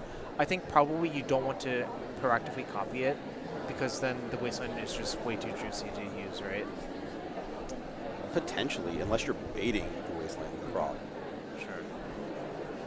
I mean, the other thing is that you could just, like, you're not under that much pressure. You could just, like, wait a turn and extend this out into a better spot for your mana, into a spot where you actually have, like, leave up the Ghost Quarter, leave up the Maze of Ith, Thespian Stage the Maze of Ith, force the Wasteland, crop route, and then just, like, obliterate your opponent's mana and have a tower back. Like, something like that.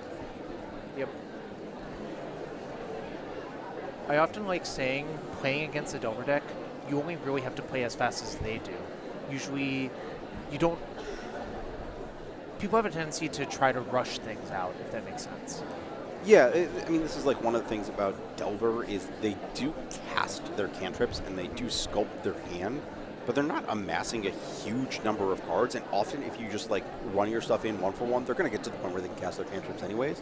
So the real thing timing you out is what their clock is telling you the timeout is. So we got a Wasteland activation. It's now unclear what it was targeting.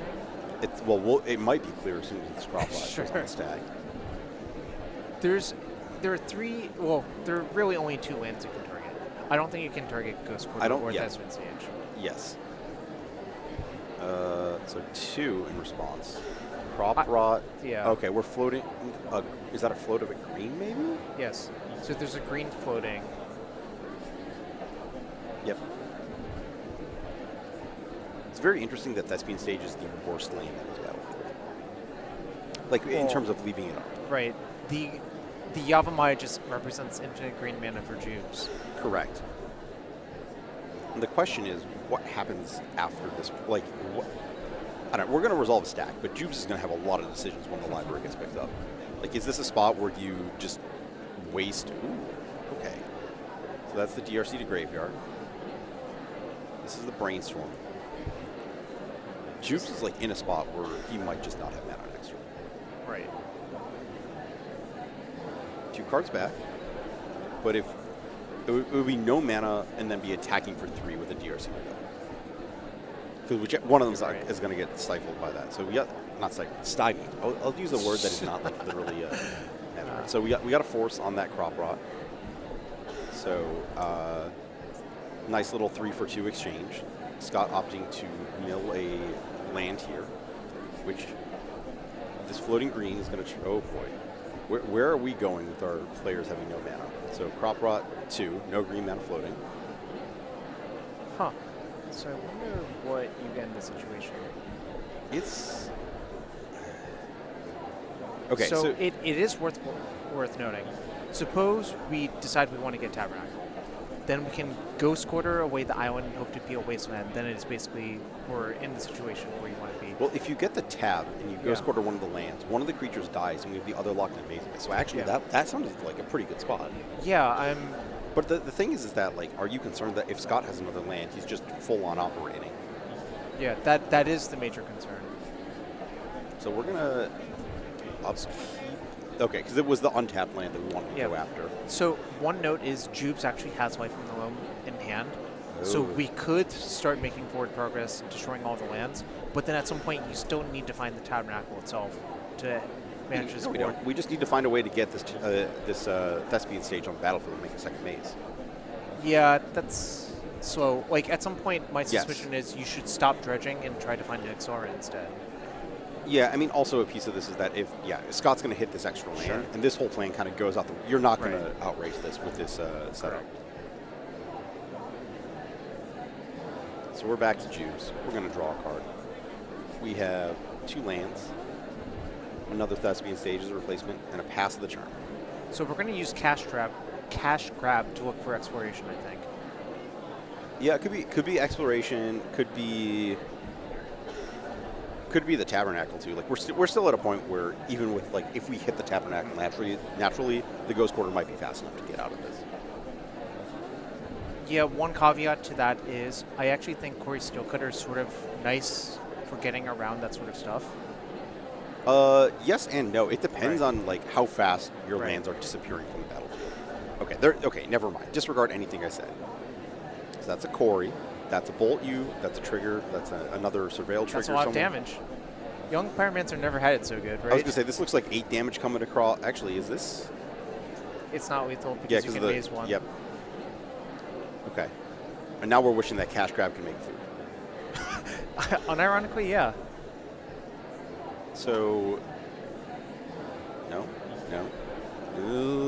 Don't like. Okay, exploration, is that even good enough here? I almost think we were looking for, I guess, Dark Depths. So we're at 5. Dark Depths would have been the card you'd be looking for. So, yeah, you play the Depths, you can leave the maze up, and you can activate with the other lands, right? Exactly. That would be the card you'd leave in this spot. But let's see what Jubes has here. Exploration, no. Yavimaya letting us tap any of our lands for green.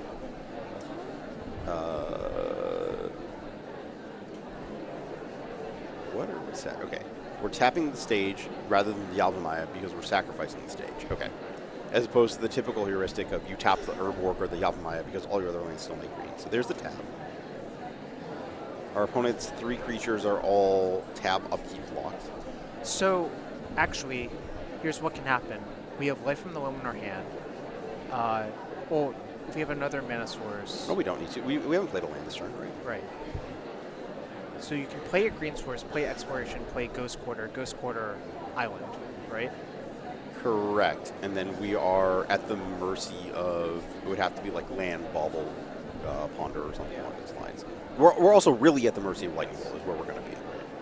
I mean, this is a very common situation for the Lands deck to be dead to Bolt almost only and be pretty much winning versus everything else. But I think Actually, that's also that's not even true. Like, because here's the issue. No, never mind. There's like once you're like you can make a Steel Cutter token at some point, Yeah. but that's always locked by the maze. maze if everything Right. else dies. Correct. Okay. it is going to be somewhat dicey because I think Jubes actually has to find another wasteland. I don't think there's a wasteland in the yard for Jubes, correct? What do you mean? What do you mean another wasteland? You just like oh okay. So the Ghost Quarter might not be enough now. Exactly. Because I you was need thinking another land destruction. yeah. card, right? If Scott didn't have the 3rd land, then I Right. think the Ghost Quarter was enough because then you lock your Sure. opponent down on 1 creature. Okay. So we have this, and now we're debating whether we need to loam or not. Hold on a second. Can we block with a construct token? We DRC cannot. has Dorian, right? It does. It does. We cannot. So we would also. But Jukabog could have done it. Right. This is looking like the Delver player has just barely escaped the lock here. Just barely gotten out of that one. So I mean, as it would be in most games, Right. the Delver player wins. It's either that or just like you have force willed their Mox Diamond and then wasted their land and then their entire life falls apart. Like those are the 2 things that happen. Yeah. When the Delver player wins. Basically, all of the games that a Delver player wins, unless if you have like complete like take over the game, look like games of inches where you are chip shot, barely dead lands player. Okay, let's move to these sideboards. Okay, so I want to talk about this from the perspective of Delver. What are your dead cards in this matchup? Is Daze dead? I think often it is not very good. Yeah. Okay, Unholy Heat gone. Yes, unless if you expect a bunch of Overflowers. Surgical, good. Surgical, good. Force Negation, Good. good. Blood Moon, good. Well, okay, let's get into this sideboard. Is Murktide Regent good? I think you probably need it. Otherwise, you can get into the games that are too bogged down by, like, you know, constructs and stuff like that. I think it's just an easy way to exit and win the game. Would you cut a Murktide Regent and leave yourself with just one? You can cut one.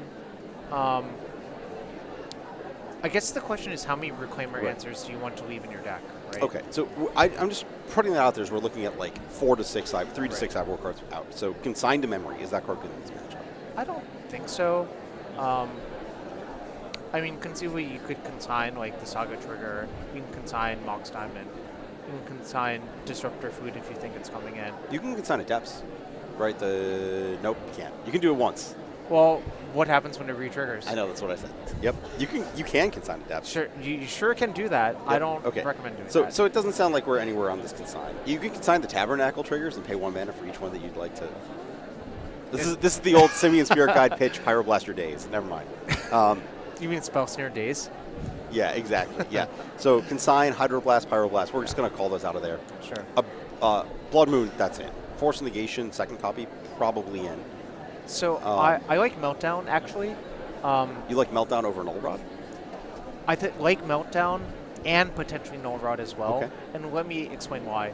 I think if you think one of the common ways you beat them is by attacking their mana, that's a good way to go about it. There's also the fact that you can die to constructs from that deck. It's like Okay. non-zero. So that's why you immediately prefer Meltdown. And Yeah. do you like? I don't think I like Null Rod on the draw with that Sure. decision. But Meltdown makes sense. Another surgical. Would you want 2 surgicals?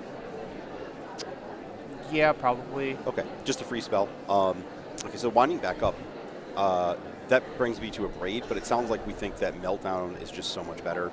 So Braid's probably better than Null Rod, though? I agree. Okay. One issue with the Braid is that it only answers construct at a 1-to-1 rate, which is really not exactly. Null what we Rod want to be answers doing. them at 0-0 rate. Yeah. And then on the land side, I think the big question for me is, you probably want Reclaimers, you probably want Dismembers. Do you want any Flutes for their Wastelands? So, I think that's a complicated question. I'm not sure is the answer. Yeah, so we're into game 2. Jupe's taking a mulligan again. We'll see. I would be inclined to say you don't want Flute because you're just trying to, like Wasteland is a 1-for-1, and your deck is producing 3-for-1s, and you just kind of have to, like, accept the games where Wasteland is cutting you off your mana. I don't think Flute is saving you. So it's really just, like, a potential way to protect a Turbo Lage, but Right. I don't think that's really it. Right. So, what are you trimming from the land side? Were we talking about, like, trimming cash grabs? Like, that seems like a sort of clunky card that doesn't really do anything. Yeah. I'm sort of not very high on that card in general, Yeah. so that is the card I would take. In the Graph Digger's backup, Cage not doing anything. Yeah. In the backup match, Nathan took game 1. Okay. That's a impressive game 1 to steal, because I think that you're supposed to be leaning on sideboard cards. So anyways, we're off to the races here with basic Forest. And that being just on the backup, that's Reanimator taking game 1 against Forge. So Correct. that's okay. Scott with a DRC back, both players. I guess it's not really optimal for Jupes because that would involve a turn 1 exploration, I feel like. Okay, we're just main facing a cash grab here with a Urza Saga taking up. Cash grab reveals. We wish those rumbles were that cash grab, but it's okay. It's okay. I mean, you always wish Cash Grab were Rumble, right? That's a great point. That's a great point. I mean, instant versus sorcery, right? Sure. Now we're debating, yep, there's the depths to hand. Whether that or just a land that taps for mana is more important. I think one notable piece is that we watched Roland Chain a lot on camera today. The price of progress from the sideboard is not present here. That is, Yeah, that would be one of your excellent weapons. Of course, it is manageable if you get like Wastelock going, or you are in such a board state where you can just jam Lage combo, not overcommit on lands. That's not always how the games play out, you know. Yeah. So moving into this Ponder, we saw a Surveilled Lightning Bolt, putting us to 2 card types in graveyard for this DRC. Now they're 2 of the easy ones, the third easy one being land. But definitely a lot closer than we were a second ago. 0 is a smaller number than 2. I just want you to confirm that. That is true. I think probably the optimal thing for Scott to see here, if he wants to wear him, is a bauble and a land of some sorts. I would say Bauble and Wasteland is optimal. Yeah. Because getting that Saga out of the way is probably kind of important at this rate. So we've got a fetch. I think at this point, once you have one Volk, you may as well just have all the Volks, it feels like. Right. I mean, like, Here's the thing. If you have a Volk and then you fetch an island and then they Wasteland you, you don't have red mana. Correct. And if you have Volk and then you have Volk and they Wasteland you, you have red mana. right. And if they double Wasteland you from this spot, I don't know. That's life. That is life. Another thing is, fetching the island is bad for Ghost Quarter. That's a good point. Yeah, we did that game 1 and then almost got punished. So Surveil, are we there? There? No. All of our beautiful lightning bolts. Well, I guess can I make a comment though? sure. Those are the less beautiful ones. I'm a big fan of, I believe those are M10, but the M11 one is the same art, but they just cut the flavor text because the card just says deal 3 damage to any target. I did not realize that, huh? Yeah. Or target creature or player. It's just, it's cleaner. Anyways, Bash for 1. Ticking away, Urza Saga ticking up. Looks like we capped off that Ponder too. There's that Ghost Quarter again and a pass. So we're just going to say, we're going to make a construct. Make another construct. Can't bolt them down. All those bolts are in your graveyard. Well, we have one bolt left, but also I think we have maybe potentially Quarry Steel Cutter Fuel turn. Yeah, this would be a great turn to do that. And there's an interesting, we'll see how things got set up with this Surveil.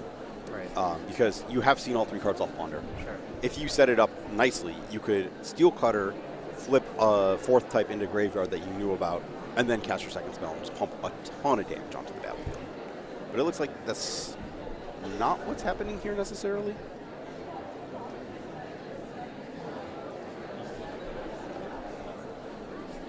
I actually think this is feeling like Scott's hand is actually kind of soft to the Saga. Yeah, I mean, sometimes it happens. You don't...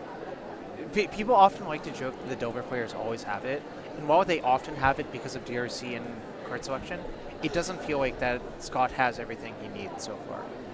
I mean, he has only, like, there hasn't been a brainstorm. You can't have all of it. Like, you've just traded, like, here's the thing about Ponder versus Brainstorm, is that when you ponder twice, you have set up your hand, but you've traded 2 cards that were in your hand for 2 cards that are now in your hand. And if your opening hand had 1 too many lands, you're still in that. Sure. Brainstorm, none of that. Okay, so here's the big hit. Do we get +2 on this DRC or not here? I guess there's probably another big hit coming after this, but looks like...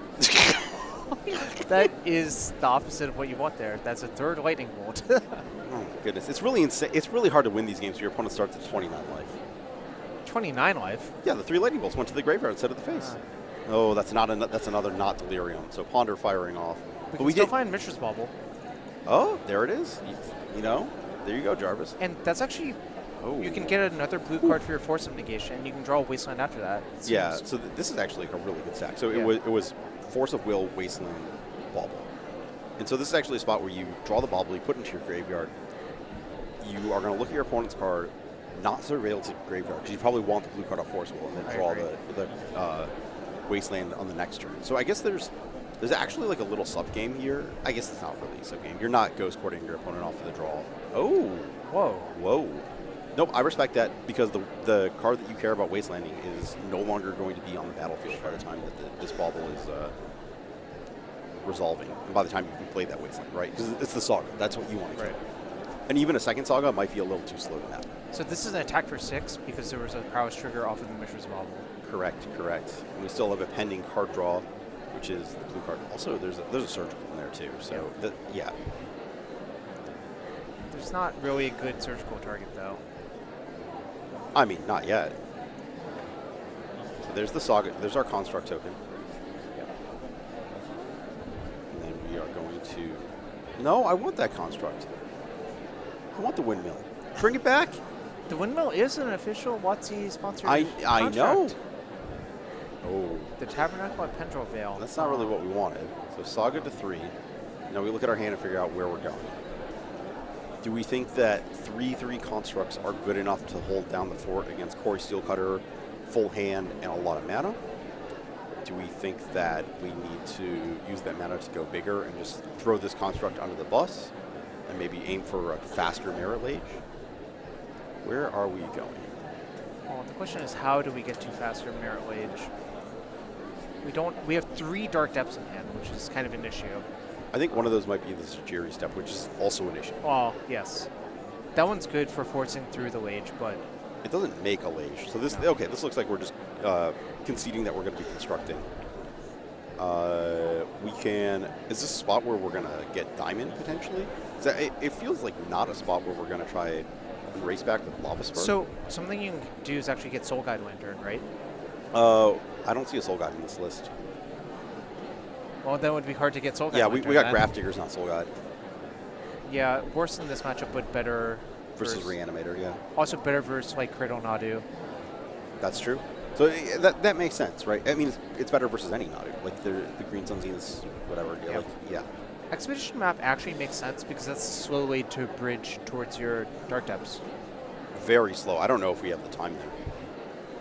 Well, you can double walk the Monk token, take 3 from that. You'll be at 10.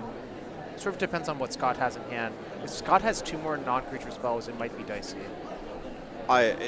There's a lot of cards. I would not want to count against that almost. Sure. So... Do you play Tabernacle to buy time? No, not yet. Not yet. You can't do that this turn. Your constructs are worth too much time with the amount of power covenants they are.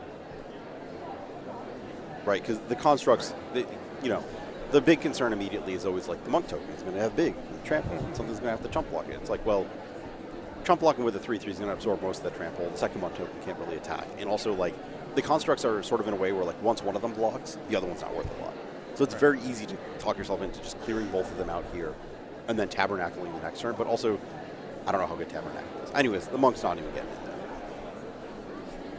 We're just 3 at a time. Hardcast Fawn, I think. Yeah, and I think the funny part here is that Jubes is in a, like, there's 3 Lightning Bolts in Graveyard. So, like, we're almost in the spot where this isn't really the Izzet matchup. Yeah, that's actually funny. Just because they were all incidentally seen early. Yeah. So looks like Diamond's going to resolve it. It's a weird replacement trigger, not an additional cost. Yeah, It's nonsense. it's a mess. That's probably the most accurate way to put it. Okay, this is actually a cute spot for a Tabernacle because it looks like Jubes is better on mana than Scott. Is that true? Is that true? 4 mana, 4 mana. Do you want to attack? No, I would not attack because our plan is entirely to go. Wait, actually, why did we do this? Why did we not just crack the map, put the stage into play? Oh, because we're short, because we don't have the Yellow Mine. Never mind, we're short one. This is right. Yeah. We're attacking with both? We're attacking with both? Oh my gosh, this is aggressive. I guess they're 4/4s. So one concerning thing about this is, what if Scott just goes like Brainstorm, some other instant EOT, right? Then we die. I feel like, what's that other instant that we wouldn't have brainstormed main phase to like try and churn something out? Like I feel like it's pretty easy to read that Scott doesn't have a brainstorm if we had like 4th land and fetch. Like we probably would have started making some moves. Because accumulating the steel, like doing that, and we could potentially put ourselves into a spot where we make a steel cutter on our turn, trade off for the construct tokens, and then also maybe make a steel cutter on our opponent's turn. Right. So Surveil for Scott. Is that top? If it's top, that's pretty terrifying. Yes. So I guess, so Scott's at 9. I'm kind of interested, like, so can Jubes, is there a way for him to fetch? There's not like a way to generate an artifact here. Not very easily, no. Not very easily with this map. I guess sacking the map also costs an artifact, so the math just doesn't work out quite as well as you want. Because 5/5 is much better than 4/4, right? Well, they're 4/4s now. Like the Right. problem is that Yeah. Scott is sitting at 9, and you want to be in a spot where you're like legitimately threatening to Scott. Hey, in a turn, these constructs are going to be attacking you for lethal. I just don't know how we get there. Well, maybe we just draw a Mox Diamond off the top. But that would do it. This is a tough Surveil, apparently. It is. I want to. The other interesting part, I guess, the way that you might do that is that the surgical in hand is no longer castable. Scott takes the damage. I think if we end up casting it, we might just use it as a combat trick to force through lethal damage. True.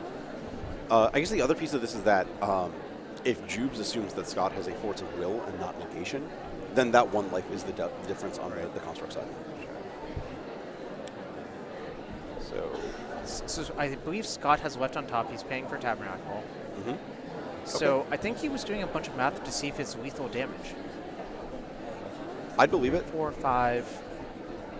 Okay, so Bauble, So that's Prowess 6 trigger, so Surveil far. trigger. Is this maybe the Force of Will our own permanent? Or surgical and force our own surgical. All legal plays? Can't force a negation, but we can force Yeah. a will. So 6 damage. Suppose another spell's cast, then you would move it over, so that would be So 3. Yeah, it's lethal. 3, 2. Yeah, It's assuming just- there's another spell to cast. I thought I saw one, yeah. The question on Scott's side is, do you want to commit to this in the face of potential? We have thrown all of our cards away, and if our opponent crop rots, we're out of it.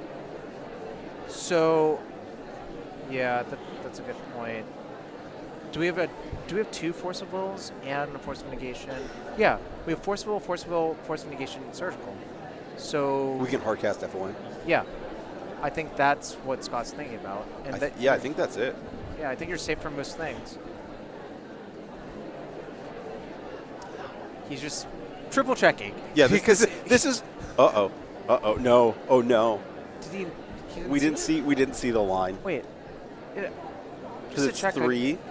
The monk in play is effectively Yeah. would be 2, and then the other monk would be 2, or it would be 3 and 2, and then it would be enough.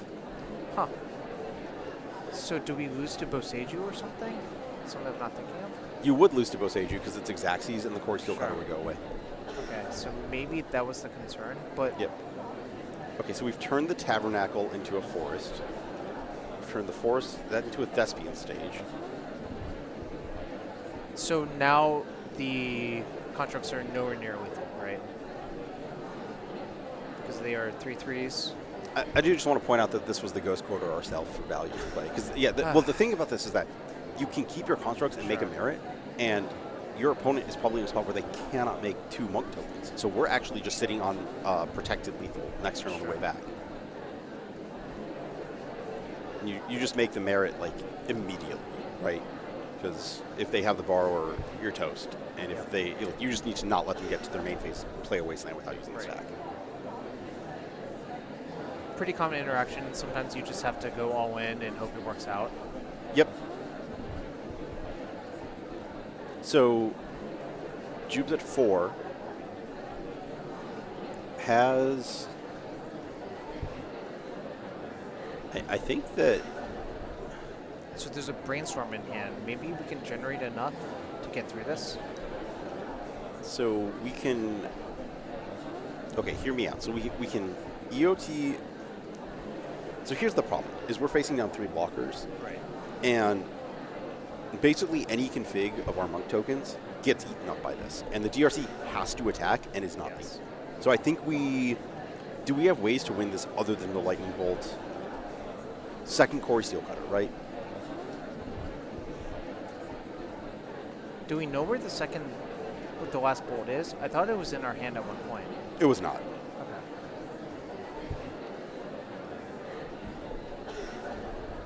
So we left the Surveil on top.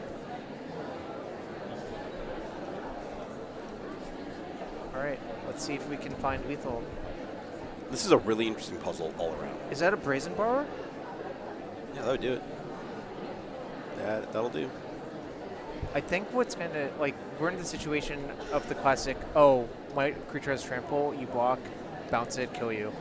I don't think that's what you want to do. I think you want to EOT Brazen and get the other Quarry token. Sure.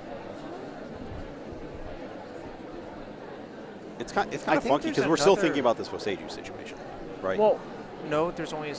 single green, you can still channel Boseiju. Yep. Because of the legend. Right. I think there's a second Quarry Steel Cutter and a Brazen Borrower as well. Yeah, so you keep I guess you're kind of in a weird spot too, where you have to kind of want to keep a force, because if there's a crop rot, you also need to force that to prevent a step. Even we know that it's in Jude's hand, you couldn't do that, but obviously Scott doesn't. This looks like Brazen Borrower, which also generates a monk and a Surveil. A lot of value. Ooh, yeah, that's the face of someone who's not happy with the situation. There's a Boseiju too. Had the Boseiju. So now, what Scott can even do is just play Borrower, equip Quarry Steel to it, right? Yeah, that'd do it. That would, yeah, because we've cut off Boseiju. Yep. Because the merit is gone.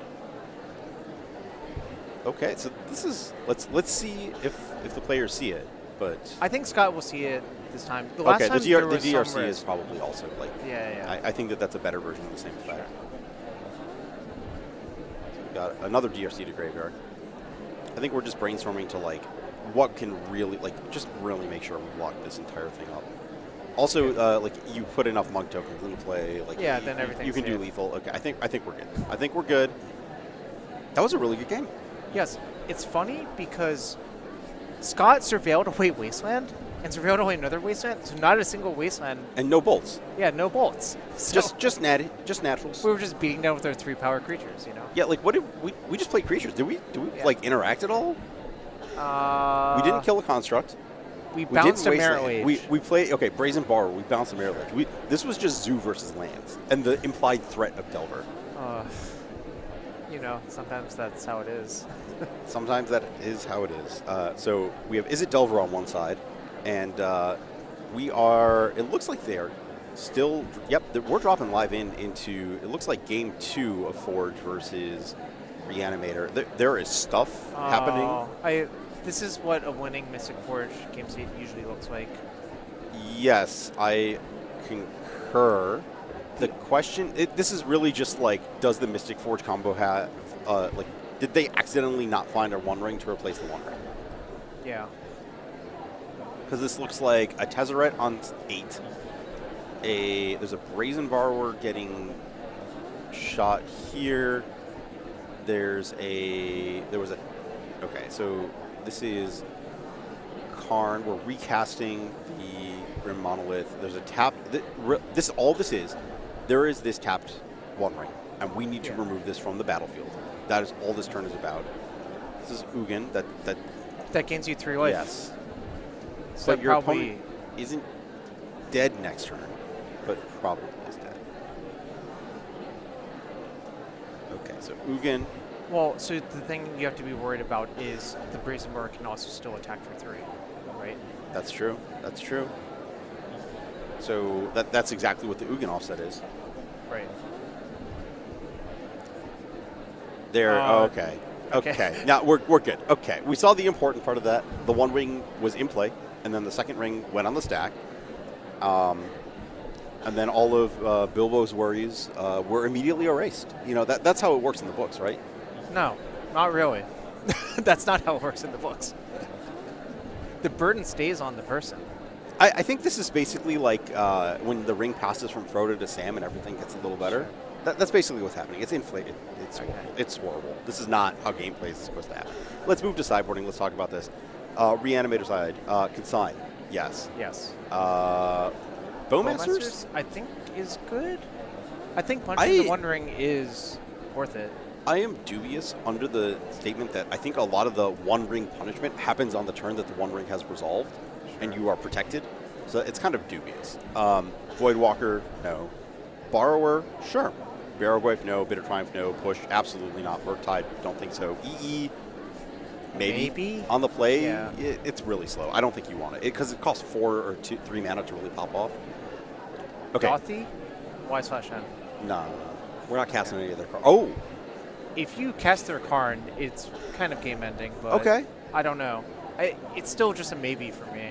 Because that's a very slow setup because you need Voidwalker, then you need to Thoughtseize Karn before they do anything. Yep. So I guess flipping to the Forge side, Fairy Macabre obviously in. Are you bringing in any of the Karn board? Because I'm not bringing in Flute, not bringing in Dismember. I think, well, it sort of depends on how Nicholas's main deck is set up, but it is a lot faster to get the either 0 or 1 drop off Tezzeret, cast it, than it is to Karn for it. But Karning for Crypt is a lot more efficient than... Yeah, I think I don't know. This is probably a case of there's a Soul Guide main and a Crypt sideboard, and it all flattens out to 4 mana each. Exactly. Yeah. You don't want Stone Brain. You don't want Perilous Snare, Portable Hole. I think the real question mark is, do you want Ensnaring Bridge? In your main deck? Yeah, because you're not going to wish for that, right? Is it better as a wish target? I'm not sure. Probably not. But it's sort of unclear to me. I think like the problem I have with Bridge is Nathan goes to 3 borrowers. Like yeah, I don't really once want you to attract, exactly. It only catches Nathan if he is exactly on Archon, which is only going to happen if he's on a non-entomb setup. Right. Yeah, no. We can move along. We can move along. Right. I think it's just Nathan playing around Fairy Macabre. Sure. Okay.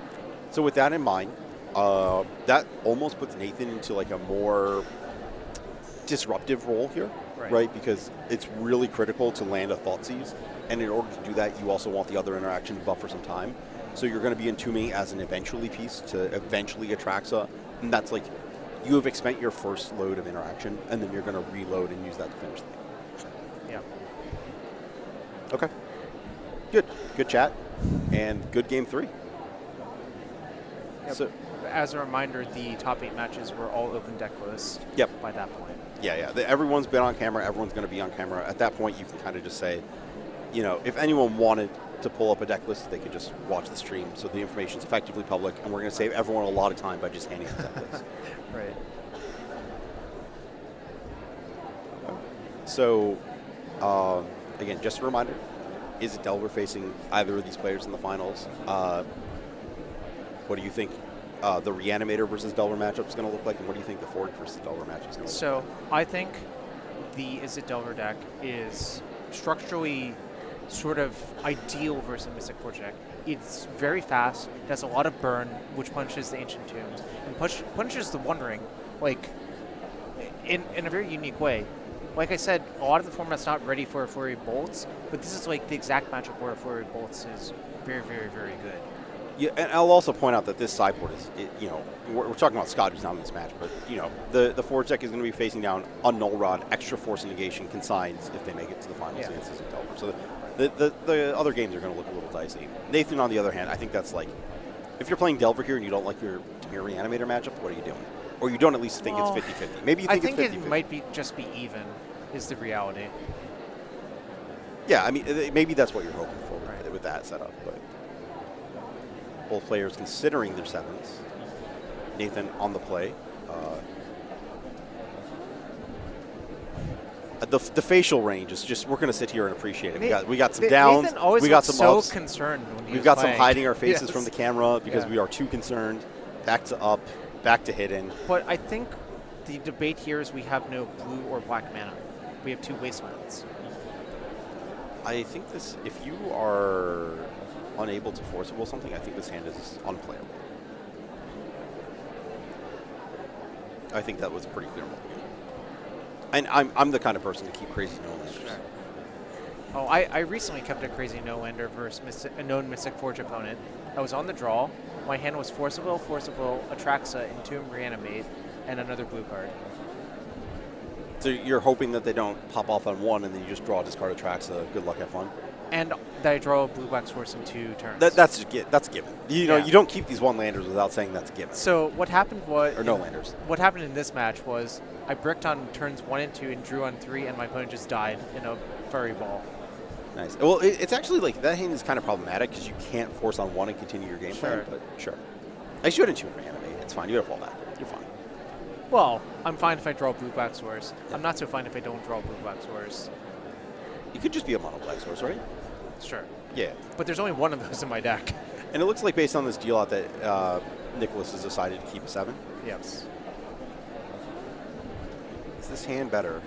It looks better to start. It looks better. No lands. No. Oh. Well, the thing about the Reanimator deck is, since the combo is somewhat compact, just something like blue-black source, Entomb, Reanimate, 4 stays. Yeah, but I think that like 4 days rather. Yeah. What you're asking for is, that's a lot of cards to ask for, right?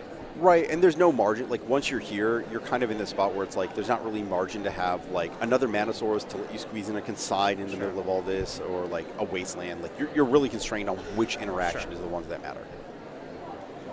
We're basically looking for the nuts on 5. Or at least... I mean, who isn't? But, yes. Sure. Okay, so... This is looking slightly more playable than the last hands, just like skimming through some of the cards we've seen. It looks like there's a mix of lands and spells. It looks like Tameo Brainstorm. FON is the one that I'm kind of spotballing here, but we'll spotball? That's not a word. Never mind, disregard. This is why they kick us out of the booth after this round. So you can go home to the small child. No, because they can't trust me to talk anymore. No, it's good. We got Tameo on turn 1. We got Tameo. We've got presumably UC. No drawback in this matchup to having UC. No. And so maybe this is like a fast Tameo ult plan. So we got a Saga. We've got a Petal. How fast are we going? Got to go fast. We got 1 mana. That's the Soul Guide. Okay. Okay, the Entomb plan is not on the board. Good thing Nathan was potentially on the Tameo plan. 1 clue that will be threatened by a Karn. Brainstorm. Okay. Ooh. Oh, wow. That looked like at least another Force in the blue card. Yeah, so the issue here for Nathan is we could get run over by constructs, right? We could. And Nathan's not playing something like Dress Down or Toxic Deluge or something to clear out all the contracts. What if we had a Wasteland? Would that be good? Wasteland would be good enough, yes. just check it. Just check it.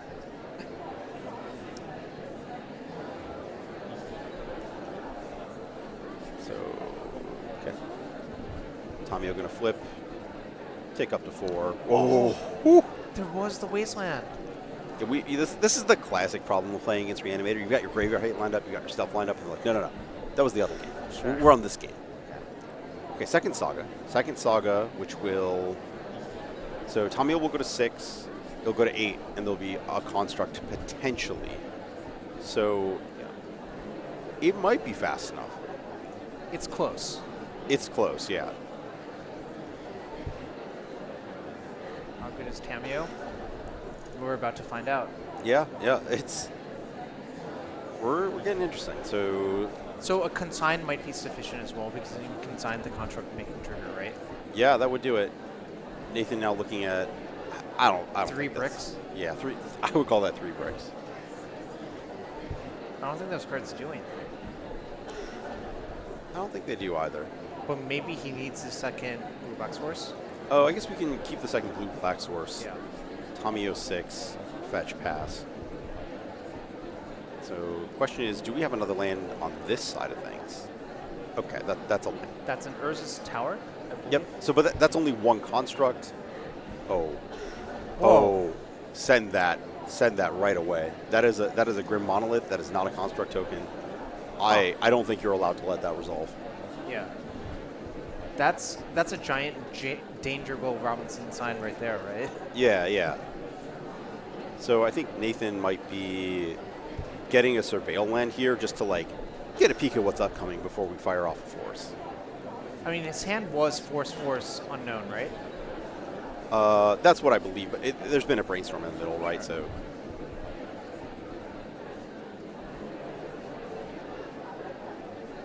And I guess there's another piece of this where, like, if your opponent fires off a spell, like, their mana's used. So maybe you might just let it go and try to fight over the force. No, but the problem is then their saga gets a key. Yes. And that's super That's sketch. the issue.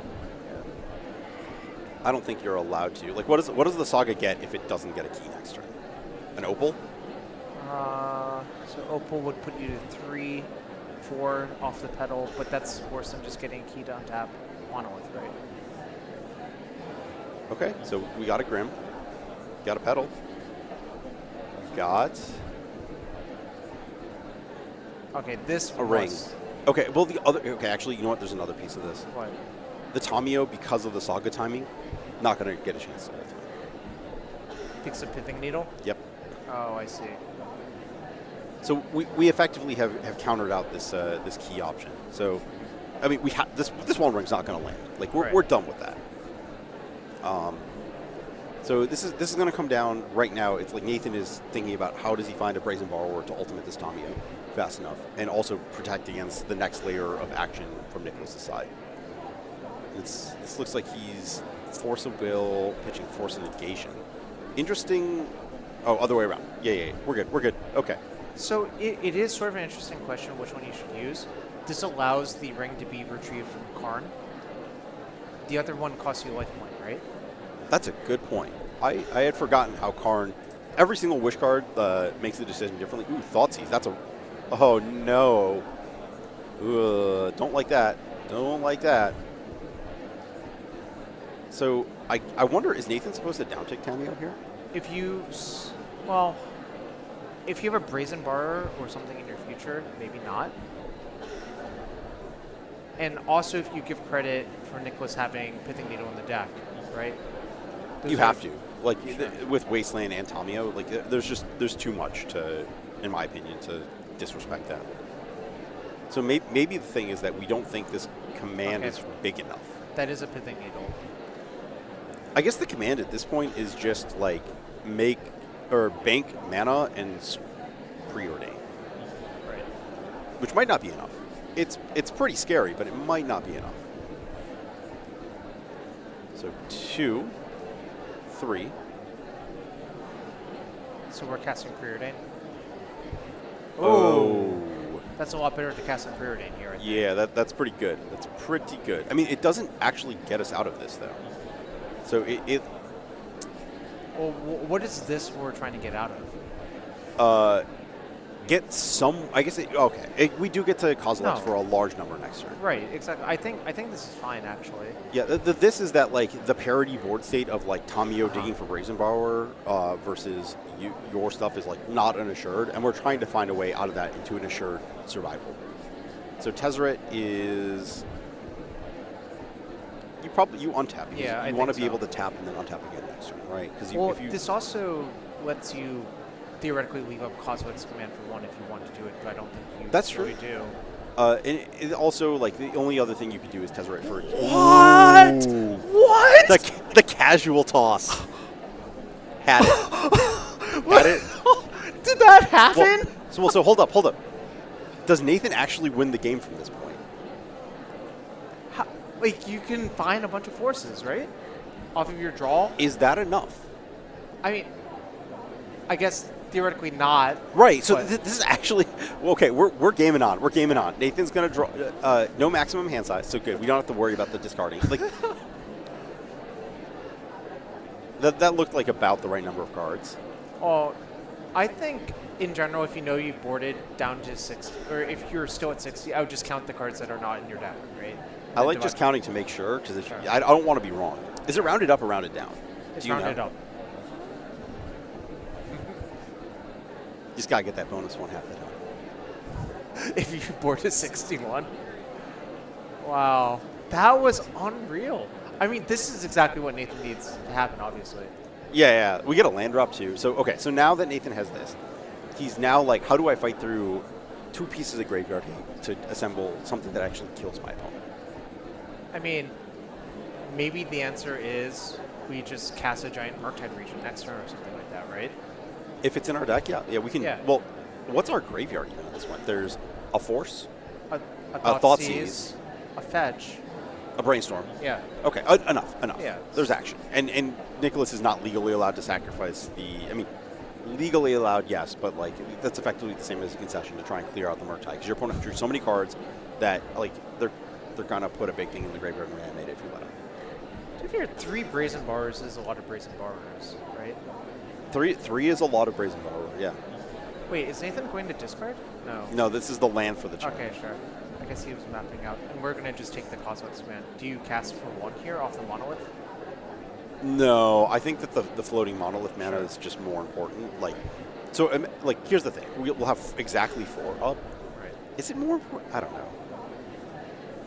What do you suppose? Like this is a spot where like This is a what are weird we doing? game now, Okay, yeah. so let's think about this. So, is it more important to have if you draw a 4-drop, daze mana back to pay through that and force your opponent to actually use a 4? It is. It is more Yeah. important to force your opponent Okay, to use a sure. force than it is to like what are you commanding it to? Like you command it to what, a land and lose your needle?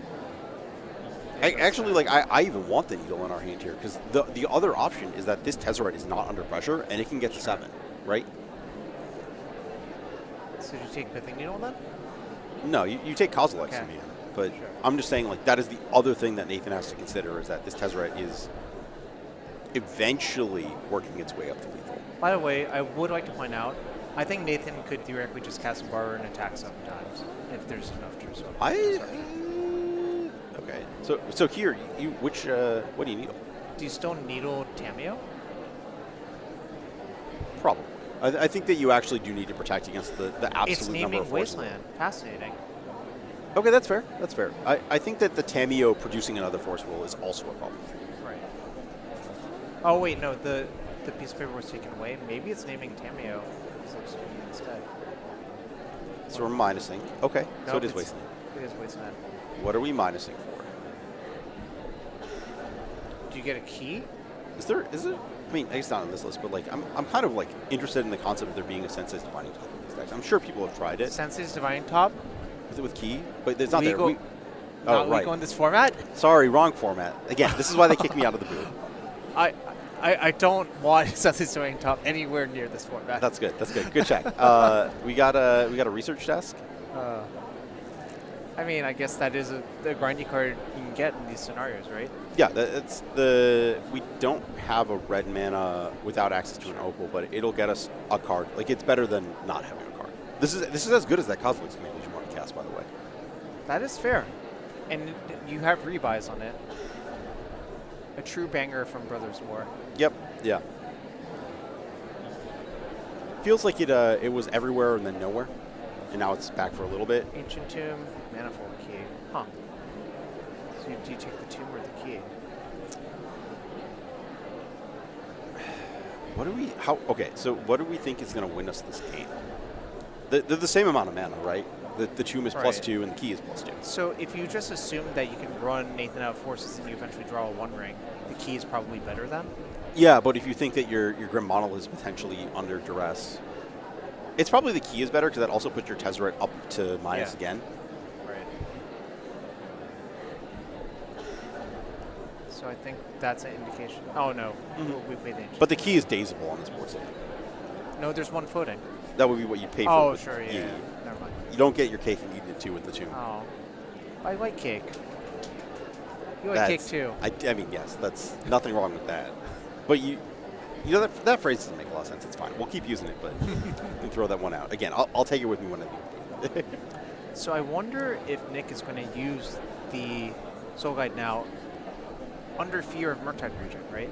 No shot. I think that you just have to assume that your opponent has assembled the cards in hand to make something better than a Murktide.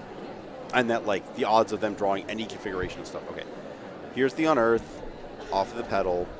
Nathan just kind of like, yeah, you can continue to put cards from the top of your deck into a zone as long as they aren't things I can forceful and care about forceful. Okay, so we got key. We're back where we started. So you have to take the key here, right? Right? We only have 1 mana floating, and we've already used Tezzeret. Oh, is it until end of next turn? Jarvis, Maybe. I thought you were the expert on which exile zone everything Oh belongs God, no! Don't put that on me.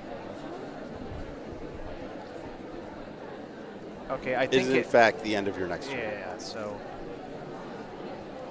the question is, does Nathan have Brazen Bar into Reanimate? That would be good enough, I think. Brazen Bar and Tomb Reanimate would make a thing. I mean, what's good enough? What's the definition of good enough? So you would get the Tezzeret off the board with Archon of Cruelty, right? Leave our opponent with a tapped monolith. And then we presumably force or we counterspell with the One Ring. Okay. Yeah, I would call that good enough. Yeah. Just double checking that our big Merc. So one issue is it's entirely possible that Nathan has drawn the Archon and such were Atraxa by this point, right? Yeah. I mean, again, but you also have access to, like, Brainstorm, potentially the other sewers. Like, we can make it work. Sure. Back into the deck here. Other Murktide is probably... Well, Forcible is also probably good enough, right? Yeah, especially because we have Tameo to bring back the Force. That does run into the Soul Guide in the turn, but that's fine, I think. Yeah, but then you can Archon. Like, it's, this is we talked about Brazen Borrower. This is another option other than Brazen Borrower to get that off the battlefield. I can't believe that Brazen Borrower was drawn that one turn. No, you get another card in hand. There were 2 unknown cards there, Jarvis. So it's possible it was drawn even before that, huh? Very possible. But Nathan looks so concerned. Maybe that's just his thinking face. That's the Pro Tour winning difference, the concern. I don't think you ever had concern. You had like laughing face while you're siege rhinoing your opponents. That's different. This is You're a talking this like is a a sketchy madman. concern kind of game state where you can, like, actually lose, not like Right. the incremental. Your opponent is like 6 ticks behind you and there's no way out of it. That's fair. Though I guess once you have, like, the 3 forces back, then, like, yeah, you're kind of you can be afforded a little smart, just a little for funsies. Yep. Maybe this is the PT champion versus world champion difference here too to discuss on that front. It's true. You never may- got a world champs. Yeah, maybe one of the people here is a duelist in the mind, and no one else is. It's true.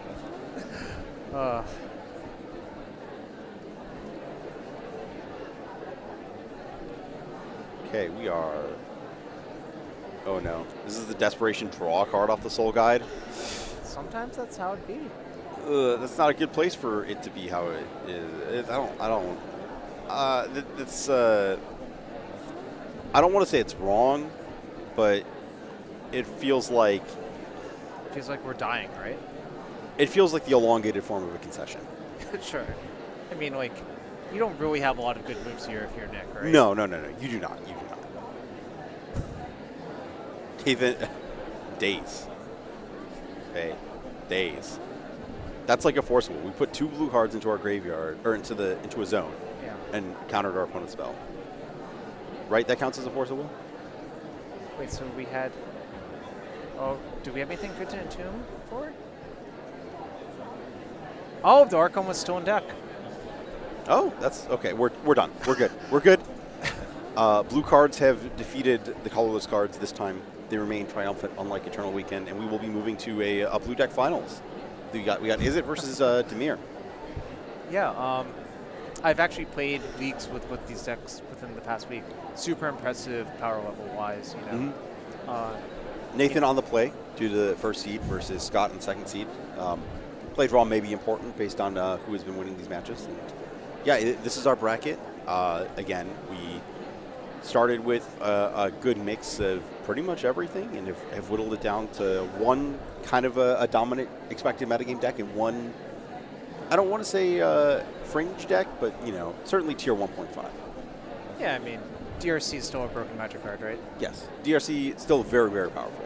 They banned Ragavan, but they let us get away with that one because it doesn't draw a card unless you count when it comes to the graveyard as drawing cards, which may or may not. Close. It's very, very close. Yeah, I'm excited to see. I'm going to root for Nathan. Do you want to root for Scott? I just want to watch some Magic. Okay, fair enough. I mean, realistically, are we rooting for whoever loses game 1 to win game 2? Is that what we're rooting for? What? Do you want a game 3 or not? I guess I wouldn't mind a game 3. Right, that's exactly. Sure. You have no rooting interest game 1 and 3, but you have a clear rooting interest game 2, Oh, and I it's see. whoever loses game 1. Right. That's just math. That's math. Yeah, right. It's math. I'm asking you, the mathematician. It's math. That's good enough for me. Okay. And with that, I think we're going to let everyone kind of transition, set up for this big final match, and swap on out for Brian and Jameson. Then, I mean, we'll be back to close out, but then everyone will be back tomorrow for the actual invitational that all 8 of these top 8 players will be qualified for and playing it. Yeah, it will be nice. Yeah. So, see you in a minute, and see you tomorrow. All right, folks, welcome back to the finals of the DMV Legacy League Classic. Jameson here again. Joining me again, of course, is Brian. Brian, are you ready for this finals between the 1 seed and the 2 seed? I am. Neither of these players have lost a match today, and one of them's about to. Yeah. So we'll see which one it's going to be. So Nathan Sawyer on Blue-Black Reanimator and Scott Waldron on Blue-Red Delver. They have battled their way through the bracket and taken everything down. So now they're going to face off as they should have in round 6 when they first intentionally drew with each other, Yes. and we'll see who plays it out. So in this matchup, generally, I mean, we're going to have there's going to be a lot of dazes flying around, a lot of cantrips, a lot of forces of will, a lot of wastelands. So do you feel that either of these players is particularly has an edge on deck? We casted this exact match earlier, different players, but the same thing. We watched it happen, and it's life total matters, life total management. If Nathan gets one of the big O's into play early, it's basically impossible for Delver to catch up. If Delver gets Reanimator to 10-ish life, it's very hard for them to cast Reanimate at that point. Yeah. And then the big O's become very hard to get into play. It's Animate Dead or Bust. And those are the things that we have to track. It's how fast can Nathan combo versus how fast can Scott lower Nathan's life total. And that's what's going on in game 1 at least. Okay. And it looks like, so we saw Paul had in his list a bit of a pivot to more of a tempo mid-range sort of a build. It looks like Nathan has a lot of the same cards, not exactly the same cards, but a similar kind of pivot with, we've got 2 Barrogoyfs, 2 Voidwalkers, some Brewmasters, Murktide Regent. So he could definitely has the opportunity here to completely pivot into even potentially all the way out of a Reanimator package. Yep, we could full juke, partial juke, or full send. And it's just the shell game of what Scott thinks he has to play against and what Nathan thinks will beat Scott on whatever level they're each on. Yeah. So they were. I remember I was standing around watching the stream over our shoulders here with Scott, and he was watching Nathan take it down, and he's just cool as a cucumber. He's completely unbothered. It's just sort of. And I'm sure Nathan is too. I mean, of course, he's played for much higher stakes than this, and is ready to battle it out for the ultimate prize here today. Yeah, I mean, these guys are both on fire. They haven't dropped a match. They've been rolling through their opponents. It's been pretty remarkable to watch. I remember I was watching Scott's match in the last round. Was just like, wow, this guy's just playing tight. He's got the lines. He drew the Brazen Borrower right when he needed it. Yep. Critical Brazen Borrower. Didn't even. I don't think he even dropped a game to the lands deck, right? I don't think he did. Just rolled right over Jubes. So I don't know exactly how many times these players have qualified, or the players that qualified in the top 8 have qualified for the Invitational tomorrow, but some of them may have earned a bye from their efforts today. And so we'll probably see them battling at the higher tables again tomorrow, and maybe see them on stream again tomorrow, and maybe they'll both be trying, whoever wins today right now will probably be battling, trying to do the back-to-back for the first time ever, the Classic and the Invitational in one weekend. Not a bad weekend, if you can get it. That's a pretty good weekend. Went to two 5Ks, and I'm excited for tomorrow. It's going to be it's going to be a little bit more. They're both 5Ks, but tomorrow feels a little bit like the stakes are just higher because it's just so much of effort for all these players. Such a culmination. We have a giant chunky ring. Yeah, these the Ks. There's the $5,000, and then all the carrots in this chunker. This $2.8 million remnants of the Hope Diamond, I've heard. Stolen from the Smithsonian by Ryan Freeberger yesterday. And, well, I certainly can't confirm that. FBI, if you're listening, I mean, sorry, Ryan, but yeah, this thing's beautiful. And if you want a piece of American and, in fact, world history, win the tournament tomorrow. Yeah. So, not the only thing going on tomorrow. We have some 5Ks. We have a Rebound 1K, which I believe is going to start a few hours after the Invitational does, for anybody who doesn't have the best showing tomorrow at the Invitational and wants to battle it out for that Brainstorm we got hanging at the wood burning, I guess, Brainstorm. All kinds of fun stuff going on. So if you were on the fence about coming down tomorrow, make the call. Come on down. Come hang out. You can say hi. We'll say hi. We'll be here. And so our players are ready to begin the finals. They're examining each other's deck lists, so let's head on down to the table. Having a good discussion. I don't believe these players are too much strangers to each other. They are both local to the DMV region. Yeah, just having a chat about the lists. Nathan comes and goes from the Eternal formats, as we've discussed. He's a strong Magic player, of course. Not a stranger to Eternal formats. He does play the Eternal weekends when he can make it out. I've seen him grinding the Legacy Secret Lair events at Gen Con. He'll show up where there's money to be made on a free weekend, but I'm sure he is actively testing for the Pro Tour and Worlds right now that are coming up, so Legacy does not have his full attention. But I heard him describe the deck he's playing as, I'm just clicking buttons, earlier. And for someone who's probably just knee-deep in figuring out future standard, like trying to guess what standard cards are going to be banned while navigating avatar spoilers and trying to figure out worlds and all of that, to just show up and casually EXO into the finals of a Legacy tournament. Right. I bet he can't even believe how easy this is with this Reanimator deck. Hot knife through butter today. Nathan Sawyer is. Sometimes that's how it is. I mean, at the professional level, especially to succeed at the professional level, just requires such a dedication to your craft that can be applicable to Legacy sometimes. And as good as our homebrew Legacy specialists are, pros are pros. They're pros for a reason. And it's a shortcut when there's an established, very obvious best deck that somebody with high level of Magic skill can learn quickly. Right. If the metagame's relatively healthy, then you have to understand the metagame, and you have to know what decks beat the other ones and how you get the edge in your bad matchups and all of this work. You don't have to do work with the Reanimator. There's some clever stuff. Like, it's not completely brainless, but like understanding Entomb plus Reanimate and back it up with a counter spell or a discard spell is pretty good. That'll get you there most of the time. Right.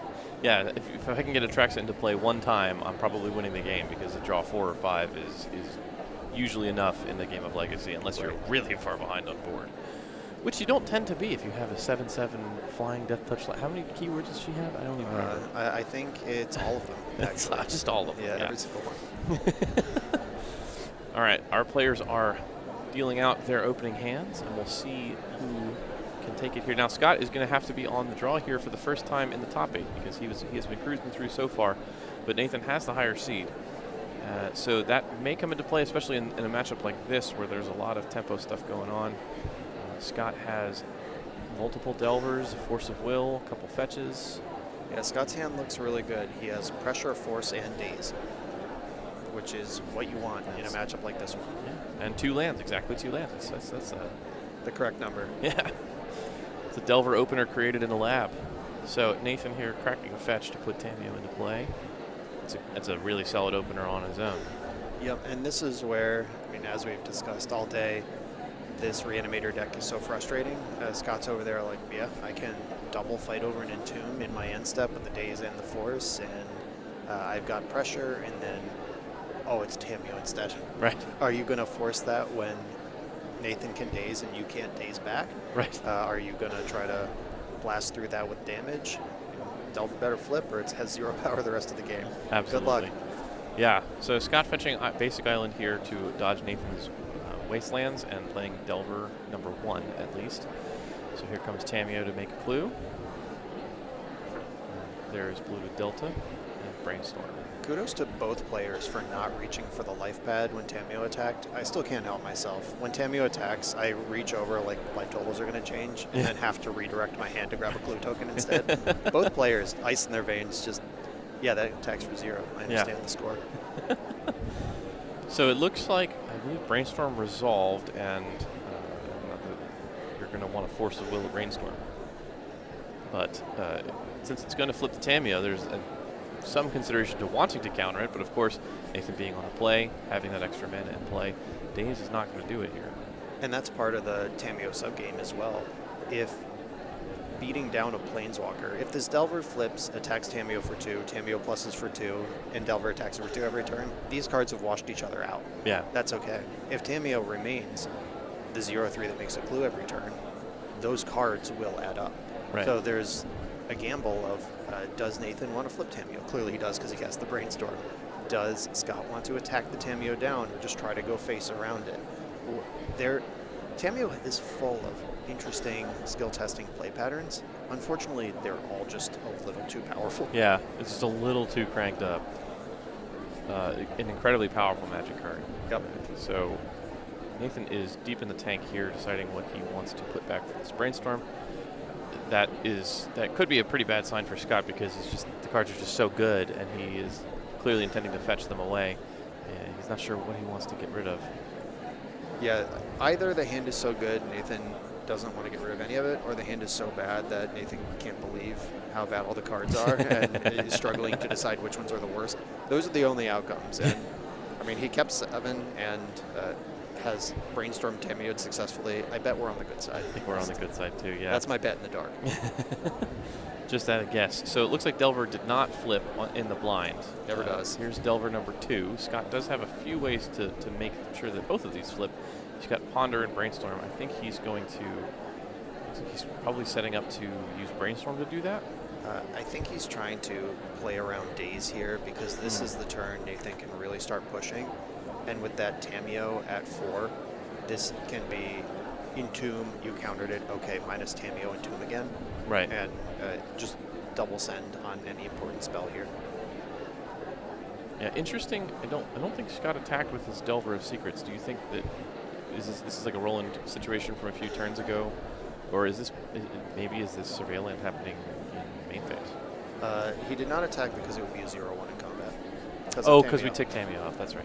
Yeah, that's another one of the difficult aspects of this Tamiyo card is my 1 mana Planeswalker. The point of Planeswalkers, the counterplay of them is combat. And Scott had a 1-drop, one of the most aggressive 1-drops ever printed. People have wanted this card banned in formats before. Yeah. And it is ineffectual versus Tamiyo even as early as turn 2. Yeah. So Nathan in a pretty good spot here, although with 2 Delvers, they can flip quickly and start going to town. So you're going to have to keep making plays. Ponder is a great one. Yeah, I see Entomb peeking out of Nathan's hand on the screen. I can't see anything else going on, but he's got a fat grip of cards. One of them's Entomb. He might be looking for Reanimate. He might be looking for backup. He might just be playing with his food right now because he's under not real pressure. And if the Delvers flip, Tamiyo's under some pressure. But if Scott is beating down Tamiyo instead of Nathan, all of that life total we talked about being so important for the card Reanimate, the card Thoughtseize, all of these things is no longer that important. Yeah. So so Ponder shuffled, and then here's Ponder number 2. There's Archon, Brazen Borrower, and Ponder number 3. So a lot of this, what do you think Nathan's digging for? We're thinking Reanimation spell probably? My guess is a Reanimation spell or a Protection spell for the rolled up Entomb Reanimate. I know Entomb's there. I can't be sure of Counterspell or Thoughtseize or Reanimate. Okay. Yeah, so that's going to be a shuffle from Ponder. If that's the case, which we suspect it is, then yeah, none of those cards are going to do it for him. So you really got to get this. Got to get something different off this Ponder. And he has this basic swamp in play, which really cuts off even the option of taking the Ponder off of that last Ponder and trying to triple Ponder in a turn. Yeah. There's not a lot of spells that swamp casts.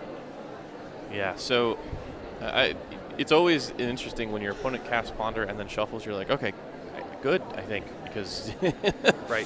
Whenever they keep, you're like, oh. You're saying there's a chance. Yeah. All right, take up Tamiyo and shrink these Delvers back down and pass turn back. Yeah, whether Scott wants to try to brainstorm to guarantee the Delver slip but be susceptible to daze, or just get a Surveil land and get 2 looks at blind flipping Delver. There we go. Yeah. I think this is the safer play, and we talked about this deck is about 1/3 spells, so 2 looks at 1/3. Yeah. He's likely to flip it here, but he's more likely than not to flip it, but it's not a guarantee. Right.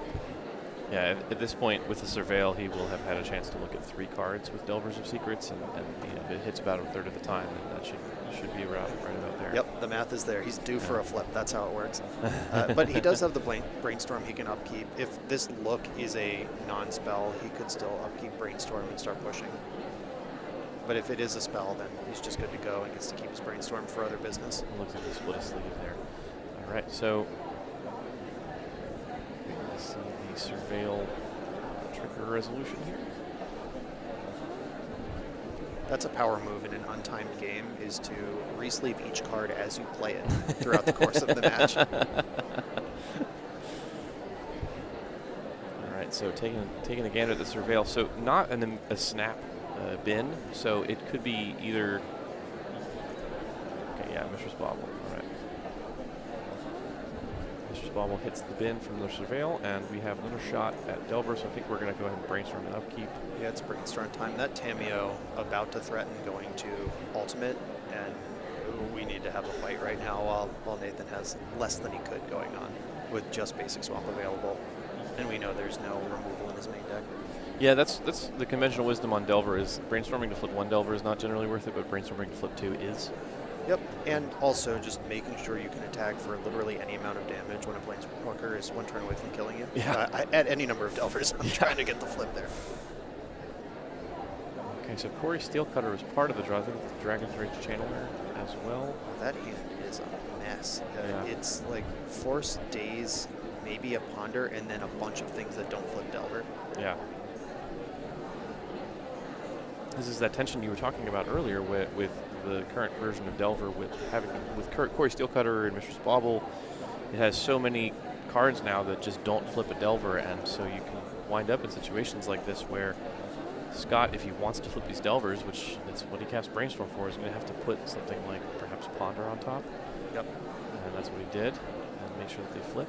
And that's a smart one to put back, because when your options to flip Delver are Force, Daze, Ponder, and you don't want the combo deck to know what your interaction is, Ponder, it's a forced choice at that point. You can't show your opponent that they need to play around a counterspell, but you do need to flip the Delvers, and there's really The only decision he was making on that brainstorm is what card he wants to put under the ponder. Yeah. Okay, so Scott is one card type away from his instant artifact land, so he's one card type away from Delirium. He could add Dragon's Channeler to his combat step if he wants to. Potentially add some pressure to this clock. Yeah, Channeler's great here because he did just put a card back on top. I believe it's Quarry Steel Cutter on top of his deck right now, and play the Bauble, surveil that away. He has enough pressure, now he needs interaction. I'm choosing not to. I think he wants that Quarry Steel Cutter. Okay, so sandbagging the Bauble means he's going full pressure. Like, he could have said, I have three power 1-drops in play. We'll do it with that and dig for other stuff. But instead he said, I'm going to add some Prowess Monks next turn. Yeah. And he hopes that Force of Will and Daze keep Archon of Cruelty and Atrax out of play here. Interesting. So Nathan main face cracking Clue? It looks like he's just whiffing. Like, he simply does not have the B to go with his A. We know he has Entomb. He's looked at 4, 8, 9, 10, 11 or 12 cards in the last turn cycle, and just doesn't have Reanimate. That's what it looks like to me. Yeah, just an incredible, he's looked at so many cards to not find any reanimation spells is a pretty low percentage, but it seems to be what's happened. So Tamio takes up to 4, but we have 6 power creatures in play that we could take her off the table with. Looks like we're wasting in upkeep. Yep, and I mean, this is Tamio doing her thing as well. That Clue did come off the Tamio from the turn 1 attack, so she has drawn a card. She's replaced herself at minimum, and she's absorbed. So the unflipped Delvers were 3 damage, and then last turn 6. That's 9, Right. and then she's going to die this turn. You got to put at least 6 damage on her to get through 2 -1s. Like, She's gained like 12 life functionally. right, and Nathan, we're over here like, my goodness, how is he whiffing so hard? And he's looked at about half his deck. It is unlucky that he's whiffed, but he's also still at 18. Well, 18. And Probably will continue to be. right, and if Atraxa arrives on this board, he's still fine. So Scott with a ponder here, seeing Scalding Tarn, Mishra's Bauble, and Wasteland. Interesting, because I believe he did draw the Quarry Steel Cutter. Yeah, he got wastelanded in his upkeep, and I think he is aggressively respecting Daze here Okay. and just trying not to get smoked. Though setting up that line and then not taking it. I mean, like, what are we trying to fight over here? If Nathan dazes or forces a Quarry Steel Cutter, that's a daze or force he doesn't have to defend his Entomb. And we've gotten through Tamio here. We've done it. Right. So, all right, Wasteland going to take out Underground Sea. Nathan floating black and casting Entomb. But it is exposed to Daze. Yep, it is dazable. That's, I think, what Scott's going to do. Yep, picking up Basic Island. Daze your Entomb. Let's see if we're going to have a fight over the Surveil with Dragon's Channeler first, which was Bauble goes to the graveyard. That's 3 of them. There's 1 more in Scott's hand. That's all 4 bit And baubles. Scott does not have the blue card to go with that force. We might just see the cornball rip Reanimate off the top. I win despite you doing all this cool stuff and Right. having all this pressure. Okay, so Nathan in the tank here. He does have some protection for this, I believe. He's got Force of Wills to back this up. We haven't seen a whole lot of his hand on the camera. Yep. We're also in the cool position where if he dazes picking up the Underground Sea that's currently being wastelanded, that's just straight up card advantage, Yeah. even if the daze gets paid for. That might be what he's thinking about. Can I shove harder with daze in the future, or is saving this Underground Sea a good play now? Yes, and he does choose to daze the daze with Underground Sea being picked up. Mentioned. So Wasteland is now blanked, is functionally countered. Yep. Scott's going to pay for days to make sure that Entomb gets countered, though, and that does go through. So Yeah. So Nathan just that play was test you with Entomb. Best case scenario, I get Entomb. Worst case scenario, I save my Underground Sea. Yeah. And it just kind of win-win. But we don't know if he has a second Entomb. We're quite sure he doesn't have a Reanimate. he's got Force of Will on top of the library, and Scott sees that. So Scott played Bauble to try to dig for a blue card with his Force of Will, and did not find one. Scalding Tarn was on top of the library, so now we're drawing blind, trying to hit a blue card, trying to turn this Force of Will on. Couldn't see it. Yep. And Tamio's been answered, Entomb's been answered. The way Nathan's been playing has told us he probably doesn't have a Reanimate. Right. So, okay, here's the He's got second another Entomb. The way they're laughing, I bet that was a top deck. Yeah. Nathan has been kind of sheepish this whole event of like, how is it so free? In his semifinal match, he was behind against Mystic Forge. His Tamiyo on 8 locked under a Pithing Needle, and he just drew for turn and was like, basically threw his petty theft disdainfully across the table, like shrugging, like, I'm so sorry, and then drew half his deck. And I think that's what this Entomb just was as well. But Scott did grab a Ponder with the Mishra's Bauble draw trigger, so Force of Will on the Entomb, but force back from Nathan, so this Entomb is going to resolve. And let's see if what we understood of these plays that Nathan was making stand here. He has a small number of cards left in hand, and our read is they're not reanimate. So yeah. Just putting Atraxa in the graveyard here and then getting crunched to less than 7 life doesn't help. Right. He needs to have it now. Yes, absolutely. So we'll see. Is that last card reanimate? Because if it is, it's probably going to look pretty bad for Scott at that point. Right. I think he has a second land in his hand. He's got the basic island in his hand, and Corey's Steel Cutter. He could top deck Petty Theft, but it's probably got to be that. Yep. Yeah, right now is the moment with Nathan at 15 facing down 9 damage. Reanimate is just off at that point. He can't even cast Murktide because that basic swamp is in the mix. This is almost have it or die. Yeah. So Atraxa goes to the graveyard. Animate Dead is the one variable here. If Nathan can get Atraxa in the graveyard this turn, take the mash, and then Animate Dead the Atraxa, that is enough to survive. Yeah, absolutely. So, wait, does he? I don't think he has a main deck. I don't think he has Animate Dead in his list. No, he doesn't. You're right. So there's no Animate Dead, so it's got to be Reanimate right now, and it is Reanimate right now. So, key to being a pro player: always have it. Right. The look on his face, he either top decked the second Entomb or the first Reanimate this turn. Yeah. He's just, haha, here we go.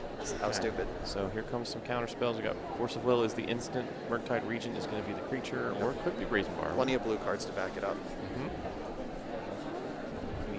But actually, it looks like Reanimate's the sorcery, and then he's got Wasteland as the land. Gross. Considering whether or not he wants Brazen Borrower instead, but... And we just mentioned how that Tamiyo absorbed something like 14 damage this game, and now Nathan is stabilized at 8. Yep. She did her job. She absolutely did. She drew a card, gained over 10 life, and bought exactly enough time for Atraxa to arrive and make this game not particularly winnable. So, a couple of outs for Scott potentially. I mean, there is the old okay, whatever your life linker blocks, I'm going to bolt my own creature so that you don't gain 7 life, but we used to use against Grizzlebrand, but that would only put 6 damage on Nathan, and so it's gonna be tough. It's gonna be close here. But and Force of Will's face up, so the outs we'd normally be drawing to the Petty Theft, the bolt my own creature, the dance around lifelink. We know and Scott knows they won't work. Yes. So Scott drawing Wasteland for turn. That's not helpful right now. I'm doing a graveyard check. I see a Ponder in Exile. I think that is a Ponder at the bottom of the screen. I see Artifact Instant Land confirmed, and I think that last card is Ponder, which means Dragon's Rage Channeler has to fight. There's not even sitting back with 9 power and hoping to just trade with Atraxa and hope we game on. Yeah. It has to attack, and if one of them has to attack, then they all might as well. Yep, it's not pretty. So net gain 1, I believe. Yeah. Yep. So Nathan goes to 9 and kills Dragon's Rage Channeler for free. Right. But now that's off the table, so Scott in future turns will have the capacity to not have to force the issue, but not looking great right now.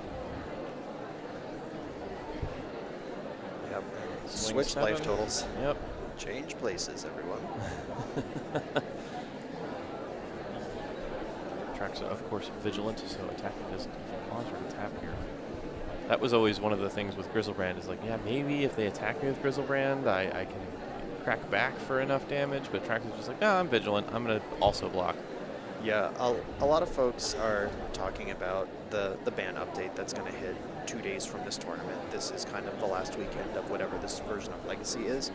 and some discussion. Everyone's got an opinion, and one of the opinions out there is that Atraxa is a bannable card because this exact same game with Grizzlebrand instead, you have to pay life when you're at 8 to see those fresh cards. They're not free. Also, Grizzlebrand has to tap to attack to get the lifelink, and then you're free to counterattack. And Grizzlebrand is a lot worse than Atraxa.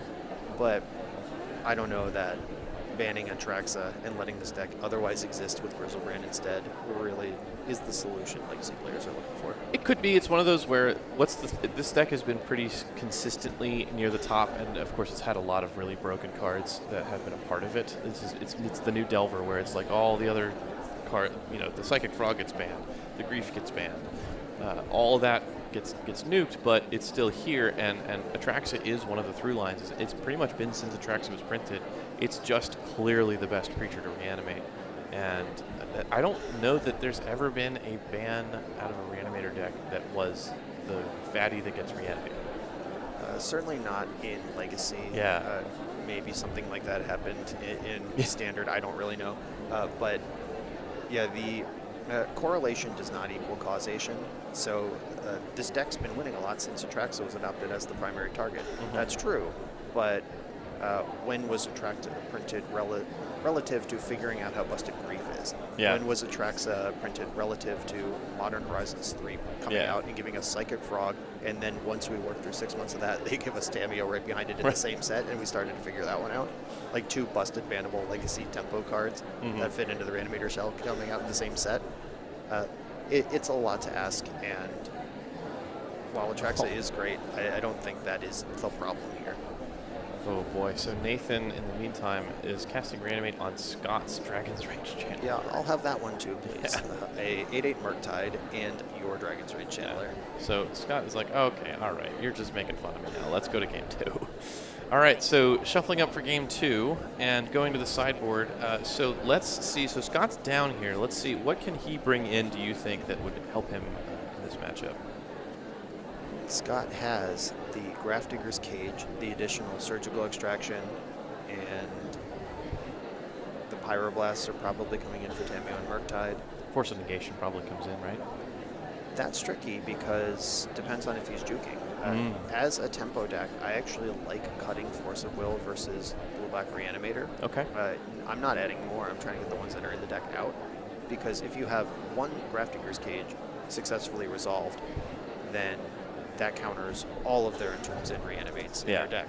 And you don't want to go 2 for 1 when you could go 1 for 7. Yeah. And having just one card like that and the extra Surgical Extraction, make them invest the Entomb, make them invest the Reanimate, get a 2 for 1 rather than 1 for 2 yourself to fight over one or the other. It's a better deal to use a sideboard card to solve those problems. And once we consider that Entomb and Reanimate might not even be in the deck in these same numbers post-sideboard, Force of Will just starts to look pretty bad, and Force of Negation even worse. I think that Scott is going to board out the Force of Negation he has, and maybe some of the Force of Wills, and plan to play against a Barrow game and manage the graveyard with these hyper-focused one-card get multiple things rather than the generic 1 for 2s of Force of Will. Yeah, and so you're thinking like, where your theory is, so you don't want to water down the deck too much because you are the beatdown. You do need to have threats in play to be able to. You can't transform into a control deck because they'll just grind you out with Barrogoyfs and potentially eventually just land the Reanimate anyway. So, but on Nathan's side, what do you think are his best cards to bring in? Barrogoyf's coming in regardless. Yeah. He gets that one on the house. And then it really depends on how he reads this matchup. He's on the draw here. We had the same conversation, Scott versus Paul, earlier in the day, and it's really up to Nathan. We saw Paul earlier in this exact same position on the draw. Keep the combo in and just add some Barrogoyfs to supplement the plan. Nathan might go 12 cards out, 12 cards in here and be a different deck and ignore Grafdigger's Cage. Or he might go halfway. It's impossible to know. The only person who knows the answer to that right now is Nathan Stoyer, and even he might be guessing. Yes. So, and as you saw with Paul and Scott, I believe Paul actually took game 1, but then Scott did the reverse sweep, if I remember correctly, and so Paul not audibling off of that or not pivoting off of that reanimation package maybe was not what the choice he should have made. Maybe he should have gone the other way. He should have pivoted at some point. I don't think he ever took it out. I believe we saw reanimation targets throughout the match. Yes. Paul remained dedicated to reanimating, and we saw in the game 2 of that earlier match, Scott had turned on Grafdigger's Cage that was worth 3 or 4 cards over the course of an otherwise close game. Mm-hmm. And one of those cards were Orcish Bowmaster instead of Entomb and Reanimate. Yeah. How free, like instead of Grafdigger's Cage getting 4 cards out of Paul's game plan, Orcish Bowmaster gets a free card out of Grafdigger's Cage being part of Scott's game plan. Right. And it's a complete rug pull if you're on the wrong level from your opponent. If they're on the same level, we'll see a game like we just saw where your life total versus your combo are the 2 metrics that matter, but those metrics could be completely different, and it's based entirely on how these players decide to sideboard. Yeah, and they're poring over each other's lists, trying to consider what they want to do here. I'm sure Scott is saying some things like, so what's your sideboard plan here, Nathan? Right. Like just out loud. That's just the kind of thing he would do. It doesn't hurt to ask. Right? Yeah. All right, so heading back to the table, looks like they have made their sideboard decisions, or potentially are still making them. But I wonder, so there is a fun little angle here. If Nathan does pivot, the Voidwalkers are actually pretty decent in the Delver matchup, because Delver sneakily actually has a lot of graveyard interaction that you can turn off Murktide Regent and Dragon's Rage Channeler with if you get it down early enough, and you can keep them off of Delirium. Yep. So really fun card there, and of course the synergy with Thoughtseize is excellent. Right. The problem with Dothy Voidwalker is it doesn't start the game in play. If it was Leyline of Dothy Voidwalker, it's the spot where I would not bring in Leyline of the Void if I had it versus Delver, because it doesn't impact the board, even if it does keep some of their threats smaller. Yeah. Dothy Voidwalker, an unblockable 3/2, you can clock them back, and the effect is good. But a 2-mana spell that can't block and doesn't gain life, is that good enough in a matchup that's just about your life total? Yes. And we haven't got Leyline of Dothy Voidwalker yet. That is the 3/2 that starts the game in play. Wait for Modern Horizons 4 to get completely free and uninteractable objects. Already a Modern Horizons card, but let's just juice it a little bit more. Yeah, the difference between the early Modern Horizons and the late ones are whether it's hyper efficient, pushed on rate, or completely free. Right. And we'll see. But all jokes aside, I would be surprised to see Dothy Voidwalker unless Nathan is on a full every piece of graveyard thing is out, and I just need cards to replace my Entombs and Reanimates. Yeah. I don't think Dothy Voidwalker is actually good against Delver on its own, but as part of a necessary full sideboard juke, we might see it. All right. Of course, Engineered Explosives, we saw how good that could be coming out of Paul's deck earlier today, where he was able to, Scott had a draw where he had a whole bunch of 1-drops, and Paul was able to kind of clear him out to level the playing field. So, unfortunately, did not result in a game win for him in that game, although it was quite a powerful play at the time. Right. Certainly made it much more of a game. Yeah, it puts Scott to Murktide or Bust, which he did have. So, bet and counter bet. It's like, all right, well, now you need to have Murktide. Well, I do. Well, all right. Okay, then. Great. Understandable. Have a nice day. Yes, sir. Good match. Okay, so speaking of Murktide, there is one Wasteland, Basic Island, Quarry Steel Cutter, 2 Dragon's Rage Channelers, and a Bauble, and that's going to be a mulligan. Yeah, the mono blue hand with Volcanic Island, I think he keeps that. It was pretty close, but Basic Island was a fetch land or a Valk. We're good to go, but not as it stands. So looks like Nathan is going to keep 7. So Scott with the old lose game 1 and then mulligan on game 2 while on the play. So hopefully the 6 will be better for him, so that we can get into a game 3 and have a winner-take-all game to take the whole tournament down. And like we were just talking about, if Scott has a solid 6 that includes Grafdigger's Cage, that Grafdigger's Cage could be worth 4 cards over the course of the game, or it could be worth -1 cards over the course of the game. And we will see as this game unrolls and what Nathan is up to. I remember it's funny, yeah. Sometimes you just get those haymakers that you're just like, oh yeah, by the way, I have this sideboard card that just like makes up for this entirely. I was on camera once where my opponent was asking me how I felt about mulliganing with my mono white Angel Stompy deck. And I was like, I don't know, I can have the heater, and I mulled to 4, and my opener was Chalice on 1, and my opponent had no answer to it. Or no, sorry, Moat. My opponent had no answer to it. Fun. Yeah, there's a running joke among my channel, my YouTube videos, is when I'm playing a full brew, just some mess of a deck that should not have been conceived, but here I am playing it. The joke is I'm going to go 1-4 in this league and I'm going to beat Storm. Because even the jankiest garbage you can imagine can put Deafening Silence, Null Rod, Mindbreak Trap, whatever you got, Trinisphere, in the sideboard. Yeah. And I have a lot of 1-4 records where I beat exactly Storm. All right, we've got hands. Thundering Falls with Surveil. So, okay, Scott's got plenty of mana in this one. So, Surveiling, flipping over Force of Will. Looks like we've got another Force of Will in hand with Mishra's Bauble, Murktide Regent Falk, and I missed the last card, but Wasteland for Nathan to really press it. It's a tough one. Yep. And dumping that Force of Will tells Nathan one of two things. Either Scott is desperate to find a second land drop, or he already has interaction for the combo. Yes. So Scott saw another Force of Will and other good cards with Wander, but not what he was looking for, so we're going to go shuffle here. So he has at least 3 Force of Wills still in his deck. Nathan has another Wasteland here. He's going to be in really good shape to take this tournament down. Yeah, Scott's got the random draw from Ponder still on the stack here, and he has a Bauble in hand that he can cycle off, and found Wasteland. Okay. I expect him to cycle this Bauble. Holding it for Quarry Steelcutter or Delver when you're under the gun on a Maul, down 2 cards to start. I don't like it, so yeah, he agrees. So there's Bauble. Take a look at your card. Ooh, Pyroblast. That's a good one to draw. Okay, do we have the second Wasteland? Is this tournament going to be completely free for Nathan Stoyer, or are we going to have a 2-game match?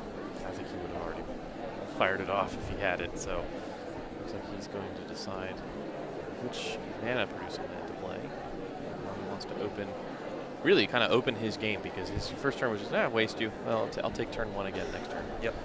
Let's re-roll those dice and see if you're dead.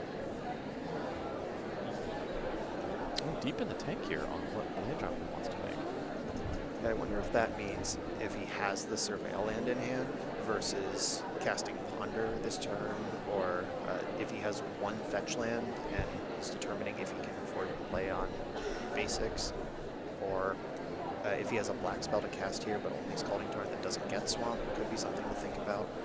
Yeah, so playing Scalding Turn here, cracking that fetch, and see if he gets the Surveil land or if he gets the dual land.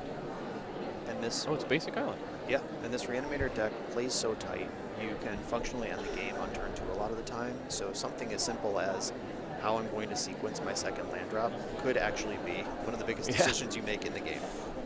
All right, so Island Ponder here. Oh boy, that was pretty good. That was Brainstorm, Daze, and Reanimate, I believe. Yep. If Nathan's looking for a land drop here, this is a shuffle. But if he's got a hand, especially if it contains Entomb, this is a snap keep. Yeah, and we do see the snap keep here. So Scott is up against it, and this is Legacy, right? We have 1 land in play for each player, and Scott is up against it already. Yep. He is in big trouble. I think I saw an Entomb float on the screen there for a second. If Nathan is holding Entomb and Reanimate, he's just a black source away from being rolled up. Yeah. So there's Polluted Delta. That will assuredly pick up a black source.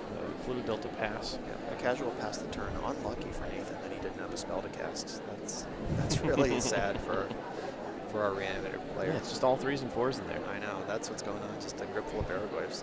Ooh, that Scott, big pickup. that was a huge pickup. Scott drawing Surgical Extraction for turn. That's a big one. With Fire Blast to back it up, and I believe some counter magic as well. Yeah, Scott has now Surgical plus Pyroblast plus Force. Yeah. Okay, so fetching Basic Swamp here to cast Entomb.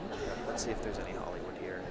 So here is a spot where really good players, great players, can find a little extra juice on this, where it's just like, if he had just like rolled his eyes and like resolves, then maybe somebody reads like, okay, I'm free to go. And then they get got by the Surgical double backup. By pausing to think there, like Entomb is the counter. If you have a counter, it is just right to counter the Entomb rather than try to fight over Reanimate. because by countering Entomb, you also pre-counter the Reanimate. Right. And that's pretty fundamental legacy here. So Nathan knows now that this Entomb is not worth countering. So what does that mean? It means he either doesn't have a counter or he has specifically surgical extraction. And Yeah. now Nathan can think about that. I think the pause there, the stop, furrow my brow, look at my hand, told Nathan, I have force, but I don't care. Yeah. Where I think of course, like roll your eyes, shrug your shoulders, just like dejectedly put your hand face down on the table. Like, yeah, do the thing, man. Yeah. Go nuts. Might lull a certain player. Maybe Yeah. Nathan's caliber is too high to fall for those theatrics, but let me tell you, a lot of Storm players have died to me, rolling my eyes, throwing my hand face down on the table, and then they just ram straight into Force of Will. Yeah. And we know we don't have a table mic, so it's possible that as soon as Nathan cast that Entomb, Scott did say, yeah, all right, and moved on, and then just looked at his hand. Maybe he was, play acting. There's just looking at my hand full of no interaction with what you can do. So Nathan with a Brainstorm, Scott's like, yeah, you can have that. Nathan with a untapping and then casting Ponder. So continuing to dig, I believe he must be looking for mana sources at this point because I believe he has everything else. He's looking for backup. He wants to be super sure. Thoughtseize is probably the safest to know exactly what he's up against here. So let's see. So You know he has Swamp Reanimator. here. He saw him ponder into it. Yeah. Considering what he wants to do here, he tapped Swamp and untapped it. So passing. Doesn't want to expose himself to daze.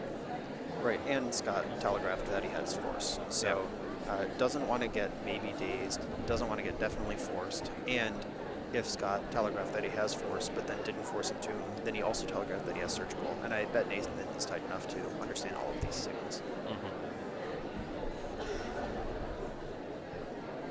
So Scott pausing on end step. I believe Nathan passed the turn. Scott is pausing on end step to see if he wants to do anything. Does not. So draws Corey Steel Cutter for the turn. I think it just passes right back. Yep. We have Delver in the control role right now, which it does not want to be in. Yes. But it is necessary in this matchup. So here's Ponder again from Nathan. Digging for more land. He does find a land that time. It's a Polluted Delta, a Daze, and I believe a Fatal Push. Yeah, I see a Fatal Push kicking around in there. So not helpful right now because Scott doesn't have a threat, but could prove useful later on if this game does continue to trudge on. Right. Scott could get aggro and play Corey Steel Cutter and then main phase surgical, get a trigger. I think that play is not advisable. Yes. That is available to him. It's a line available. If he starts getting twitchy or if he ends up having to go to clean up with just 8 cards in hand and he's going to lose a card anyway, might want to just do something. Yeah, so the end step Brainstorm here, this is the one that you don't want to cast, but it looks like he did pick up a fetch land as well as a Force of Will and a Delver of Secrets. That's excellent. I think he's going to muck this Corey Steel Cutter. That does not seem to be the game plan here. Yeah. Or he could set up Delver and not fetch this turn. Yeah, he could put back like Corey Steel Cutter on top with a Instant Sorcery under it. I think it looks like he's going to put Murktide Regent and Corey Steel Cutter back and then maybe crack that fetch to shuffle him away. Yeah, Murktide and Cutter are both medium minus here, but Murktide's at least blue. Yeah, pitches to Force, yeah. Right. Stormcrow rule. Yep. So definitely in the tank here considering what he wants to do. He is going to have to draw one of these cards because this is an end step Brainstorm, so yeah, he's thinking really hard whether Corey Steel Cutter or Murktide, they play the same role, which is big, clunkier sort of thing that kills my opponent really fast if it resolves. But neither of them is really what this game's about, and he's deciding the Corey Steel Cutter more likely to resolve, hits harder, versus Murktide is blue, is basically the calculation here. yeah. Interesting. So I think he decided not to put the Murktide back on top. I believe he put the Pyroblast back on top and then just drew it for the turn. That's the same thing. Yeah. Shuffling away Corey Steel Cutter and keeping the other cards in the hand intact, that is the same play that we just described. Absolutely. So, playing out Misty Rainforest, and here comes Delver of Secrets. Trying to get a threat off the board. The old, turn 7 Delver of Secrets to try to add a clock to the table, but you do need the clock. So, if everything else is under control, turn 7 is a fine play. Time to Delver. but we did see that Fatal Push kicking around in Nathan's recent pondering.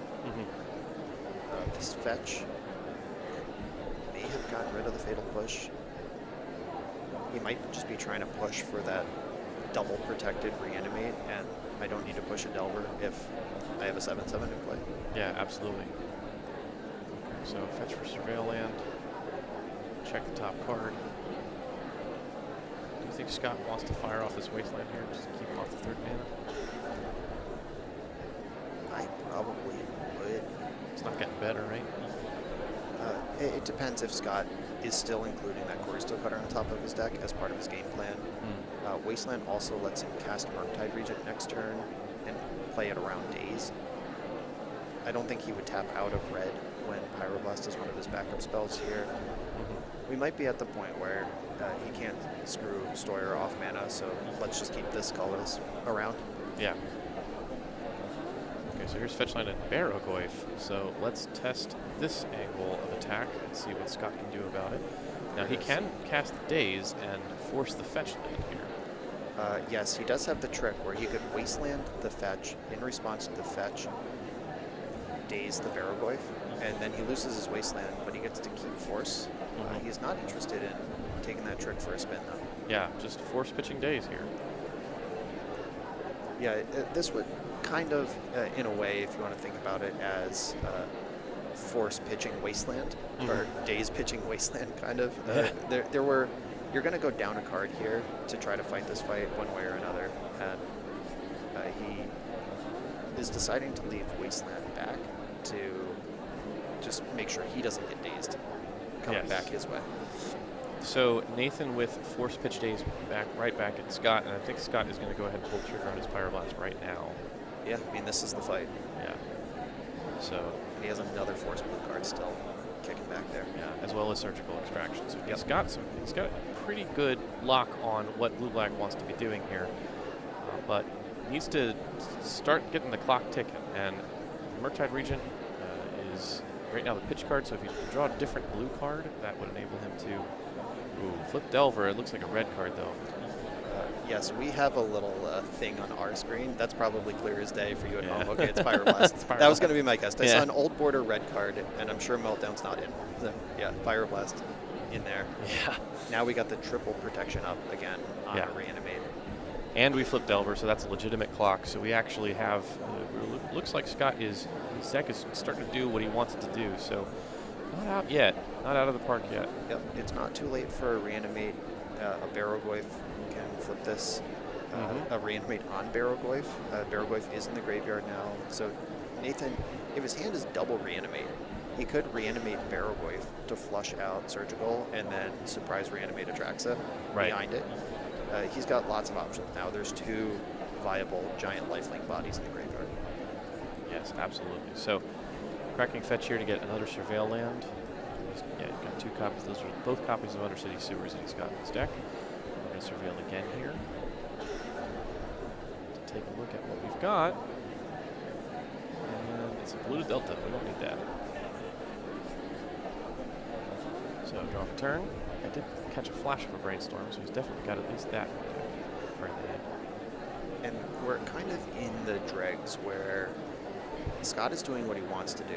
Nathan is clearly not doing what he wants to do. And Pyroblasting a Brainstorm might just be 3 time walls. Yeah. That might be as good as it gets. Yeah, absolutely. But here's Barrogoyf number 2, and there's Force of Will on Barrogoyf, so we really don't want that card to resolve, but that's going to... I saw a flash of Reanimate in Nathan's hand, so this might be his window where he fires. I think after Scott has cast 2 Force of Wills, I think you can't... He could have some other interaction, but... Right, but remember all those turns ago when Scott telegraphed the Force of Will, which he has now flushed out, and by telegraphing Force of Will, he also telegraphed Surgical. And here's Nathan I didn't see the Damio. Right, yeah, Nathan, still, I have Reanimate, I flushed out 2 forces, surely it's time to Reanimate. Nope, I'm just going to Tamio your ass. Yeah. Scott, I think, just wants to Pyroblast this. Let's just take care of this problem now. So, not pretty good play, honestly, because the spell you care about right now is Reanimate, and we've seen Force of Wills from Nathan already, so Pyroblast is that's really the target the primary target it has is those kinds of cards, as well as Marked Region, of course. Yep. And so Nathan's at 12.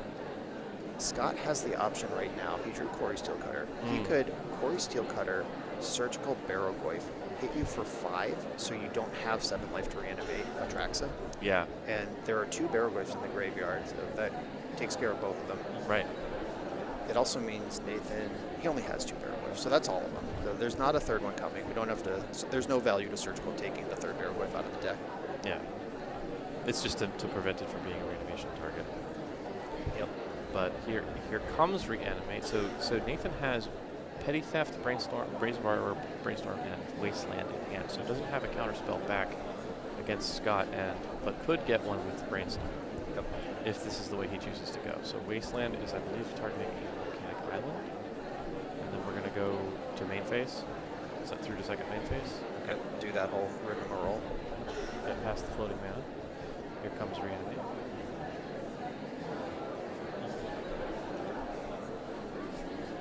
This guy's like, what's your graveyard? What do you have down there?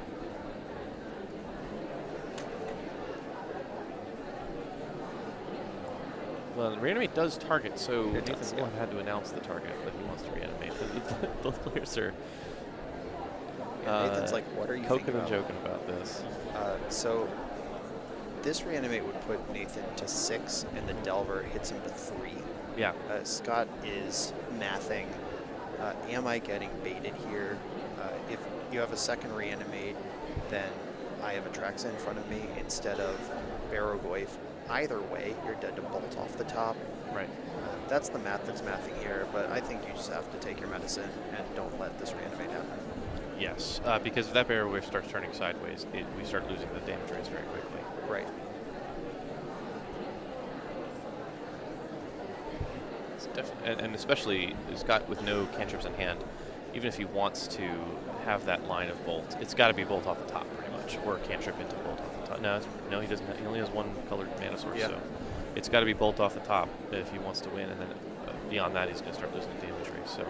Right. And this looks easy to those of us who can see both hands, but this is actually the possibility that there's a second Reanimate in this hand, and do I take my chances versus Barrogoyf versus die to Atraxa, is a real thing here. But the problem is the hand just doesn't beat Barrogoyf. Right. It's forced action here. Yeah. This Reanimate targeting anything is bad news for Scott, so it's got to be... he's trying to figure out why Nathan is targeting Barrogoyf. He's just like, there's got to be some deep level that he's playing at that I don't understand. Well, the deep level is if Nathan targets Atraxa and the card in Scott's hand is Lightning Bolt instead of Surgical, Nathan just dies. Yeah. Atraxa enters, triggers, Nathan dies before the trigger resolves, or just bolt him to sub 7 and then let Reanimate resolve. Yeah. So Barrogoyf's in. The 5/6 Barrogoyf. We're gonna Petty Theft Delver Secrets on top of that. Yep, the squeeze worked. Oh goodness. So now Scott has no clock, no interaction. And there's Corey Steelcutter. Full of bricks. He is going to lose to Reanimator with Surgical Extraction in his hand. Yep. The most embarrassing.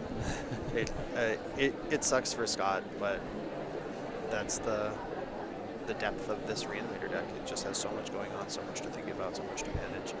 Yeah, so Brainstorm here into it's Days Fetch Brainstorm or Force of Will. Yeah, I think the Ultra heads-up line was 2 turns ago doing that main phase Corey Steelcutter, Surgical Extraction, your Barrogoyf, put you under 7 so you can't reanimate Atraxa anyway. Yeah. I think that's the way that you use combat to your advantage and use Nathan's life total as a resource that he needs.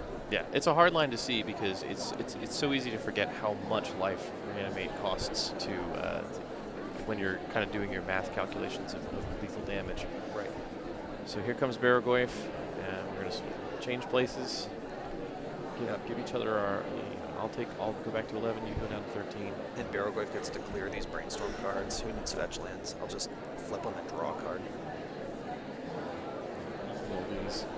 And there's a Tameo, Archetype Regent, which is going to come back to the hand. Fatal Push. believe that Murktide is going to go ahead and slam right home right now and put Lethal. It is all over but the crying at this point. Yeah. So Nathan Stoyer on the cusp of closing out his victory here at the Classic.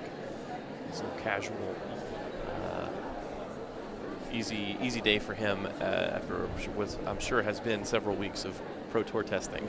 Yep, he got 2 handshake rounds during the Swiss, a bunch of 2-0 victories. He's played about as little Magic as you need to win a tournament today. He's like, oh, if this is what Legacy is like, I see what you guys are so excited about. Yeah, hopefully he makes a highly visible social media post today saying, why is this deck legal? And Wizards of the Coast can see one of their world champions mentioning how ridiculous this thing is. All right, so Scott here is doing math to figure out how dead he is. The answer is quite at the moment.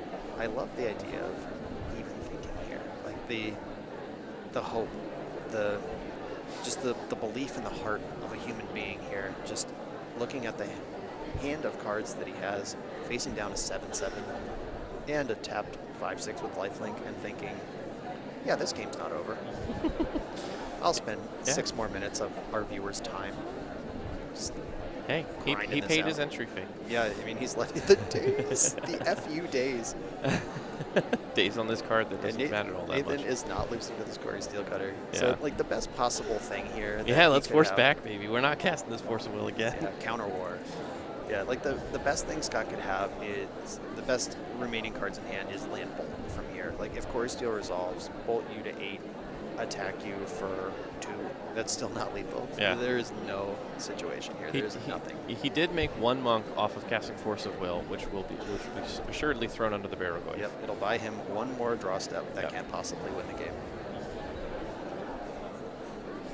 Kudos, Scott. Play it out to the bitter end. Make him kill you. Hey, untimed round. It's the finals. Why not? Yeah, just start re-sleeving cards, too. Let's have fun. That's there it. it is. And there's the handshake. Right. So Scott scoops it up. Scott's first match loss on the day. Nathan did not drop a single match all day long. And Nathan Stoyer is our Classic champion of the first annual Charity Classic here at the DMV Legacy League. Some excellent Magic. This is a great day at Magic, Brian. It was, yeah. Legacy, even when it clearly has some problems, we're all just counting down the bands. Ooh, there's a club under us, and Yeah. their music just kicked in. The nightclub and- started, yeah. folks. It's time for us to get the F out of here. Yeah, my body just started shaking. Sorry I lost my train of thought, but the end of a long day. Nothing to do with the bass, by the way. He just starts dancing. He just feels the rhythm. Okay, so Nathan's going to be coming over here once he packs his stuff up and finishes exulting in his victory to exult some more in his victory at the table with us, and we'll do an interview with Nathan where we get to talk to him about his experience playing Legacy, and maybe we can get a sense of how much testing he's done for this, and ask him how easy it was exactly. So. Yeah, I know he borrowed the deck from our co-caster Jarvis. These are not Nathan's cards. He walked in and picked up the deck this morning. I mean, he has Magic Online. By pick up the deck, I mean physically, not he has no reps, but yeah, show up, easy day. Yeah, and Nathan, of course, was a commentator for last year's Invitational, so got a taste of it last year, perhaps, and came back for more. Was like, you know what? I think I want to try my hand at this thing. And why not? I mean, we put on a great show here. This is, well, I mean, not to compliment myself too much, but not really myself. It's a lot. Most of the work here has been, almost all of the work, has been done by my wonderful friends and extremely passionate people who put the DMV Legacy League together, and we've got just an awesome spread here. So I'm very proud of the work that the team has done. And y'all, shout out to my team, my fellow teammates, and you don't have to yell in chat. Shout them out as well, please, because they're awesome. So, not too late to, well, the booth is closed for bids and raffles today for Trans Lifeline, but you can still put them in.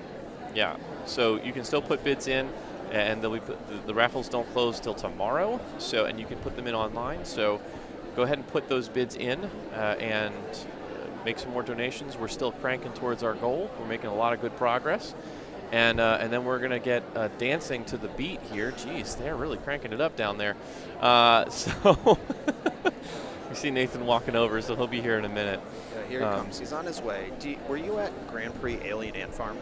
Do you remember that? No, I missed that one. There was a Grand Prix back in the day where the convention center, we shared a wall with VapeCon featuring Alien Ant Farm performing live. And this was going on for about half of the first day of the Grand Prix, just heavy music coming through the walls. We're going to make some room here for Nathan. Get a chair in here for him. Here's Kevin with a brief cameo on camera.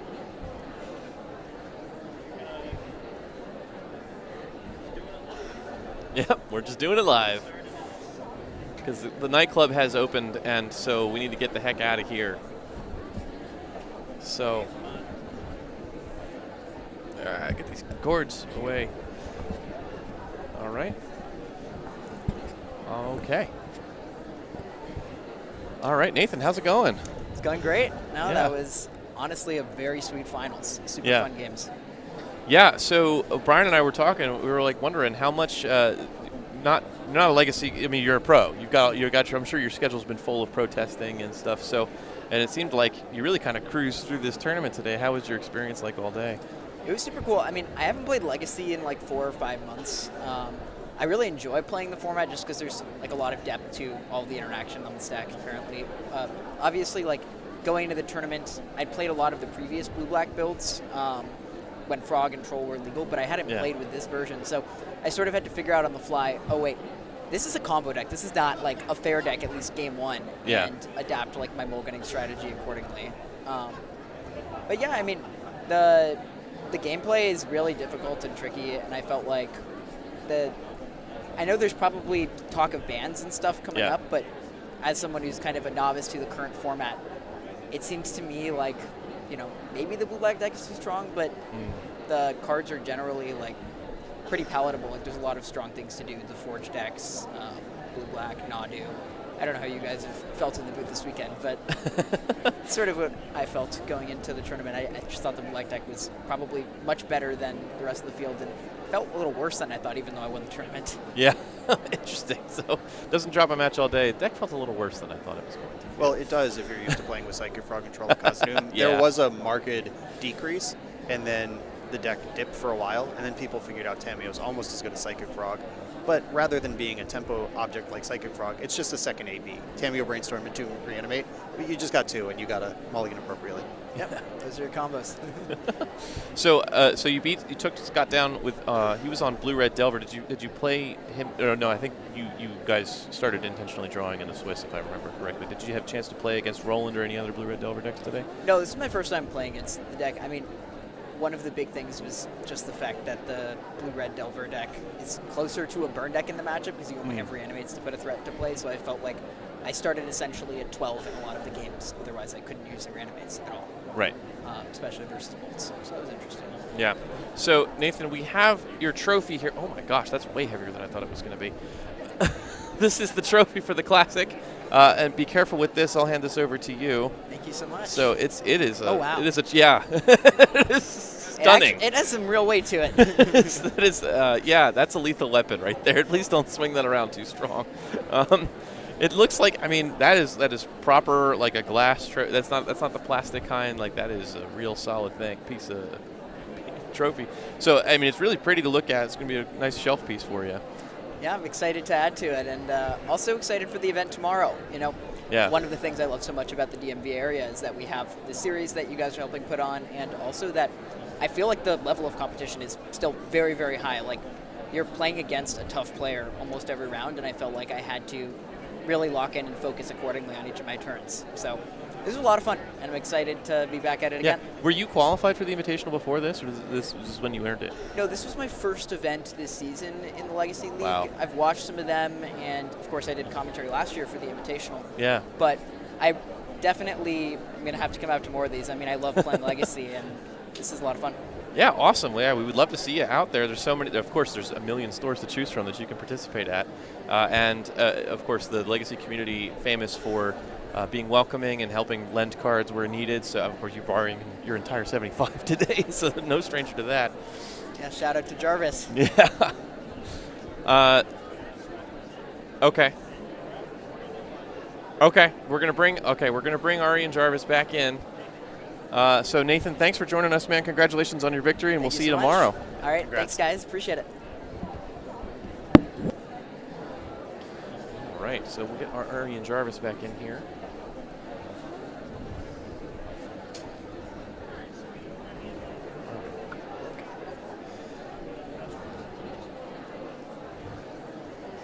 Watch your next. You are Jarvis. Microphone looks like it's Your about headset right now. is Yeah, muted, so we're all get set it up. on. We're in there. This is a full operation. Yeah. Okay. We have all the tech. And the whole crew is back together. So, guys, you were watching that match. How did you feel about that? How fun that was to watch? It felt like, it's hard to tell, was Nathan full control the whole time, or does it feel like he got away with something, or is it both? Could be both. It could be all of those things, really. One of the things we were talking about in the booth was on that last turn when Nathan finally put a Reanimate on the stack after an entire game of surgical extraction being in the hand, and he did not surgical, because it's just the mind control of what if there's a second Reanimate. I have to take my chances versus Barrowglyph that I also can't beat, but I definitely can't beat Atraxa, and this card I boarded in that's supposed to be good, I'm going to die with it in my hand. Yeah. So that sort of inevitable squeeze, and the game one Tamio gaining like 12 or 14 life while Nathan just spun his wheels.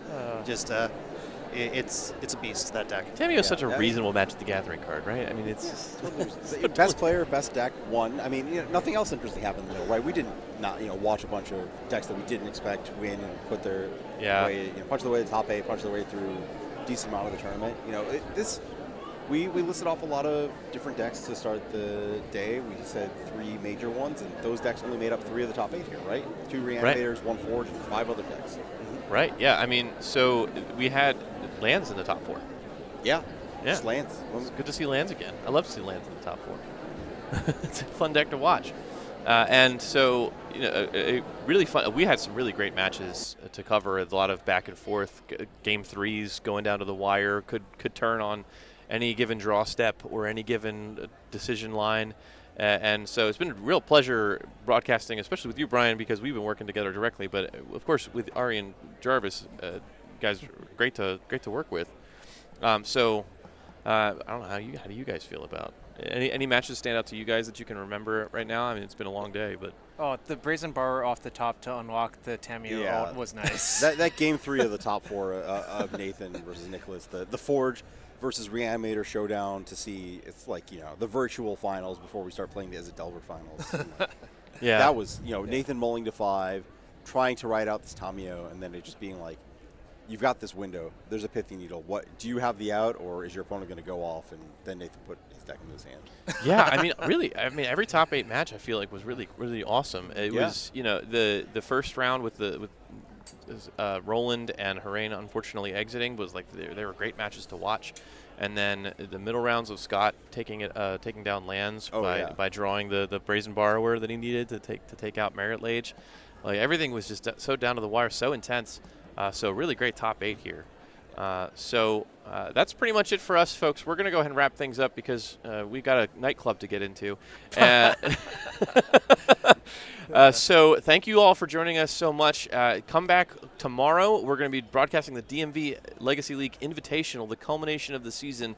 We have 4 new entrants from this top 8. 4 players that were already qualified and 4 new ones that weren't. So we'll have a full house tomorrow. Good to watch even more excellent Legacy being played. So don't miss out, and we'll see you tomorrow morning.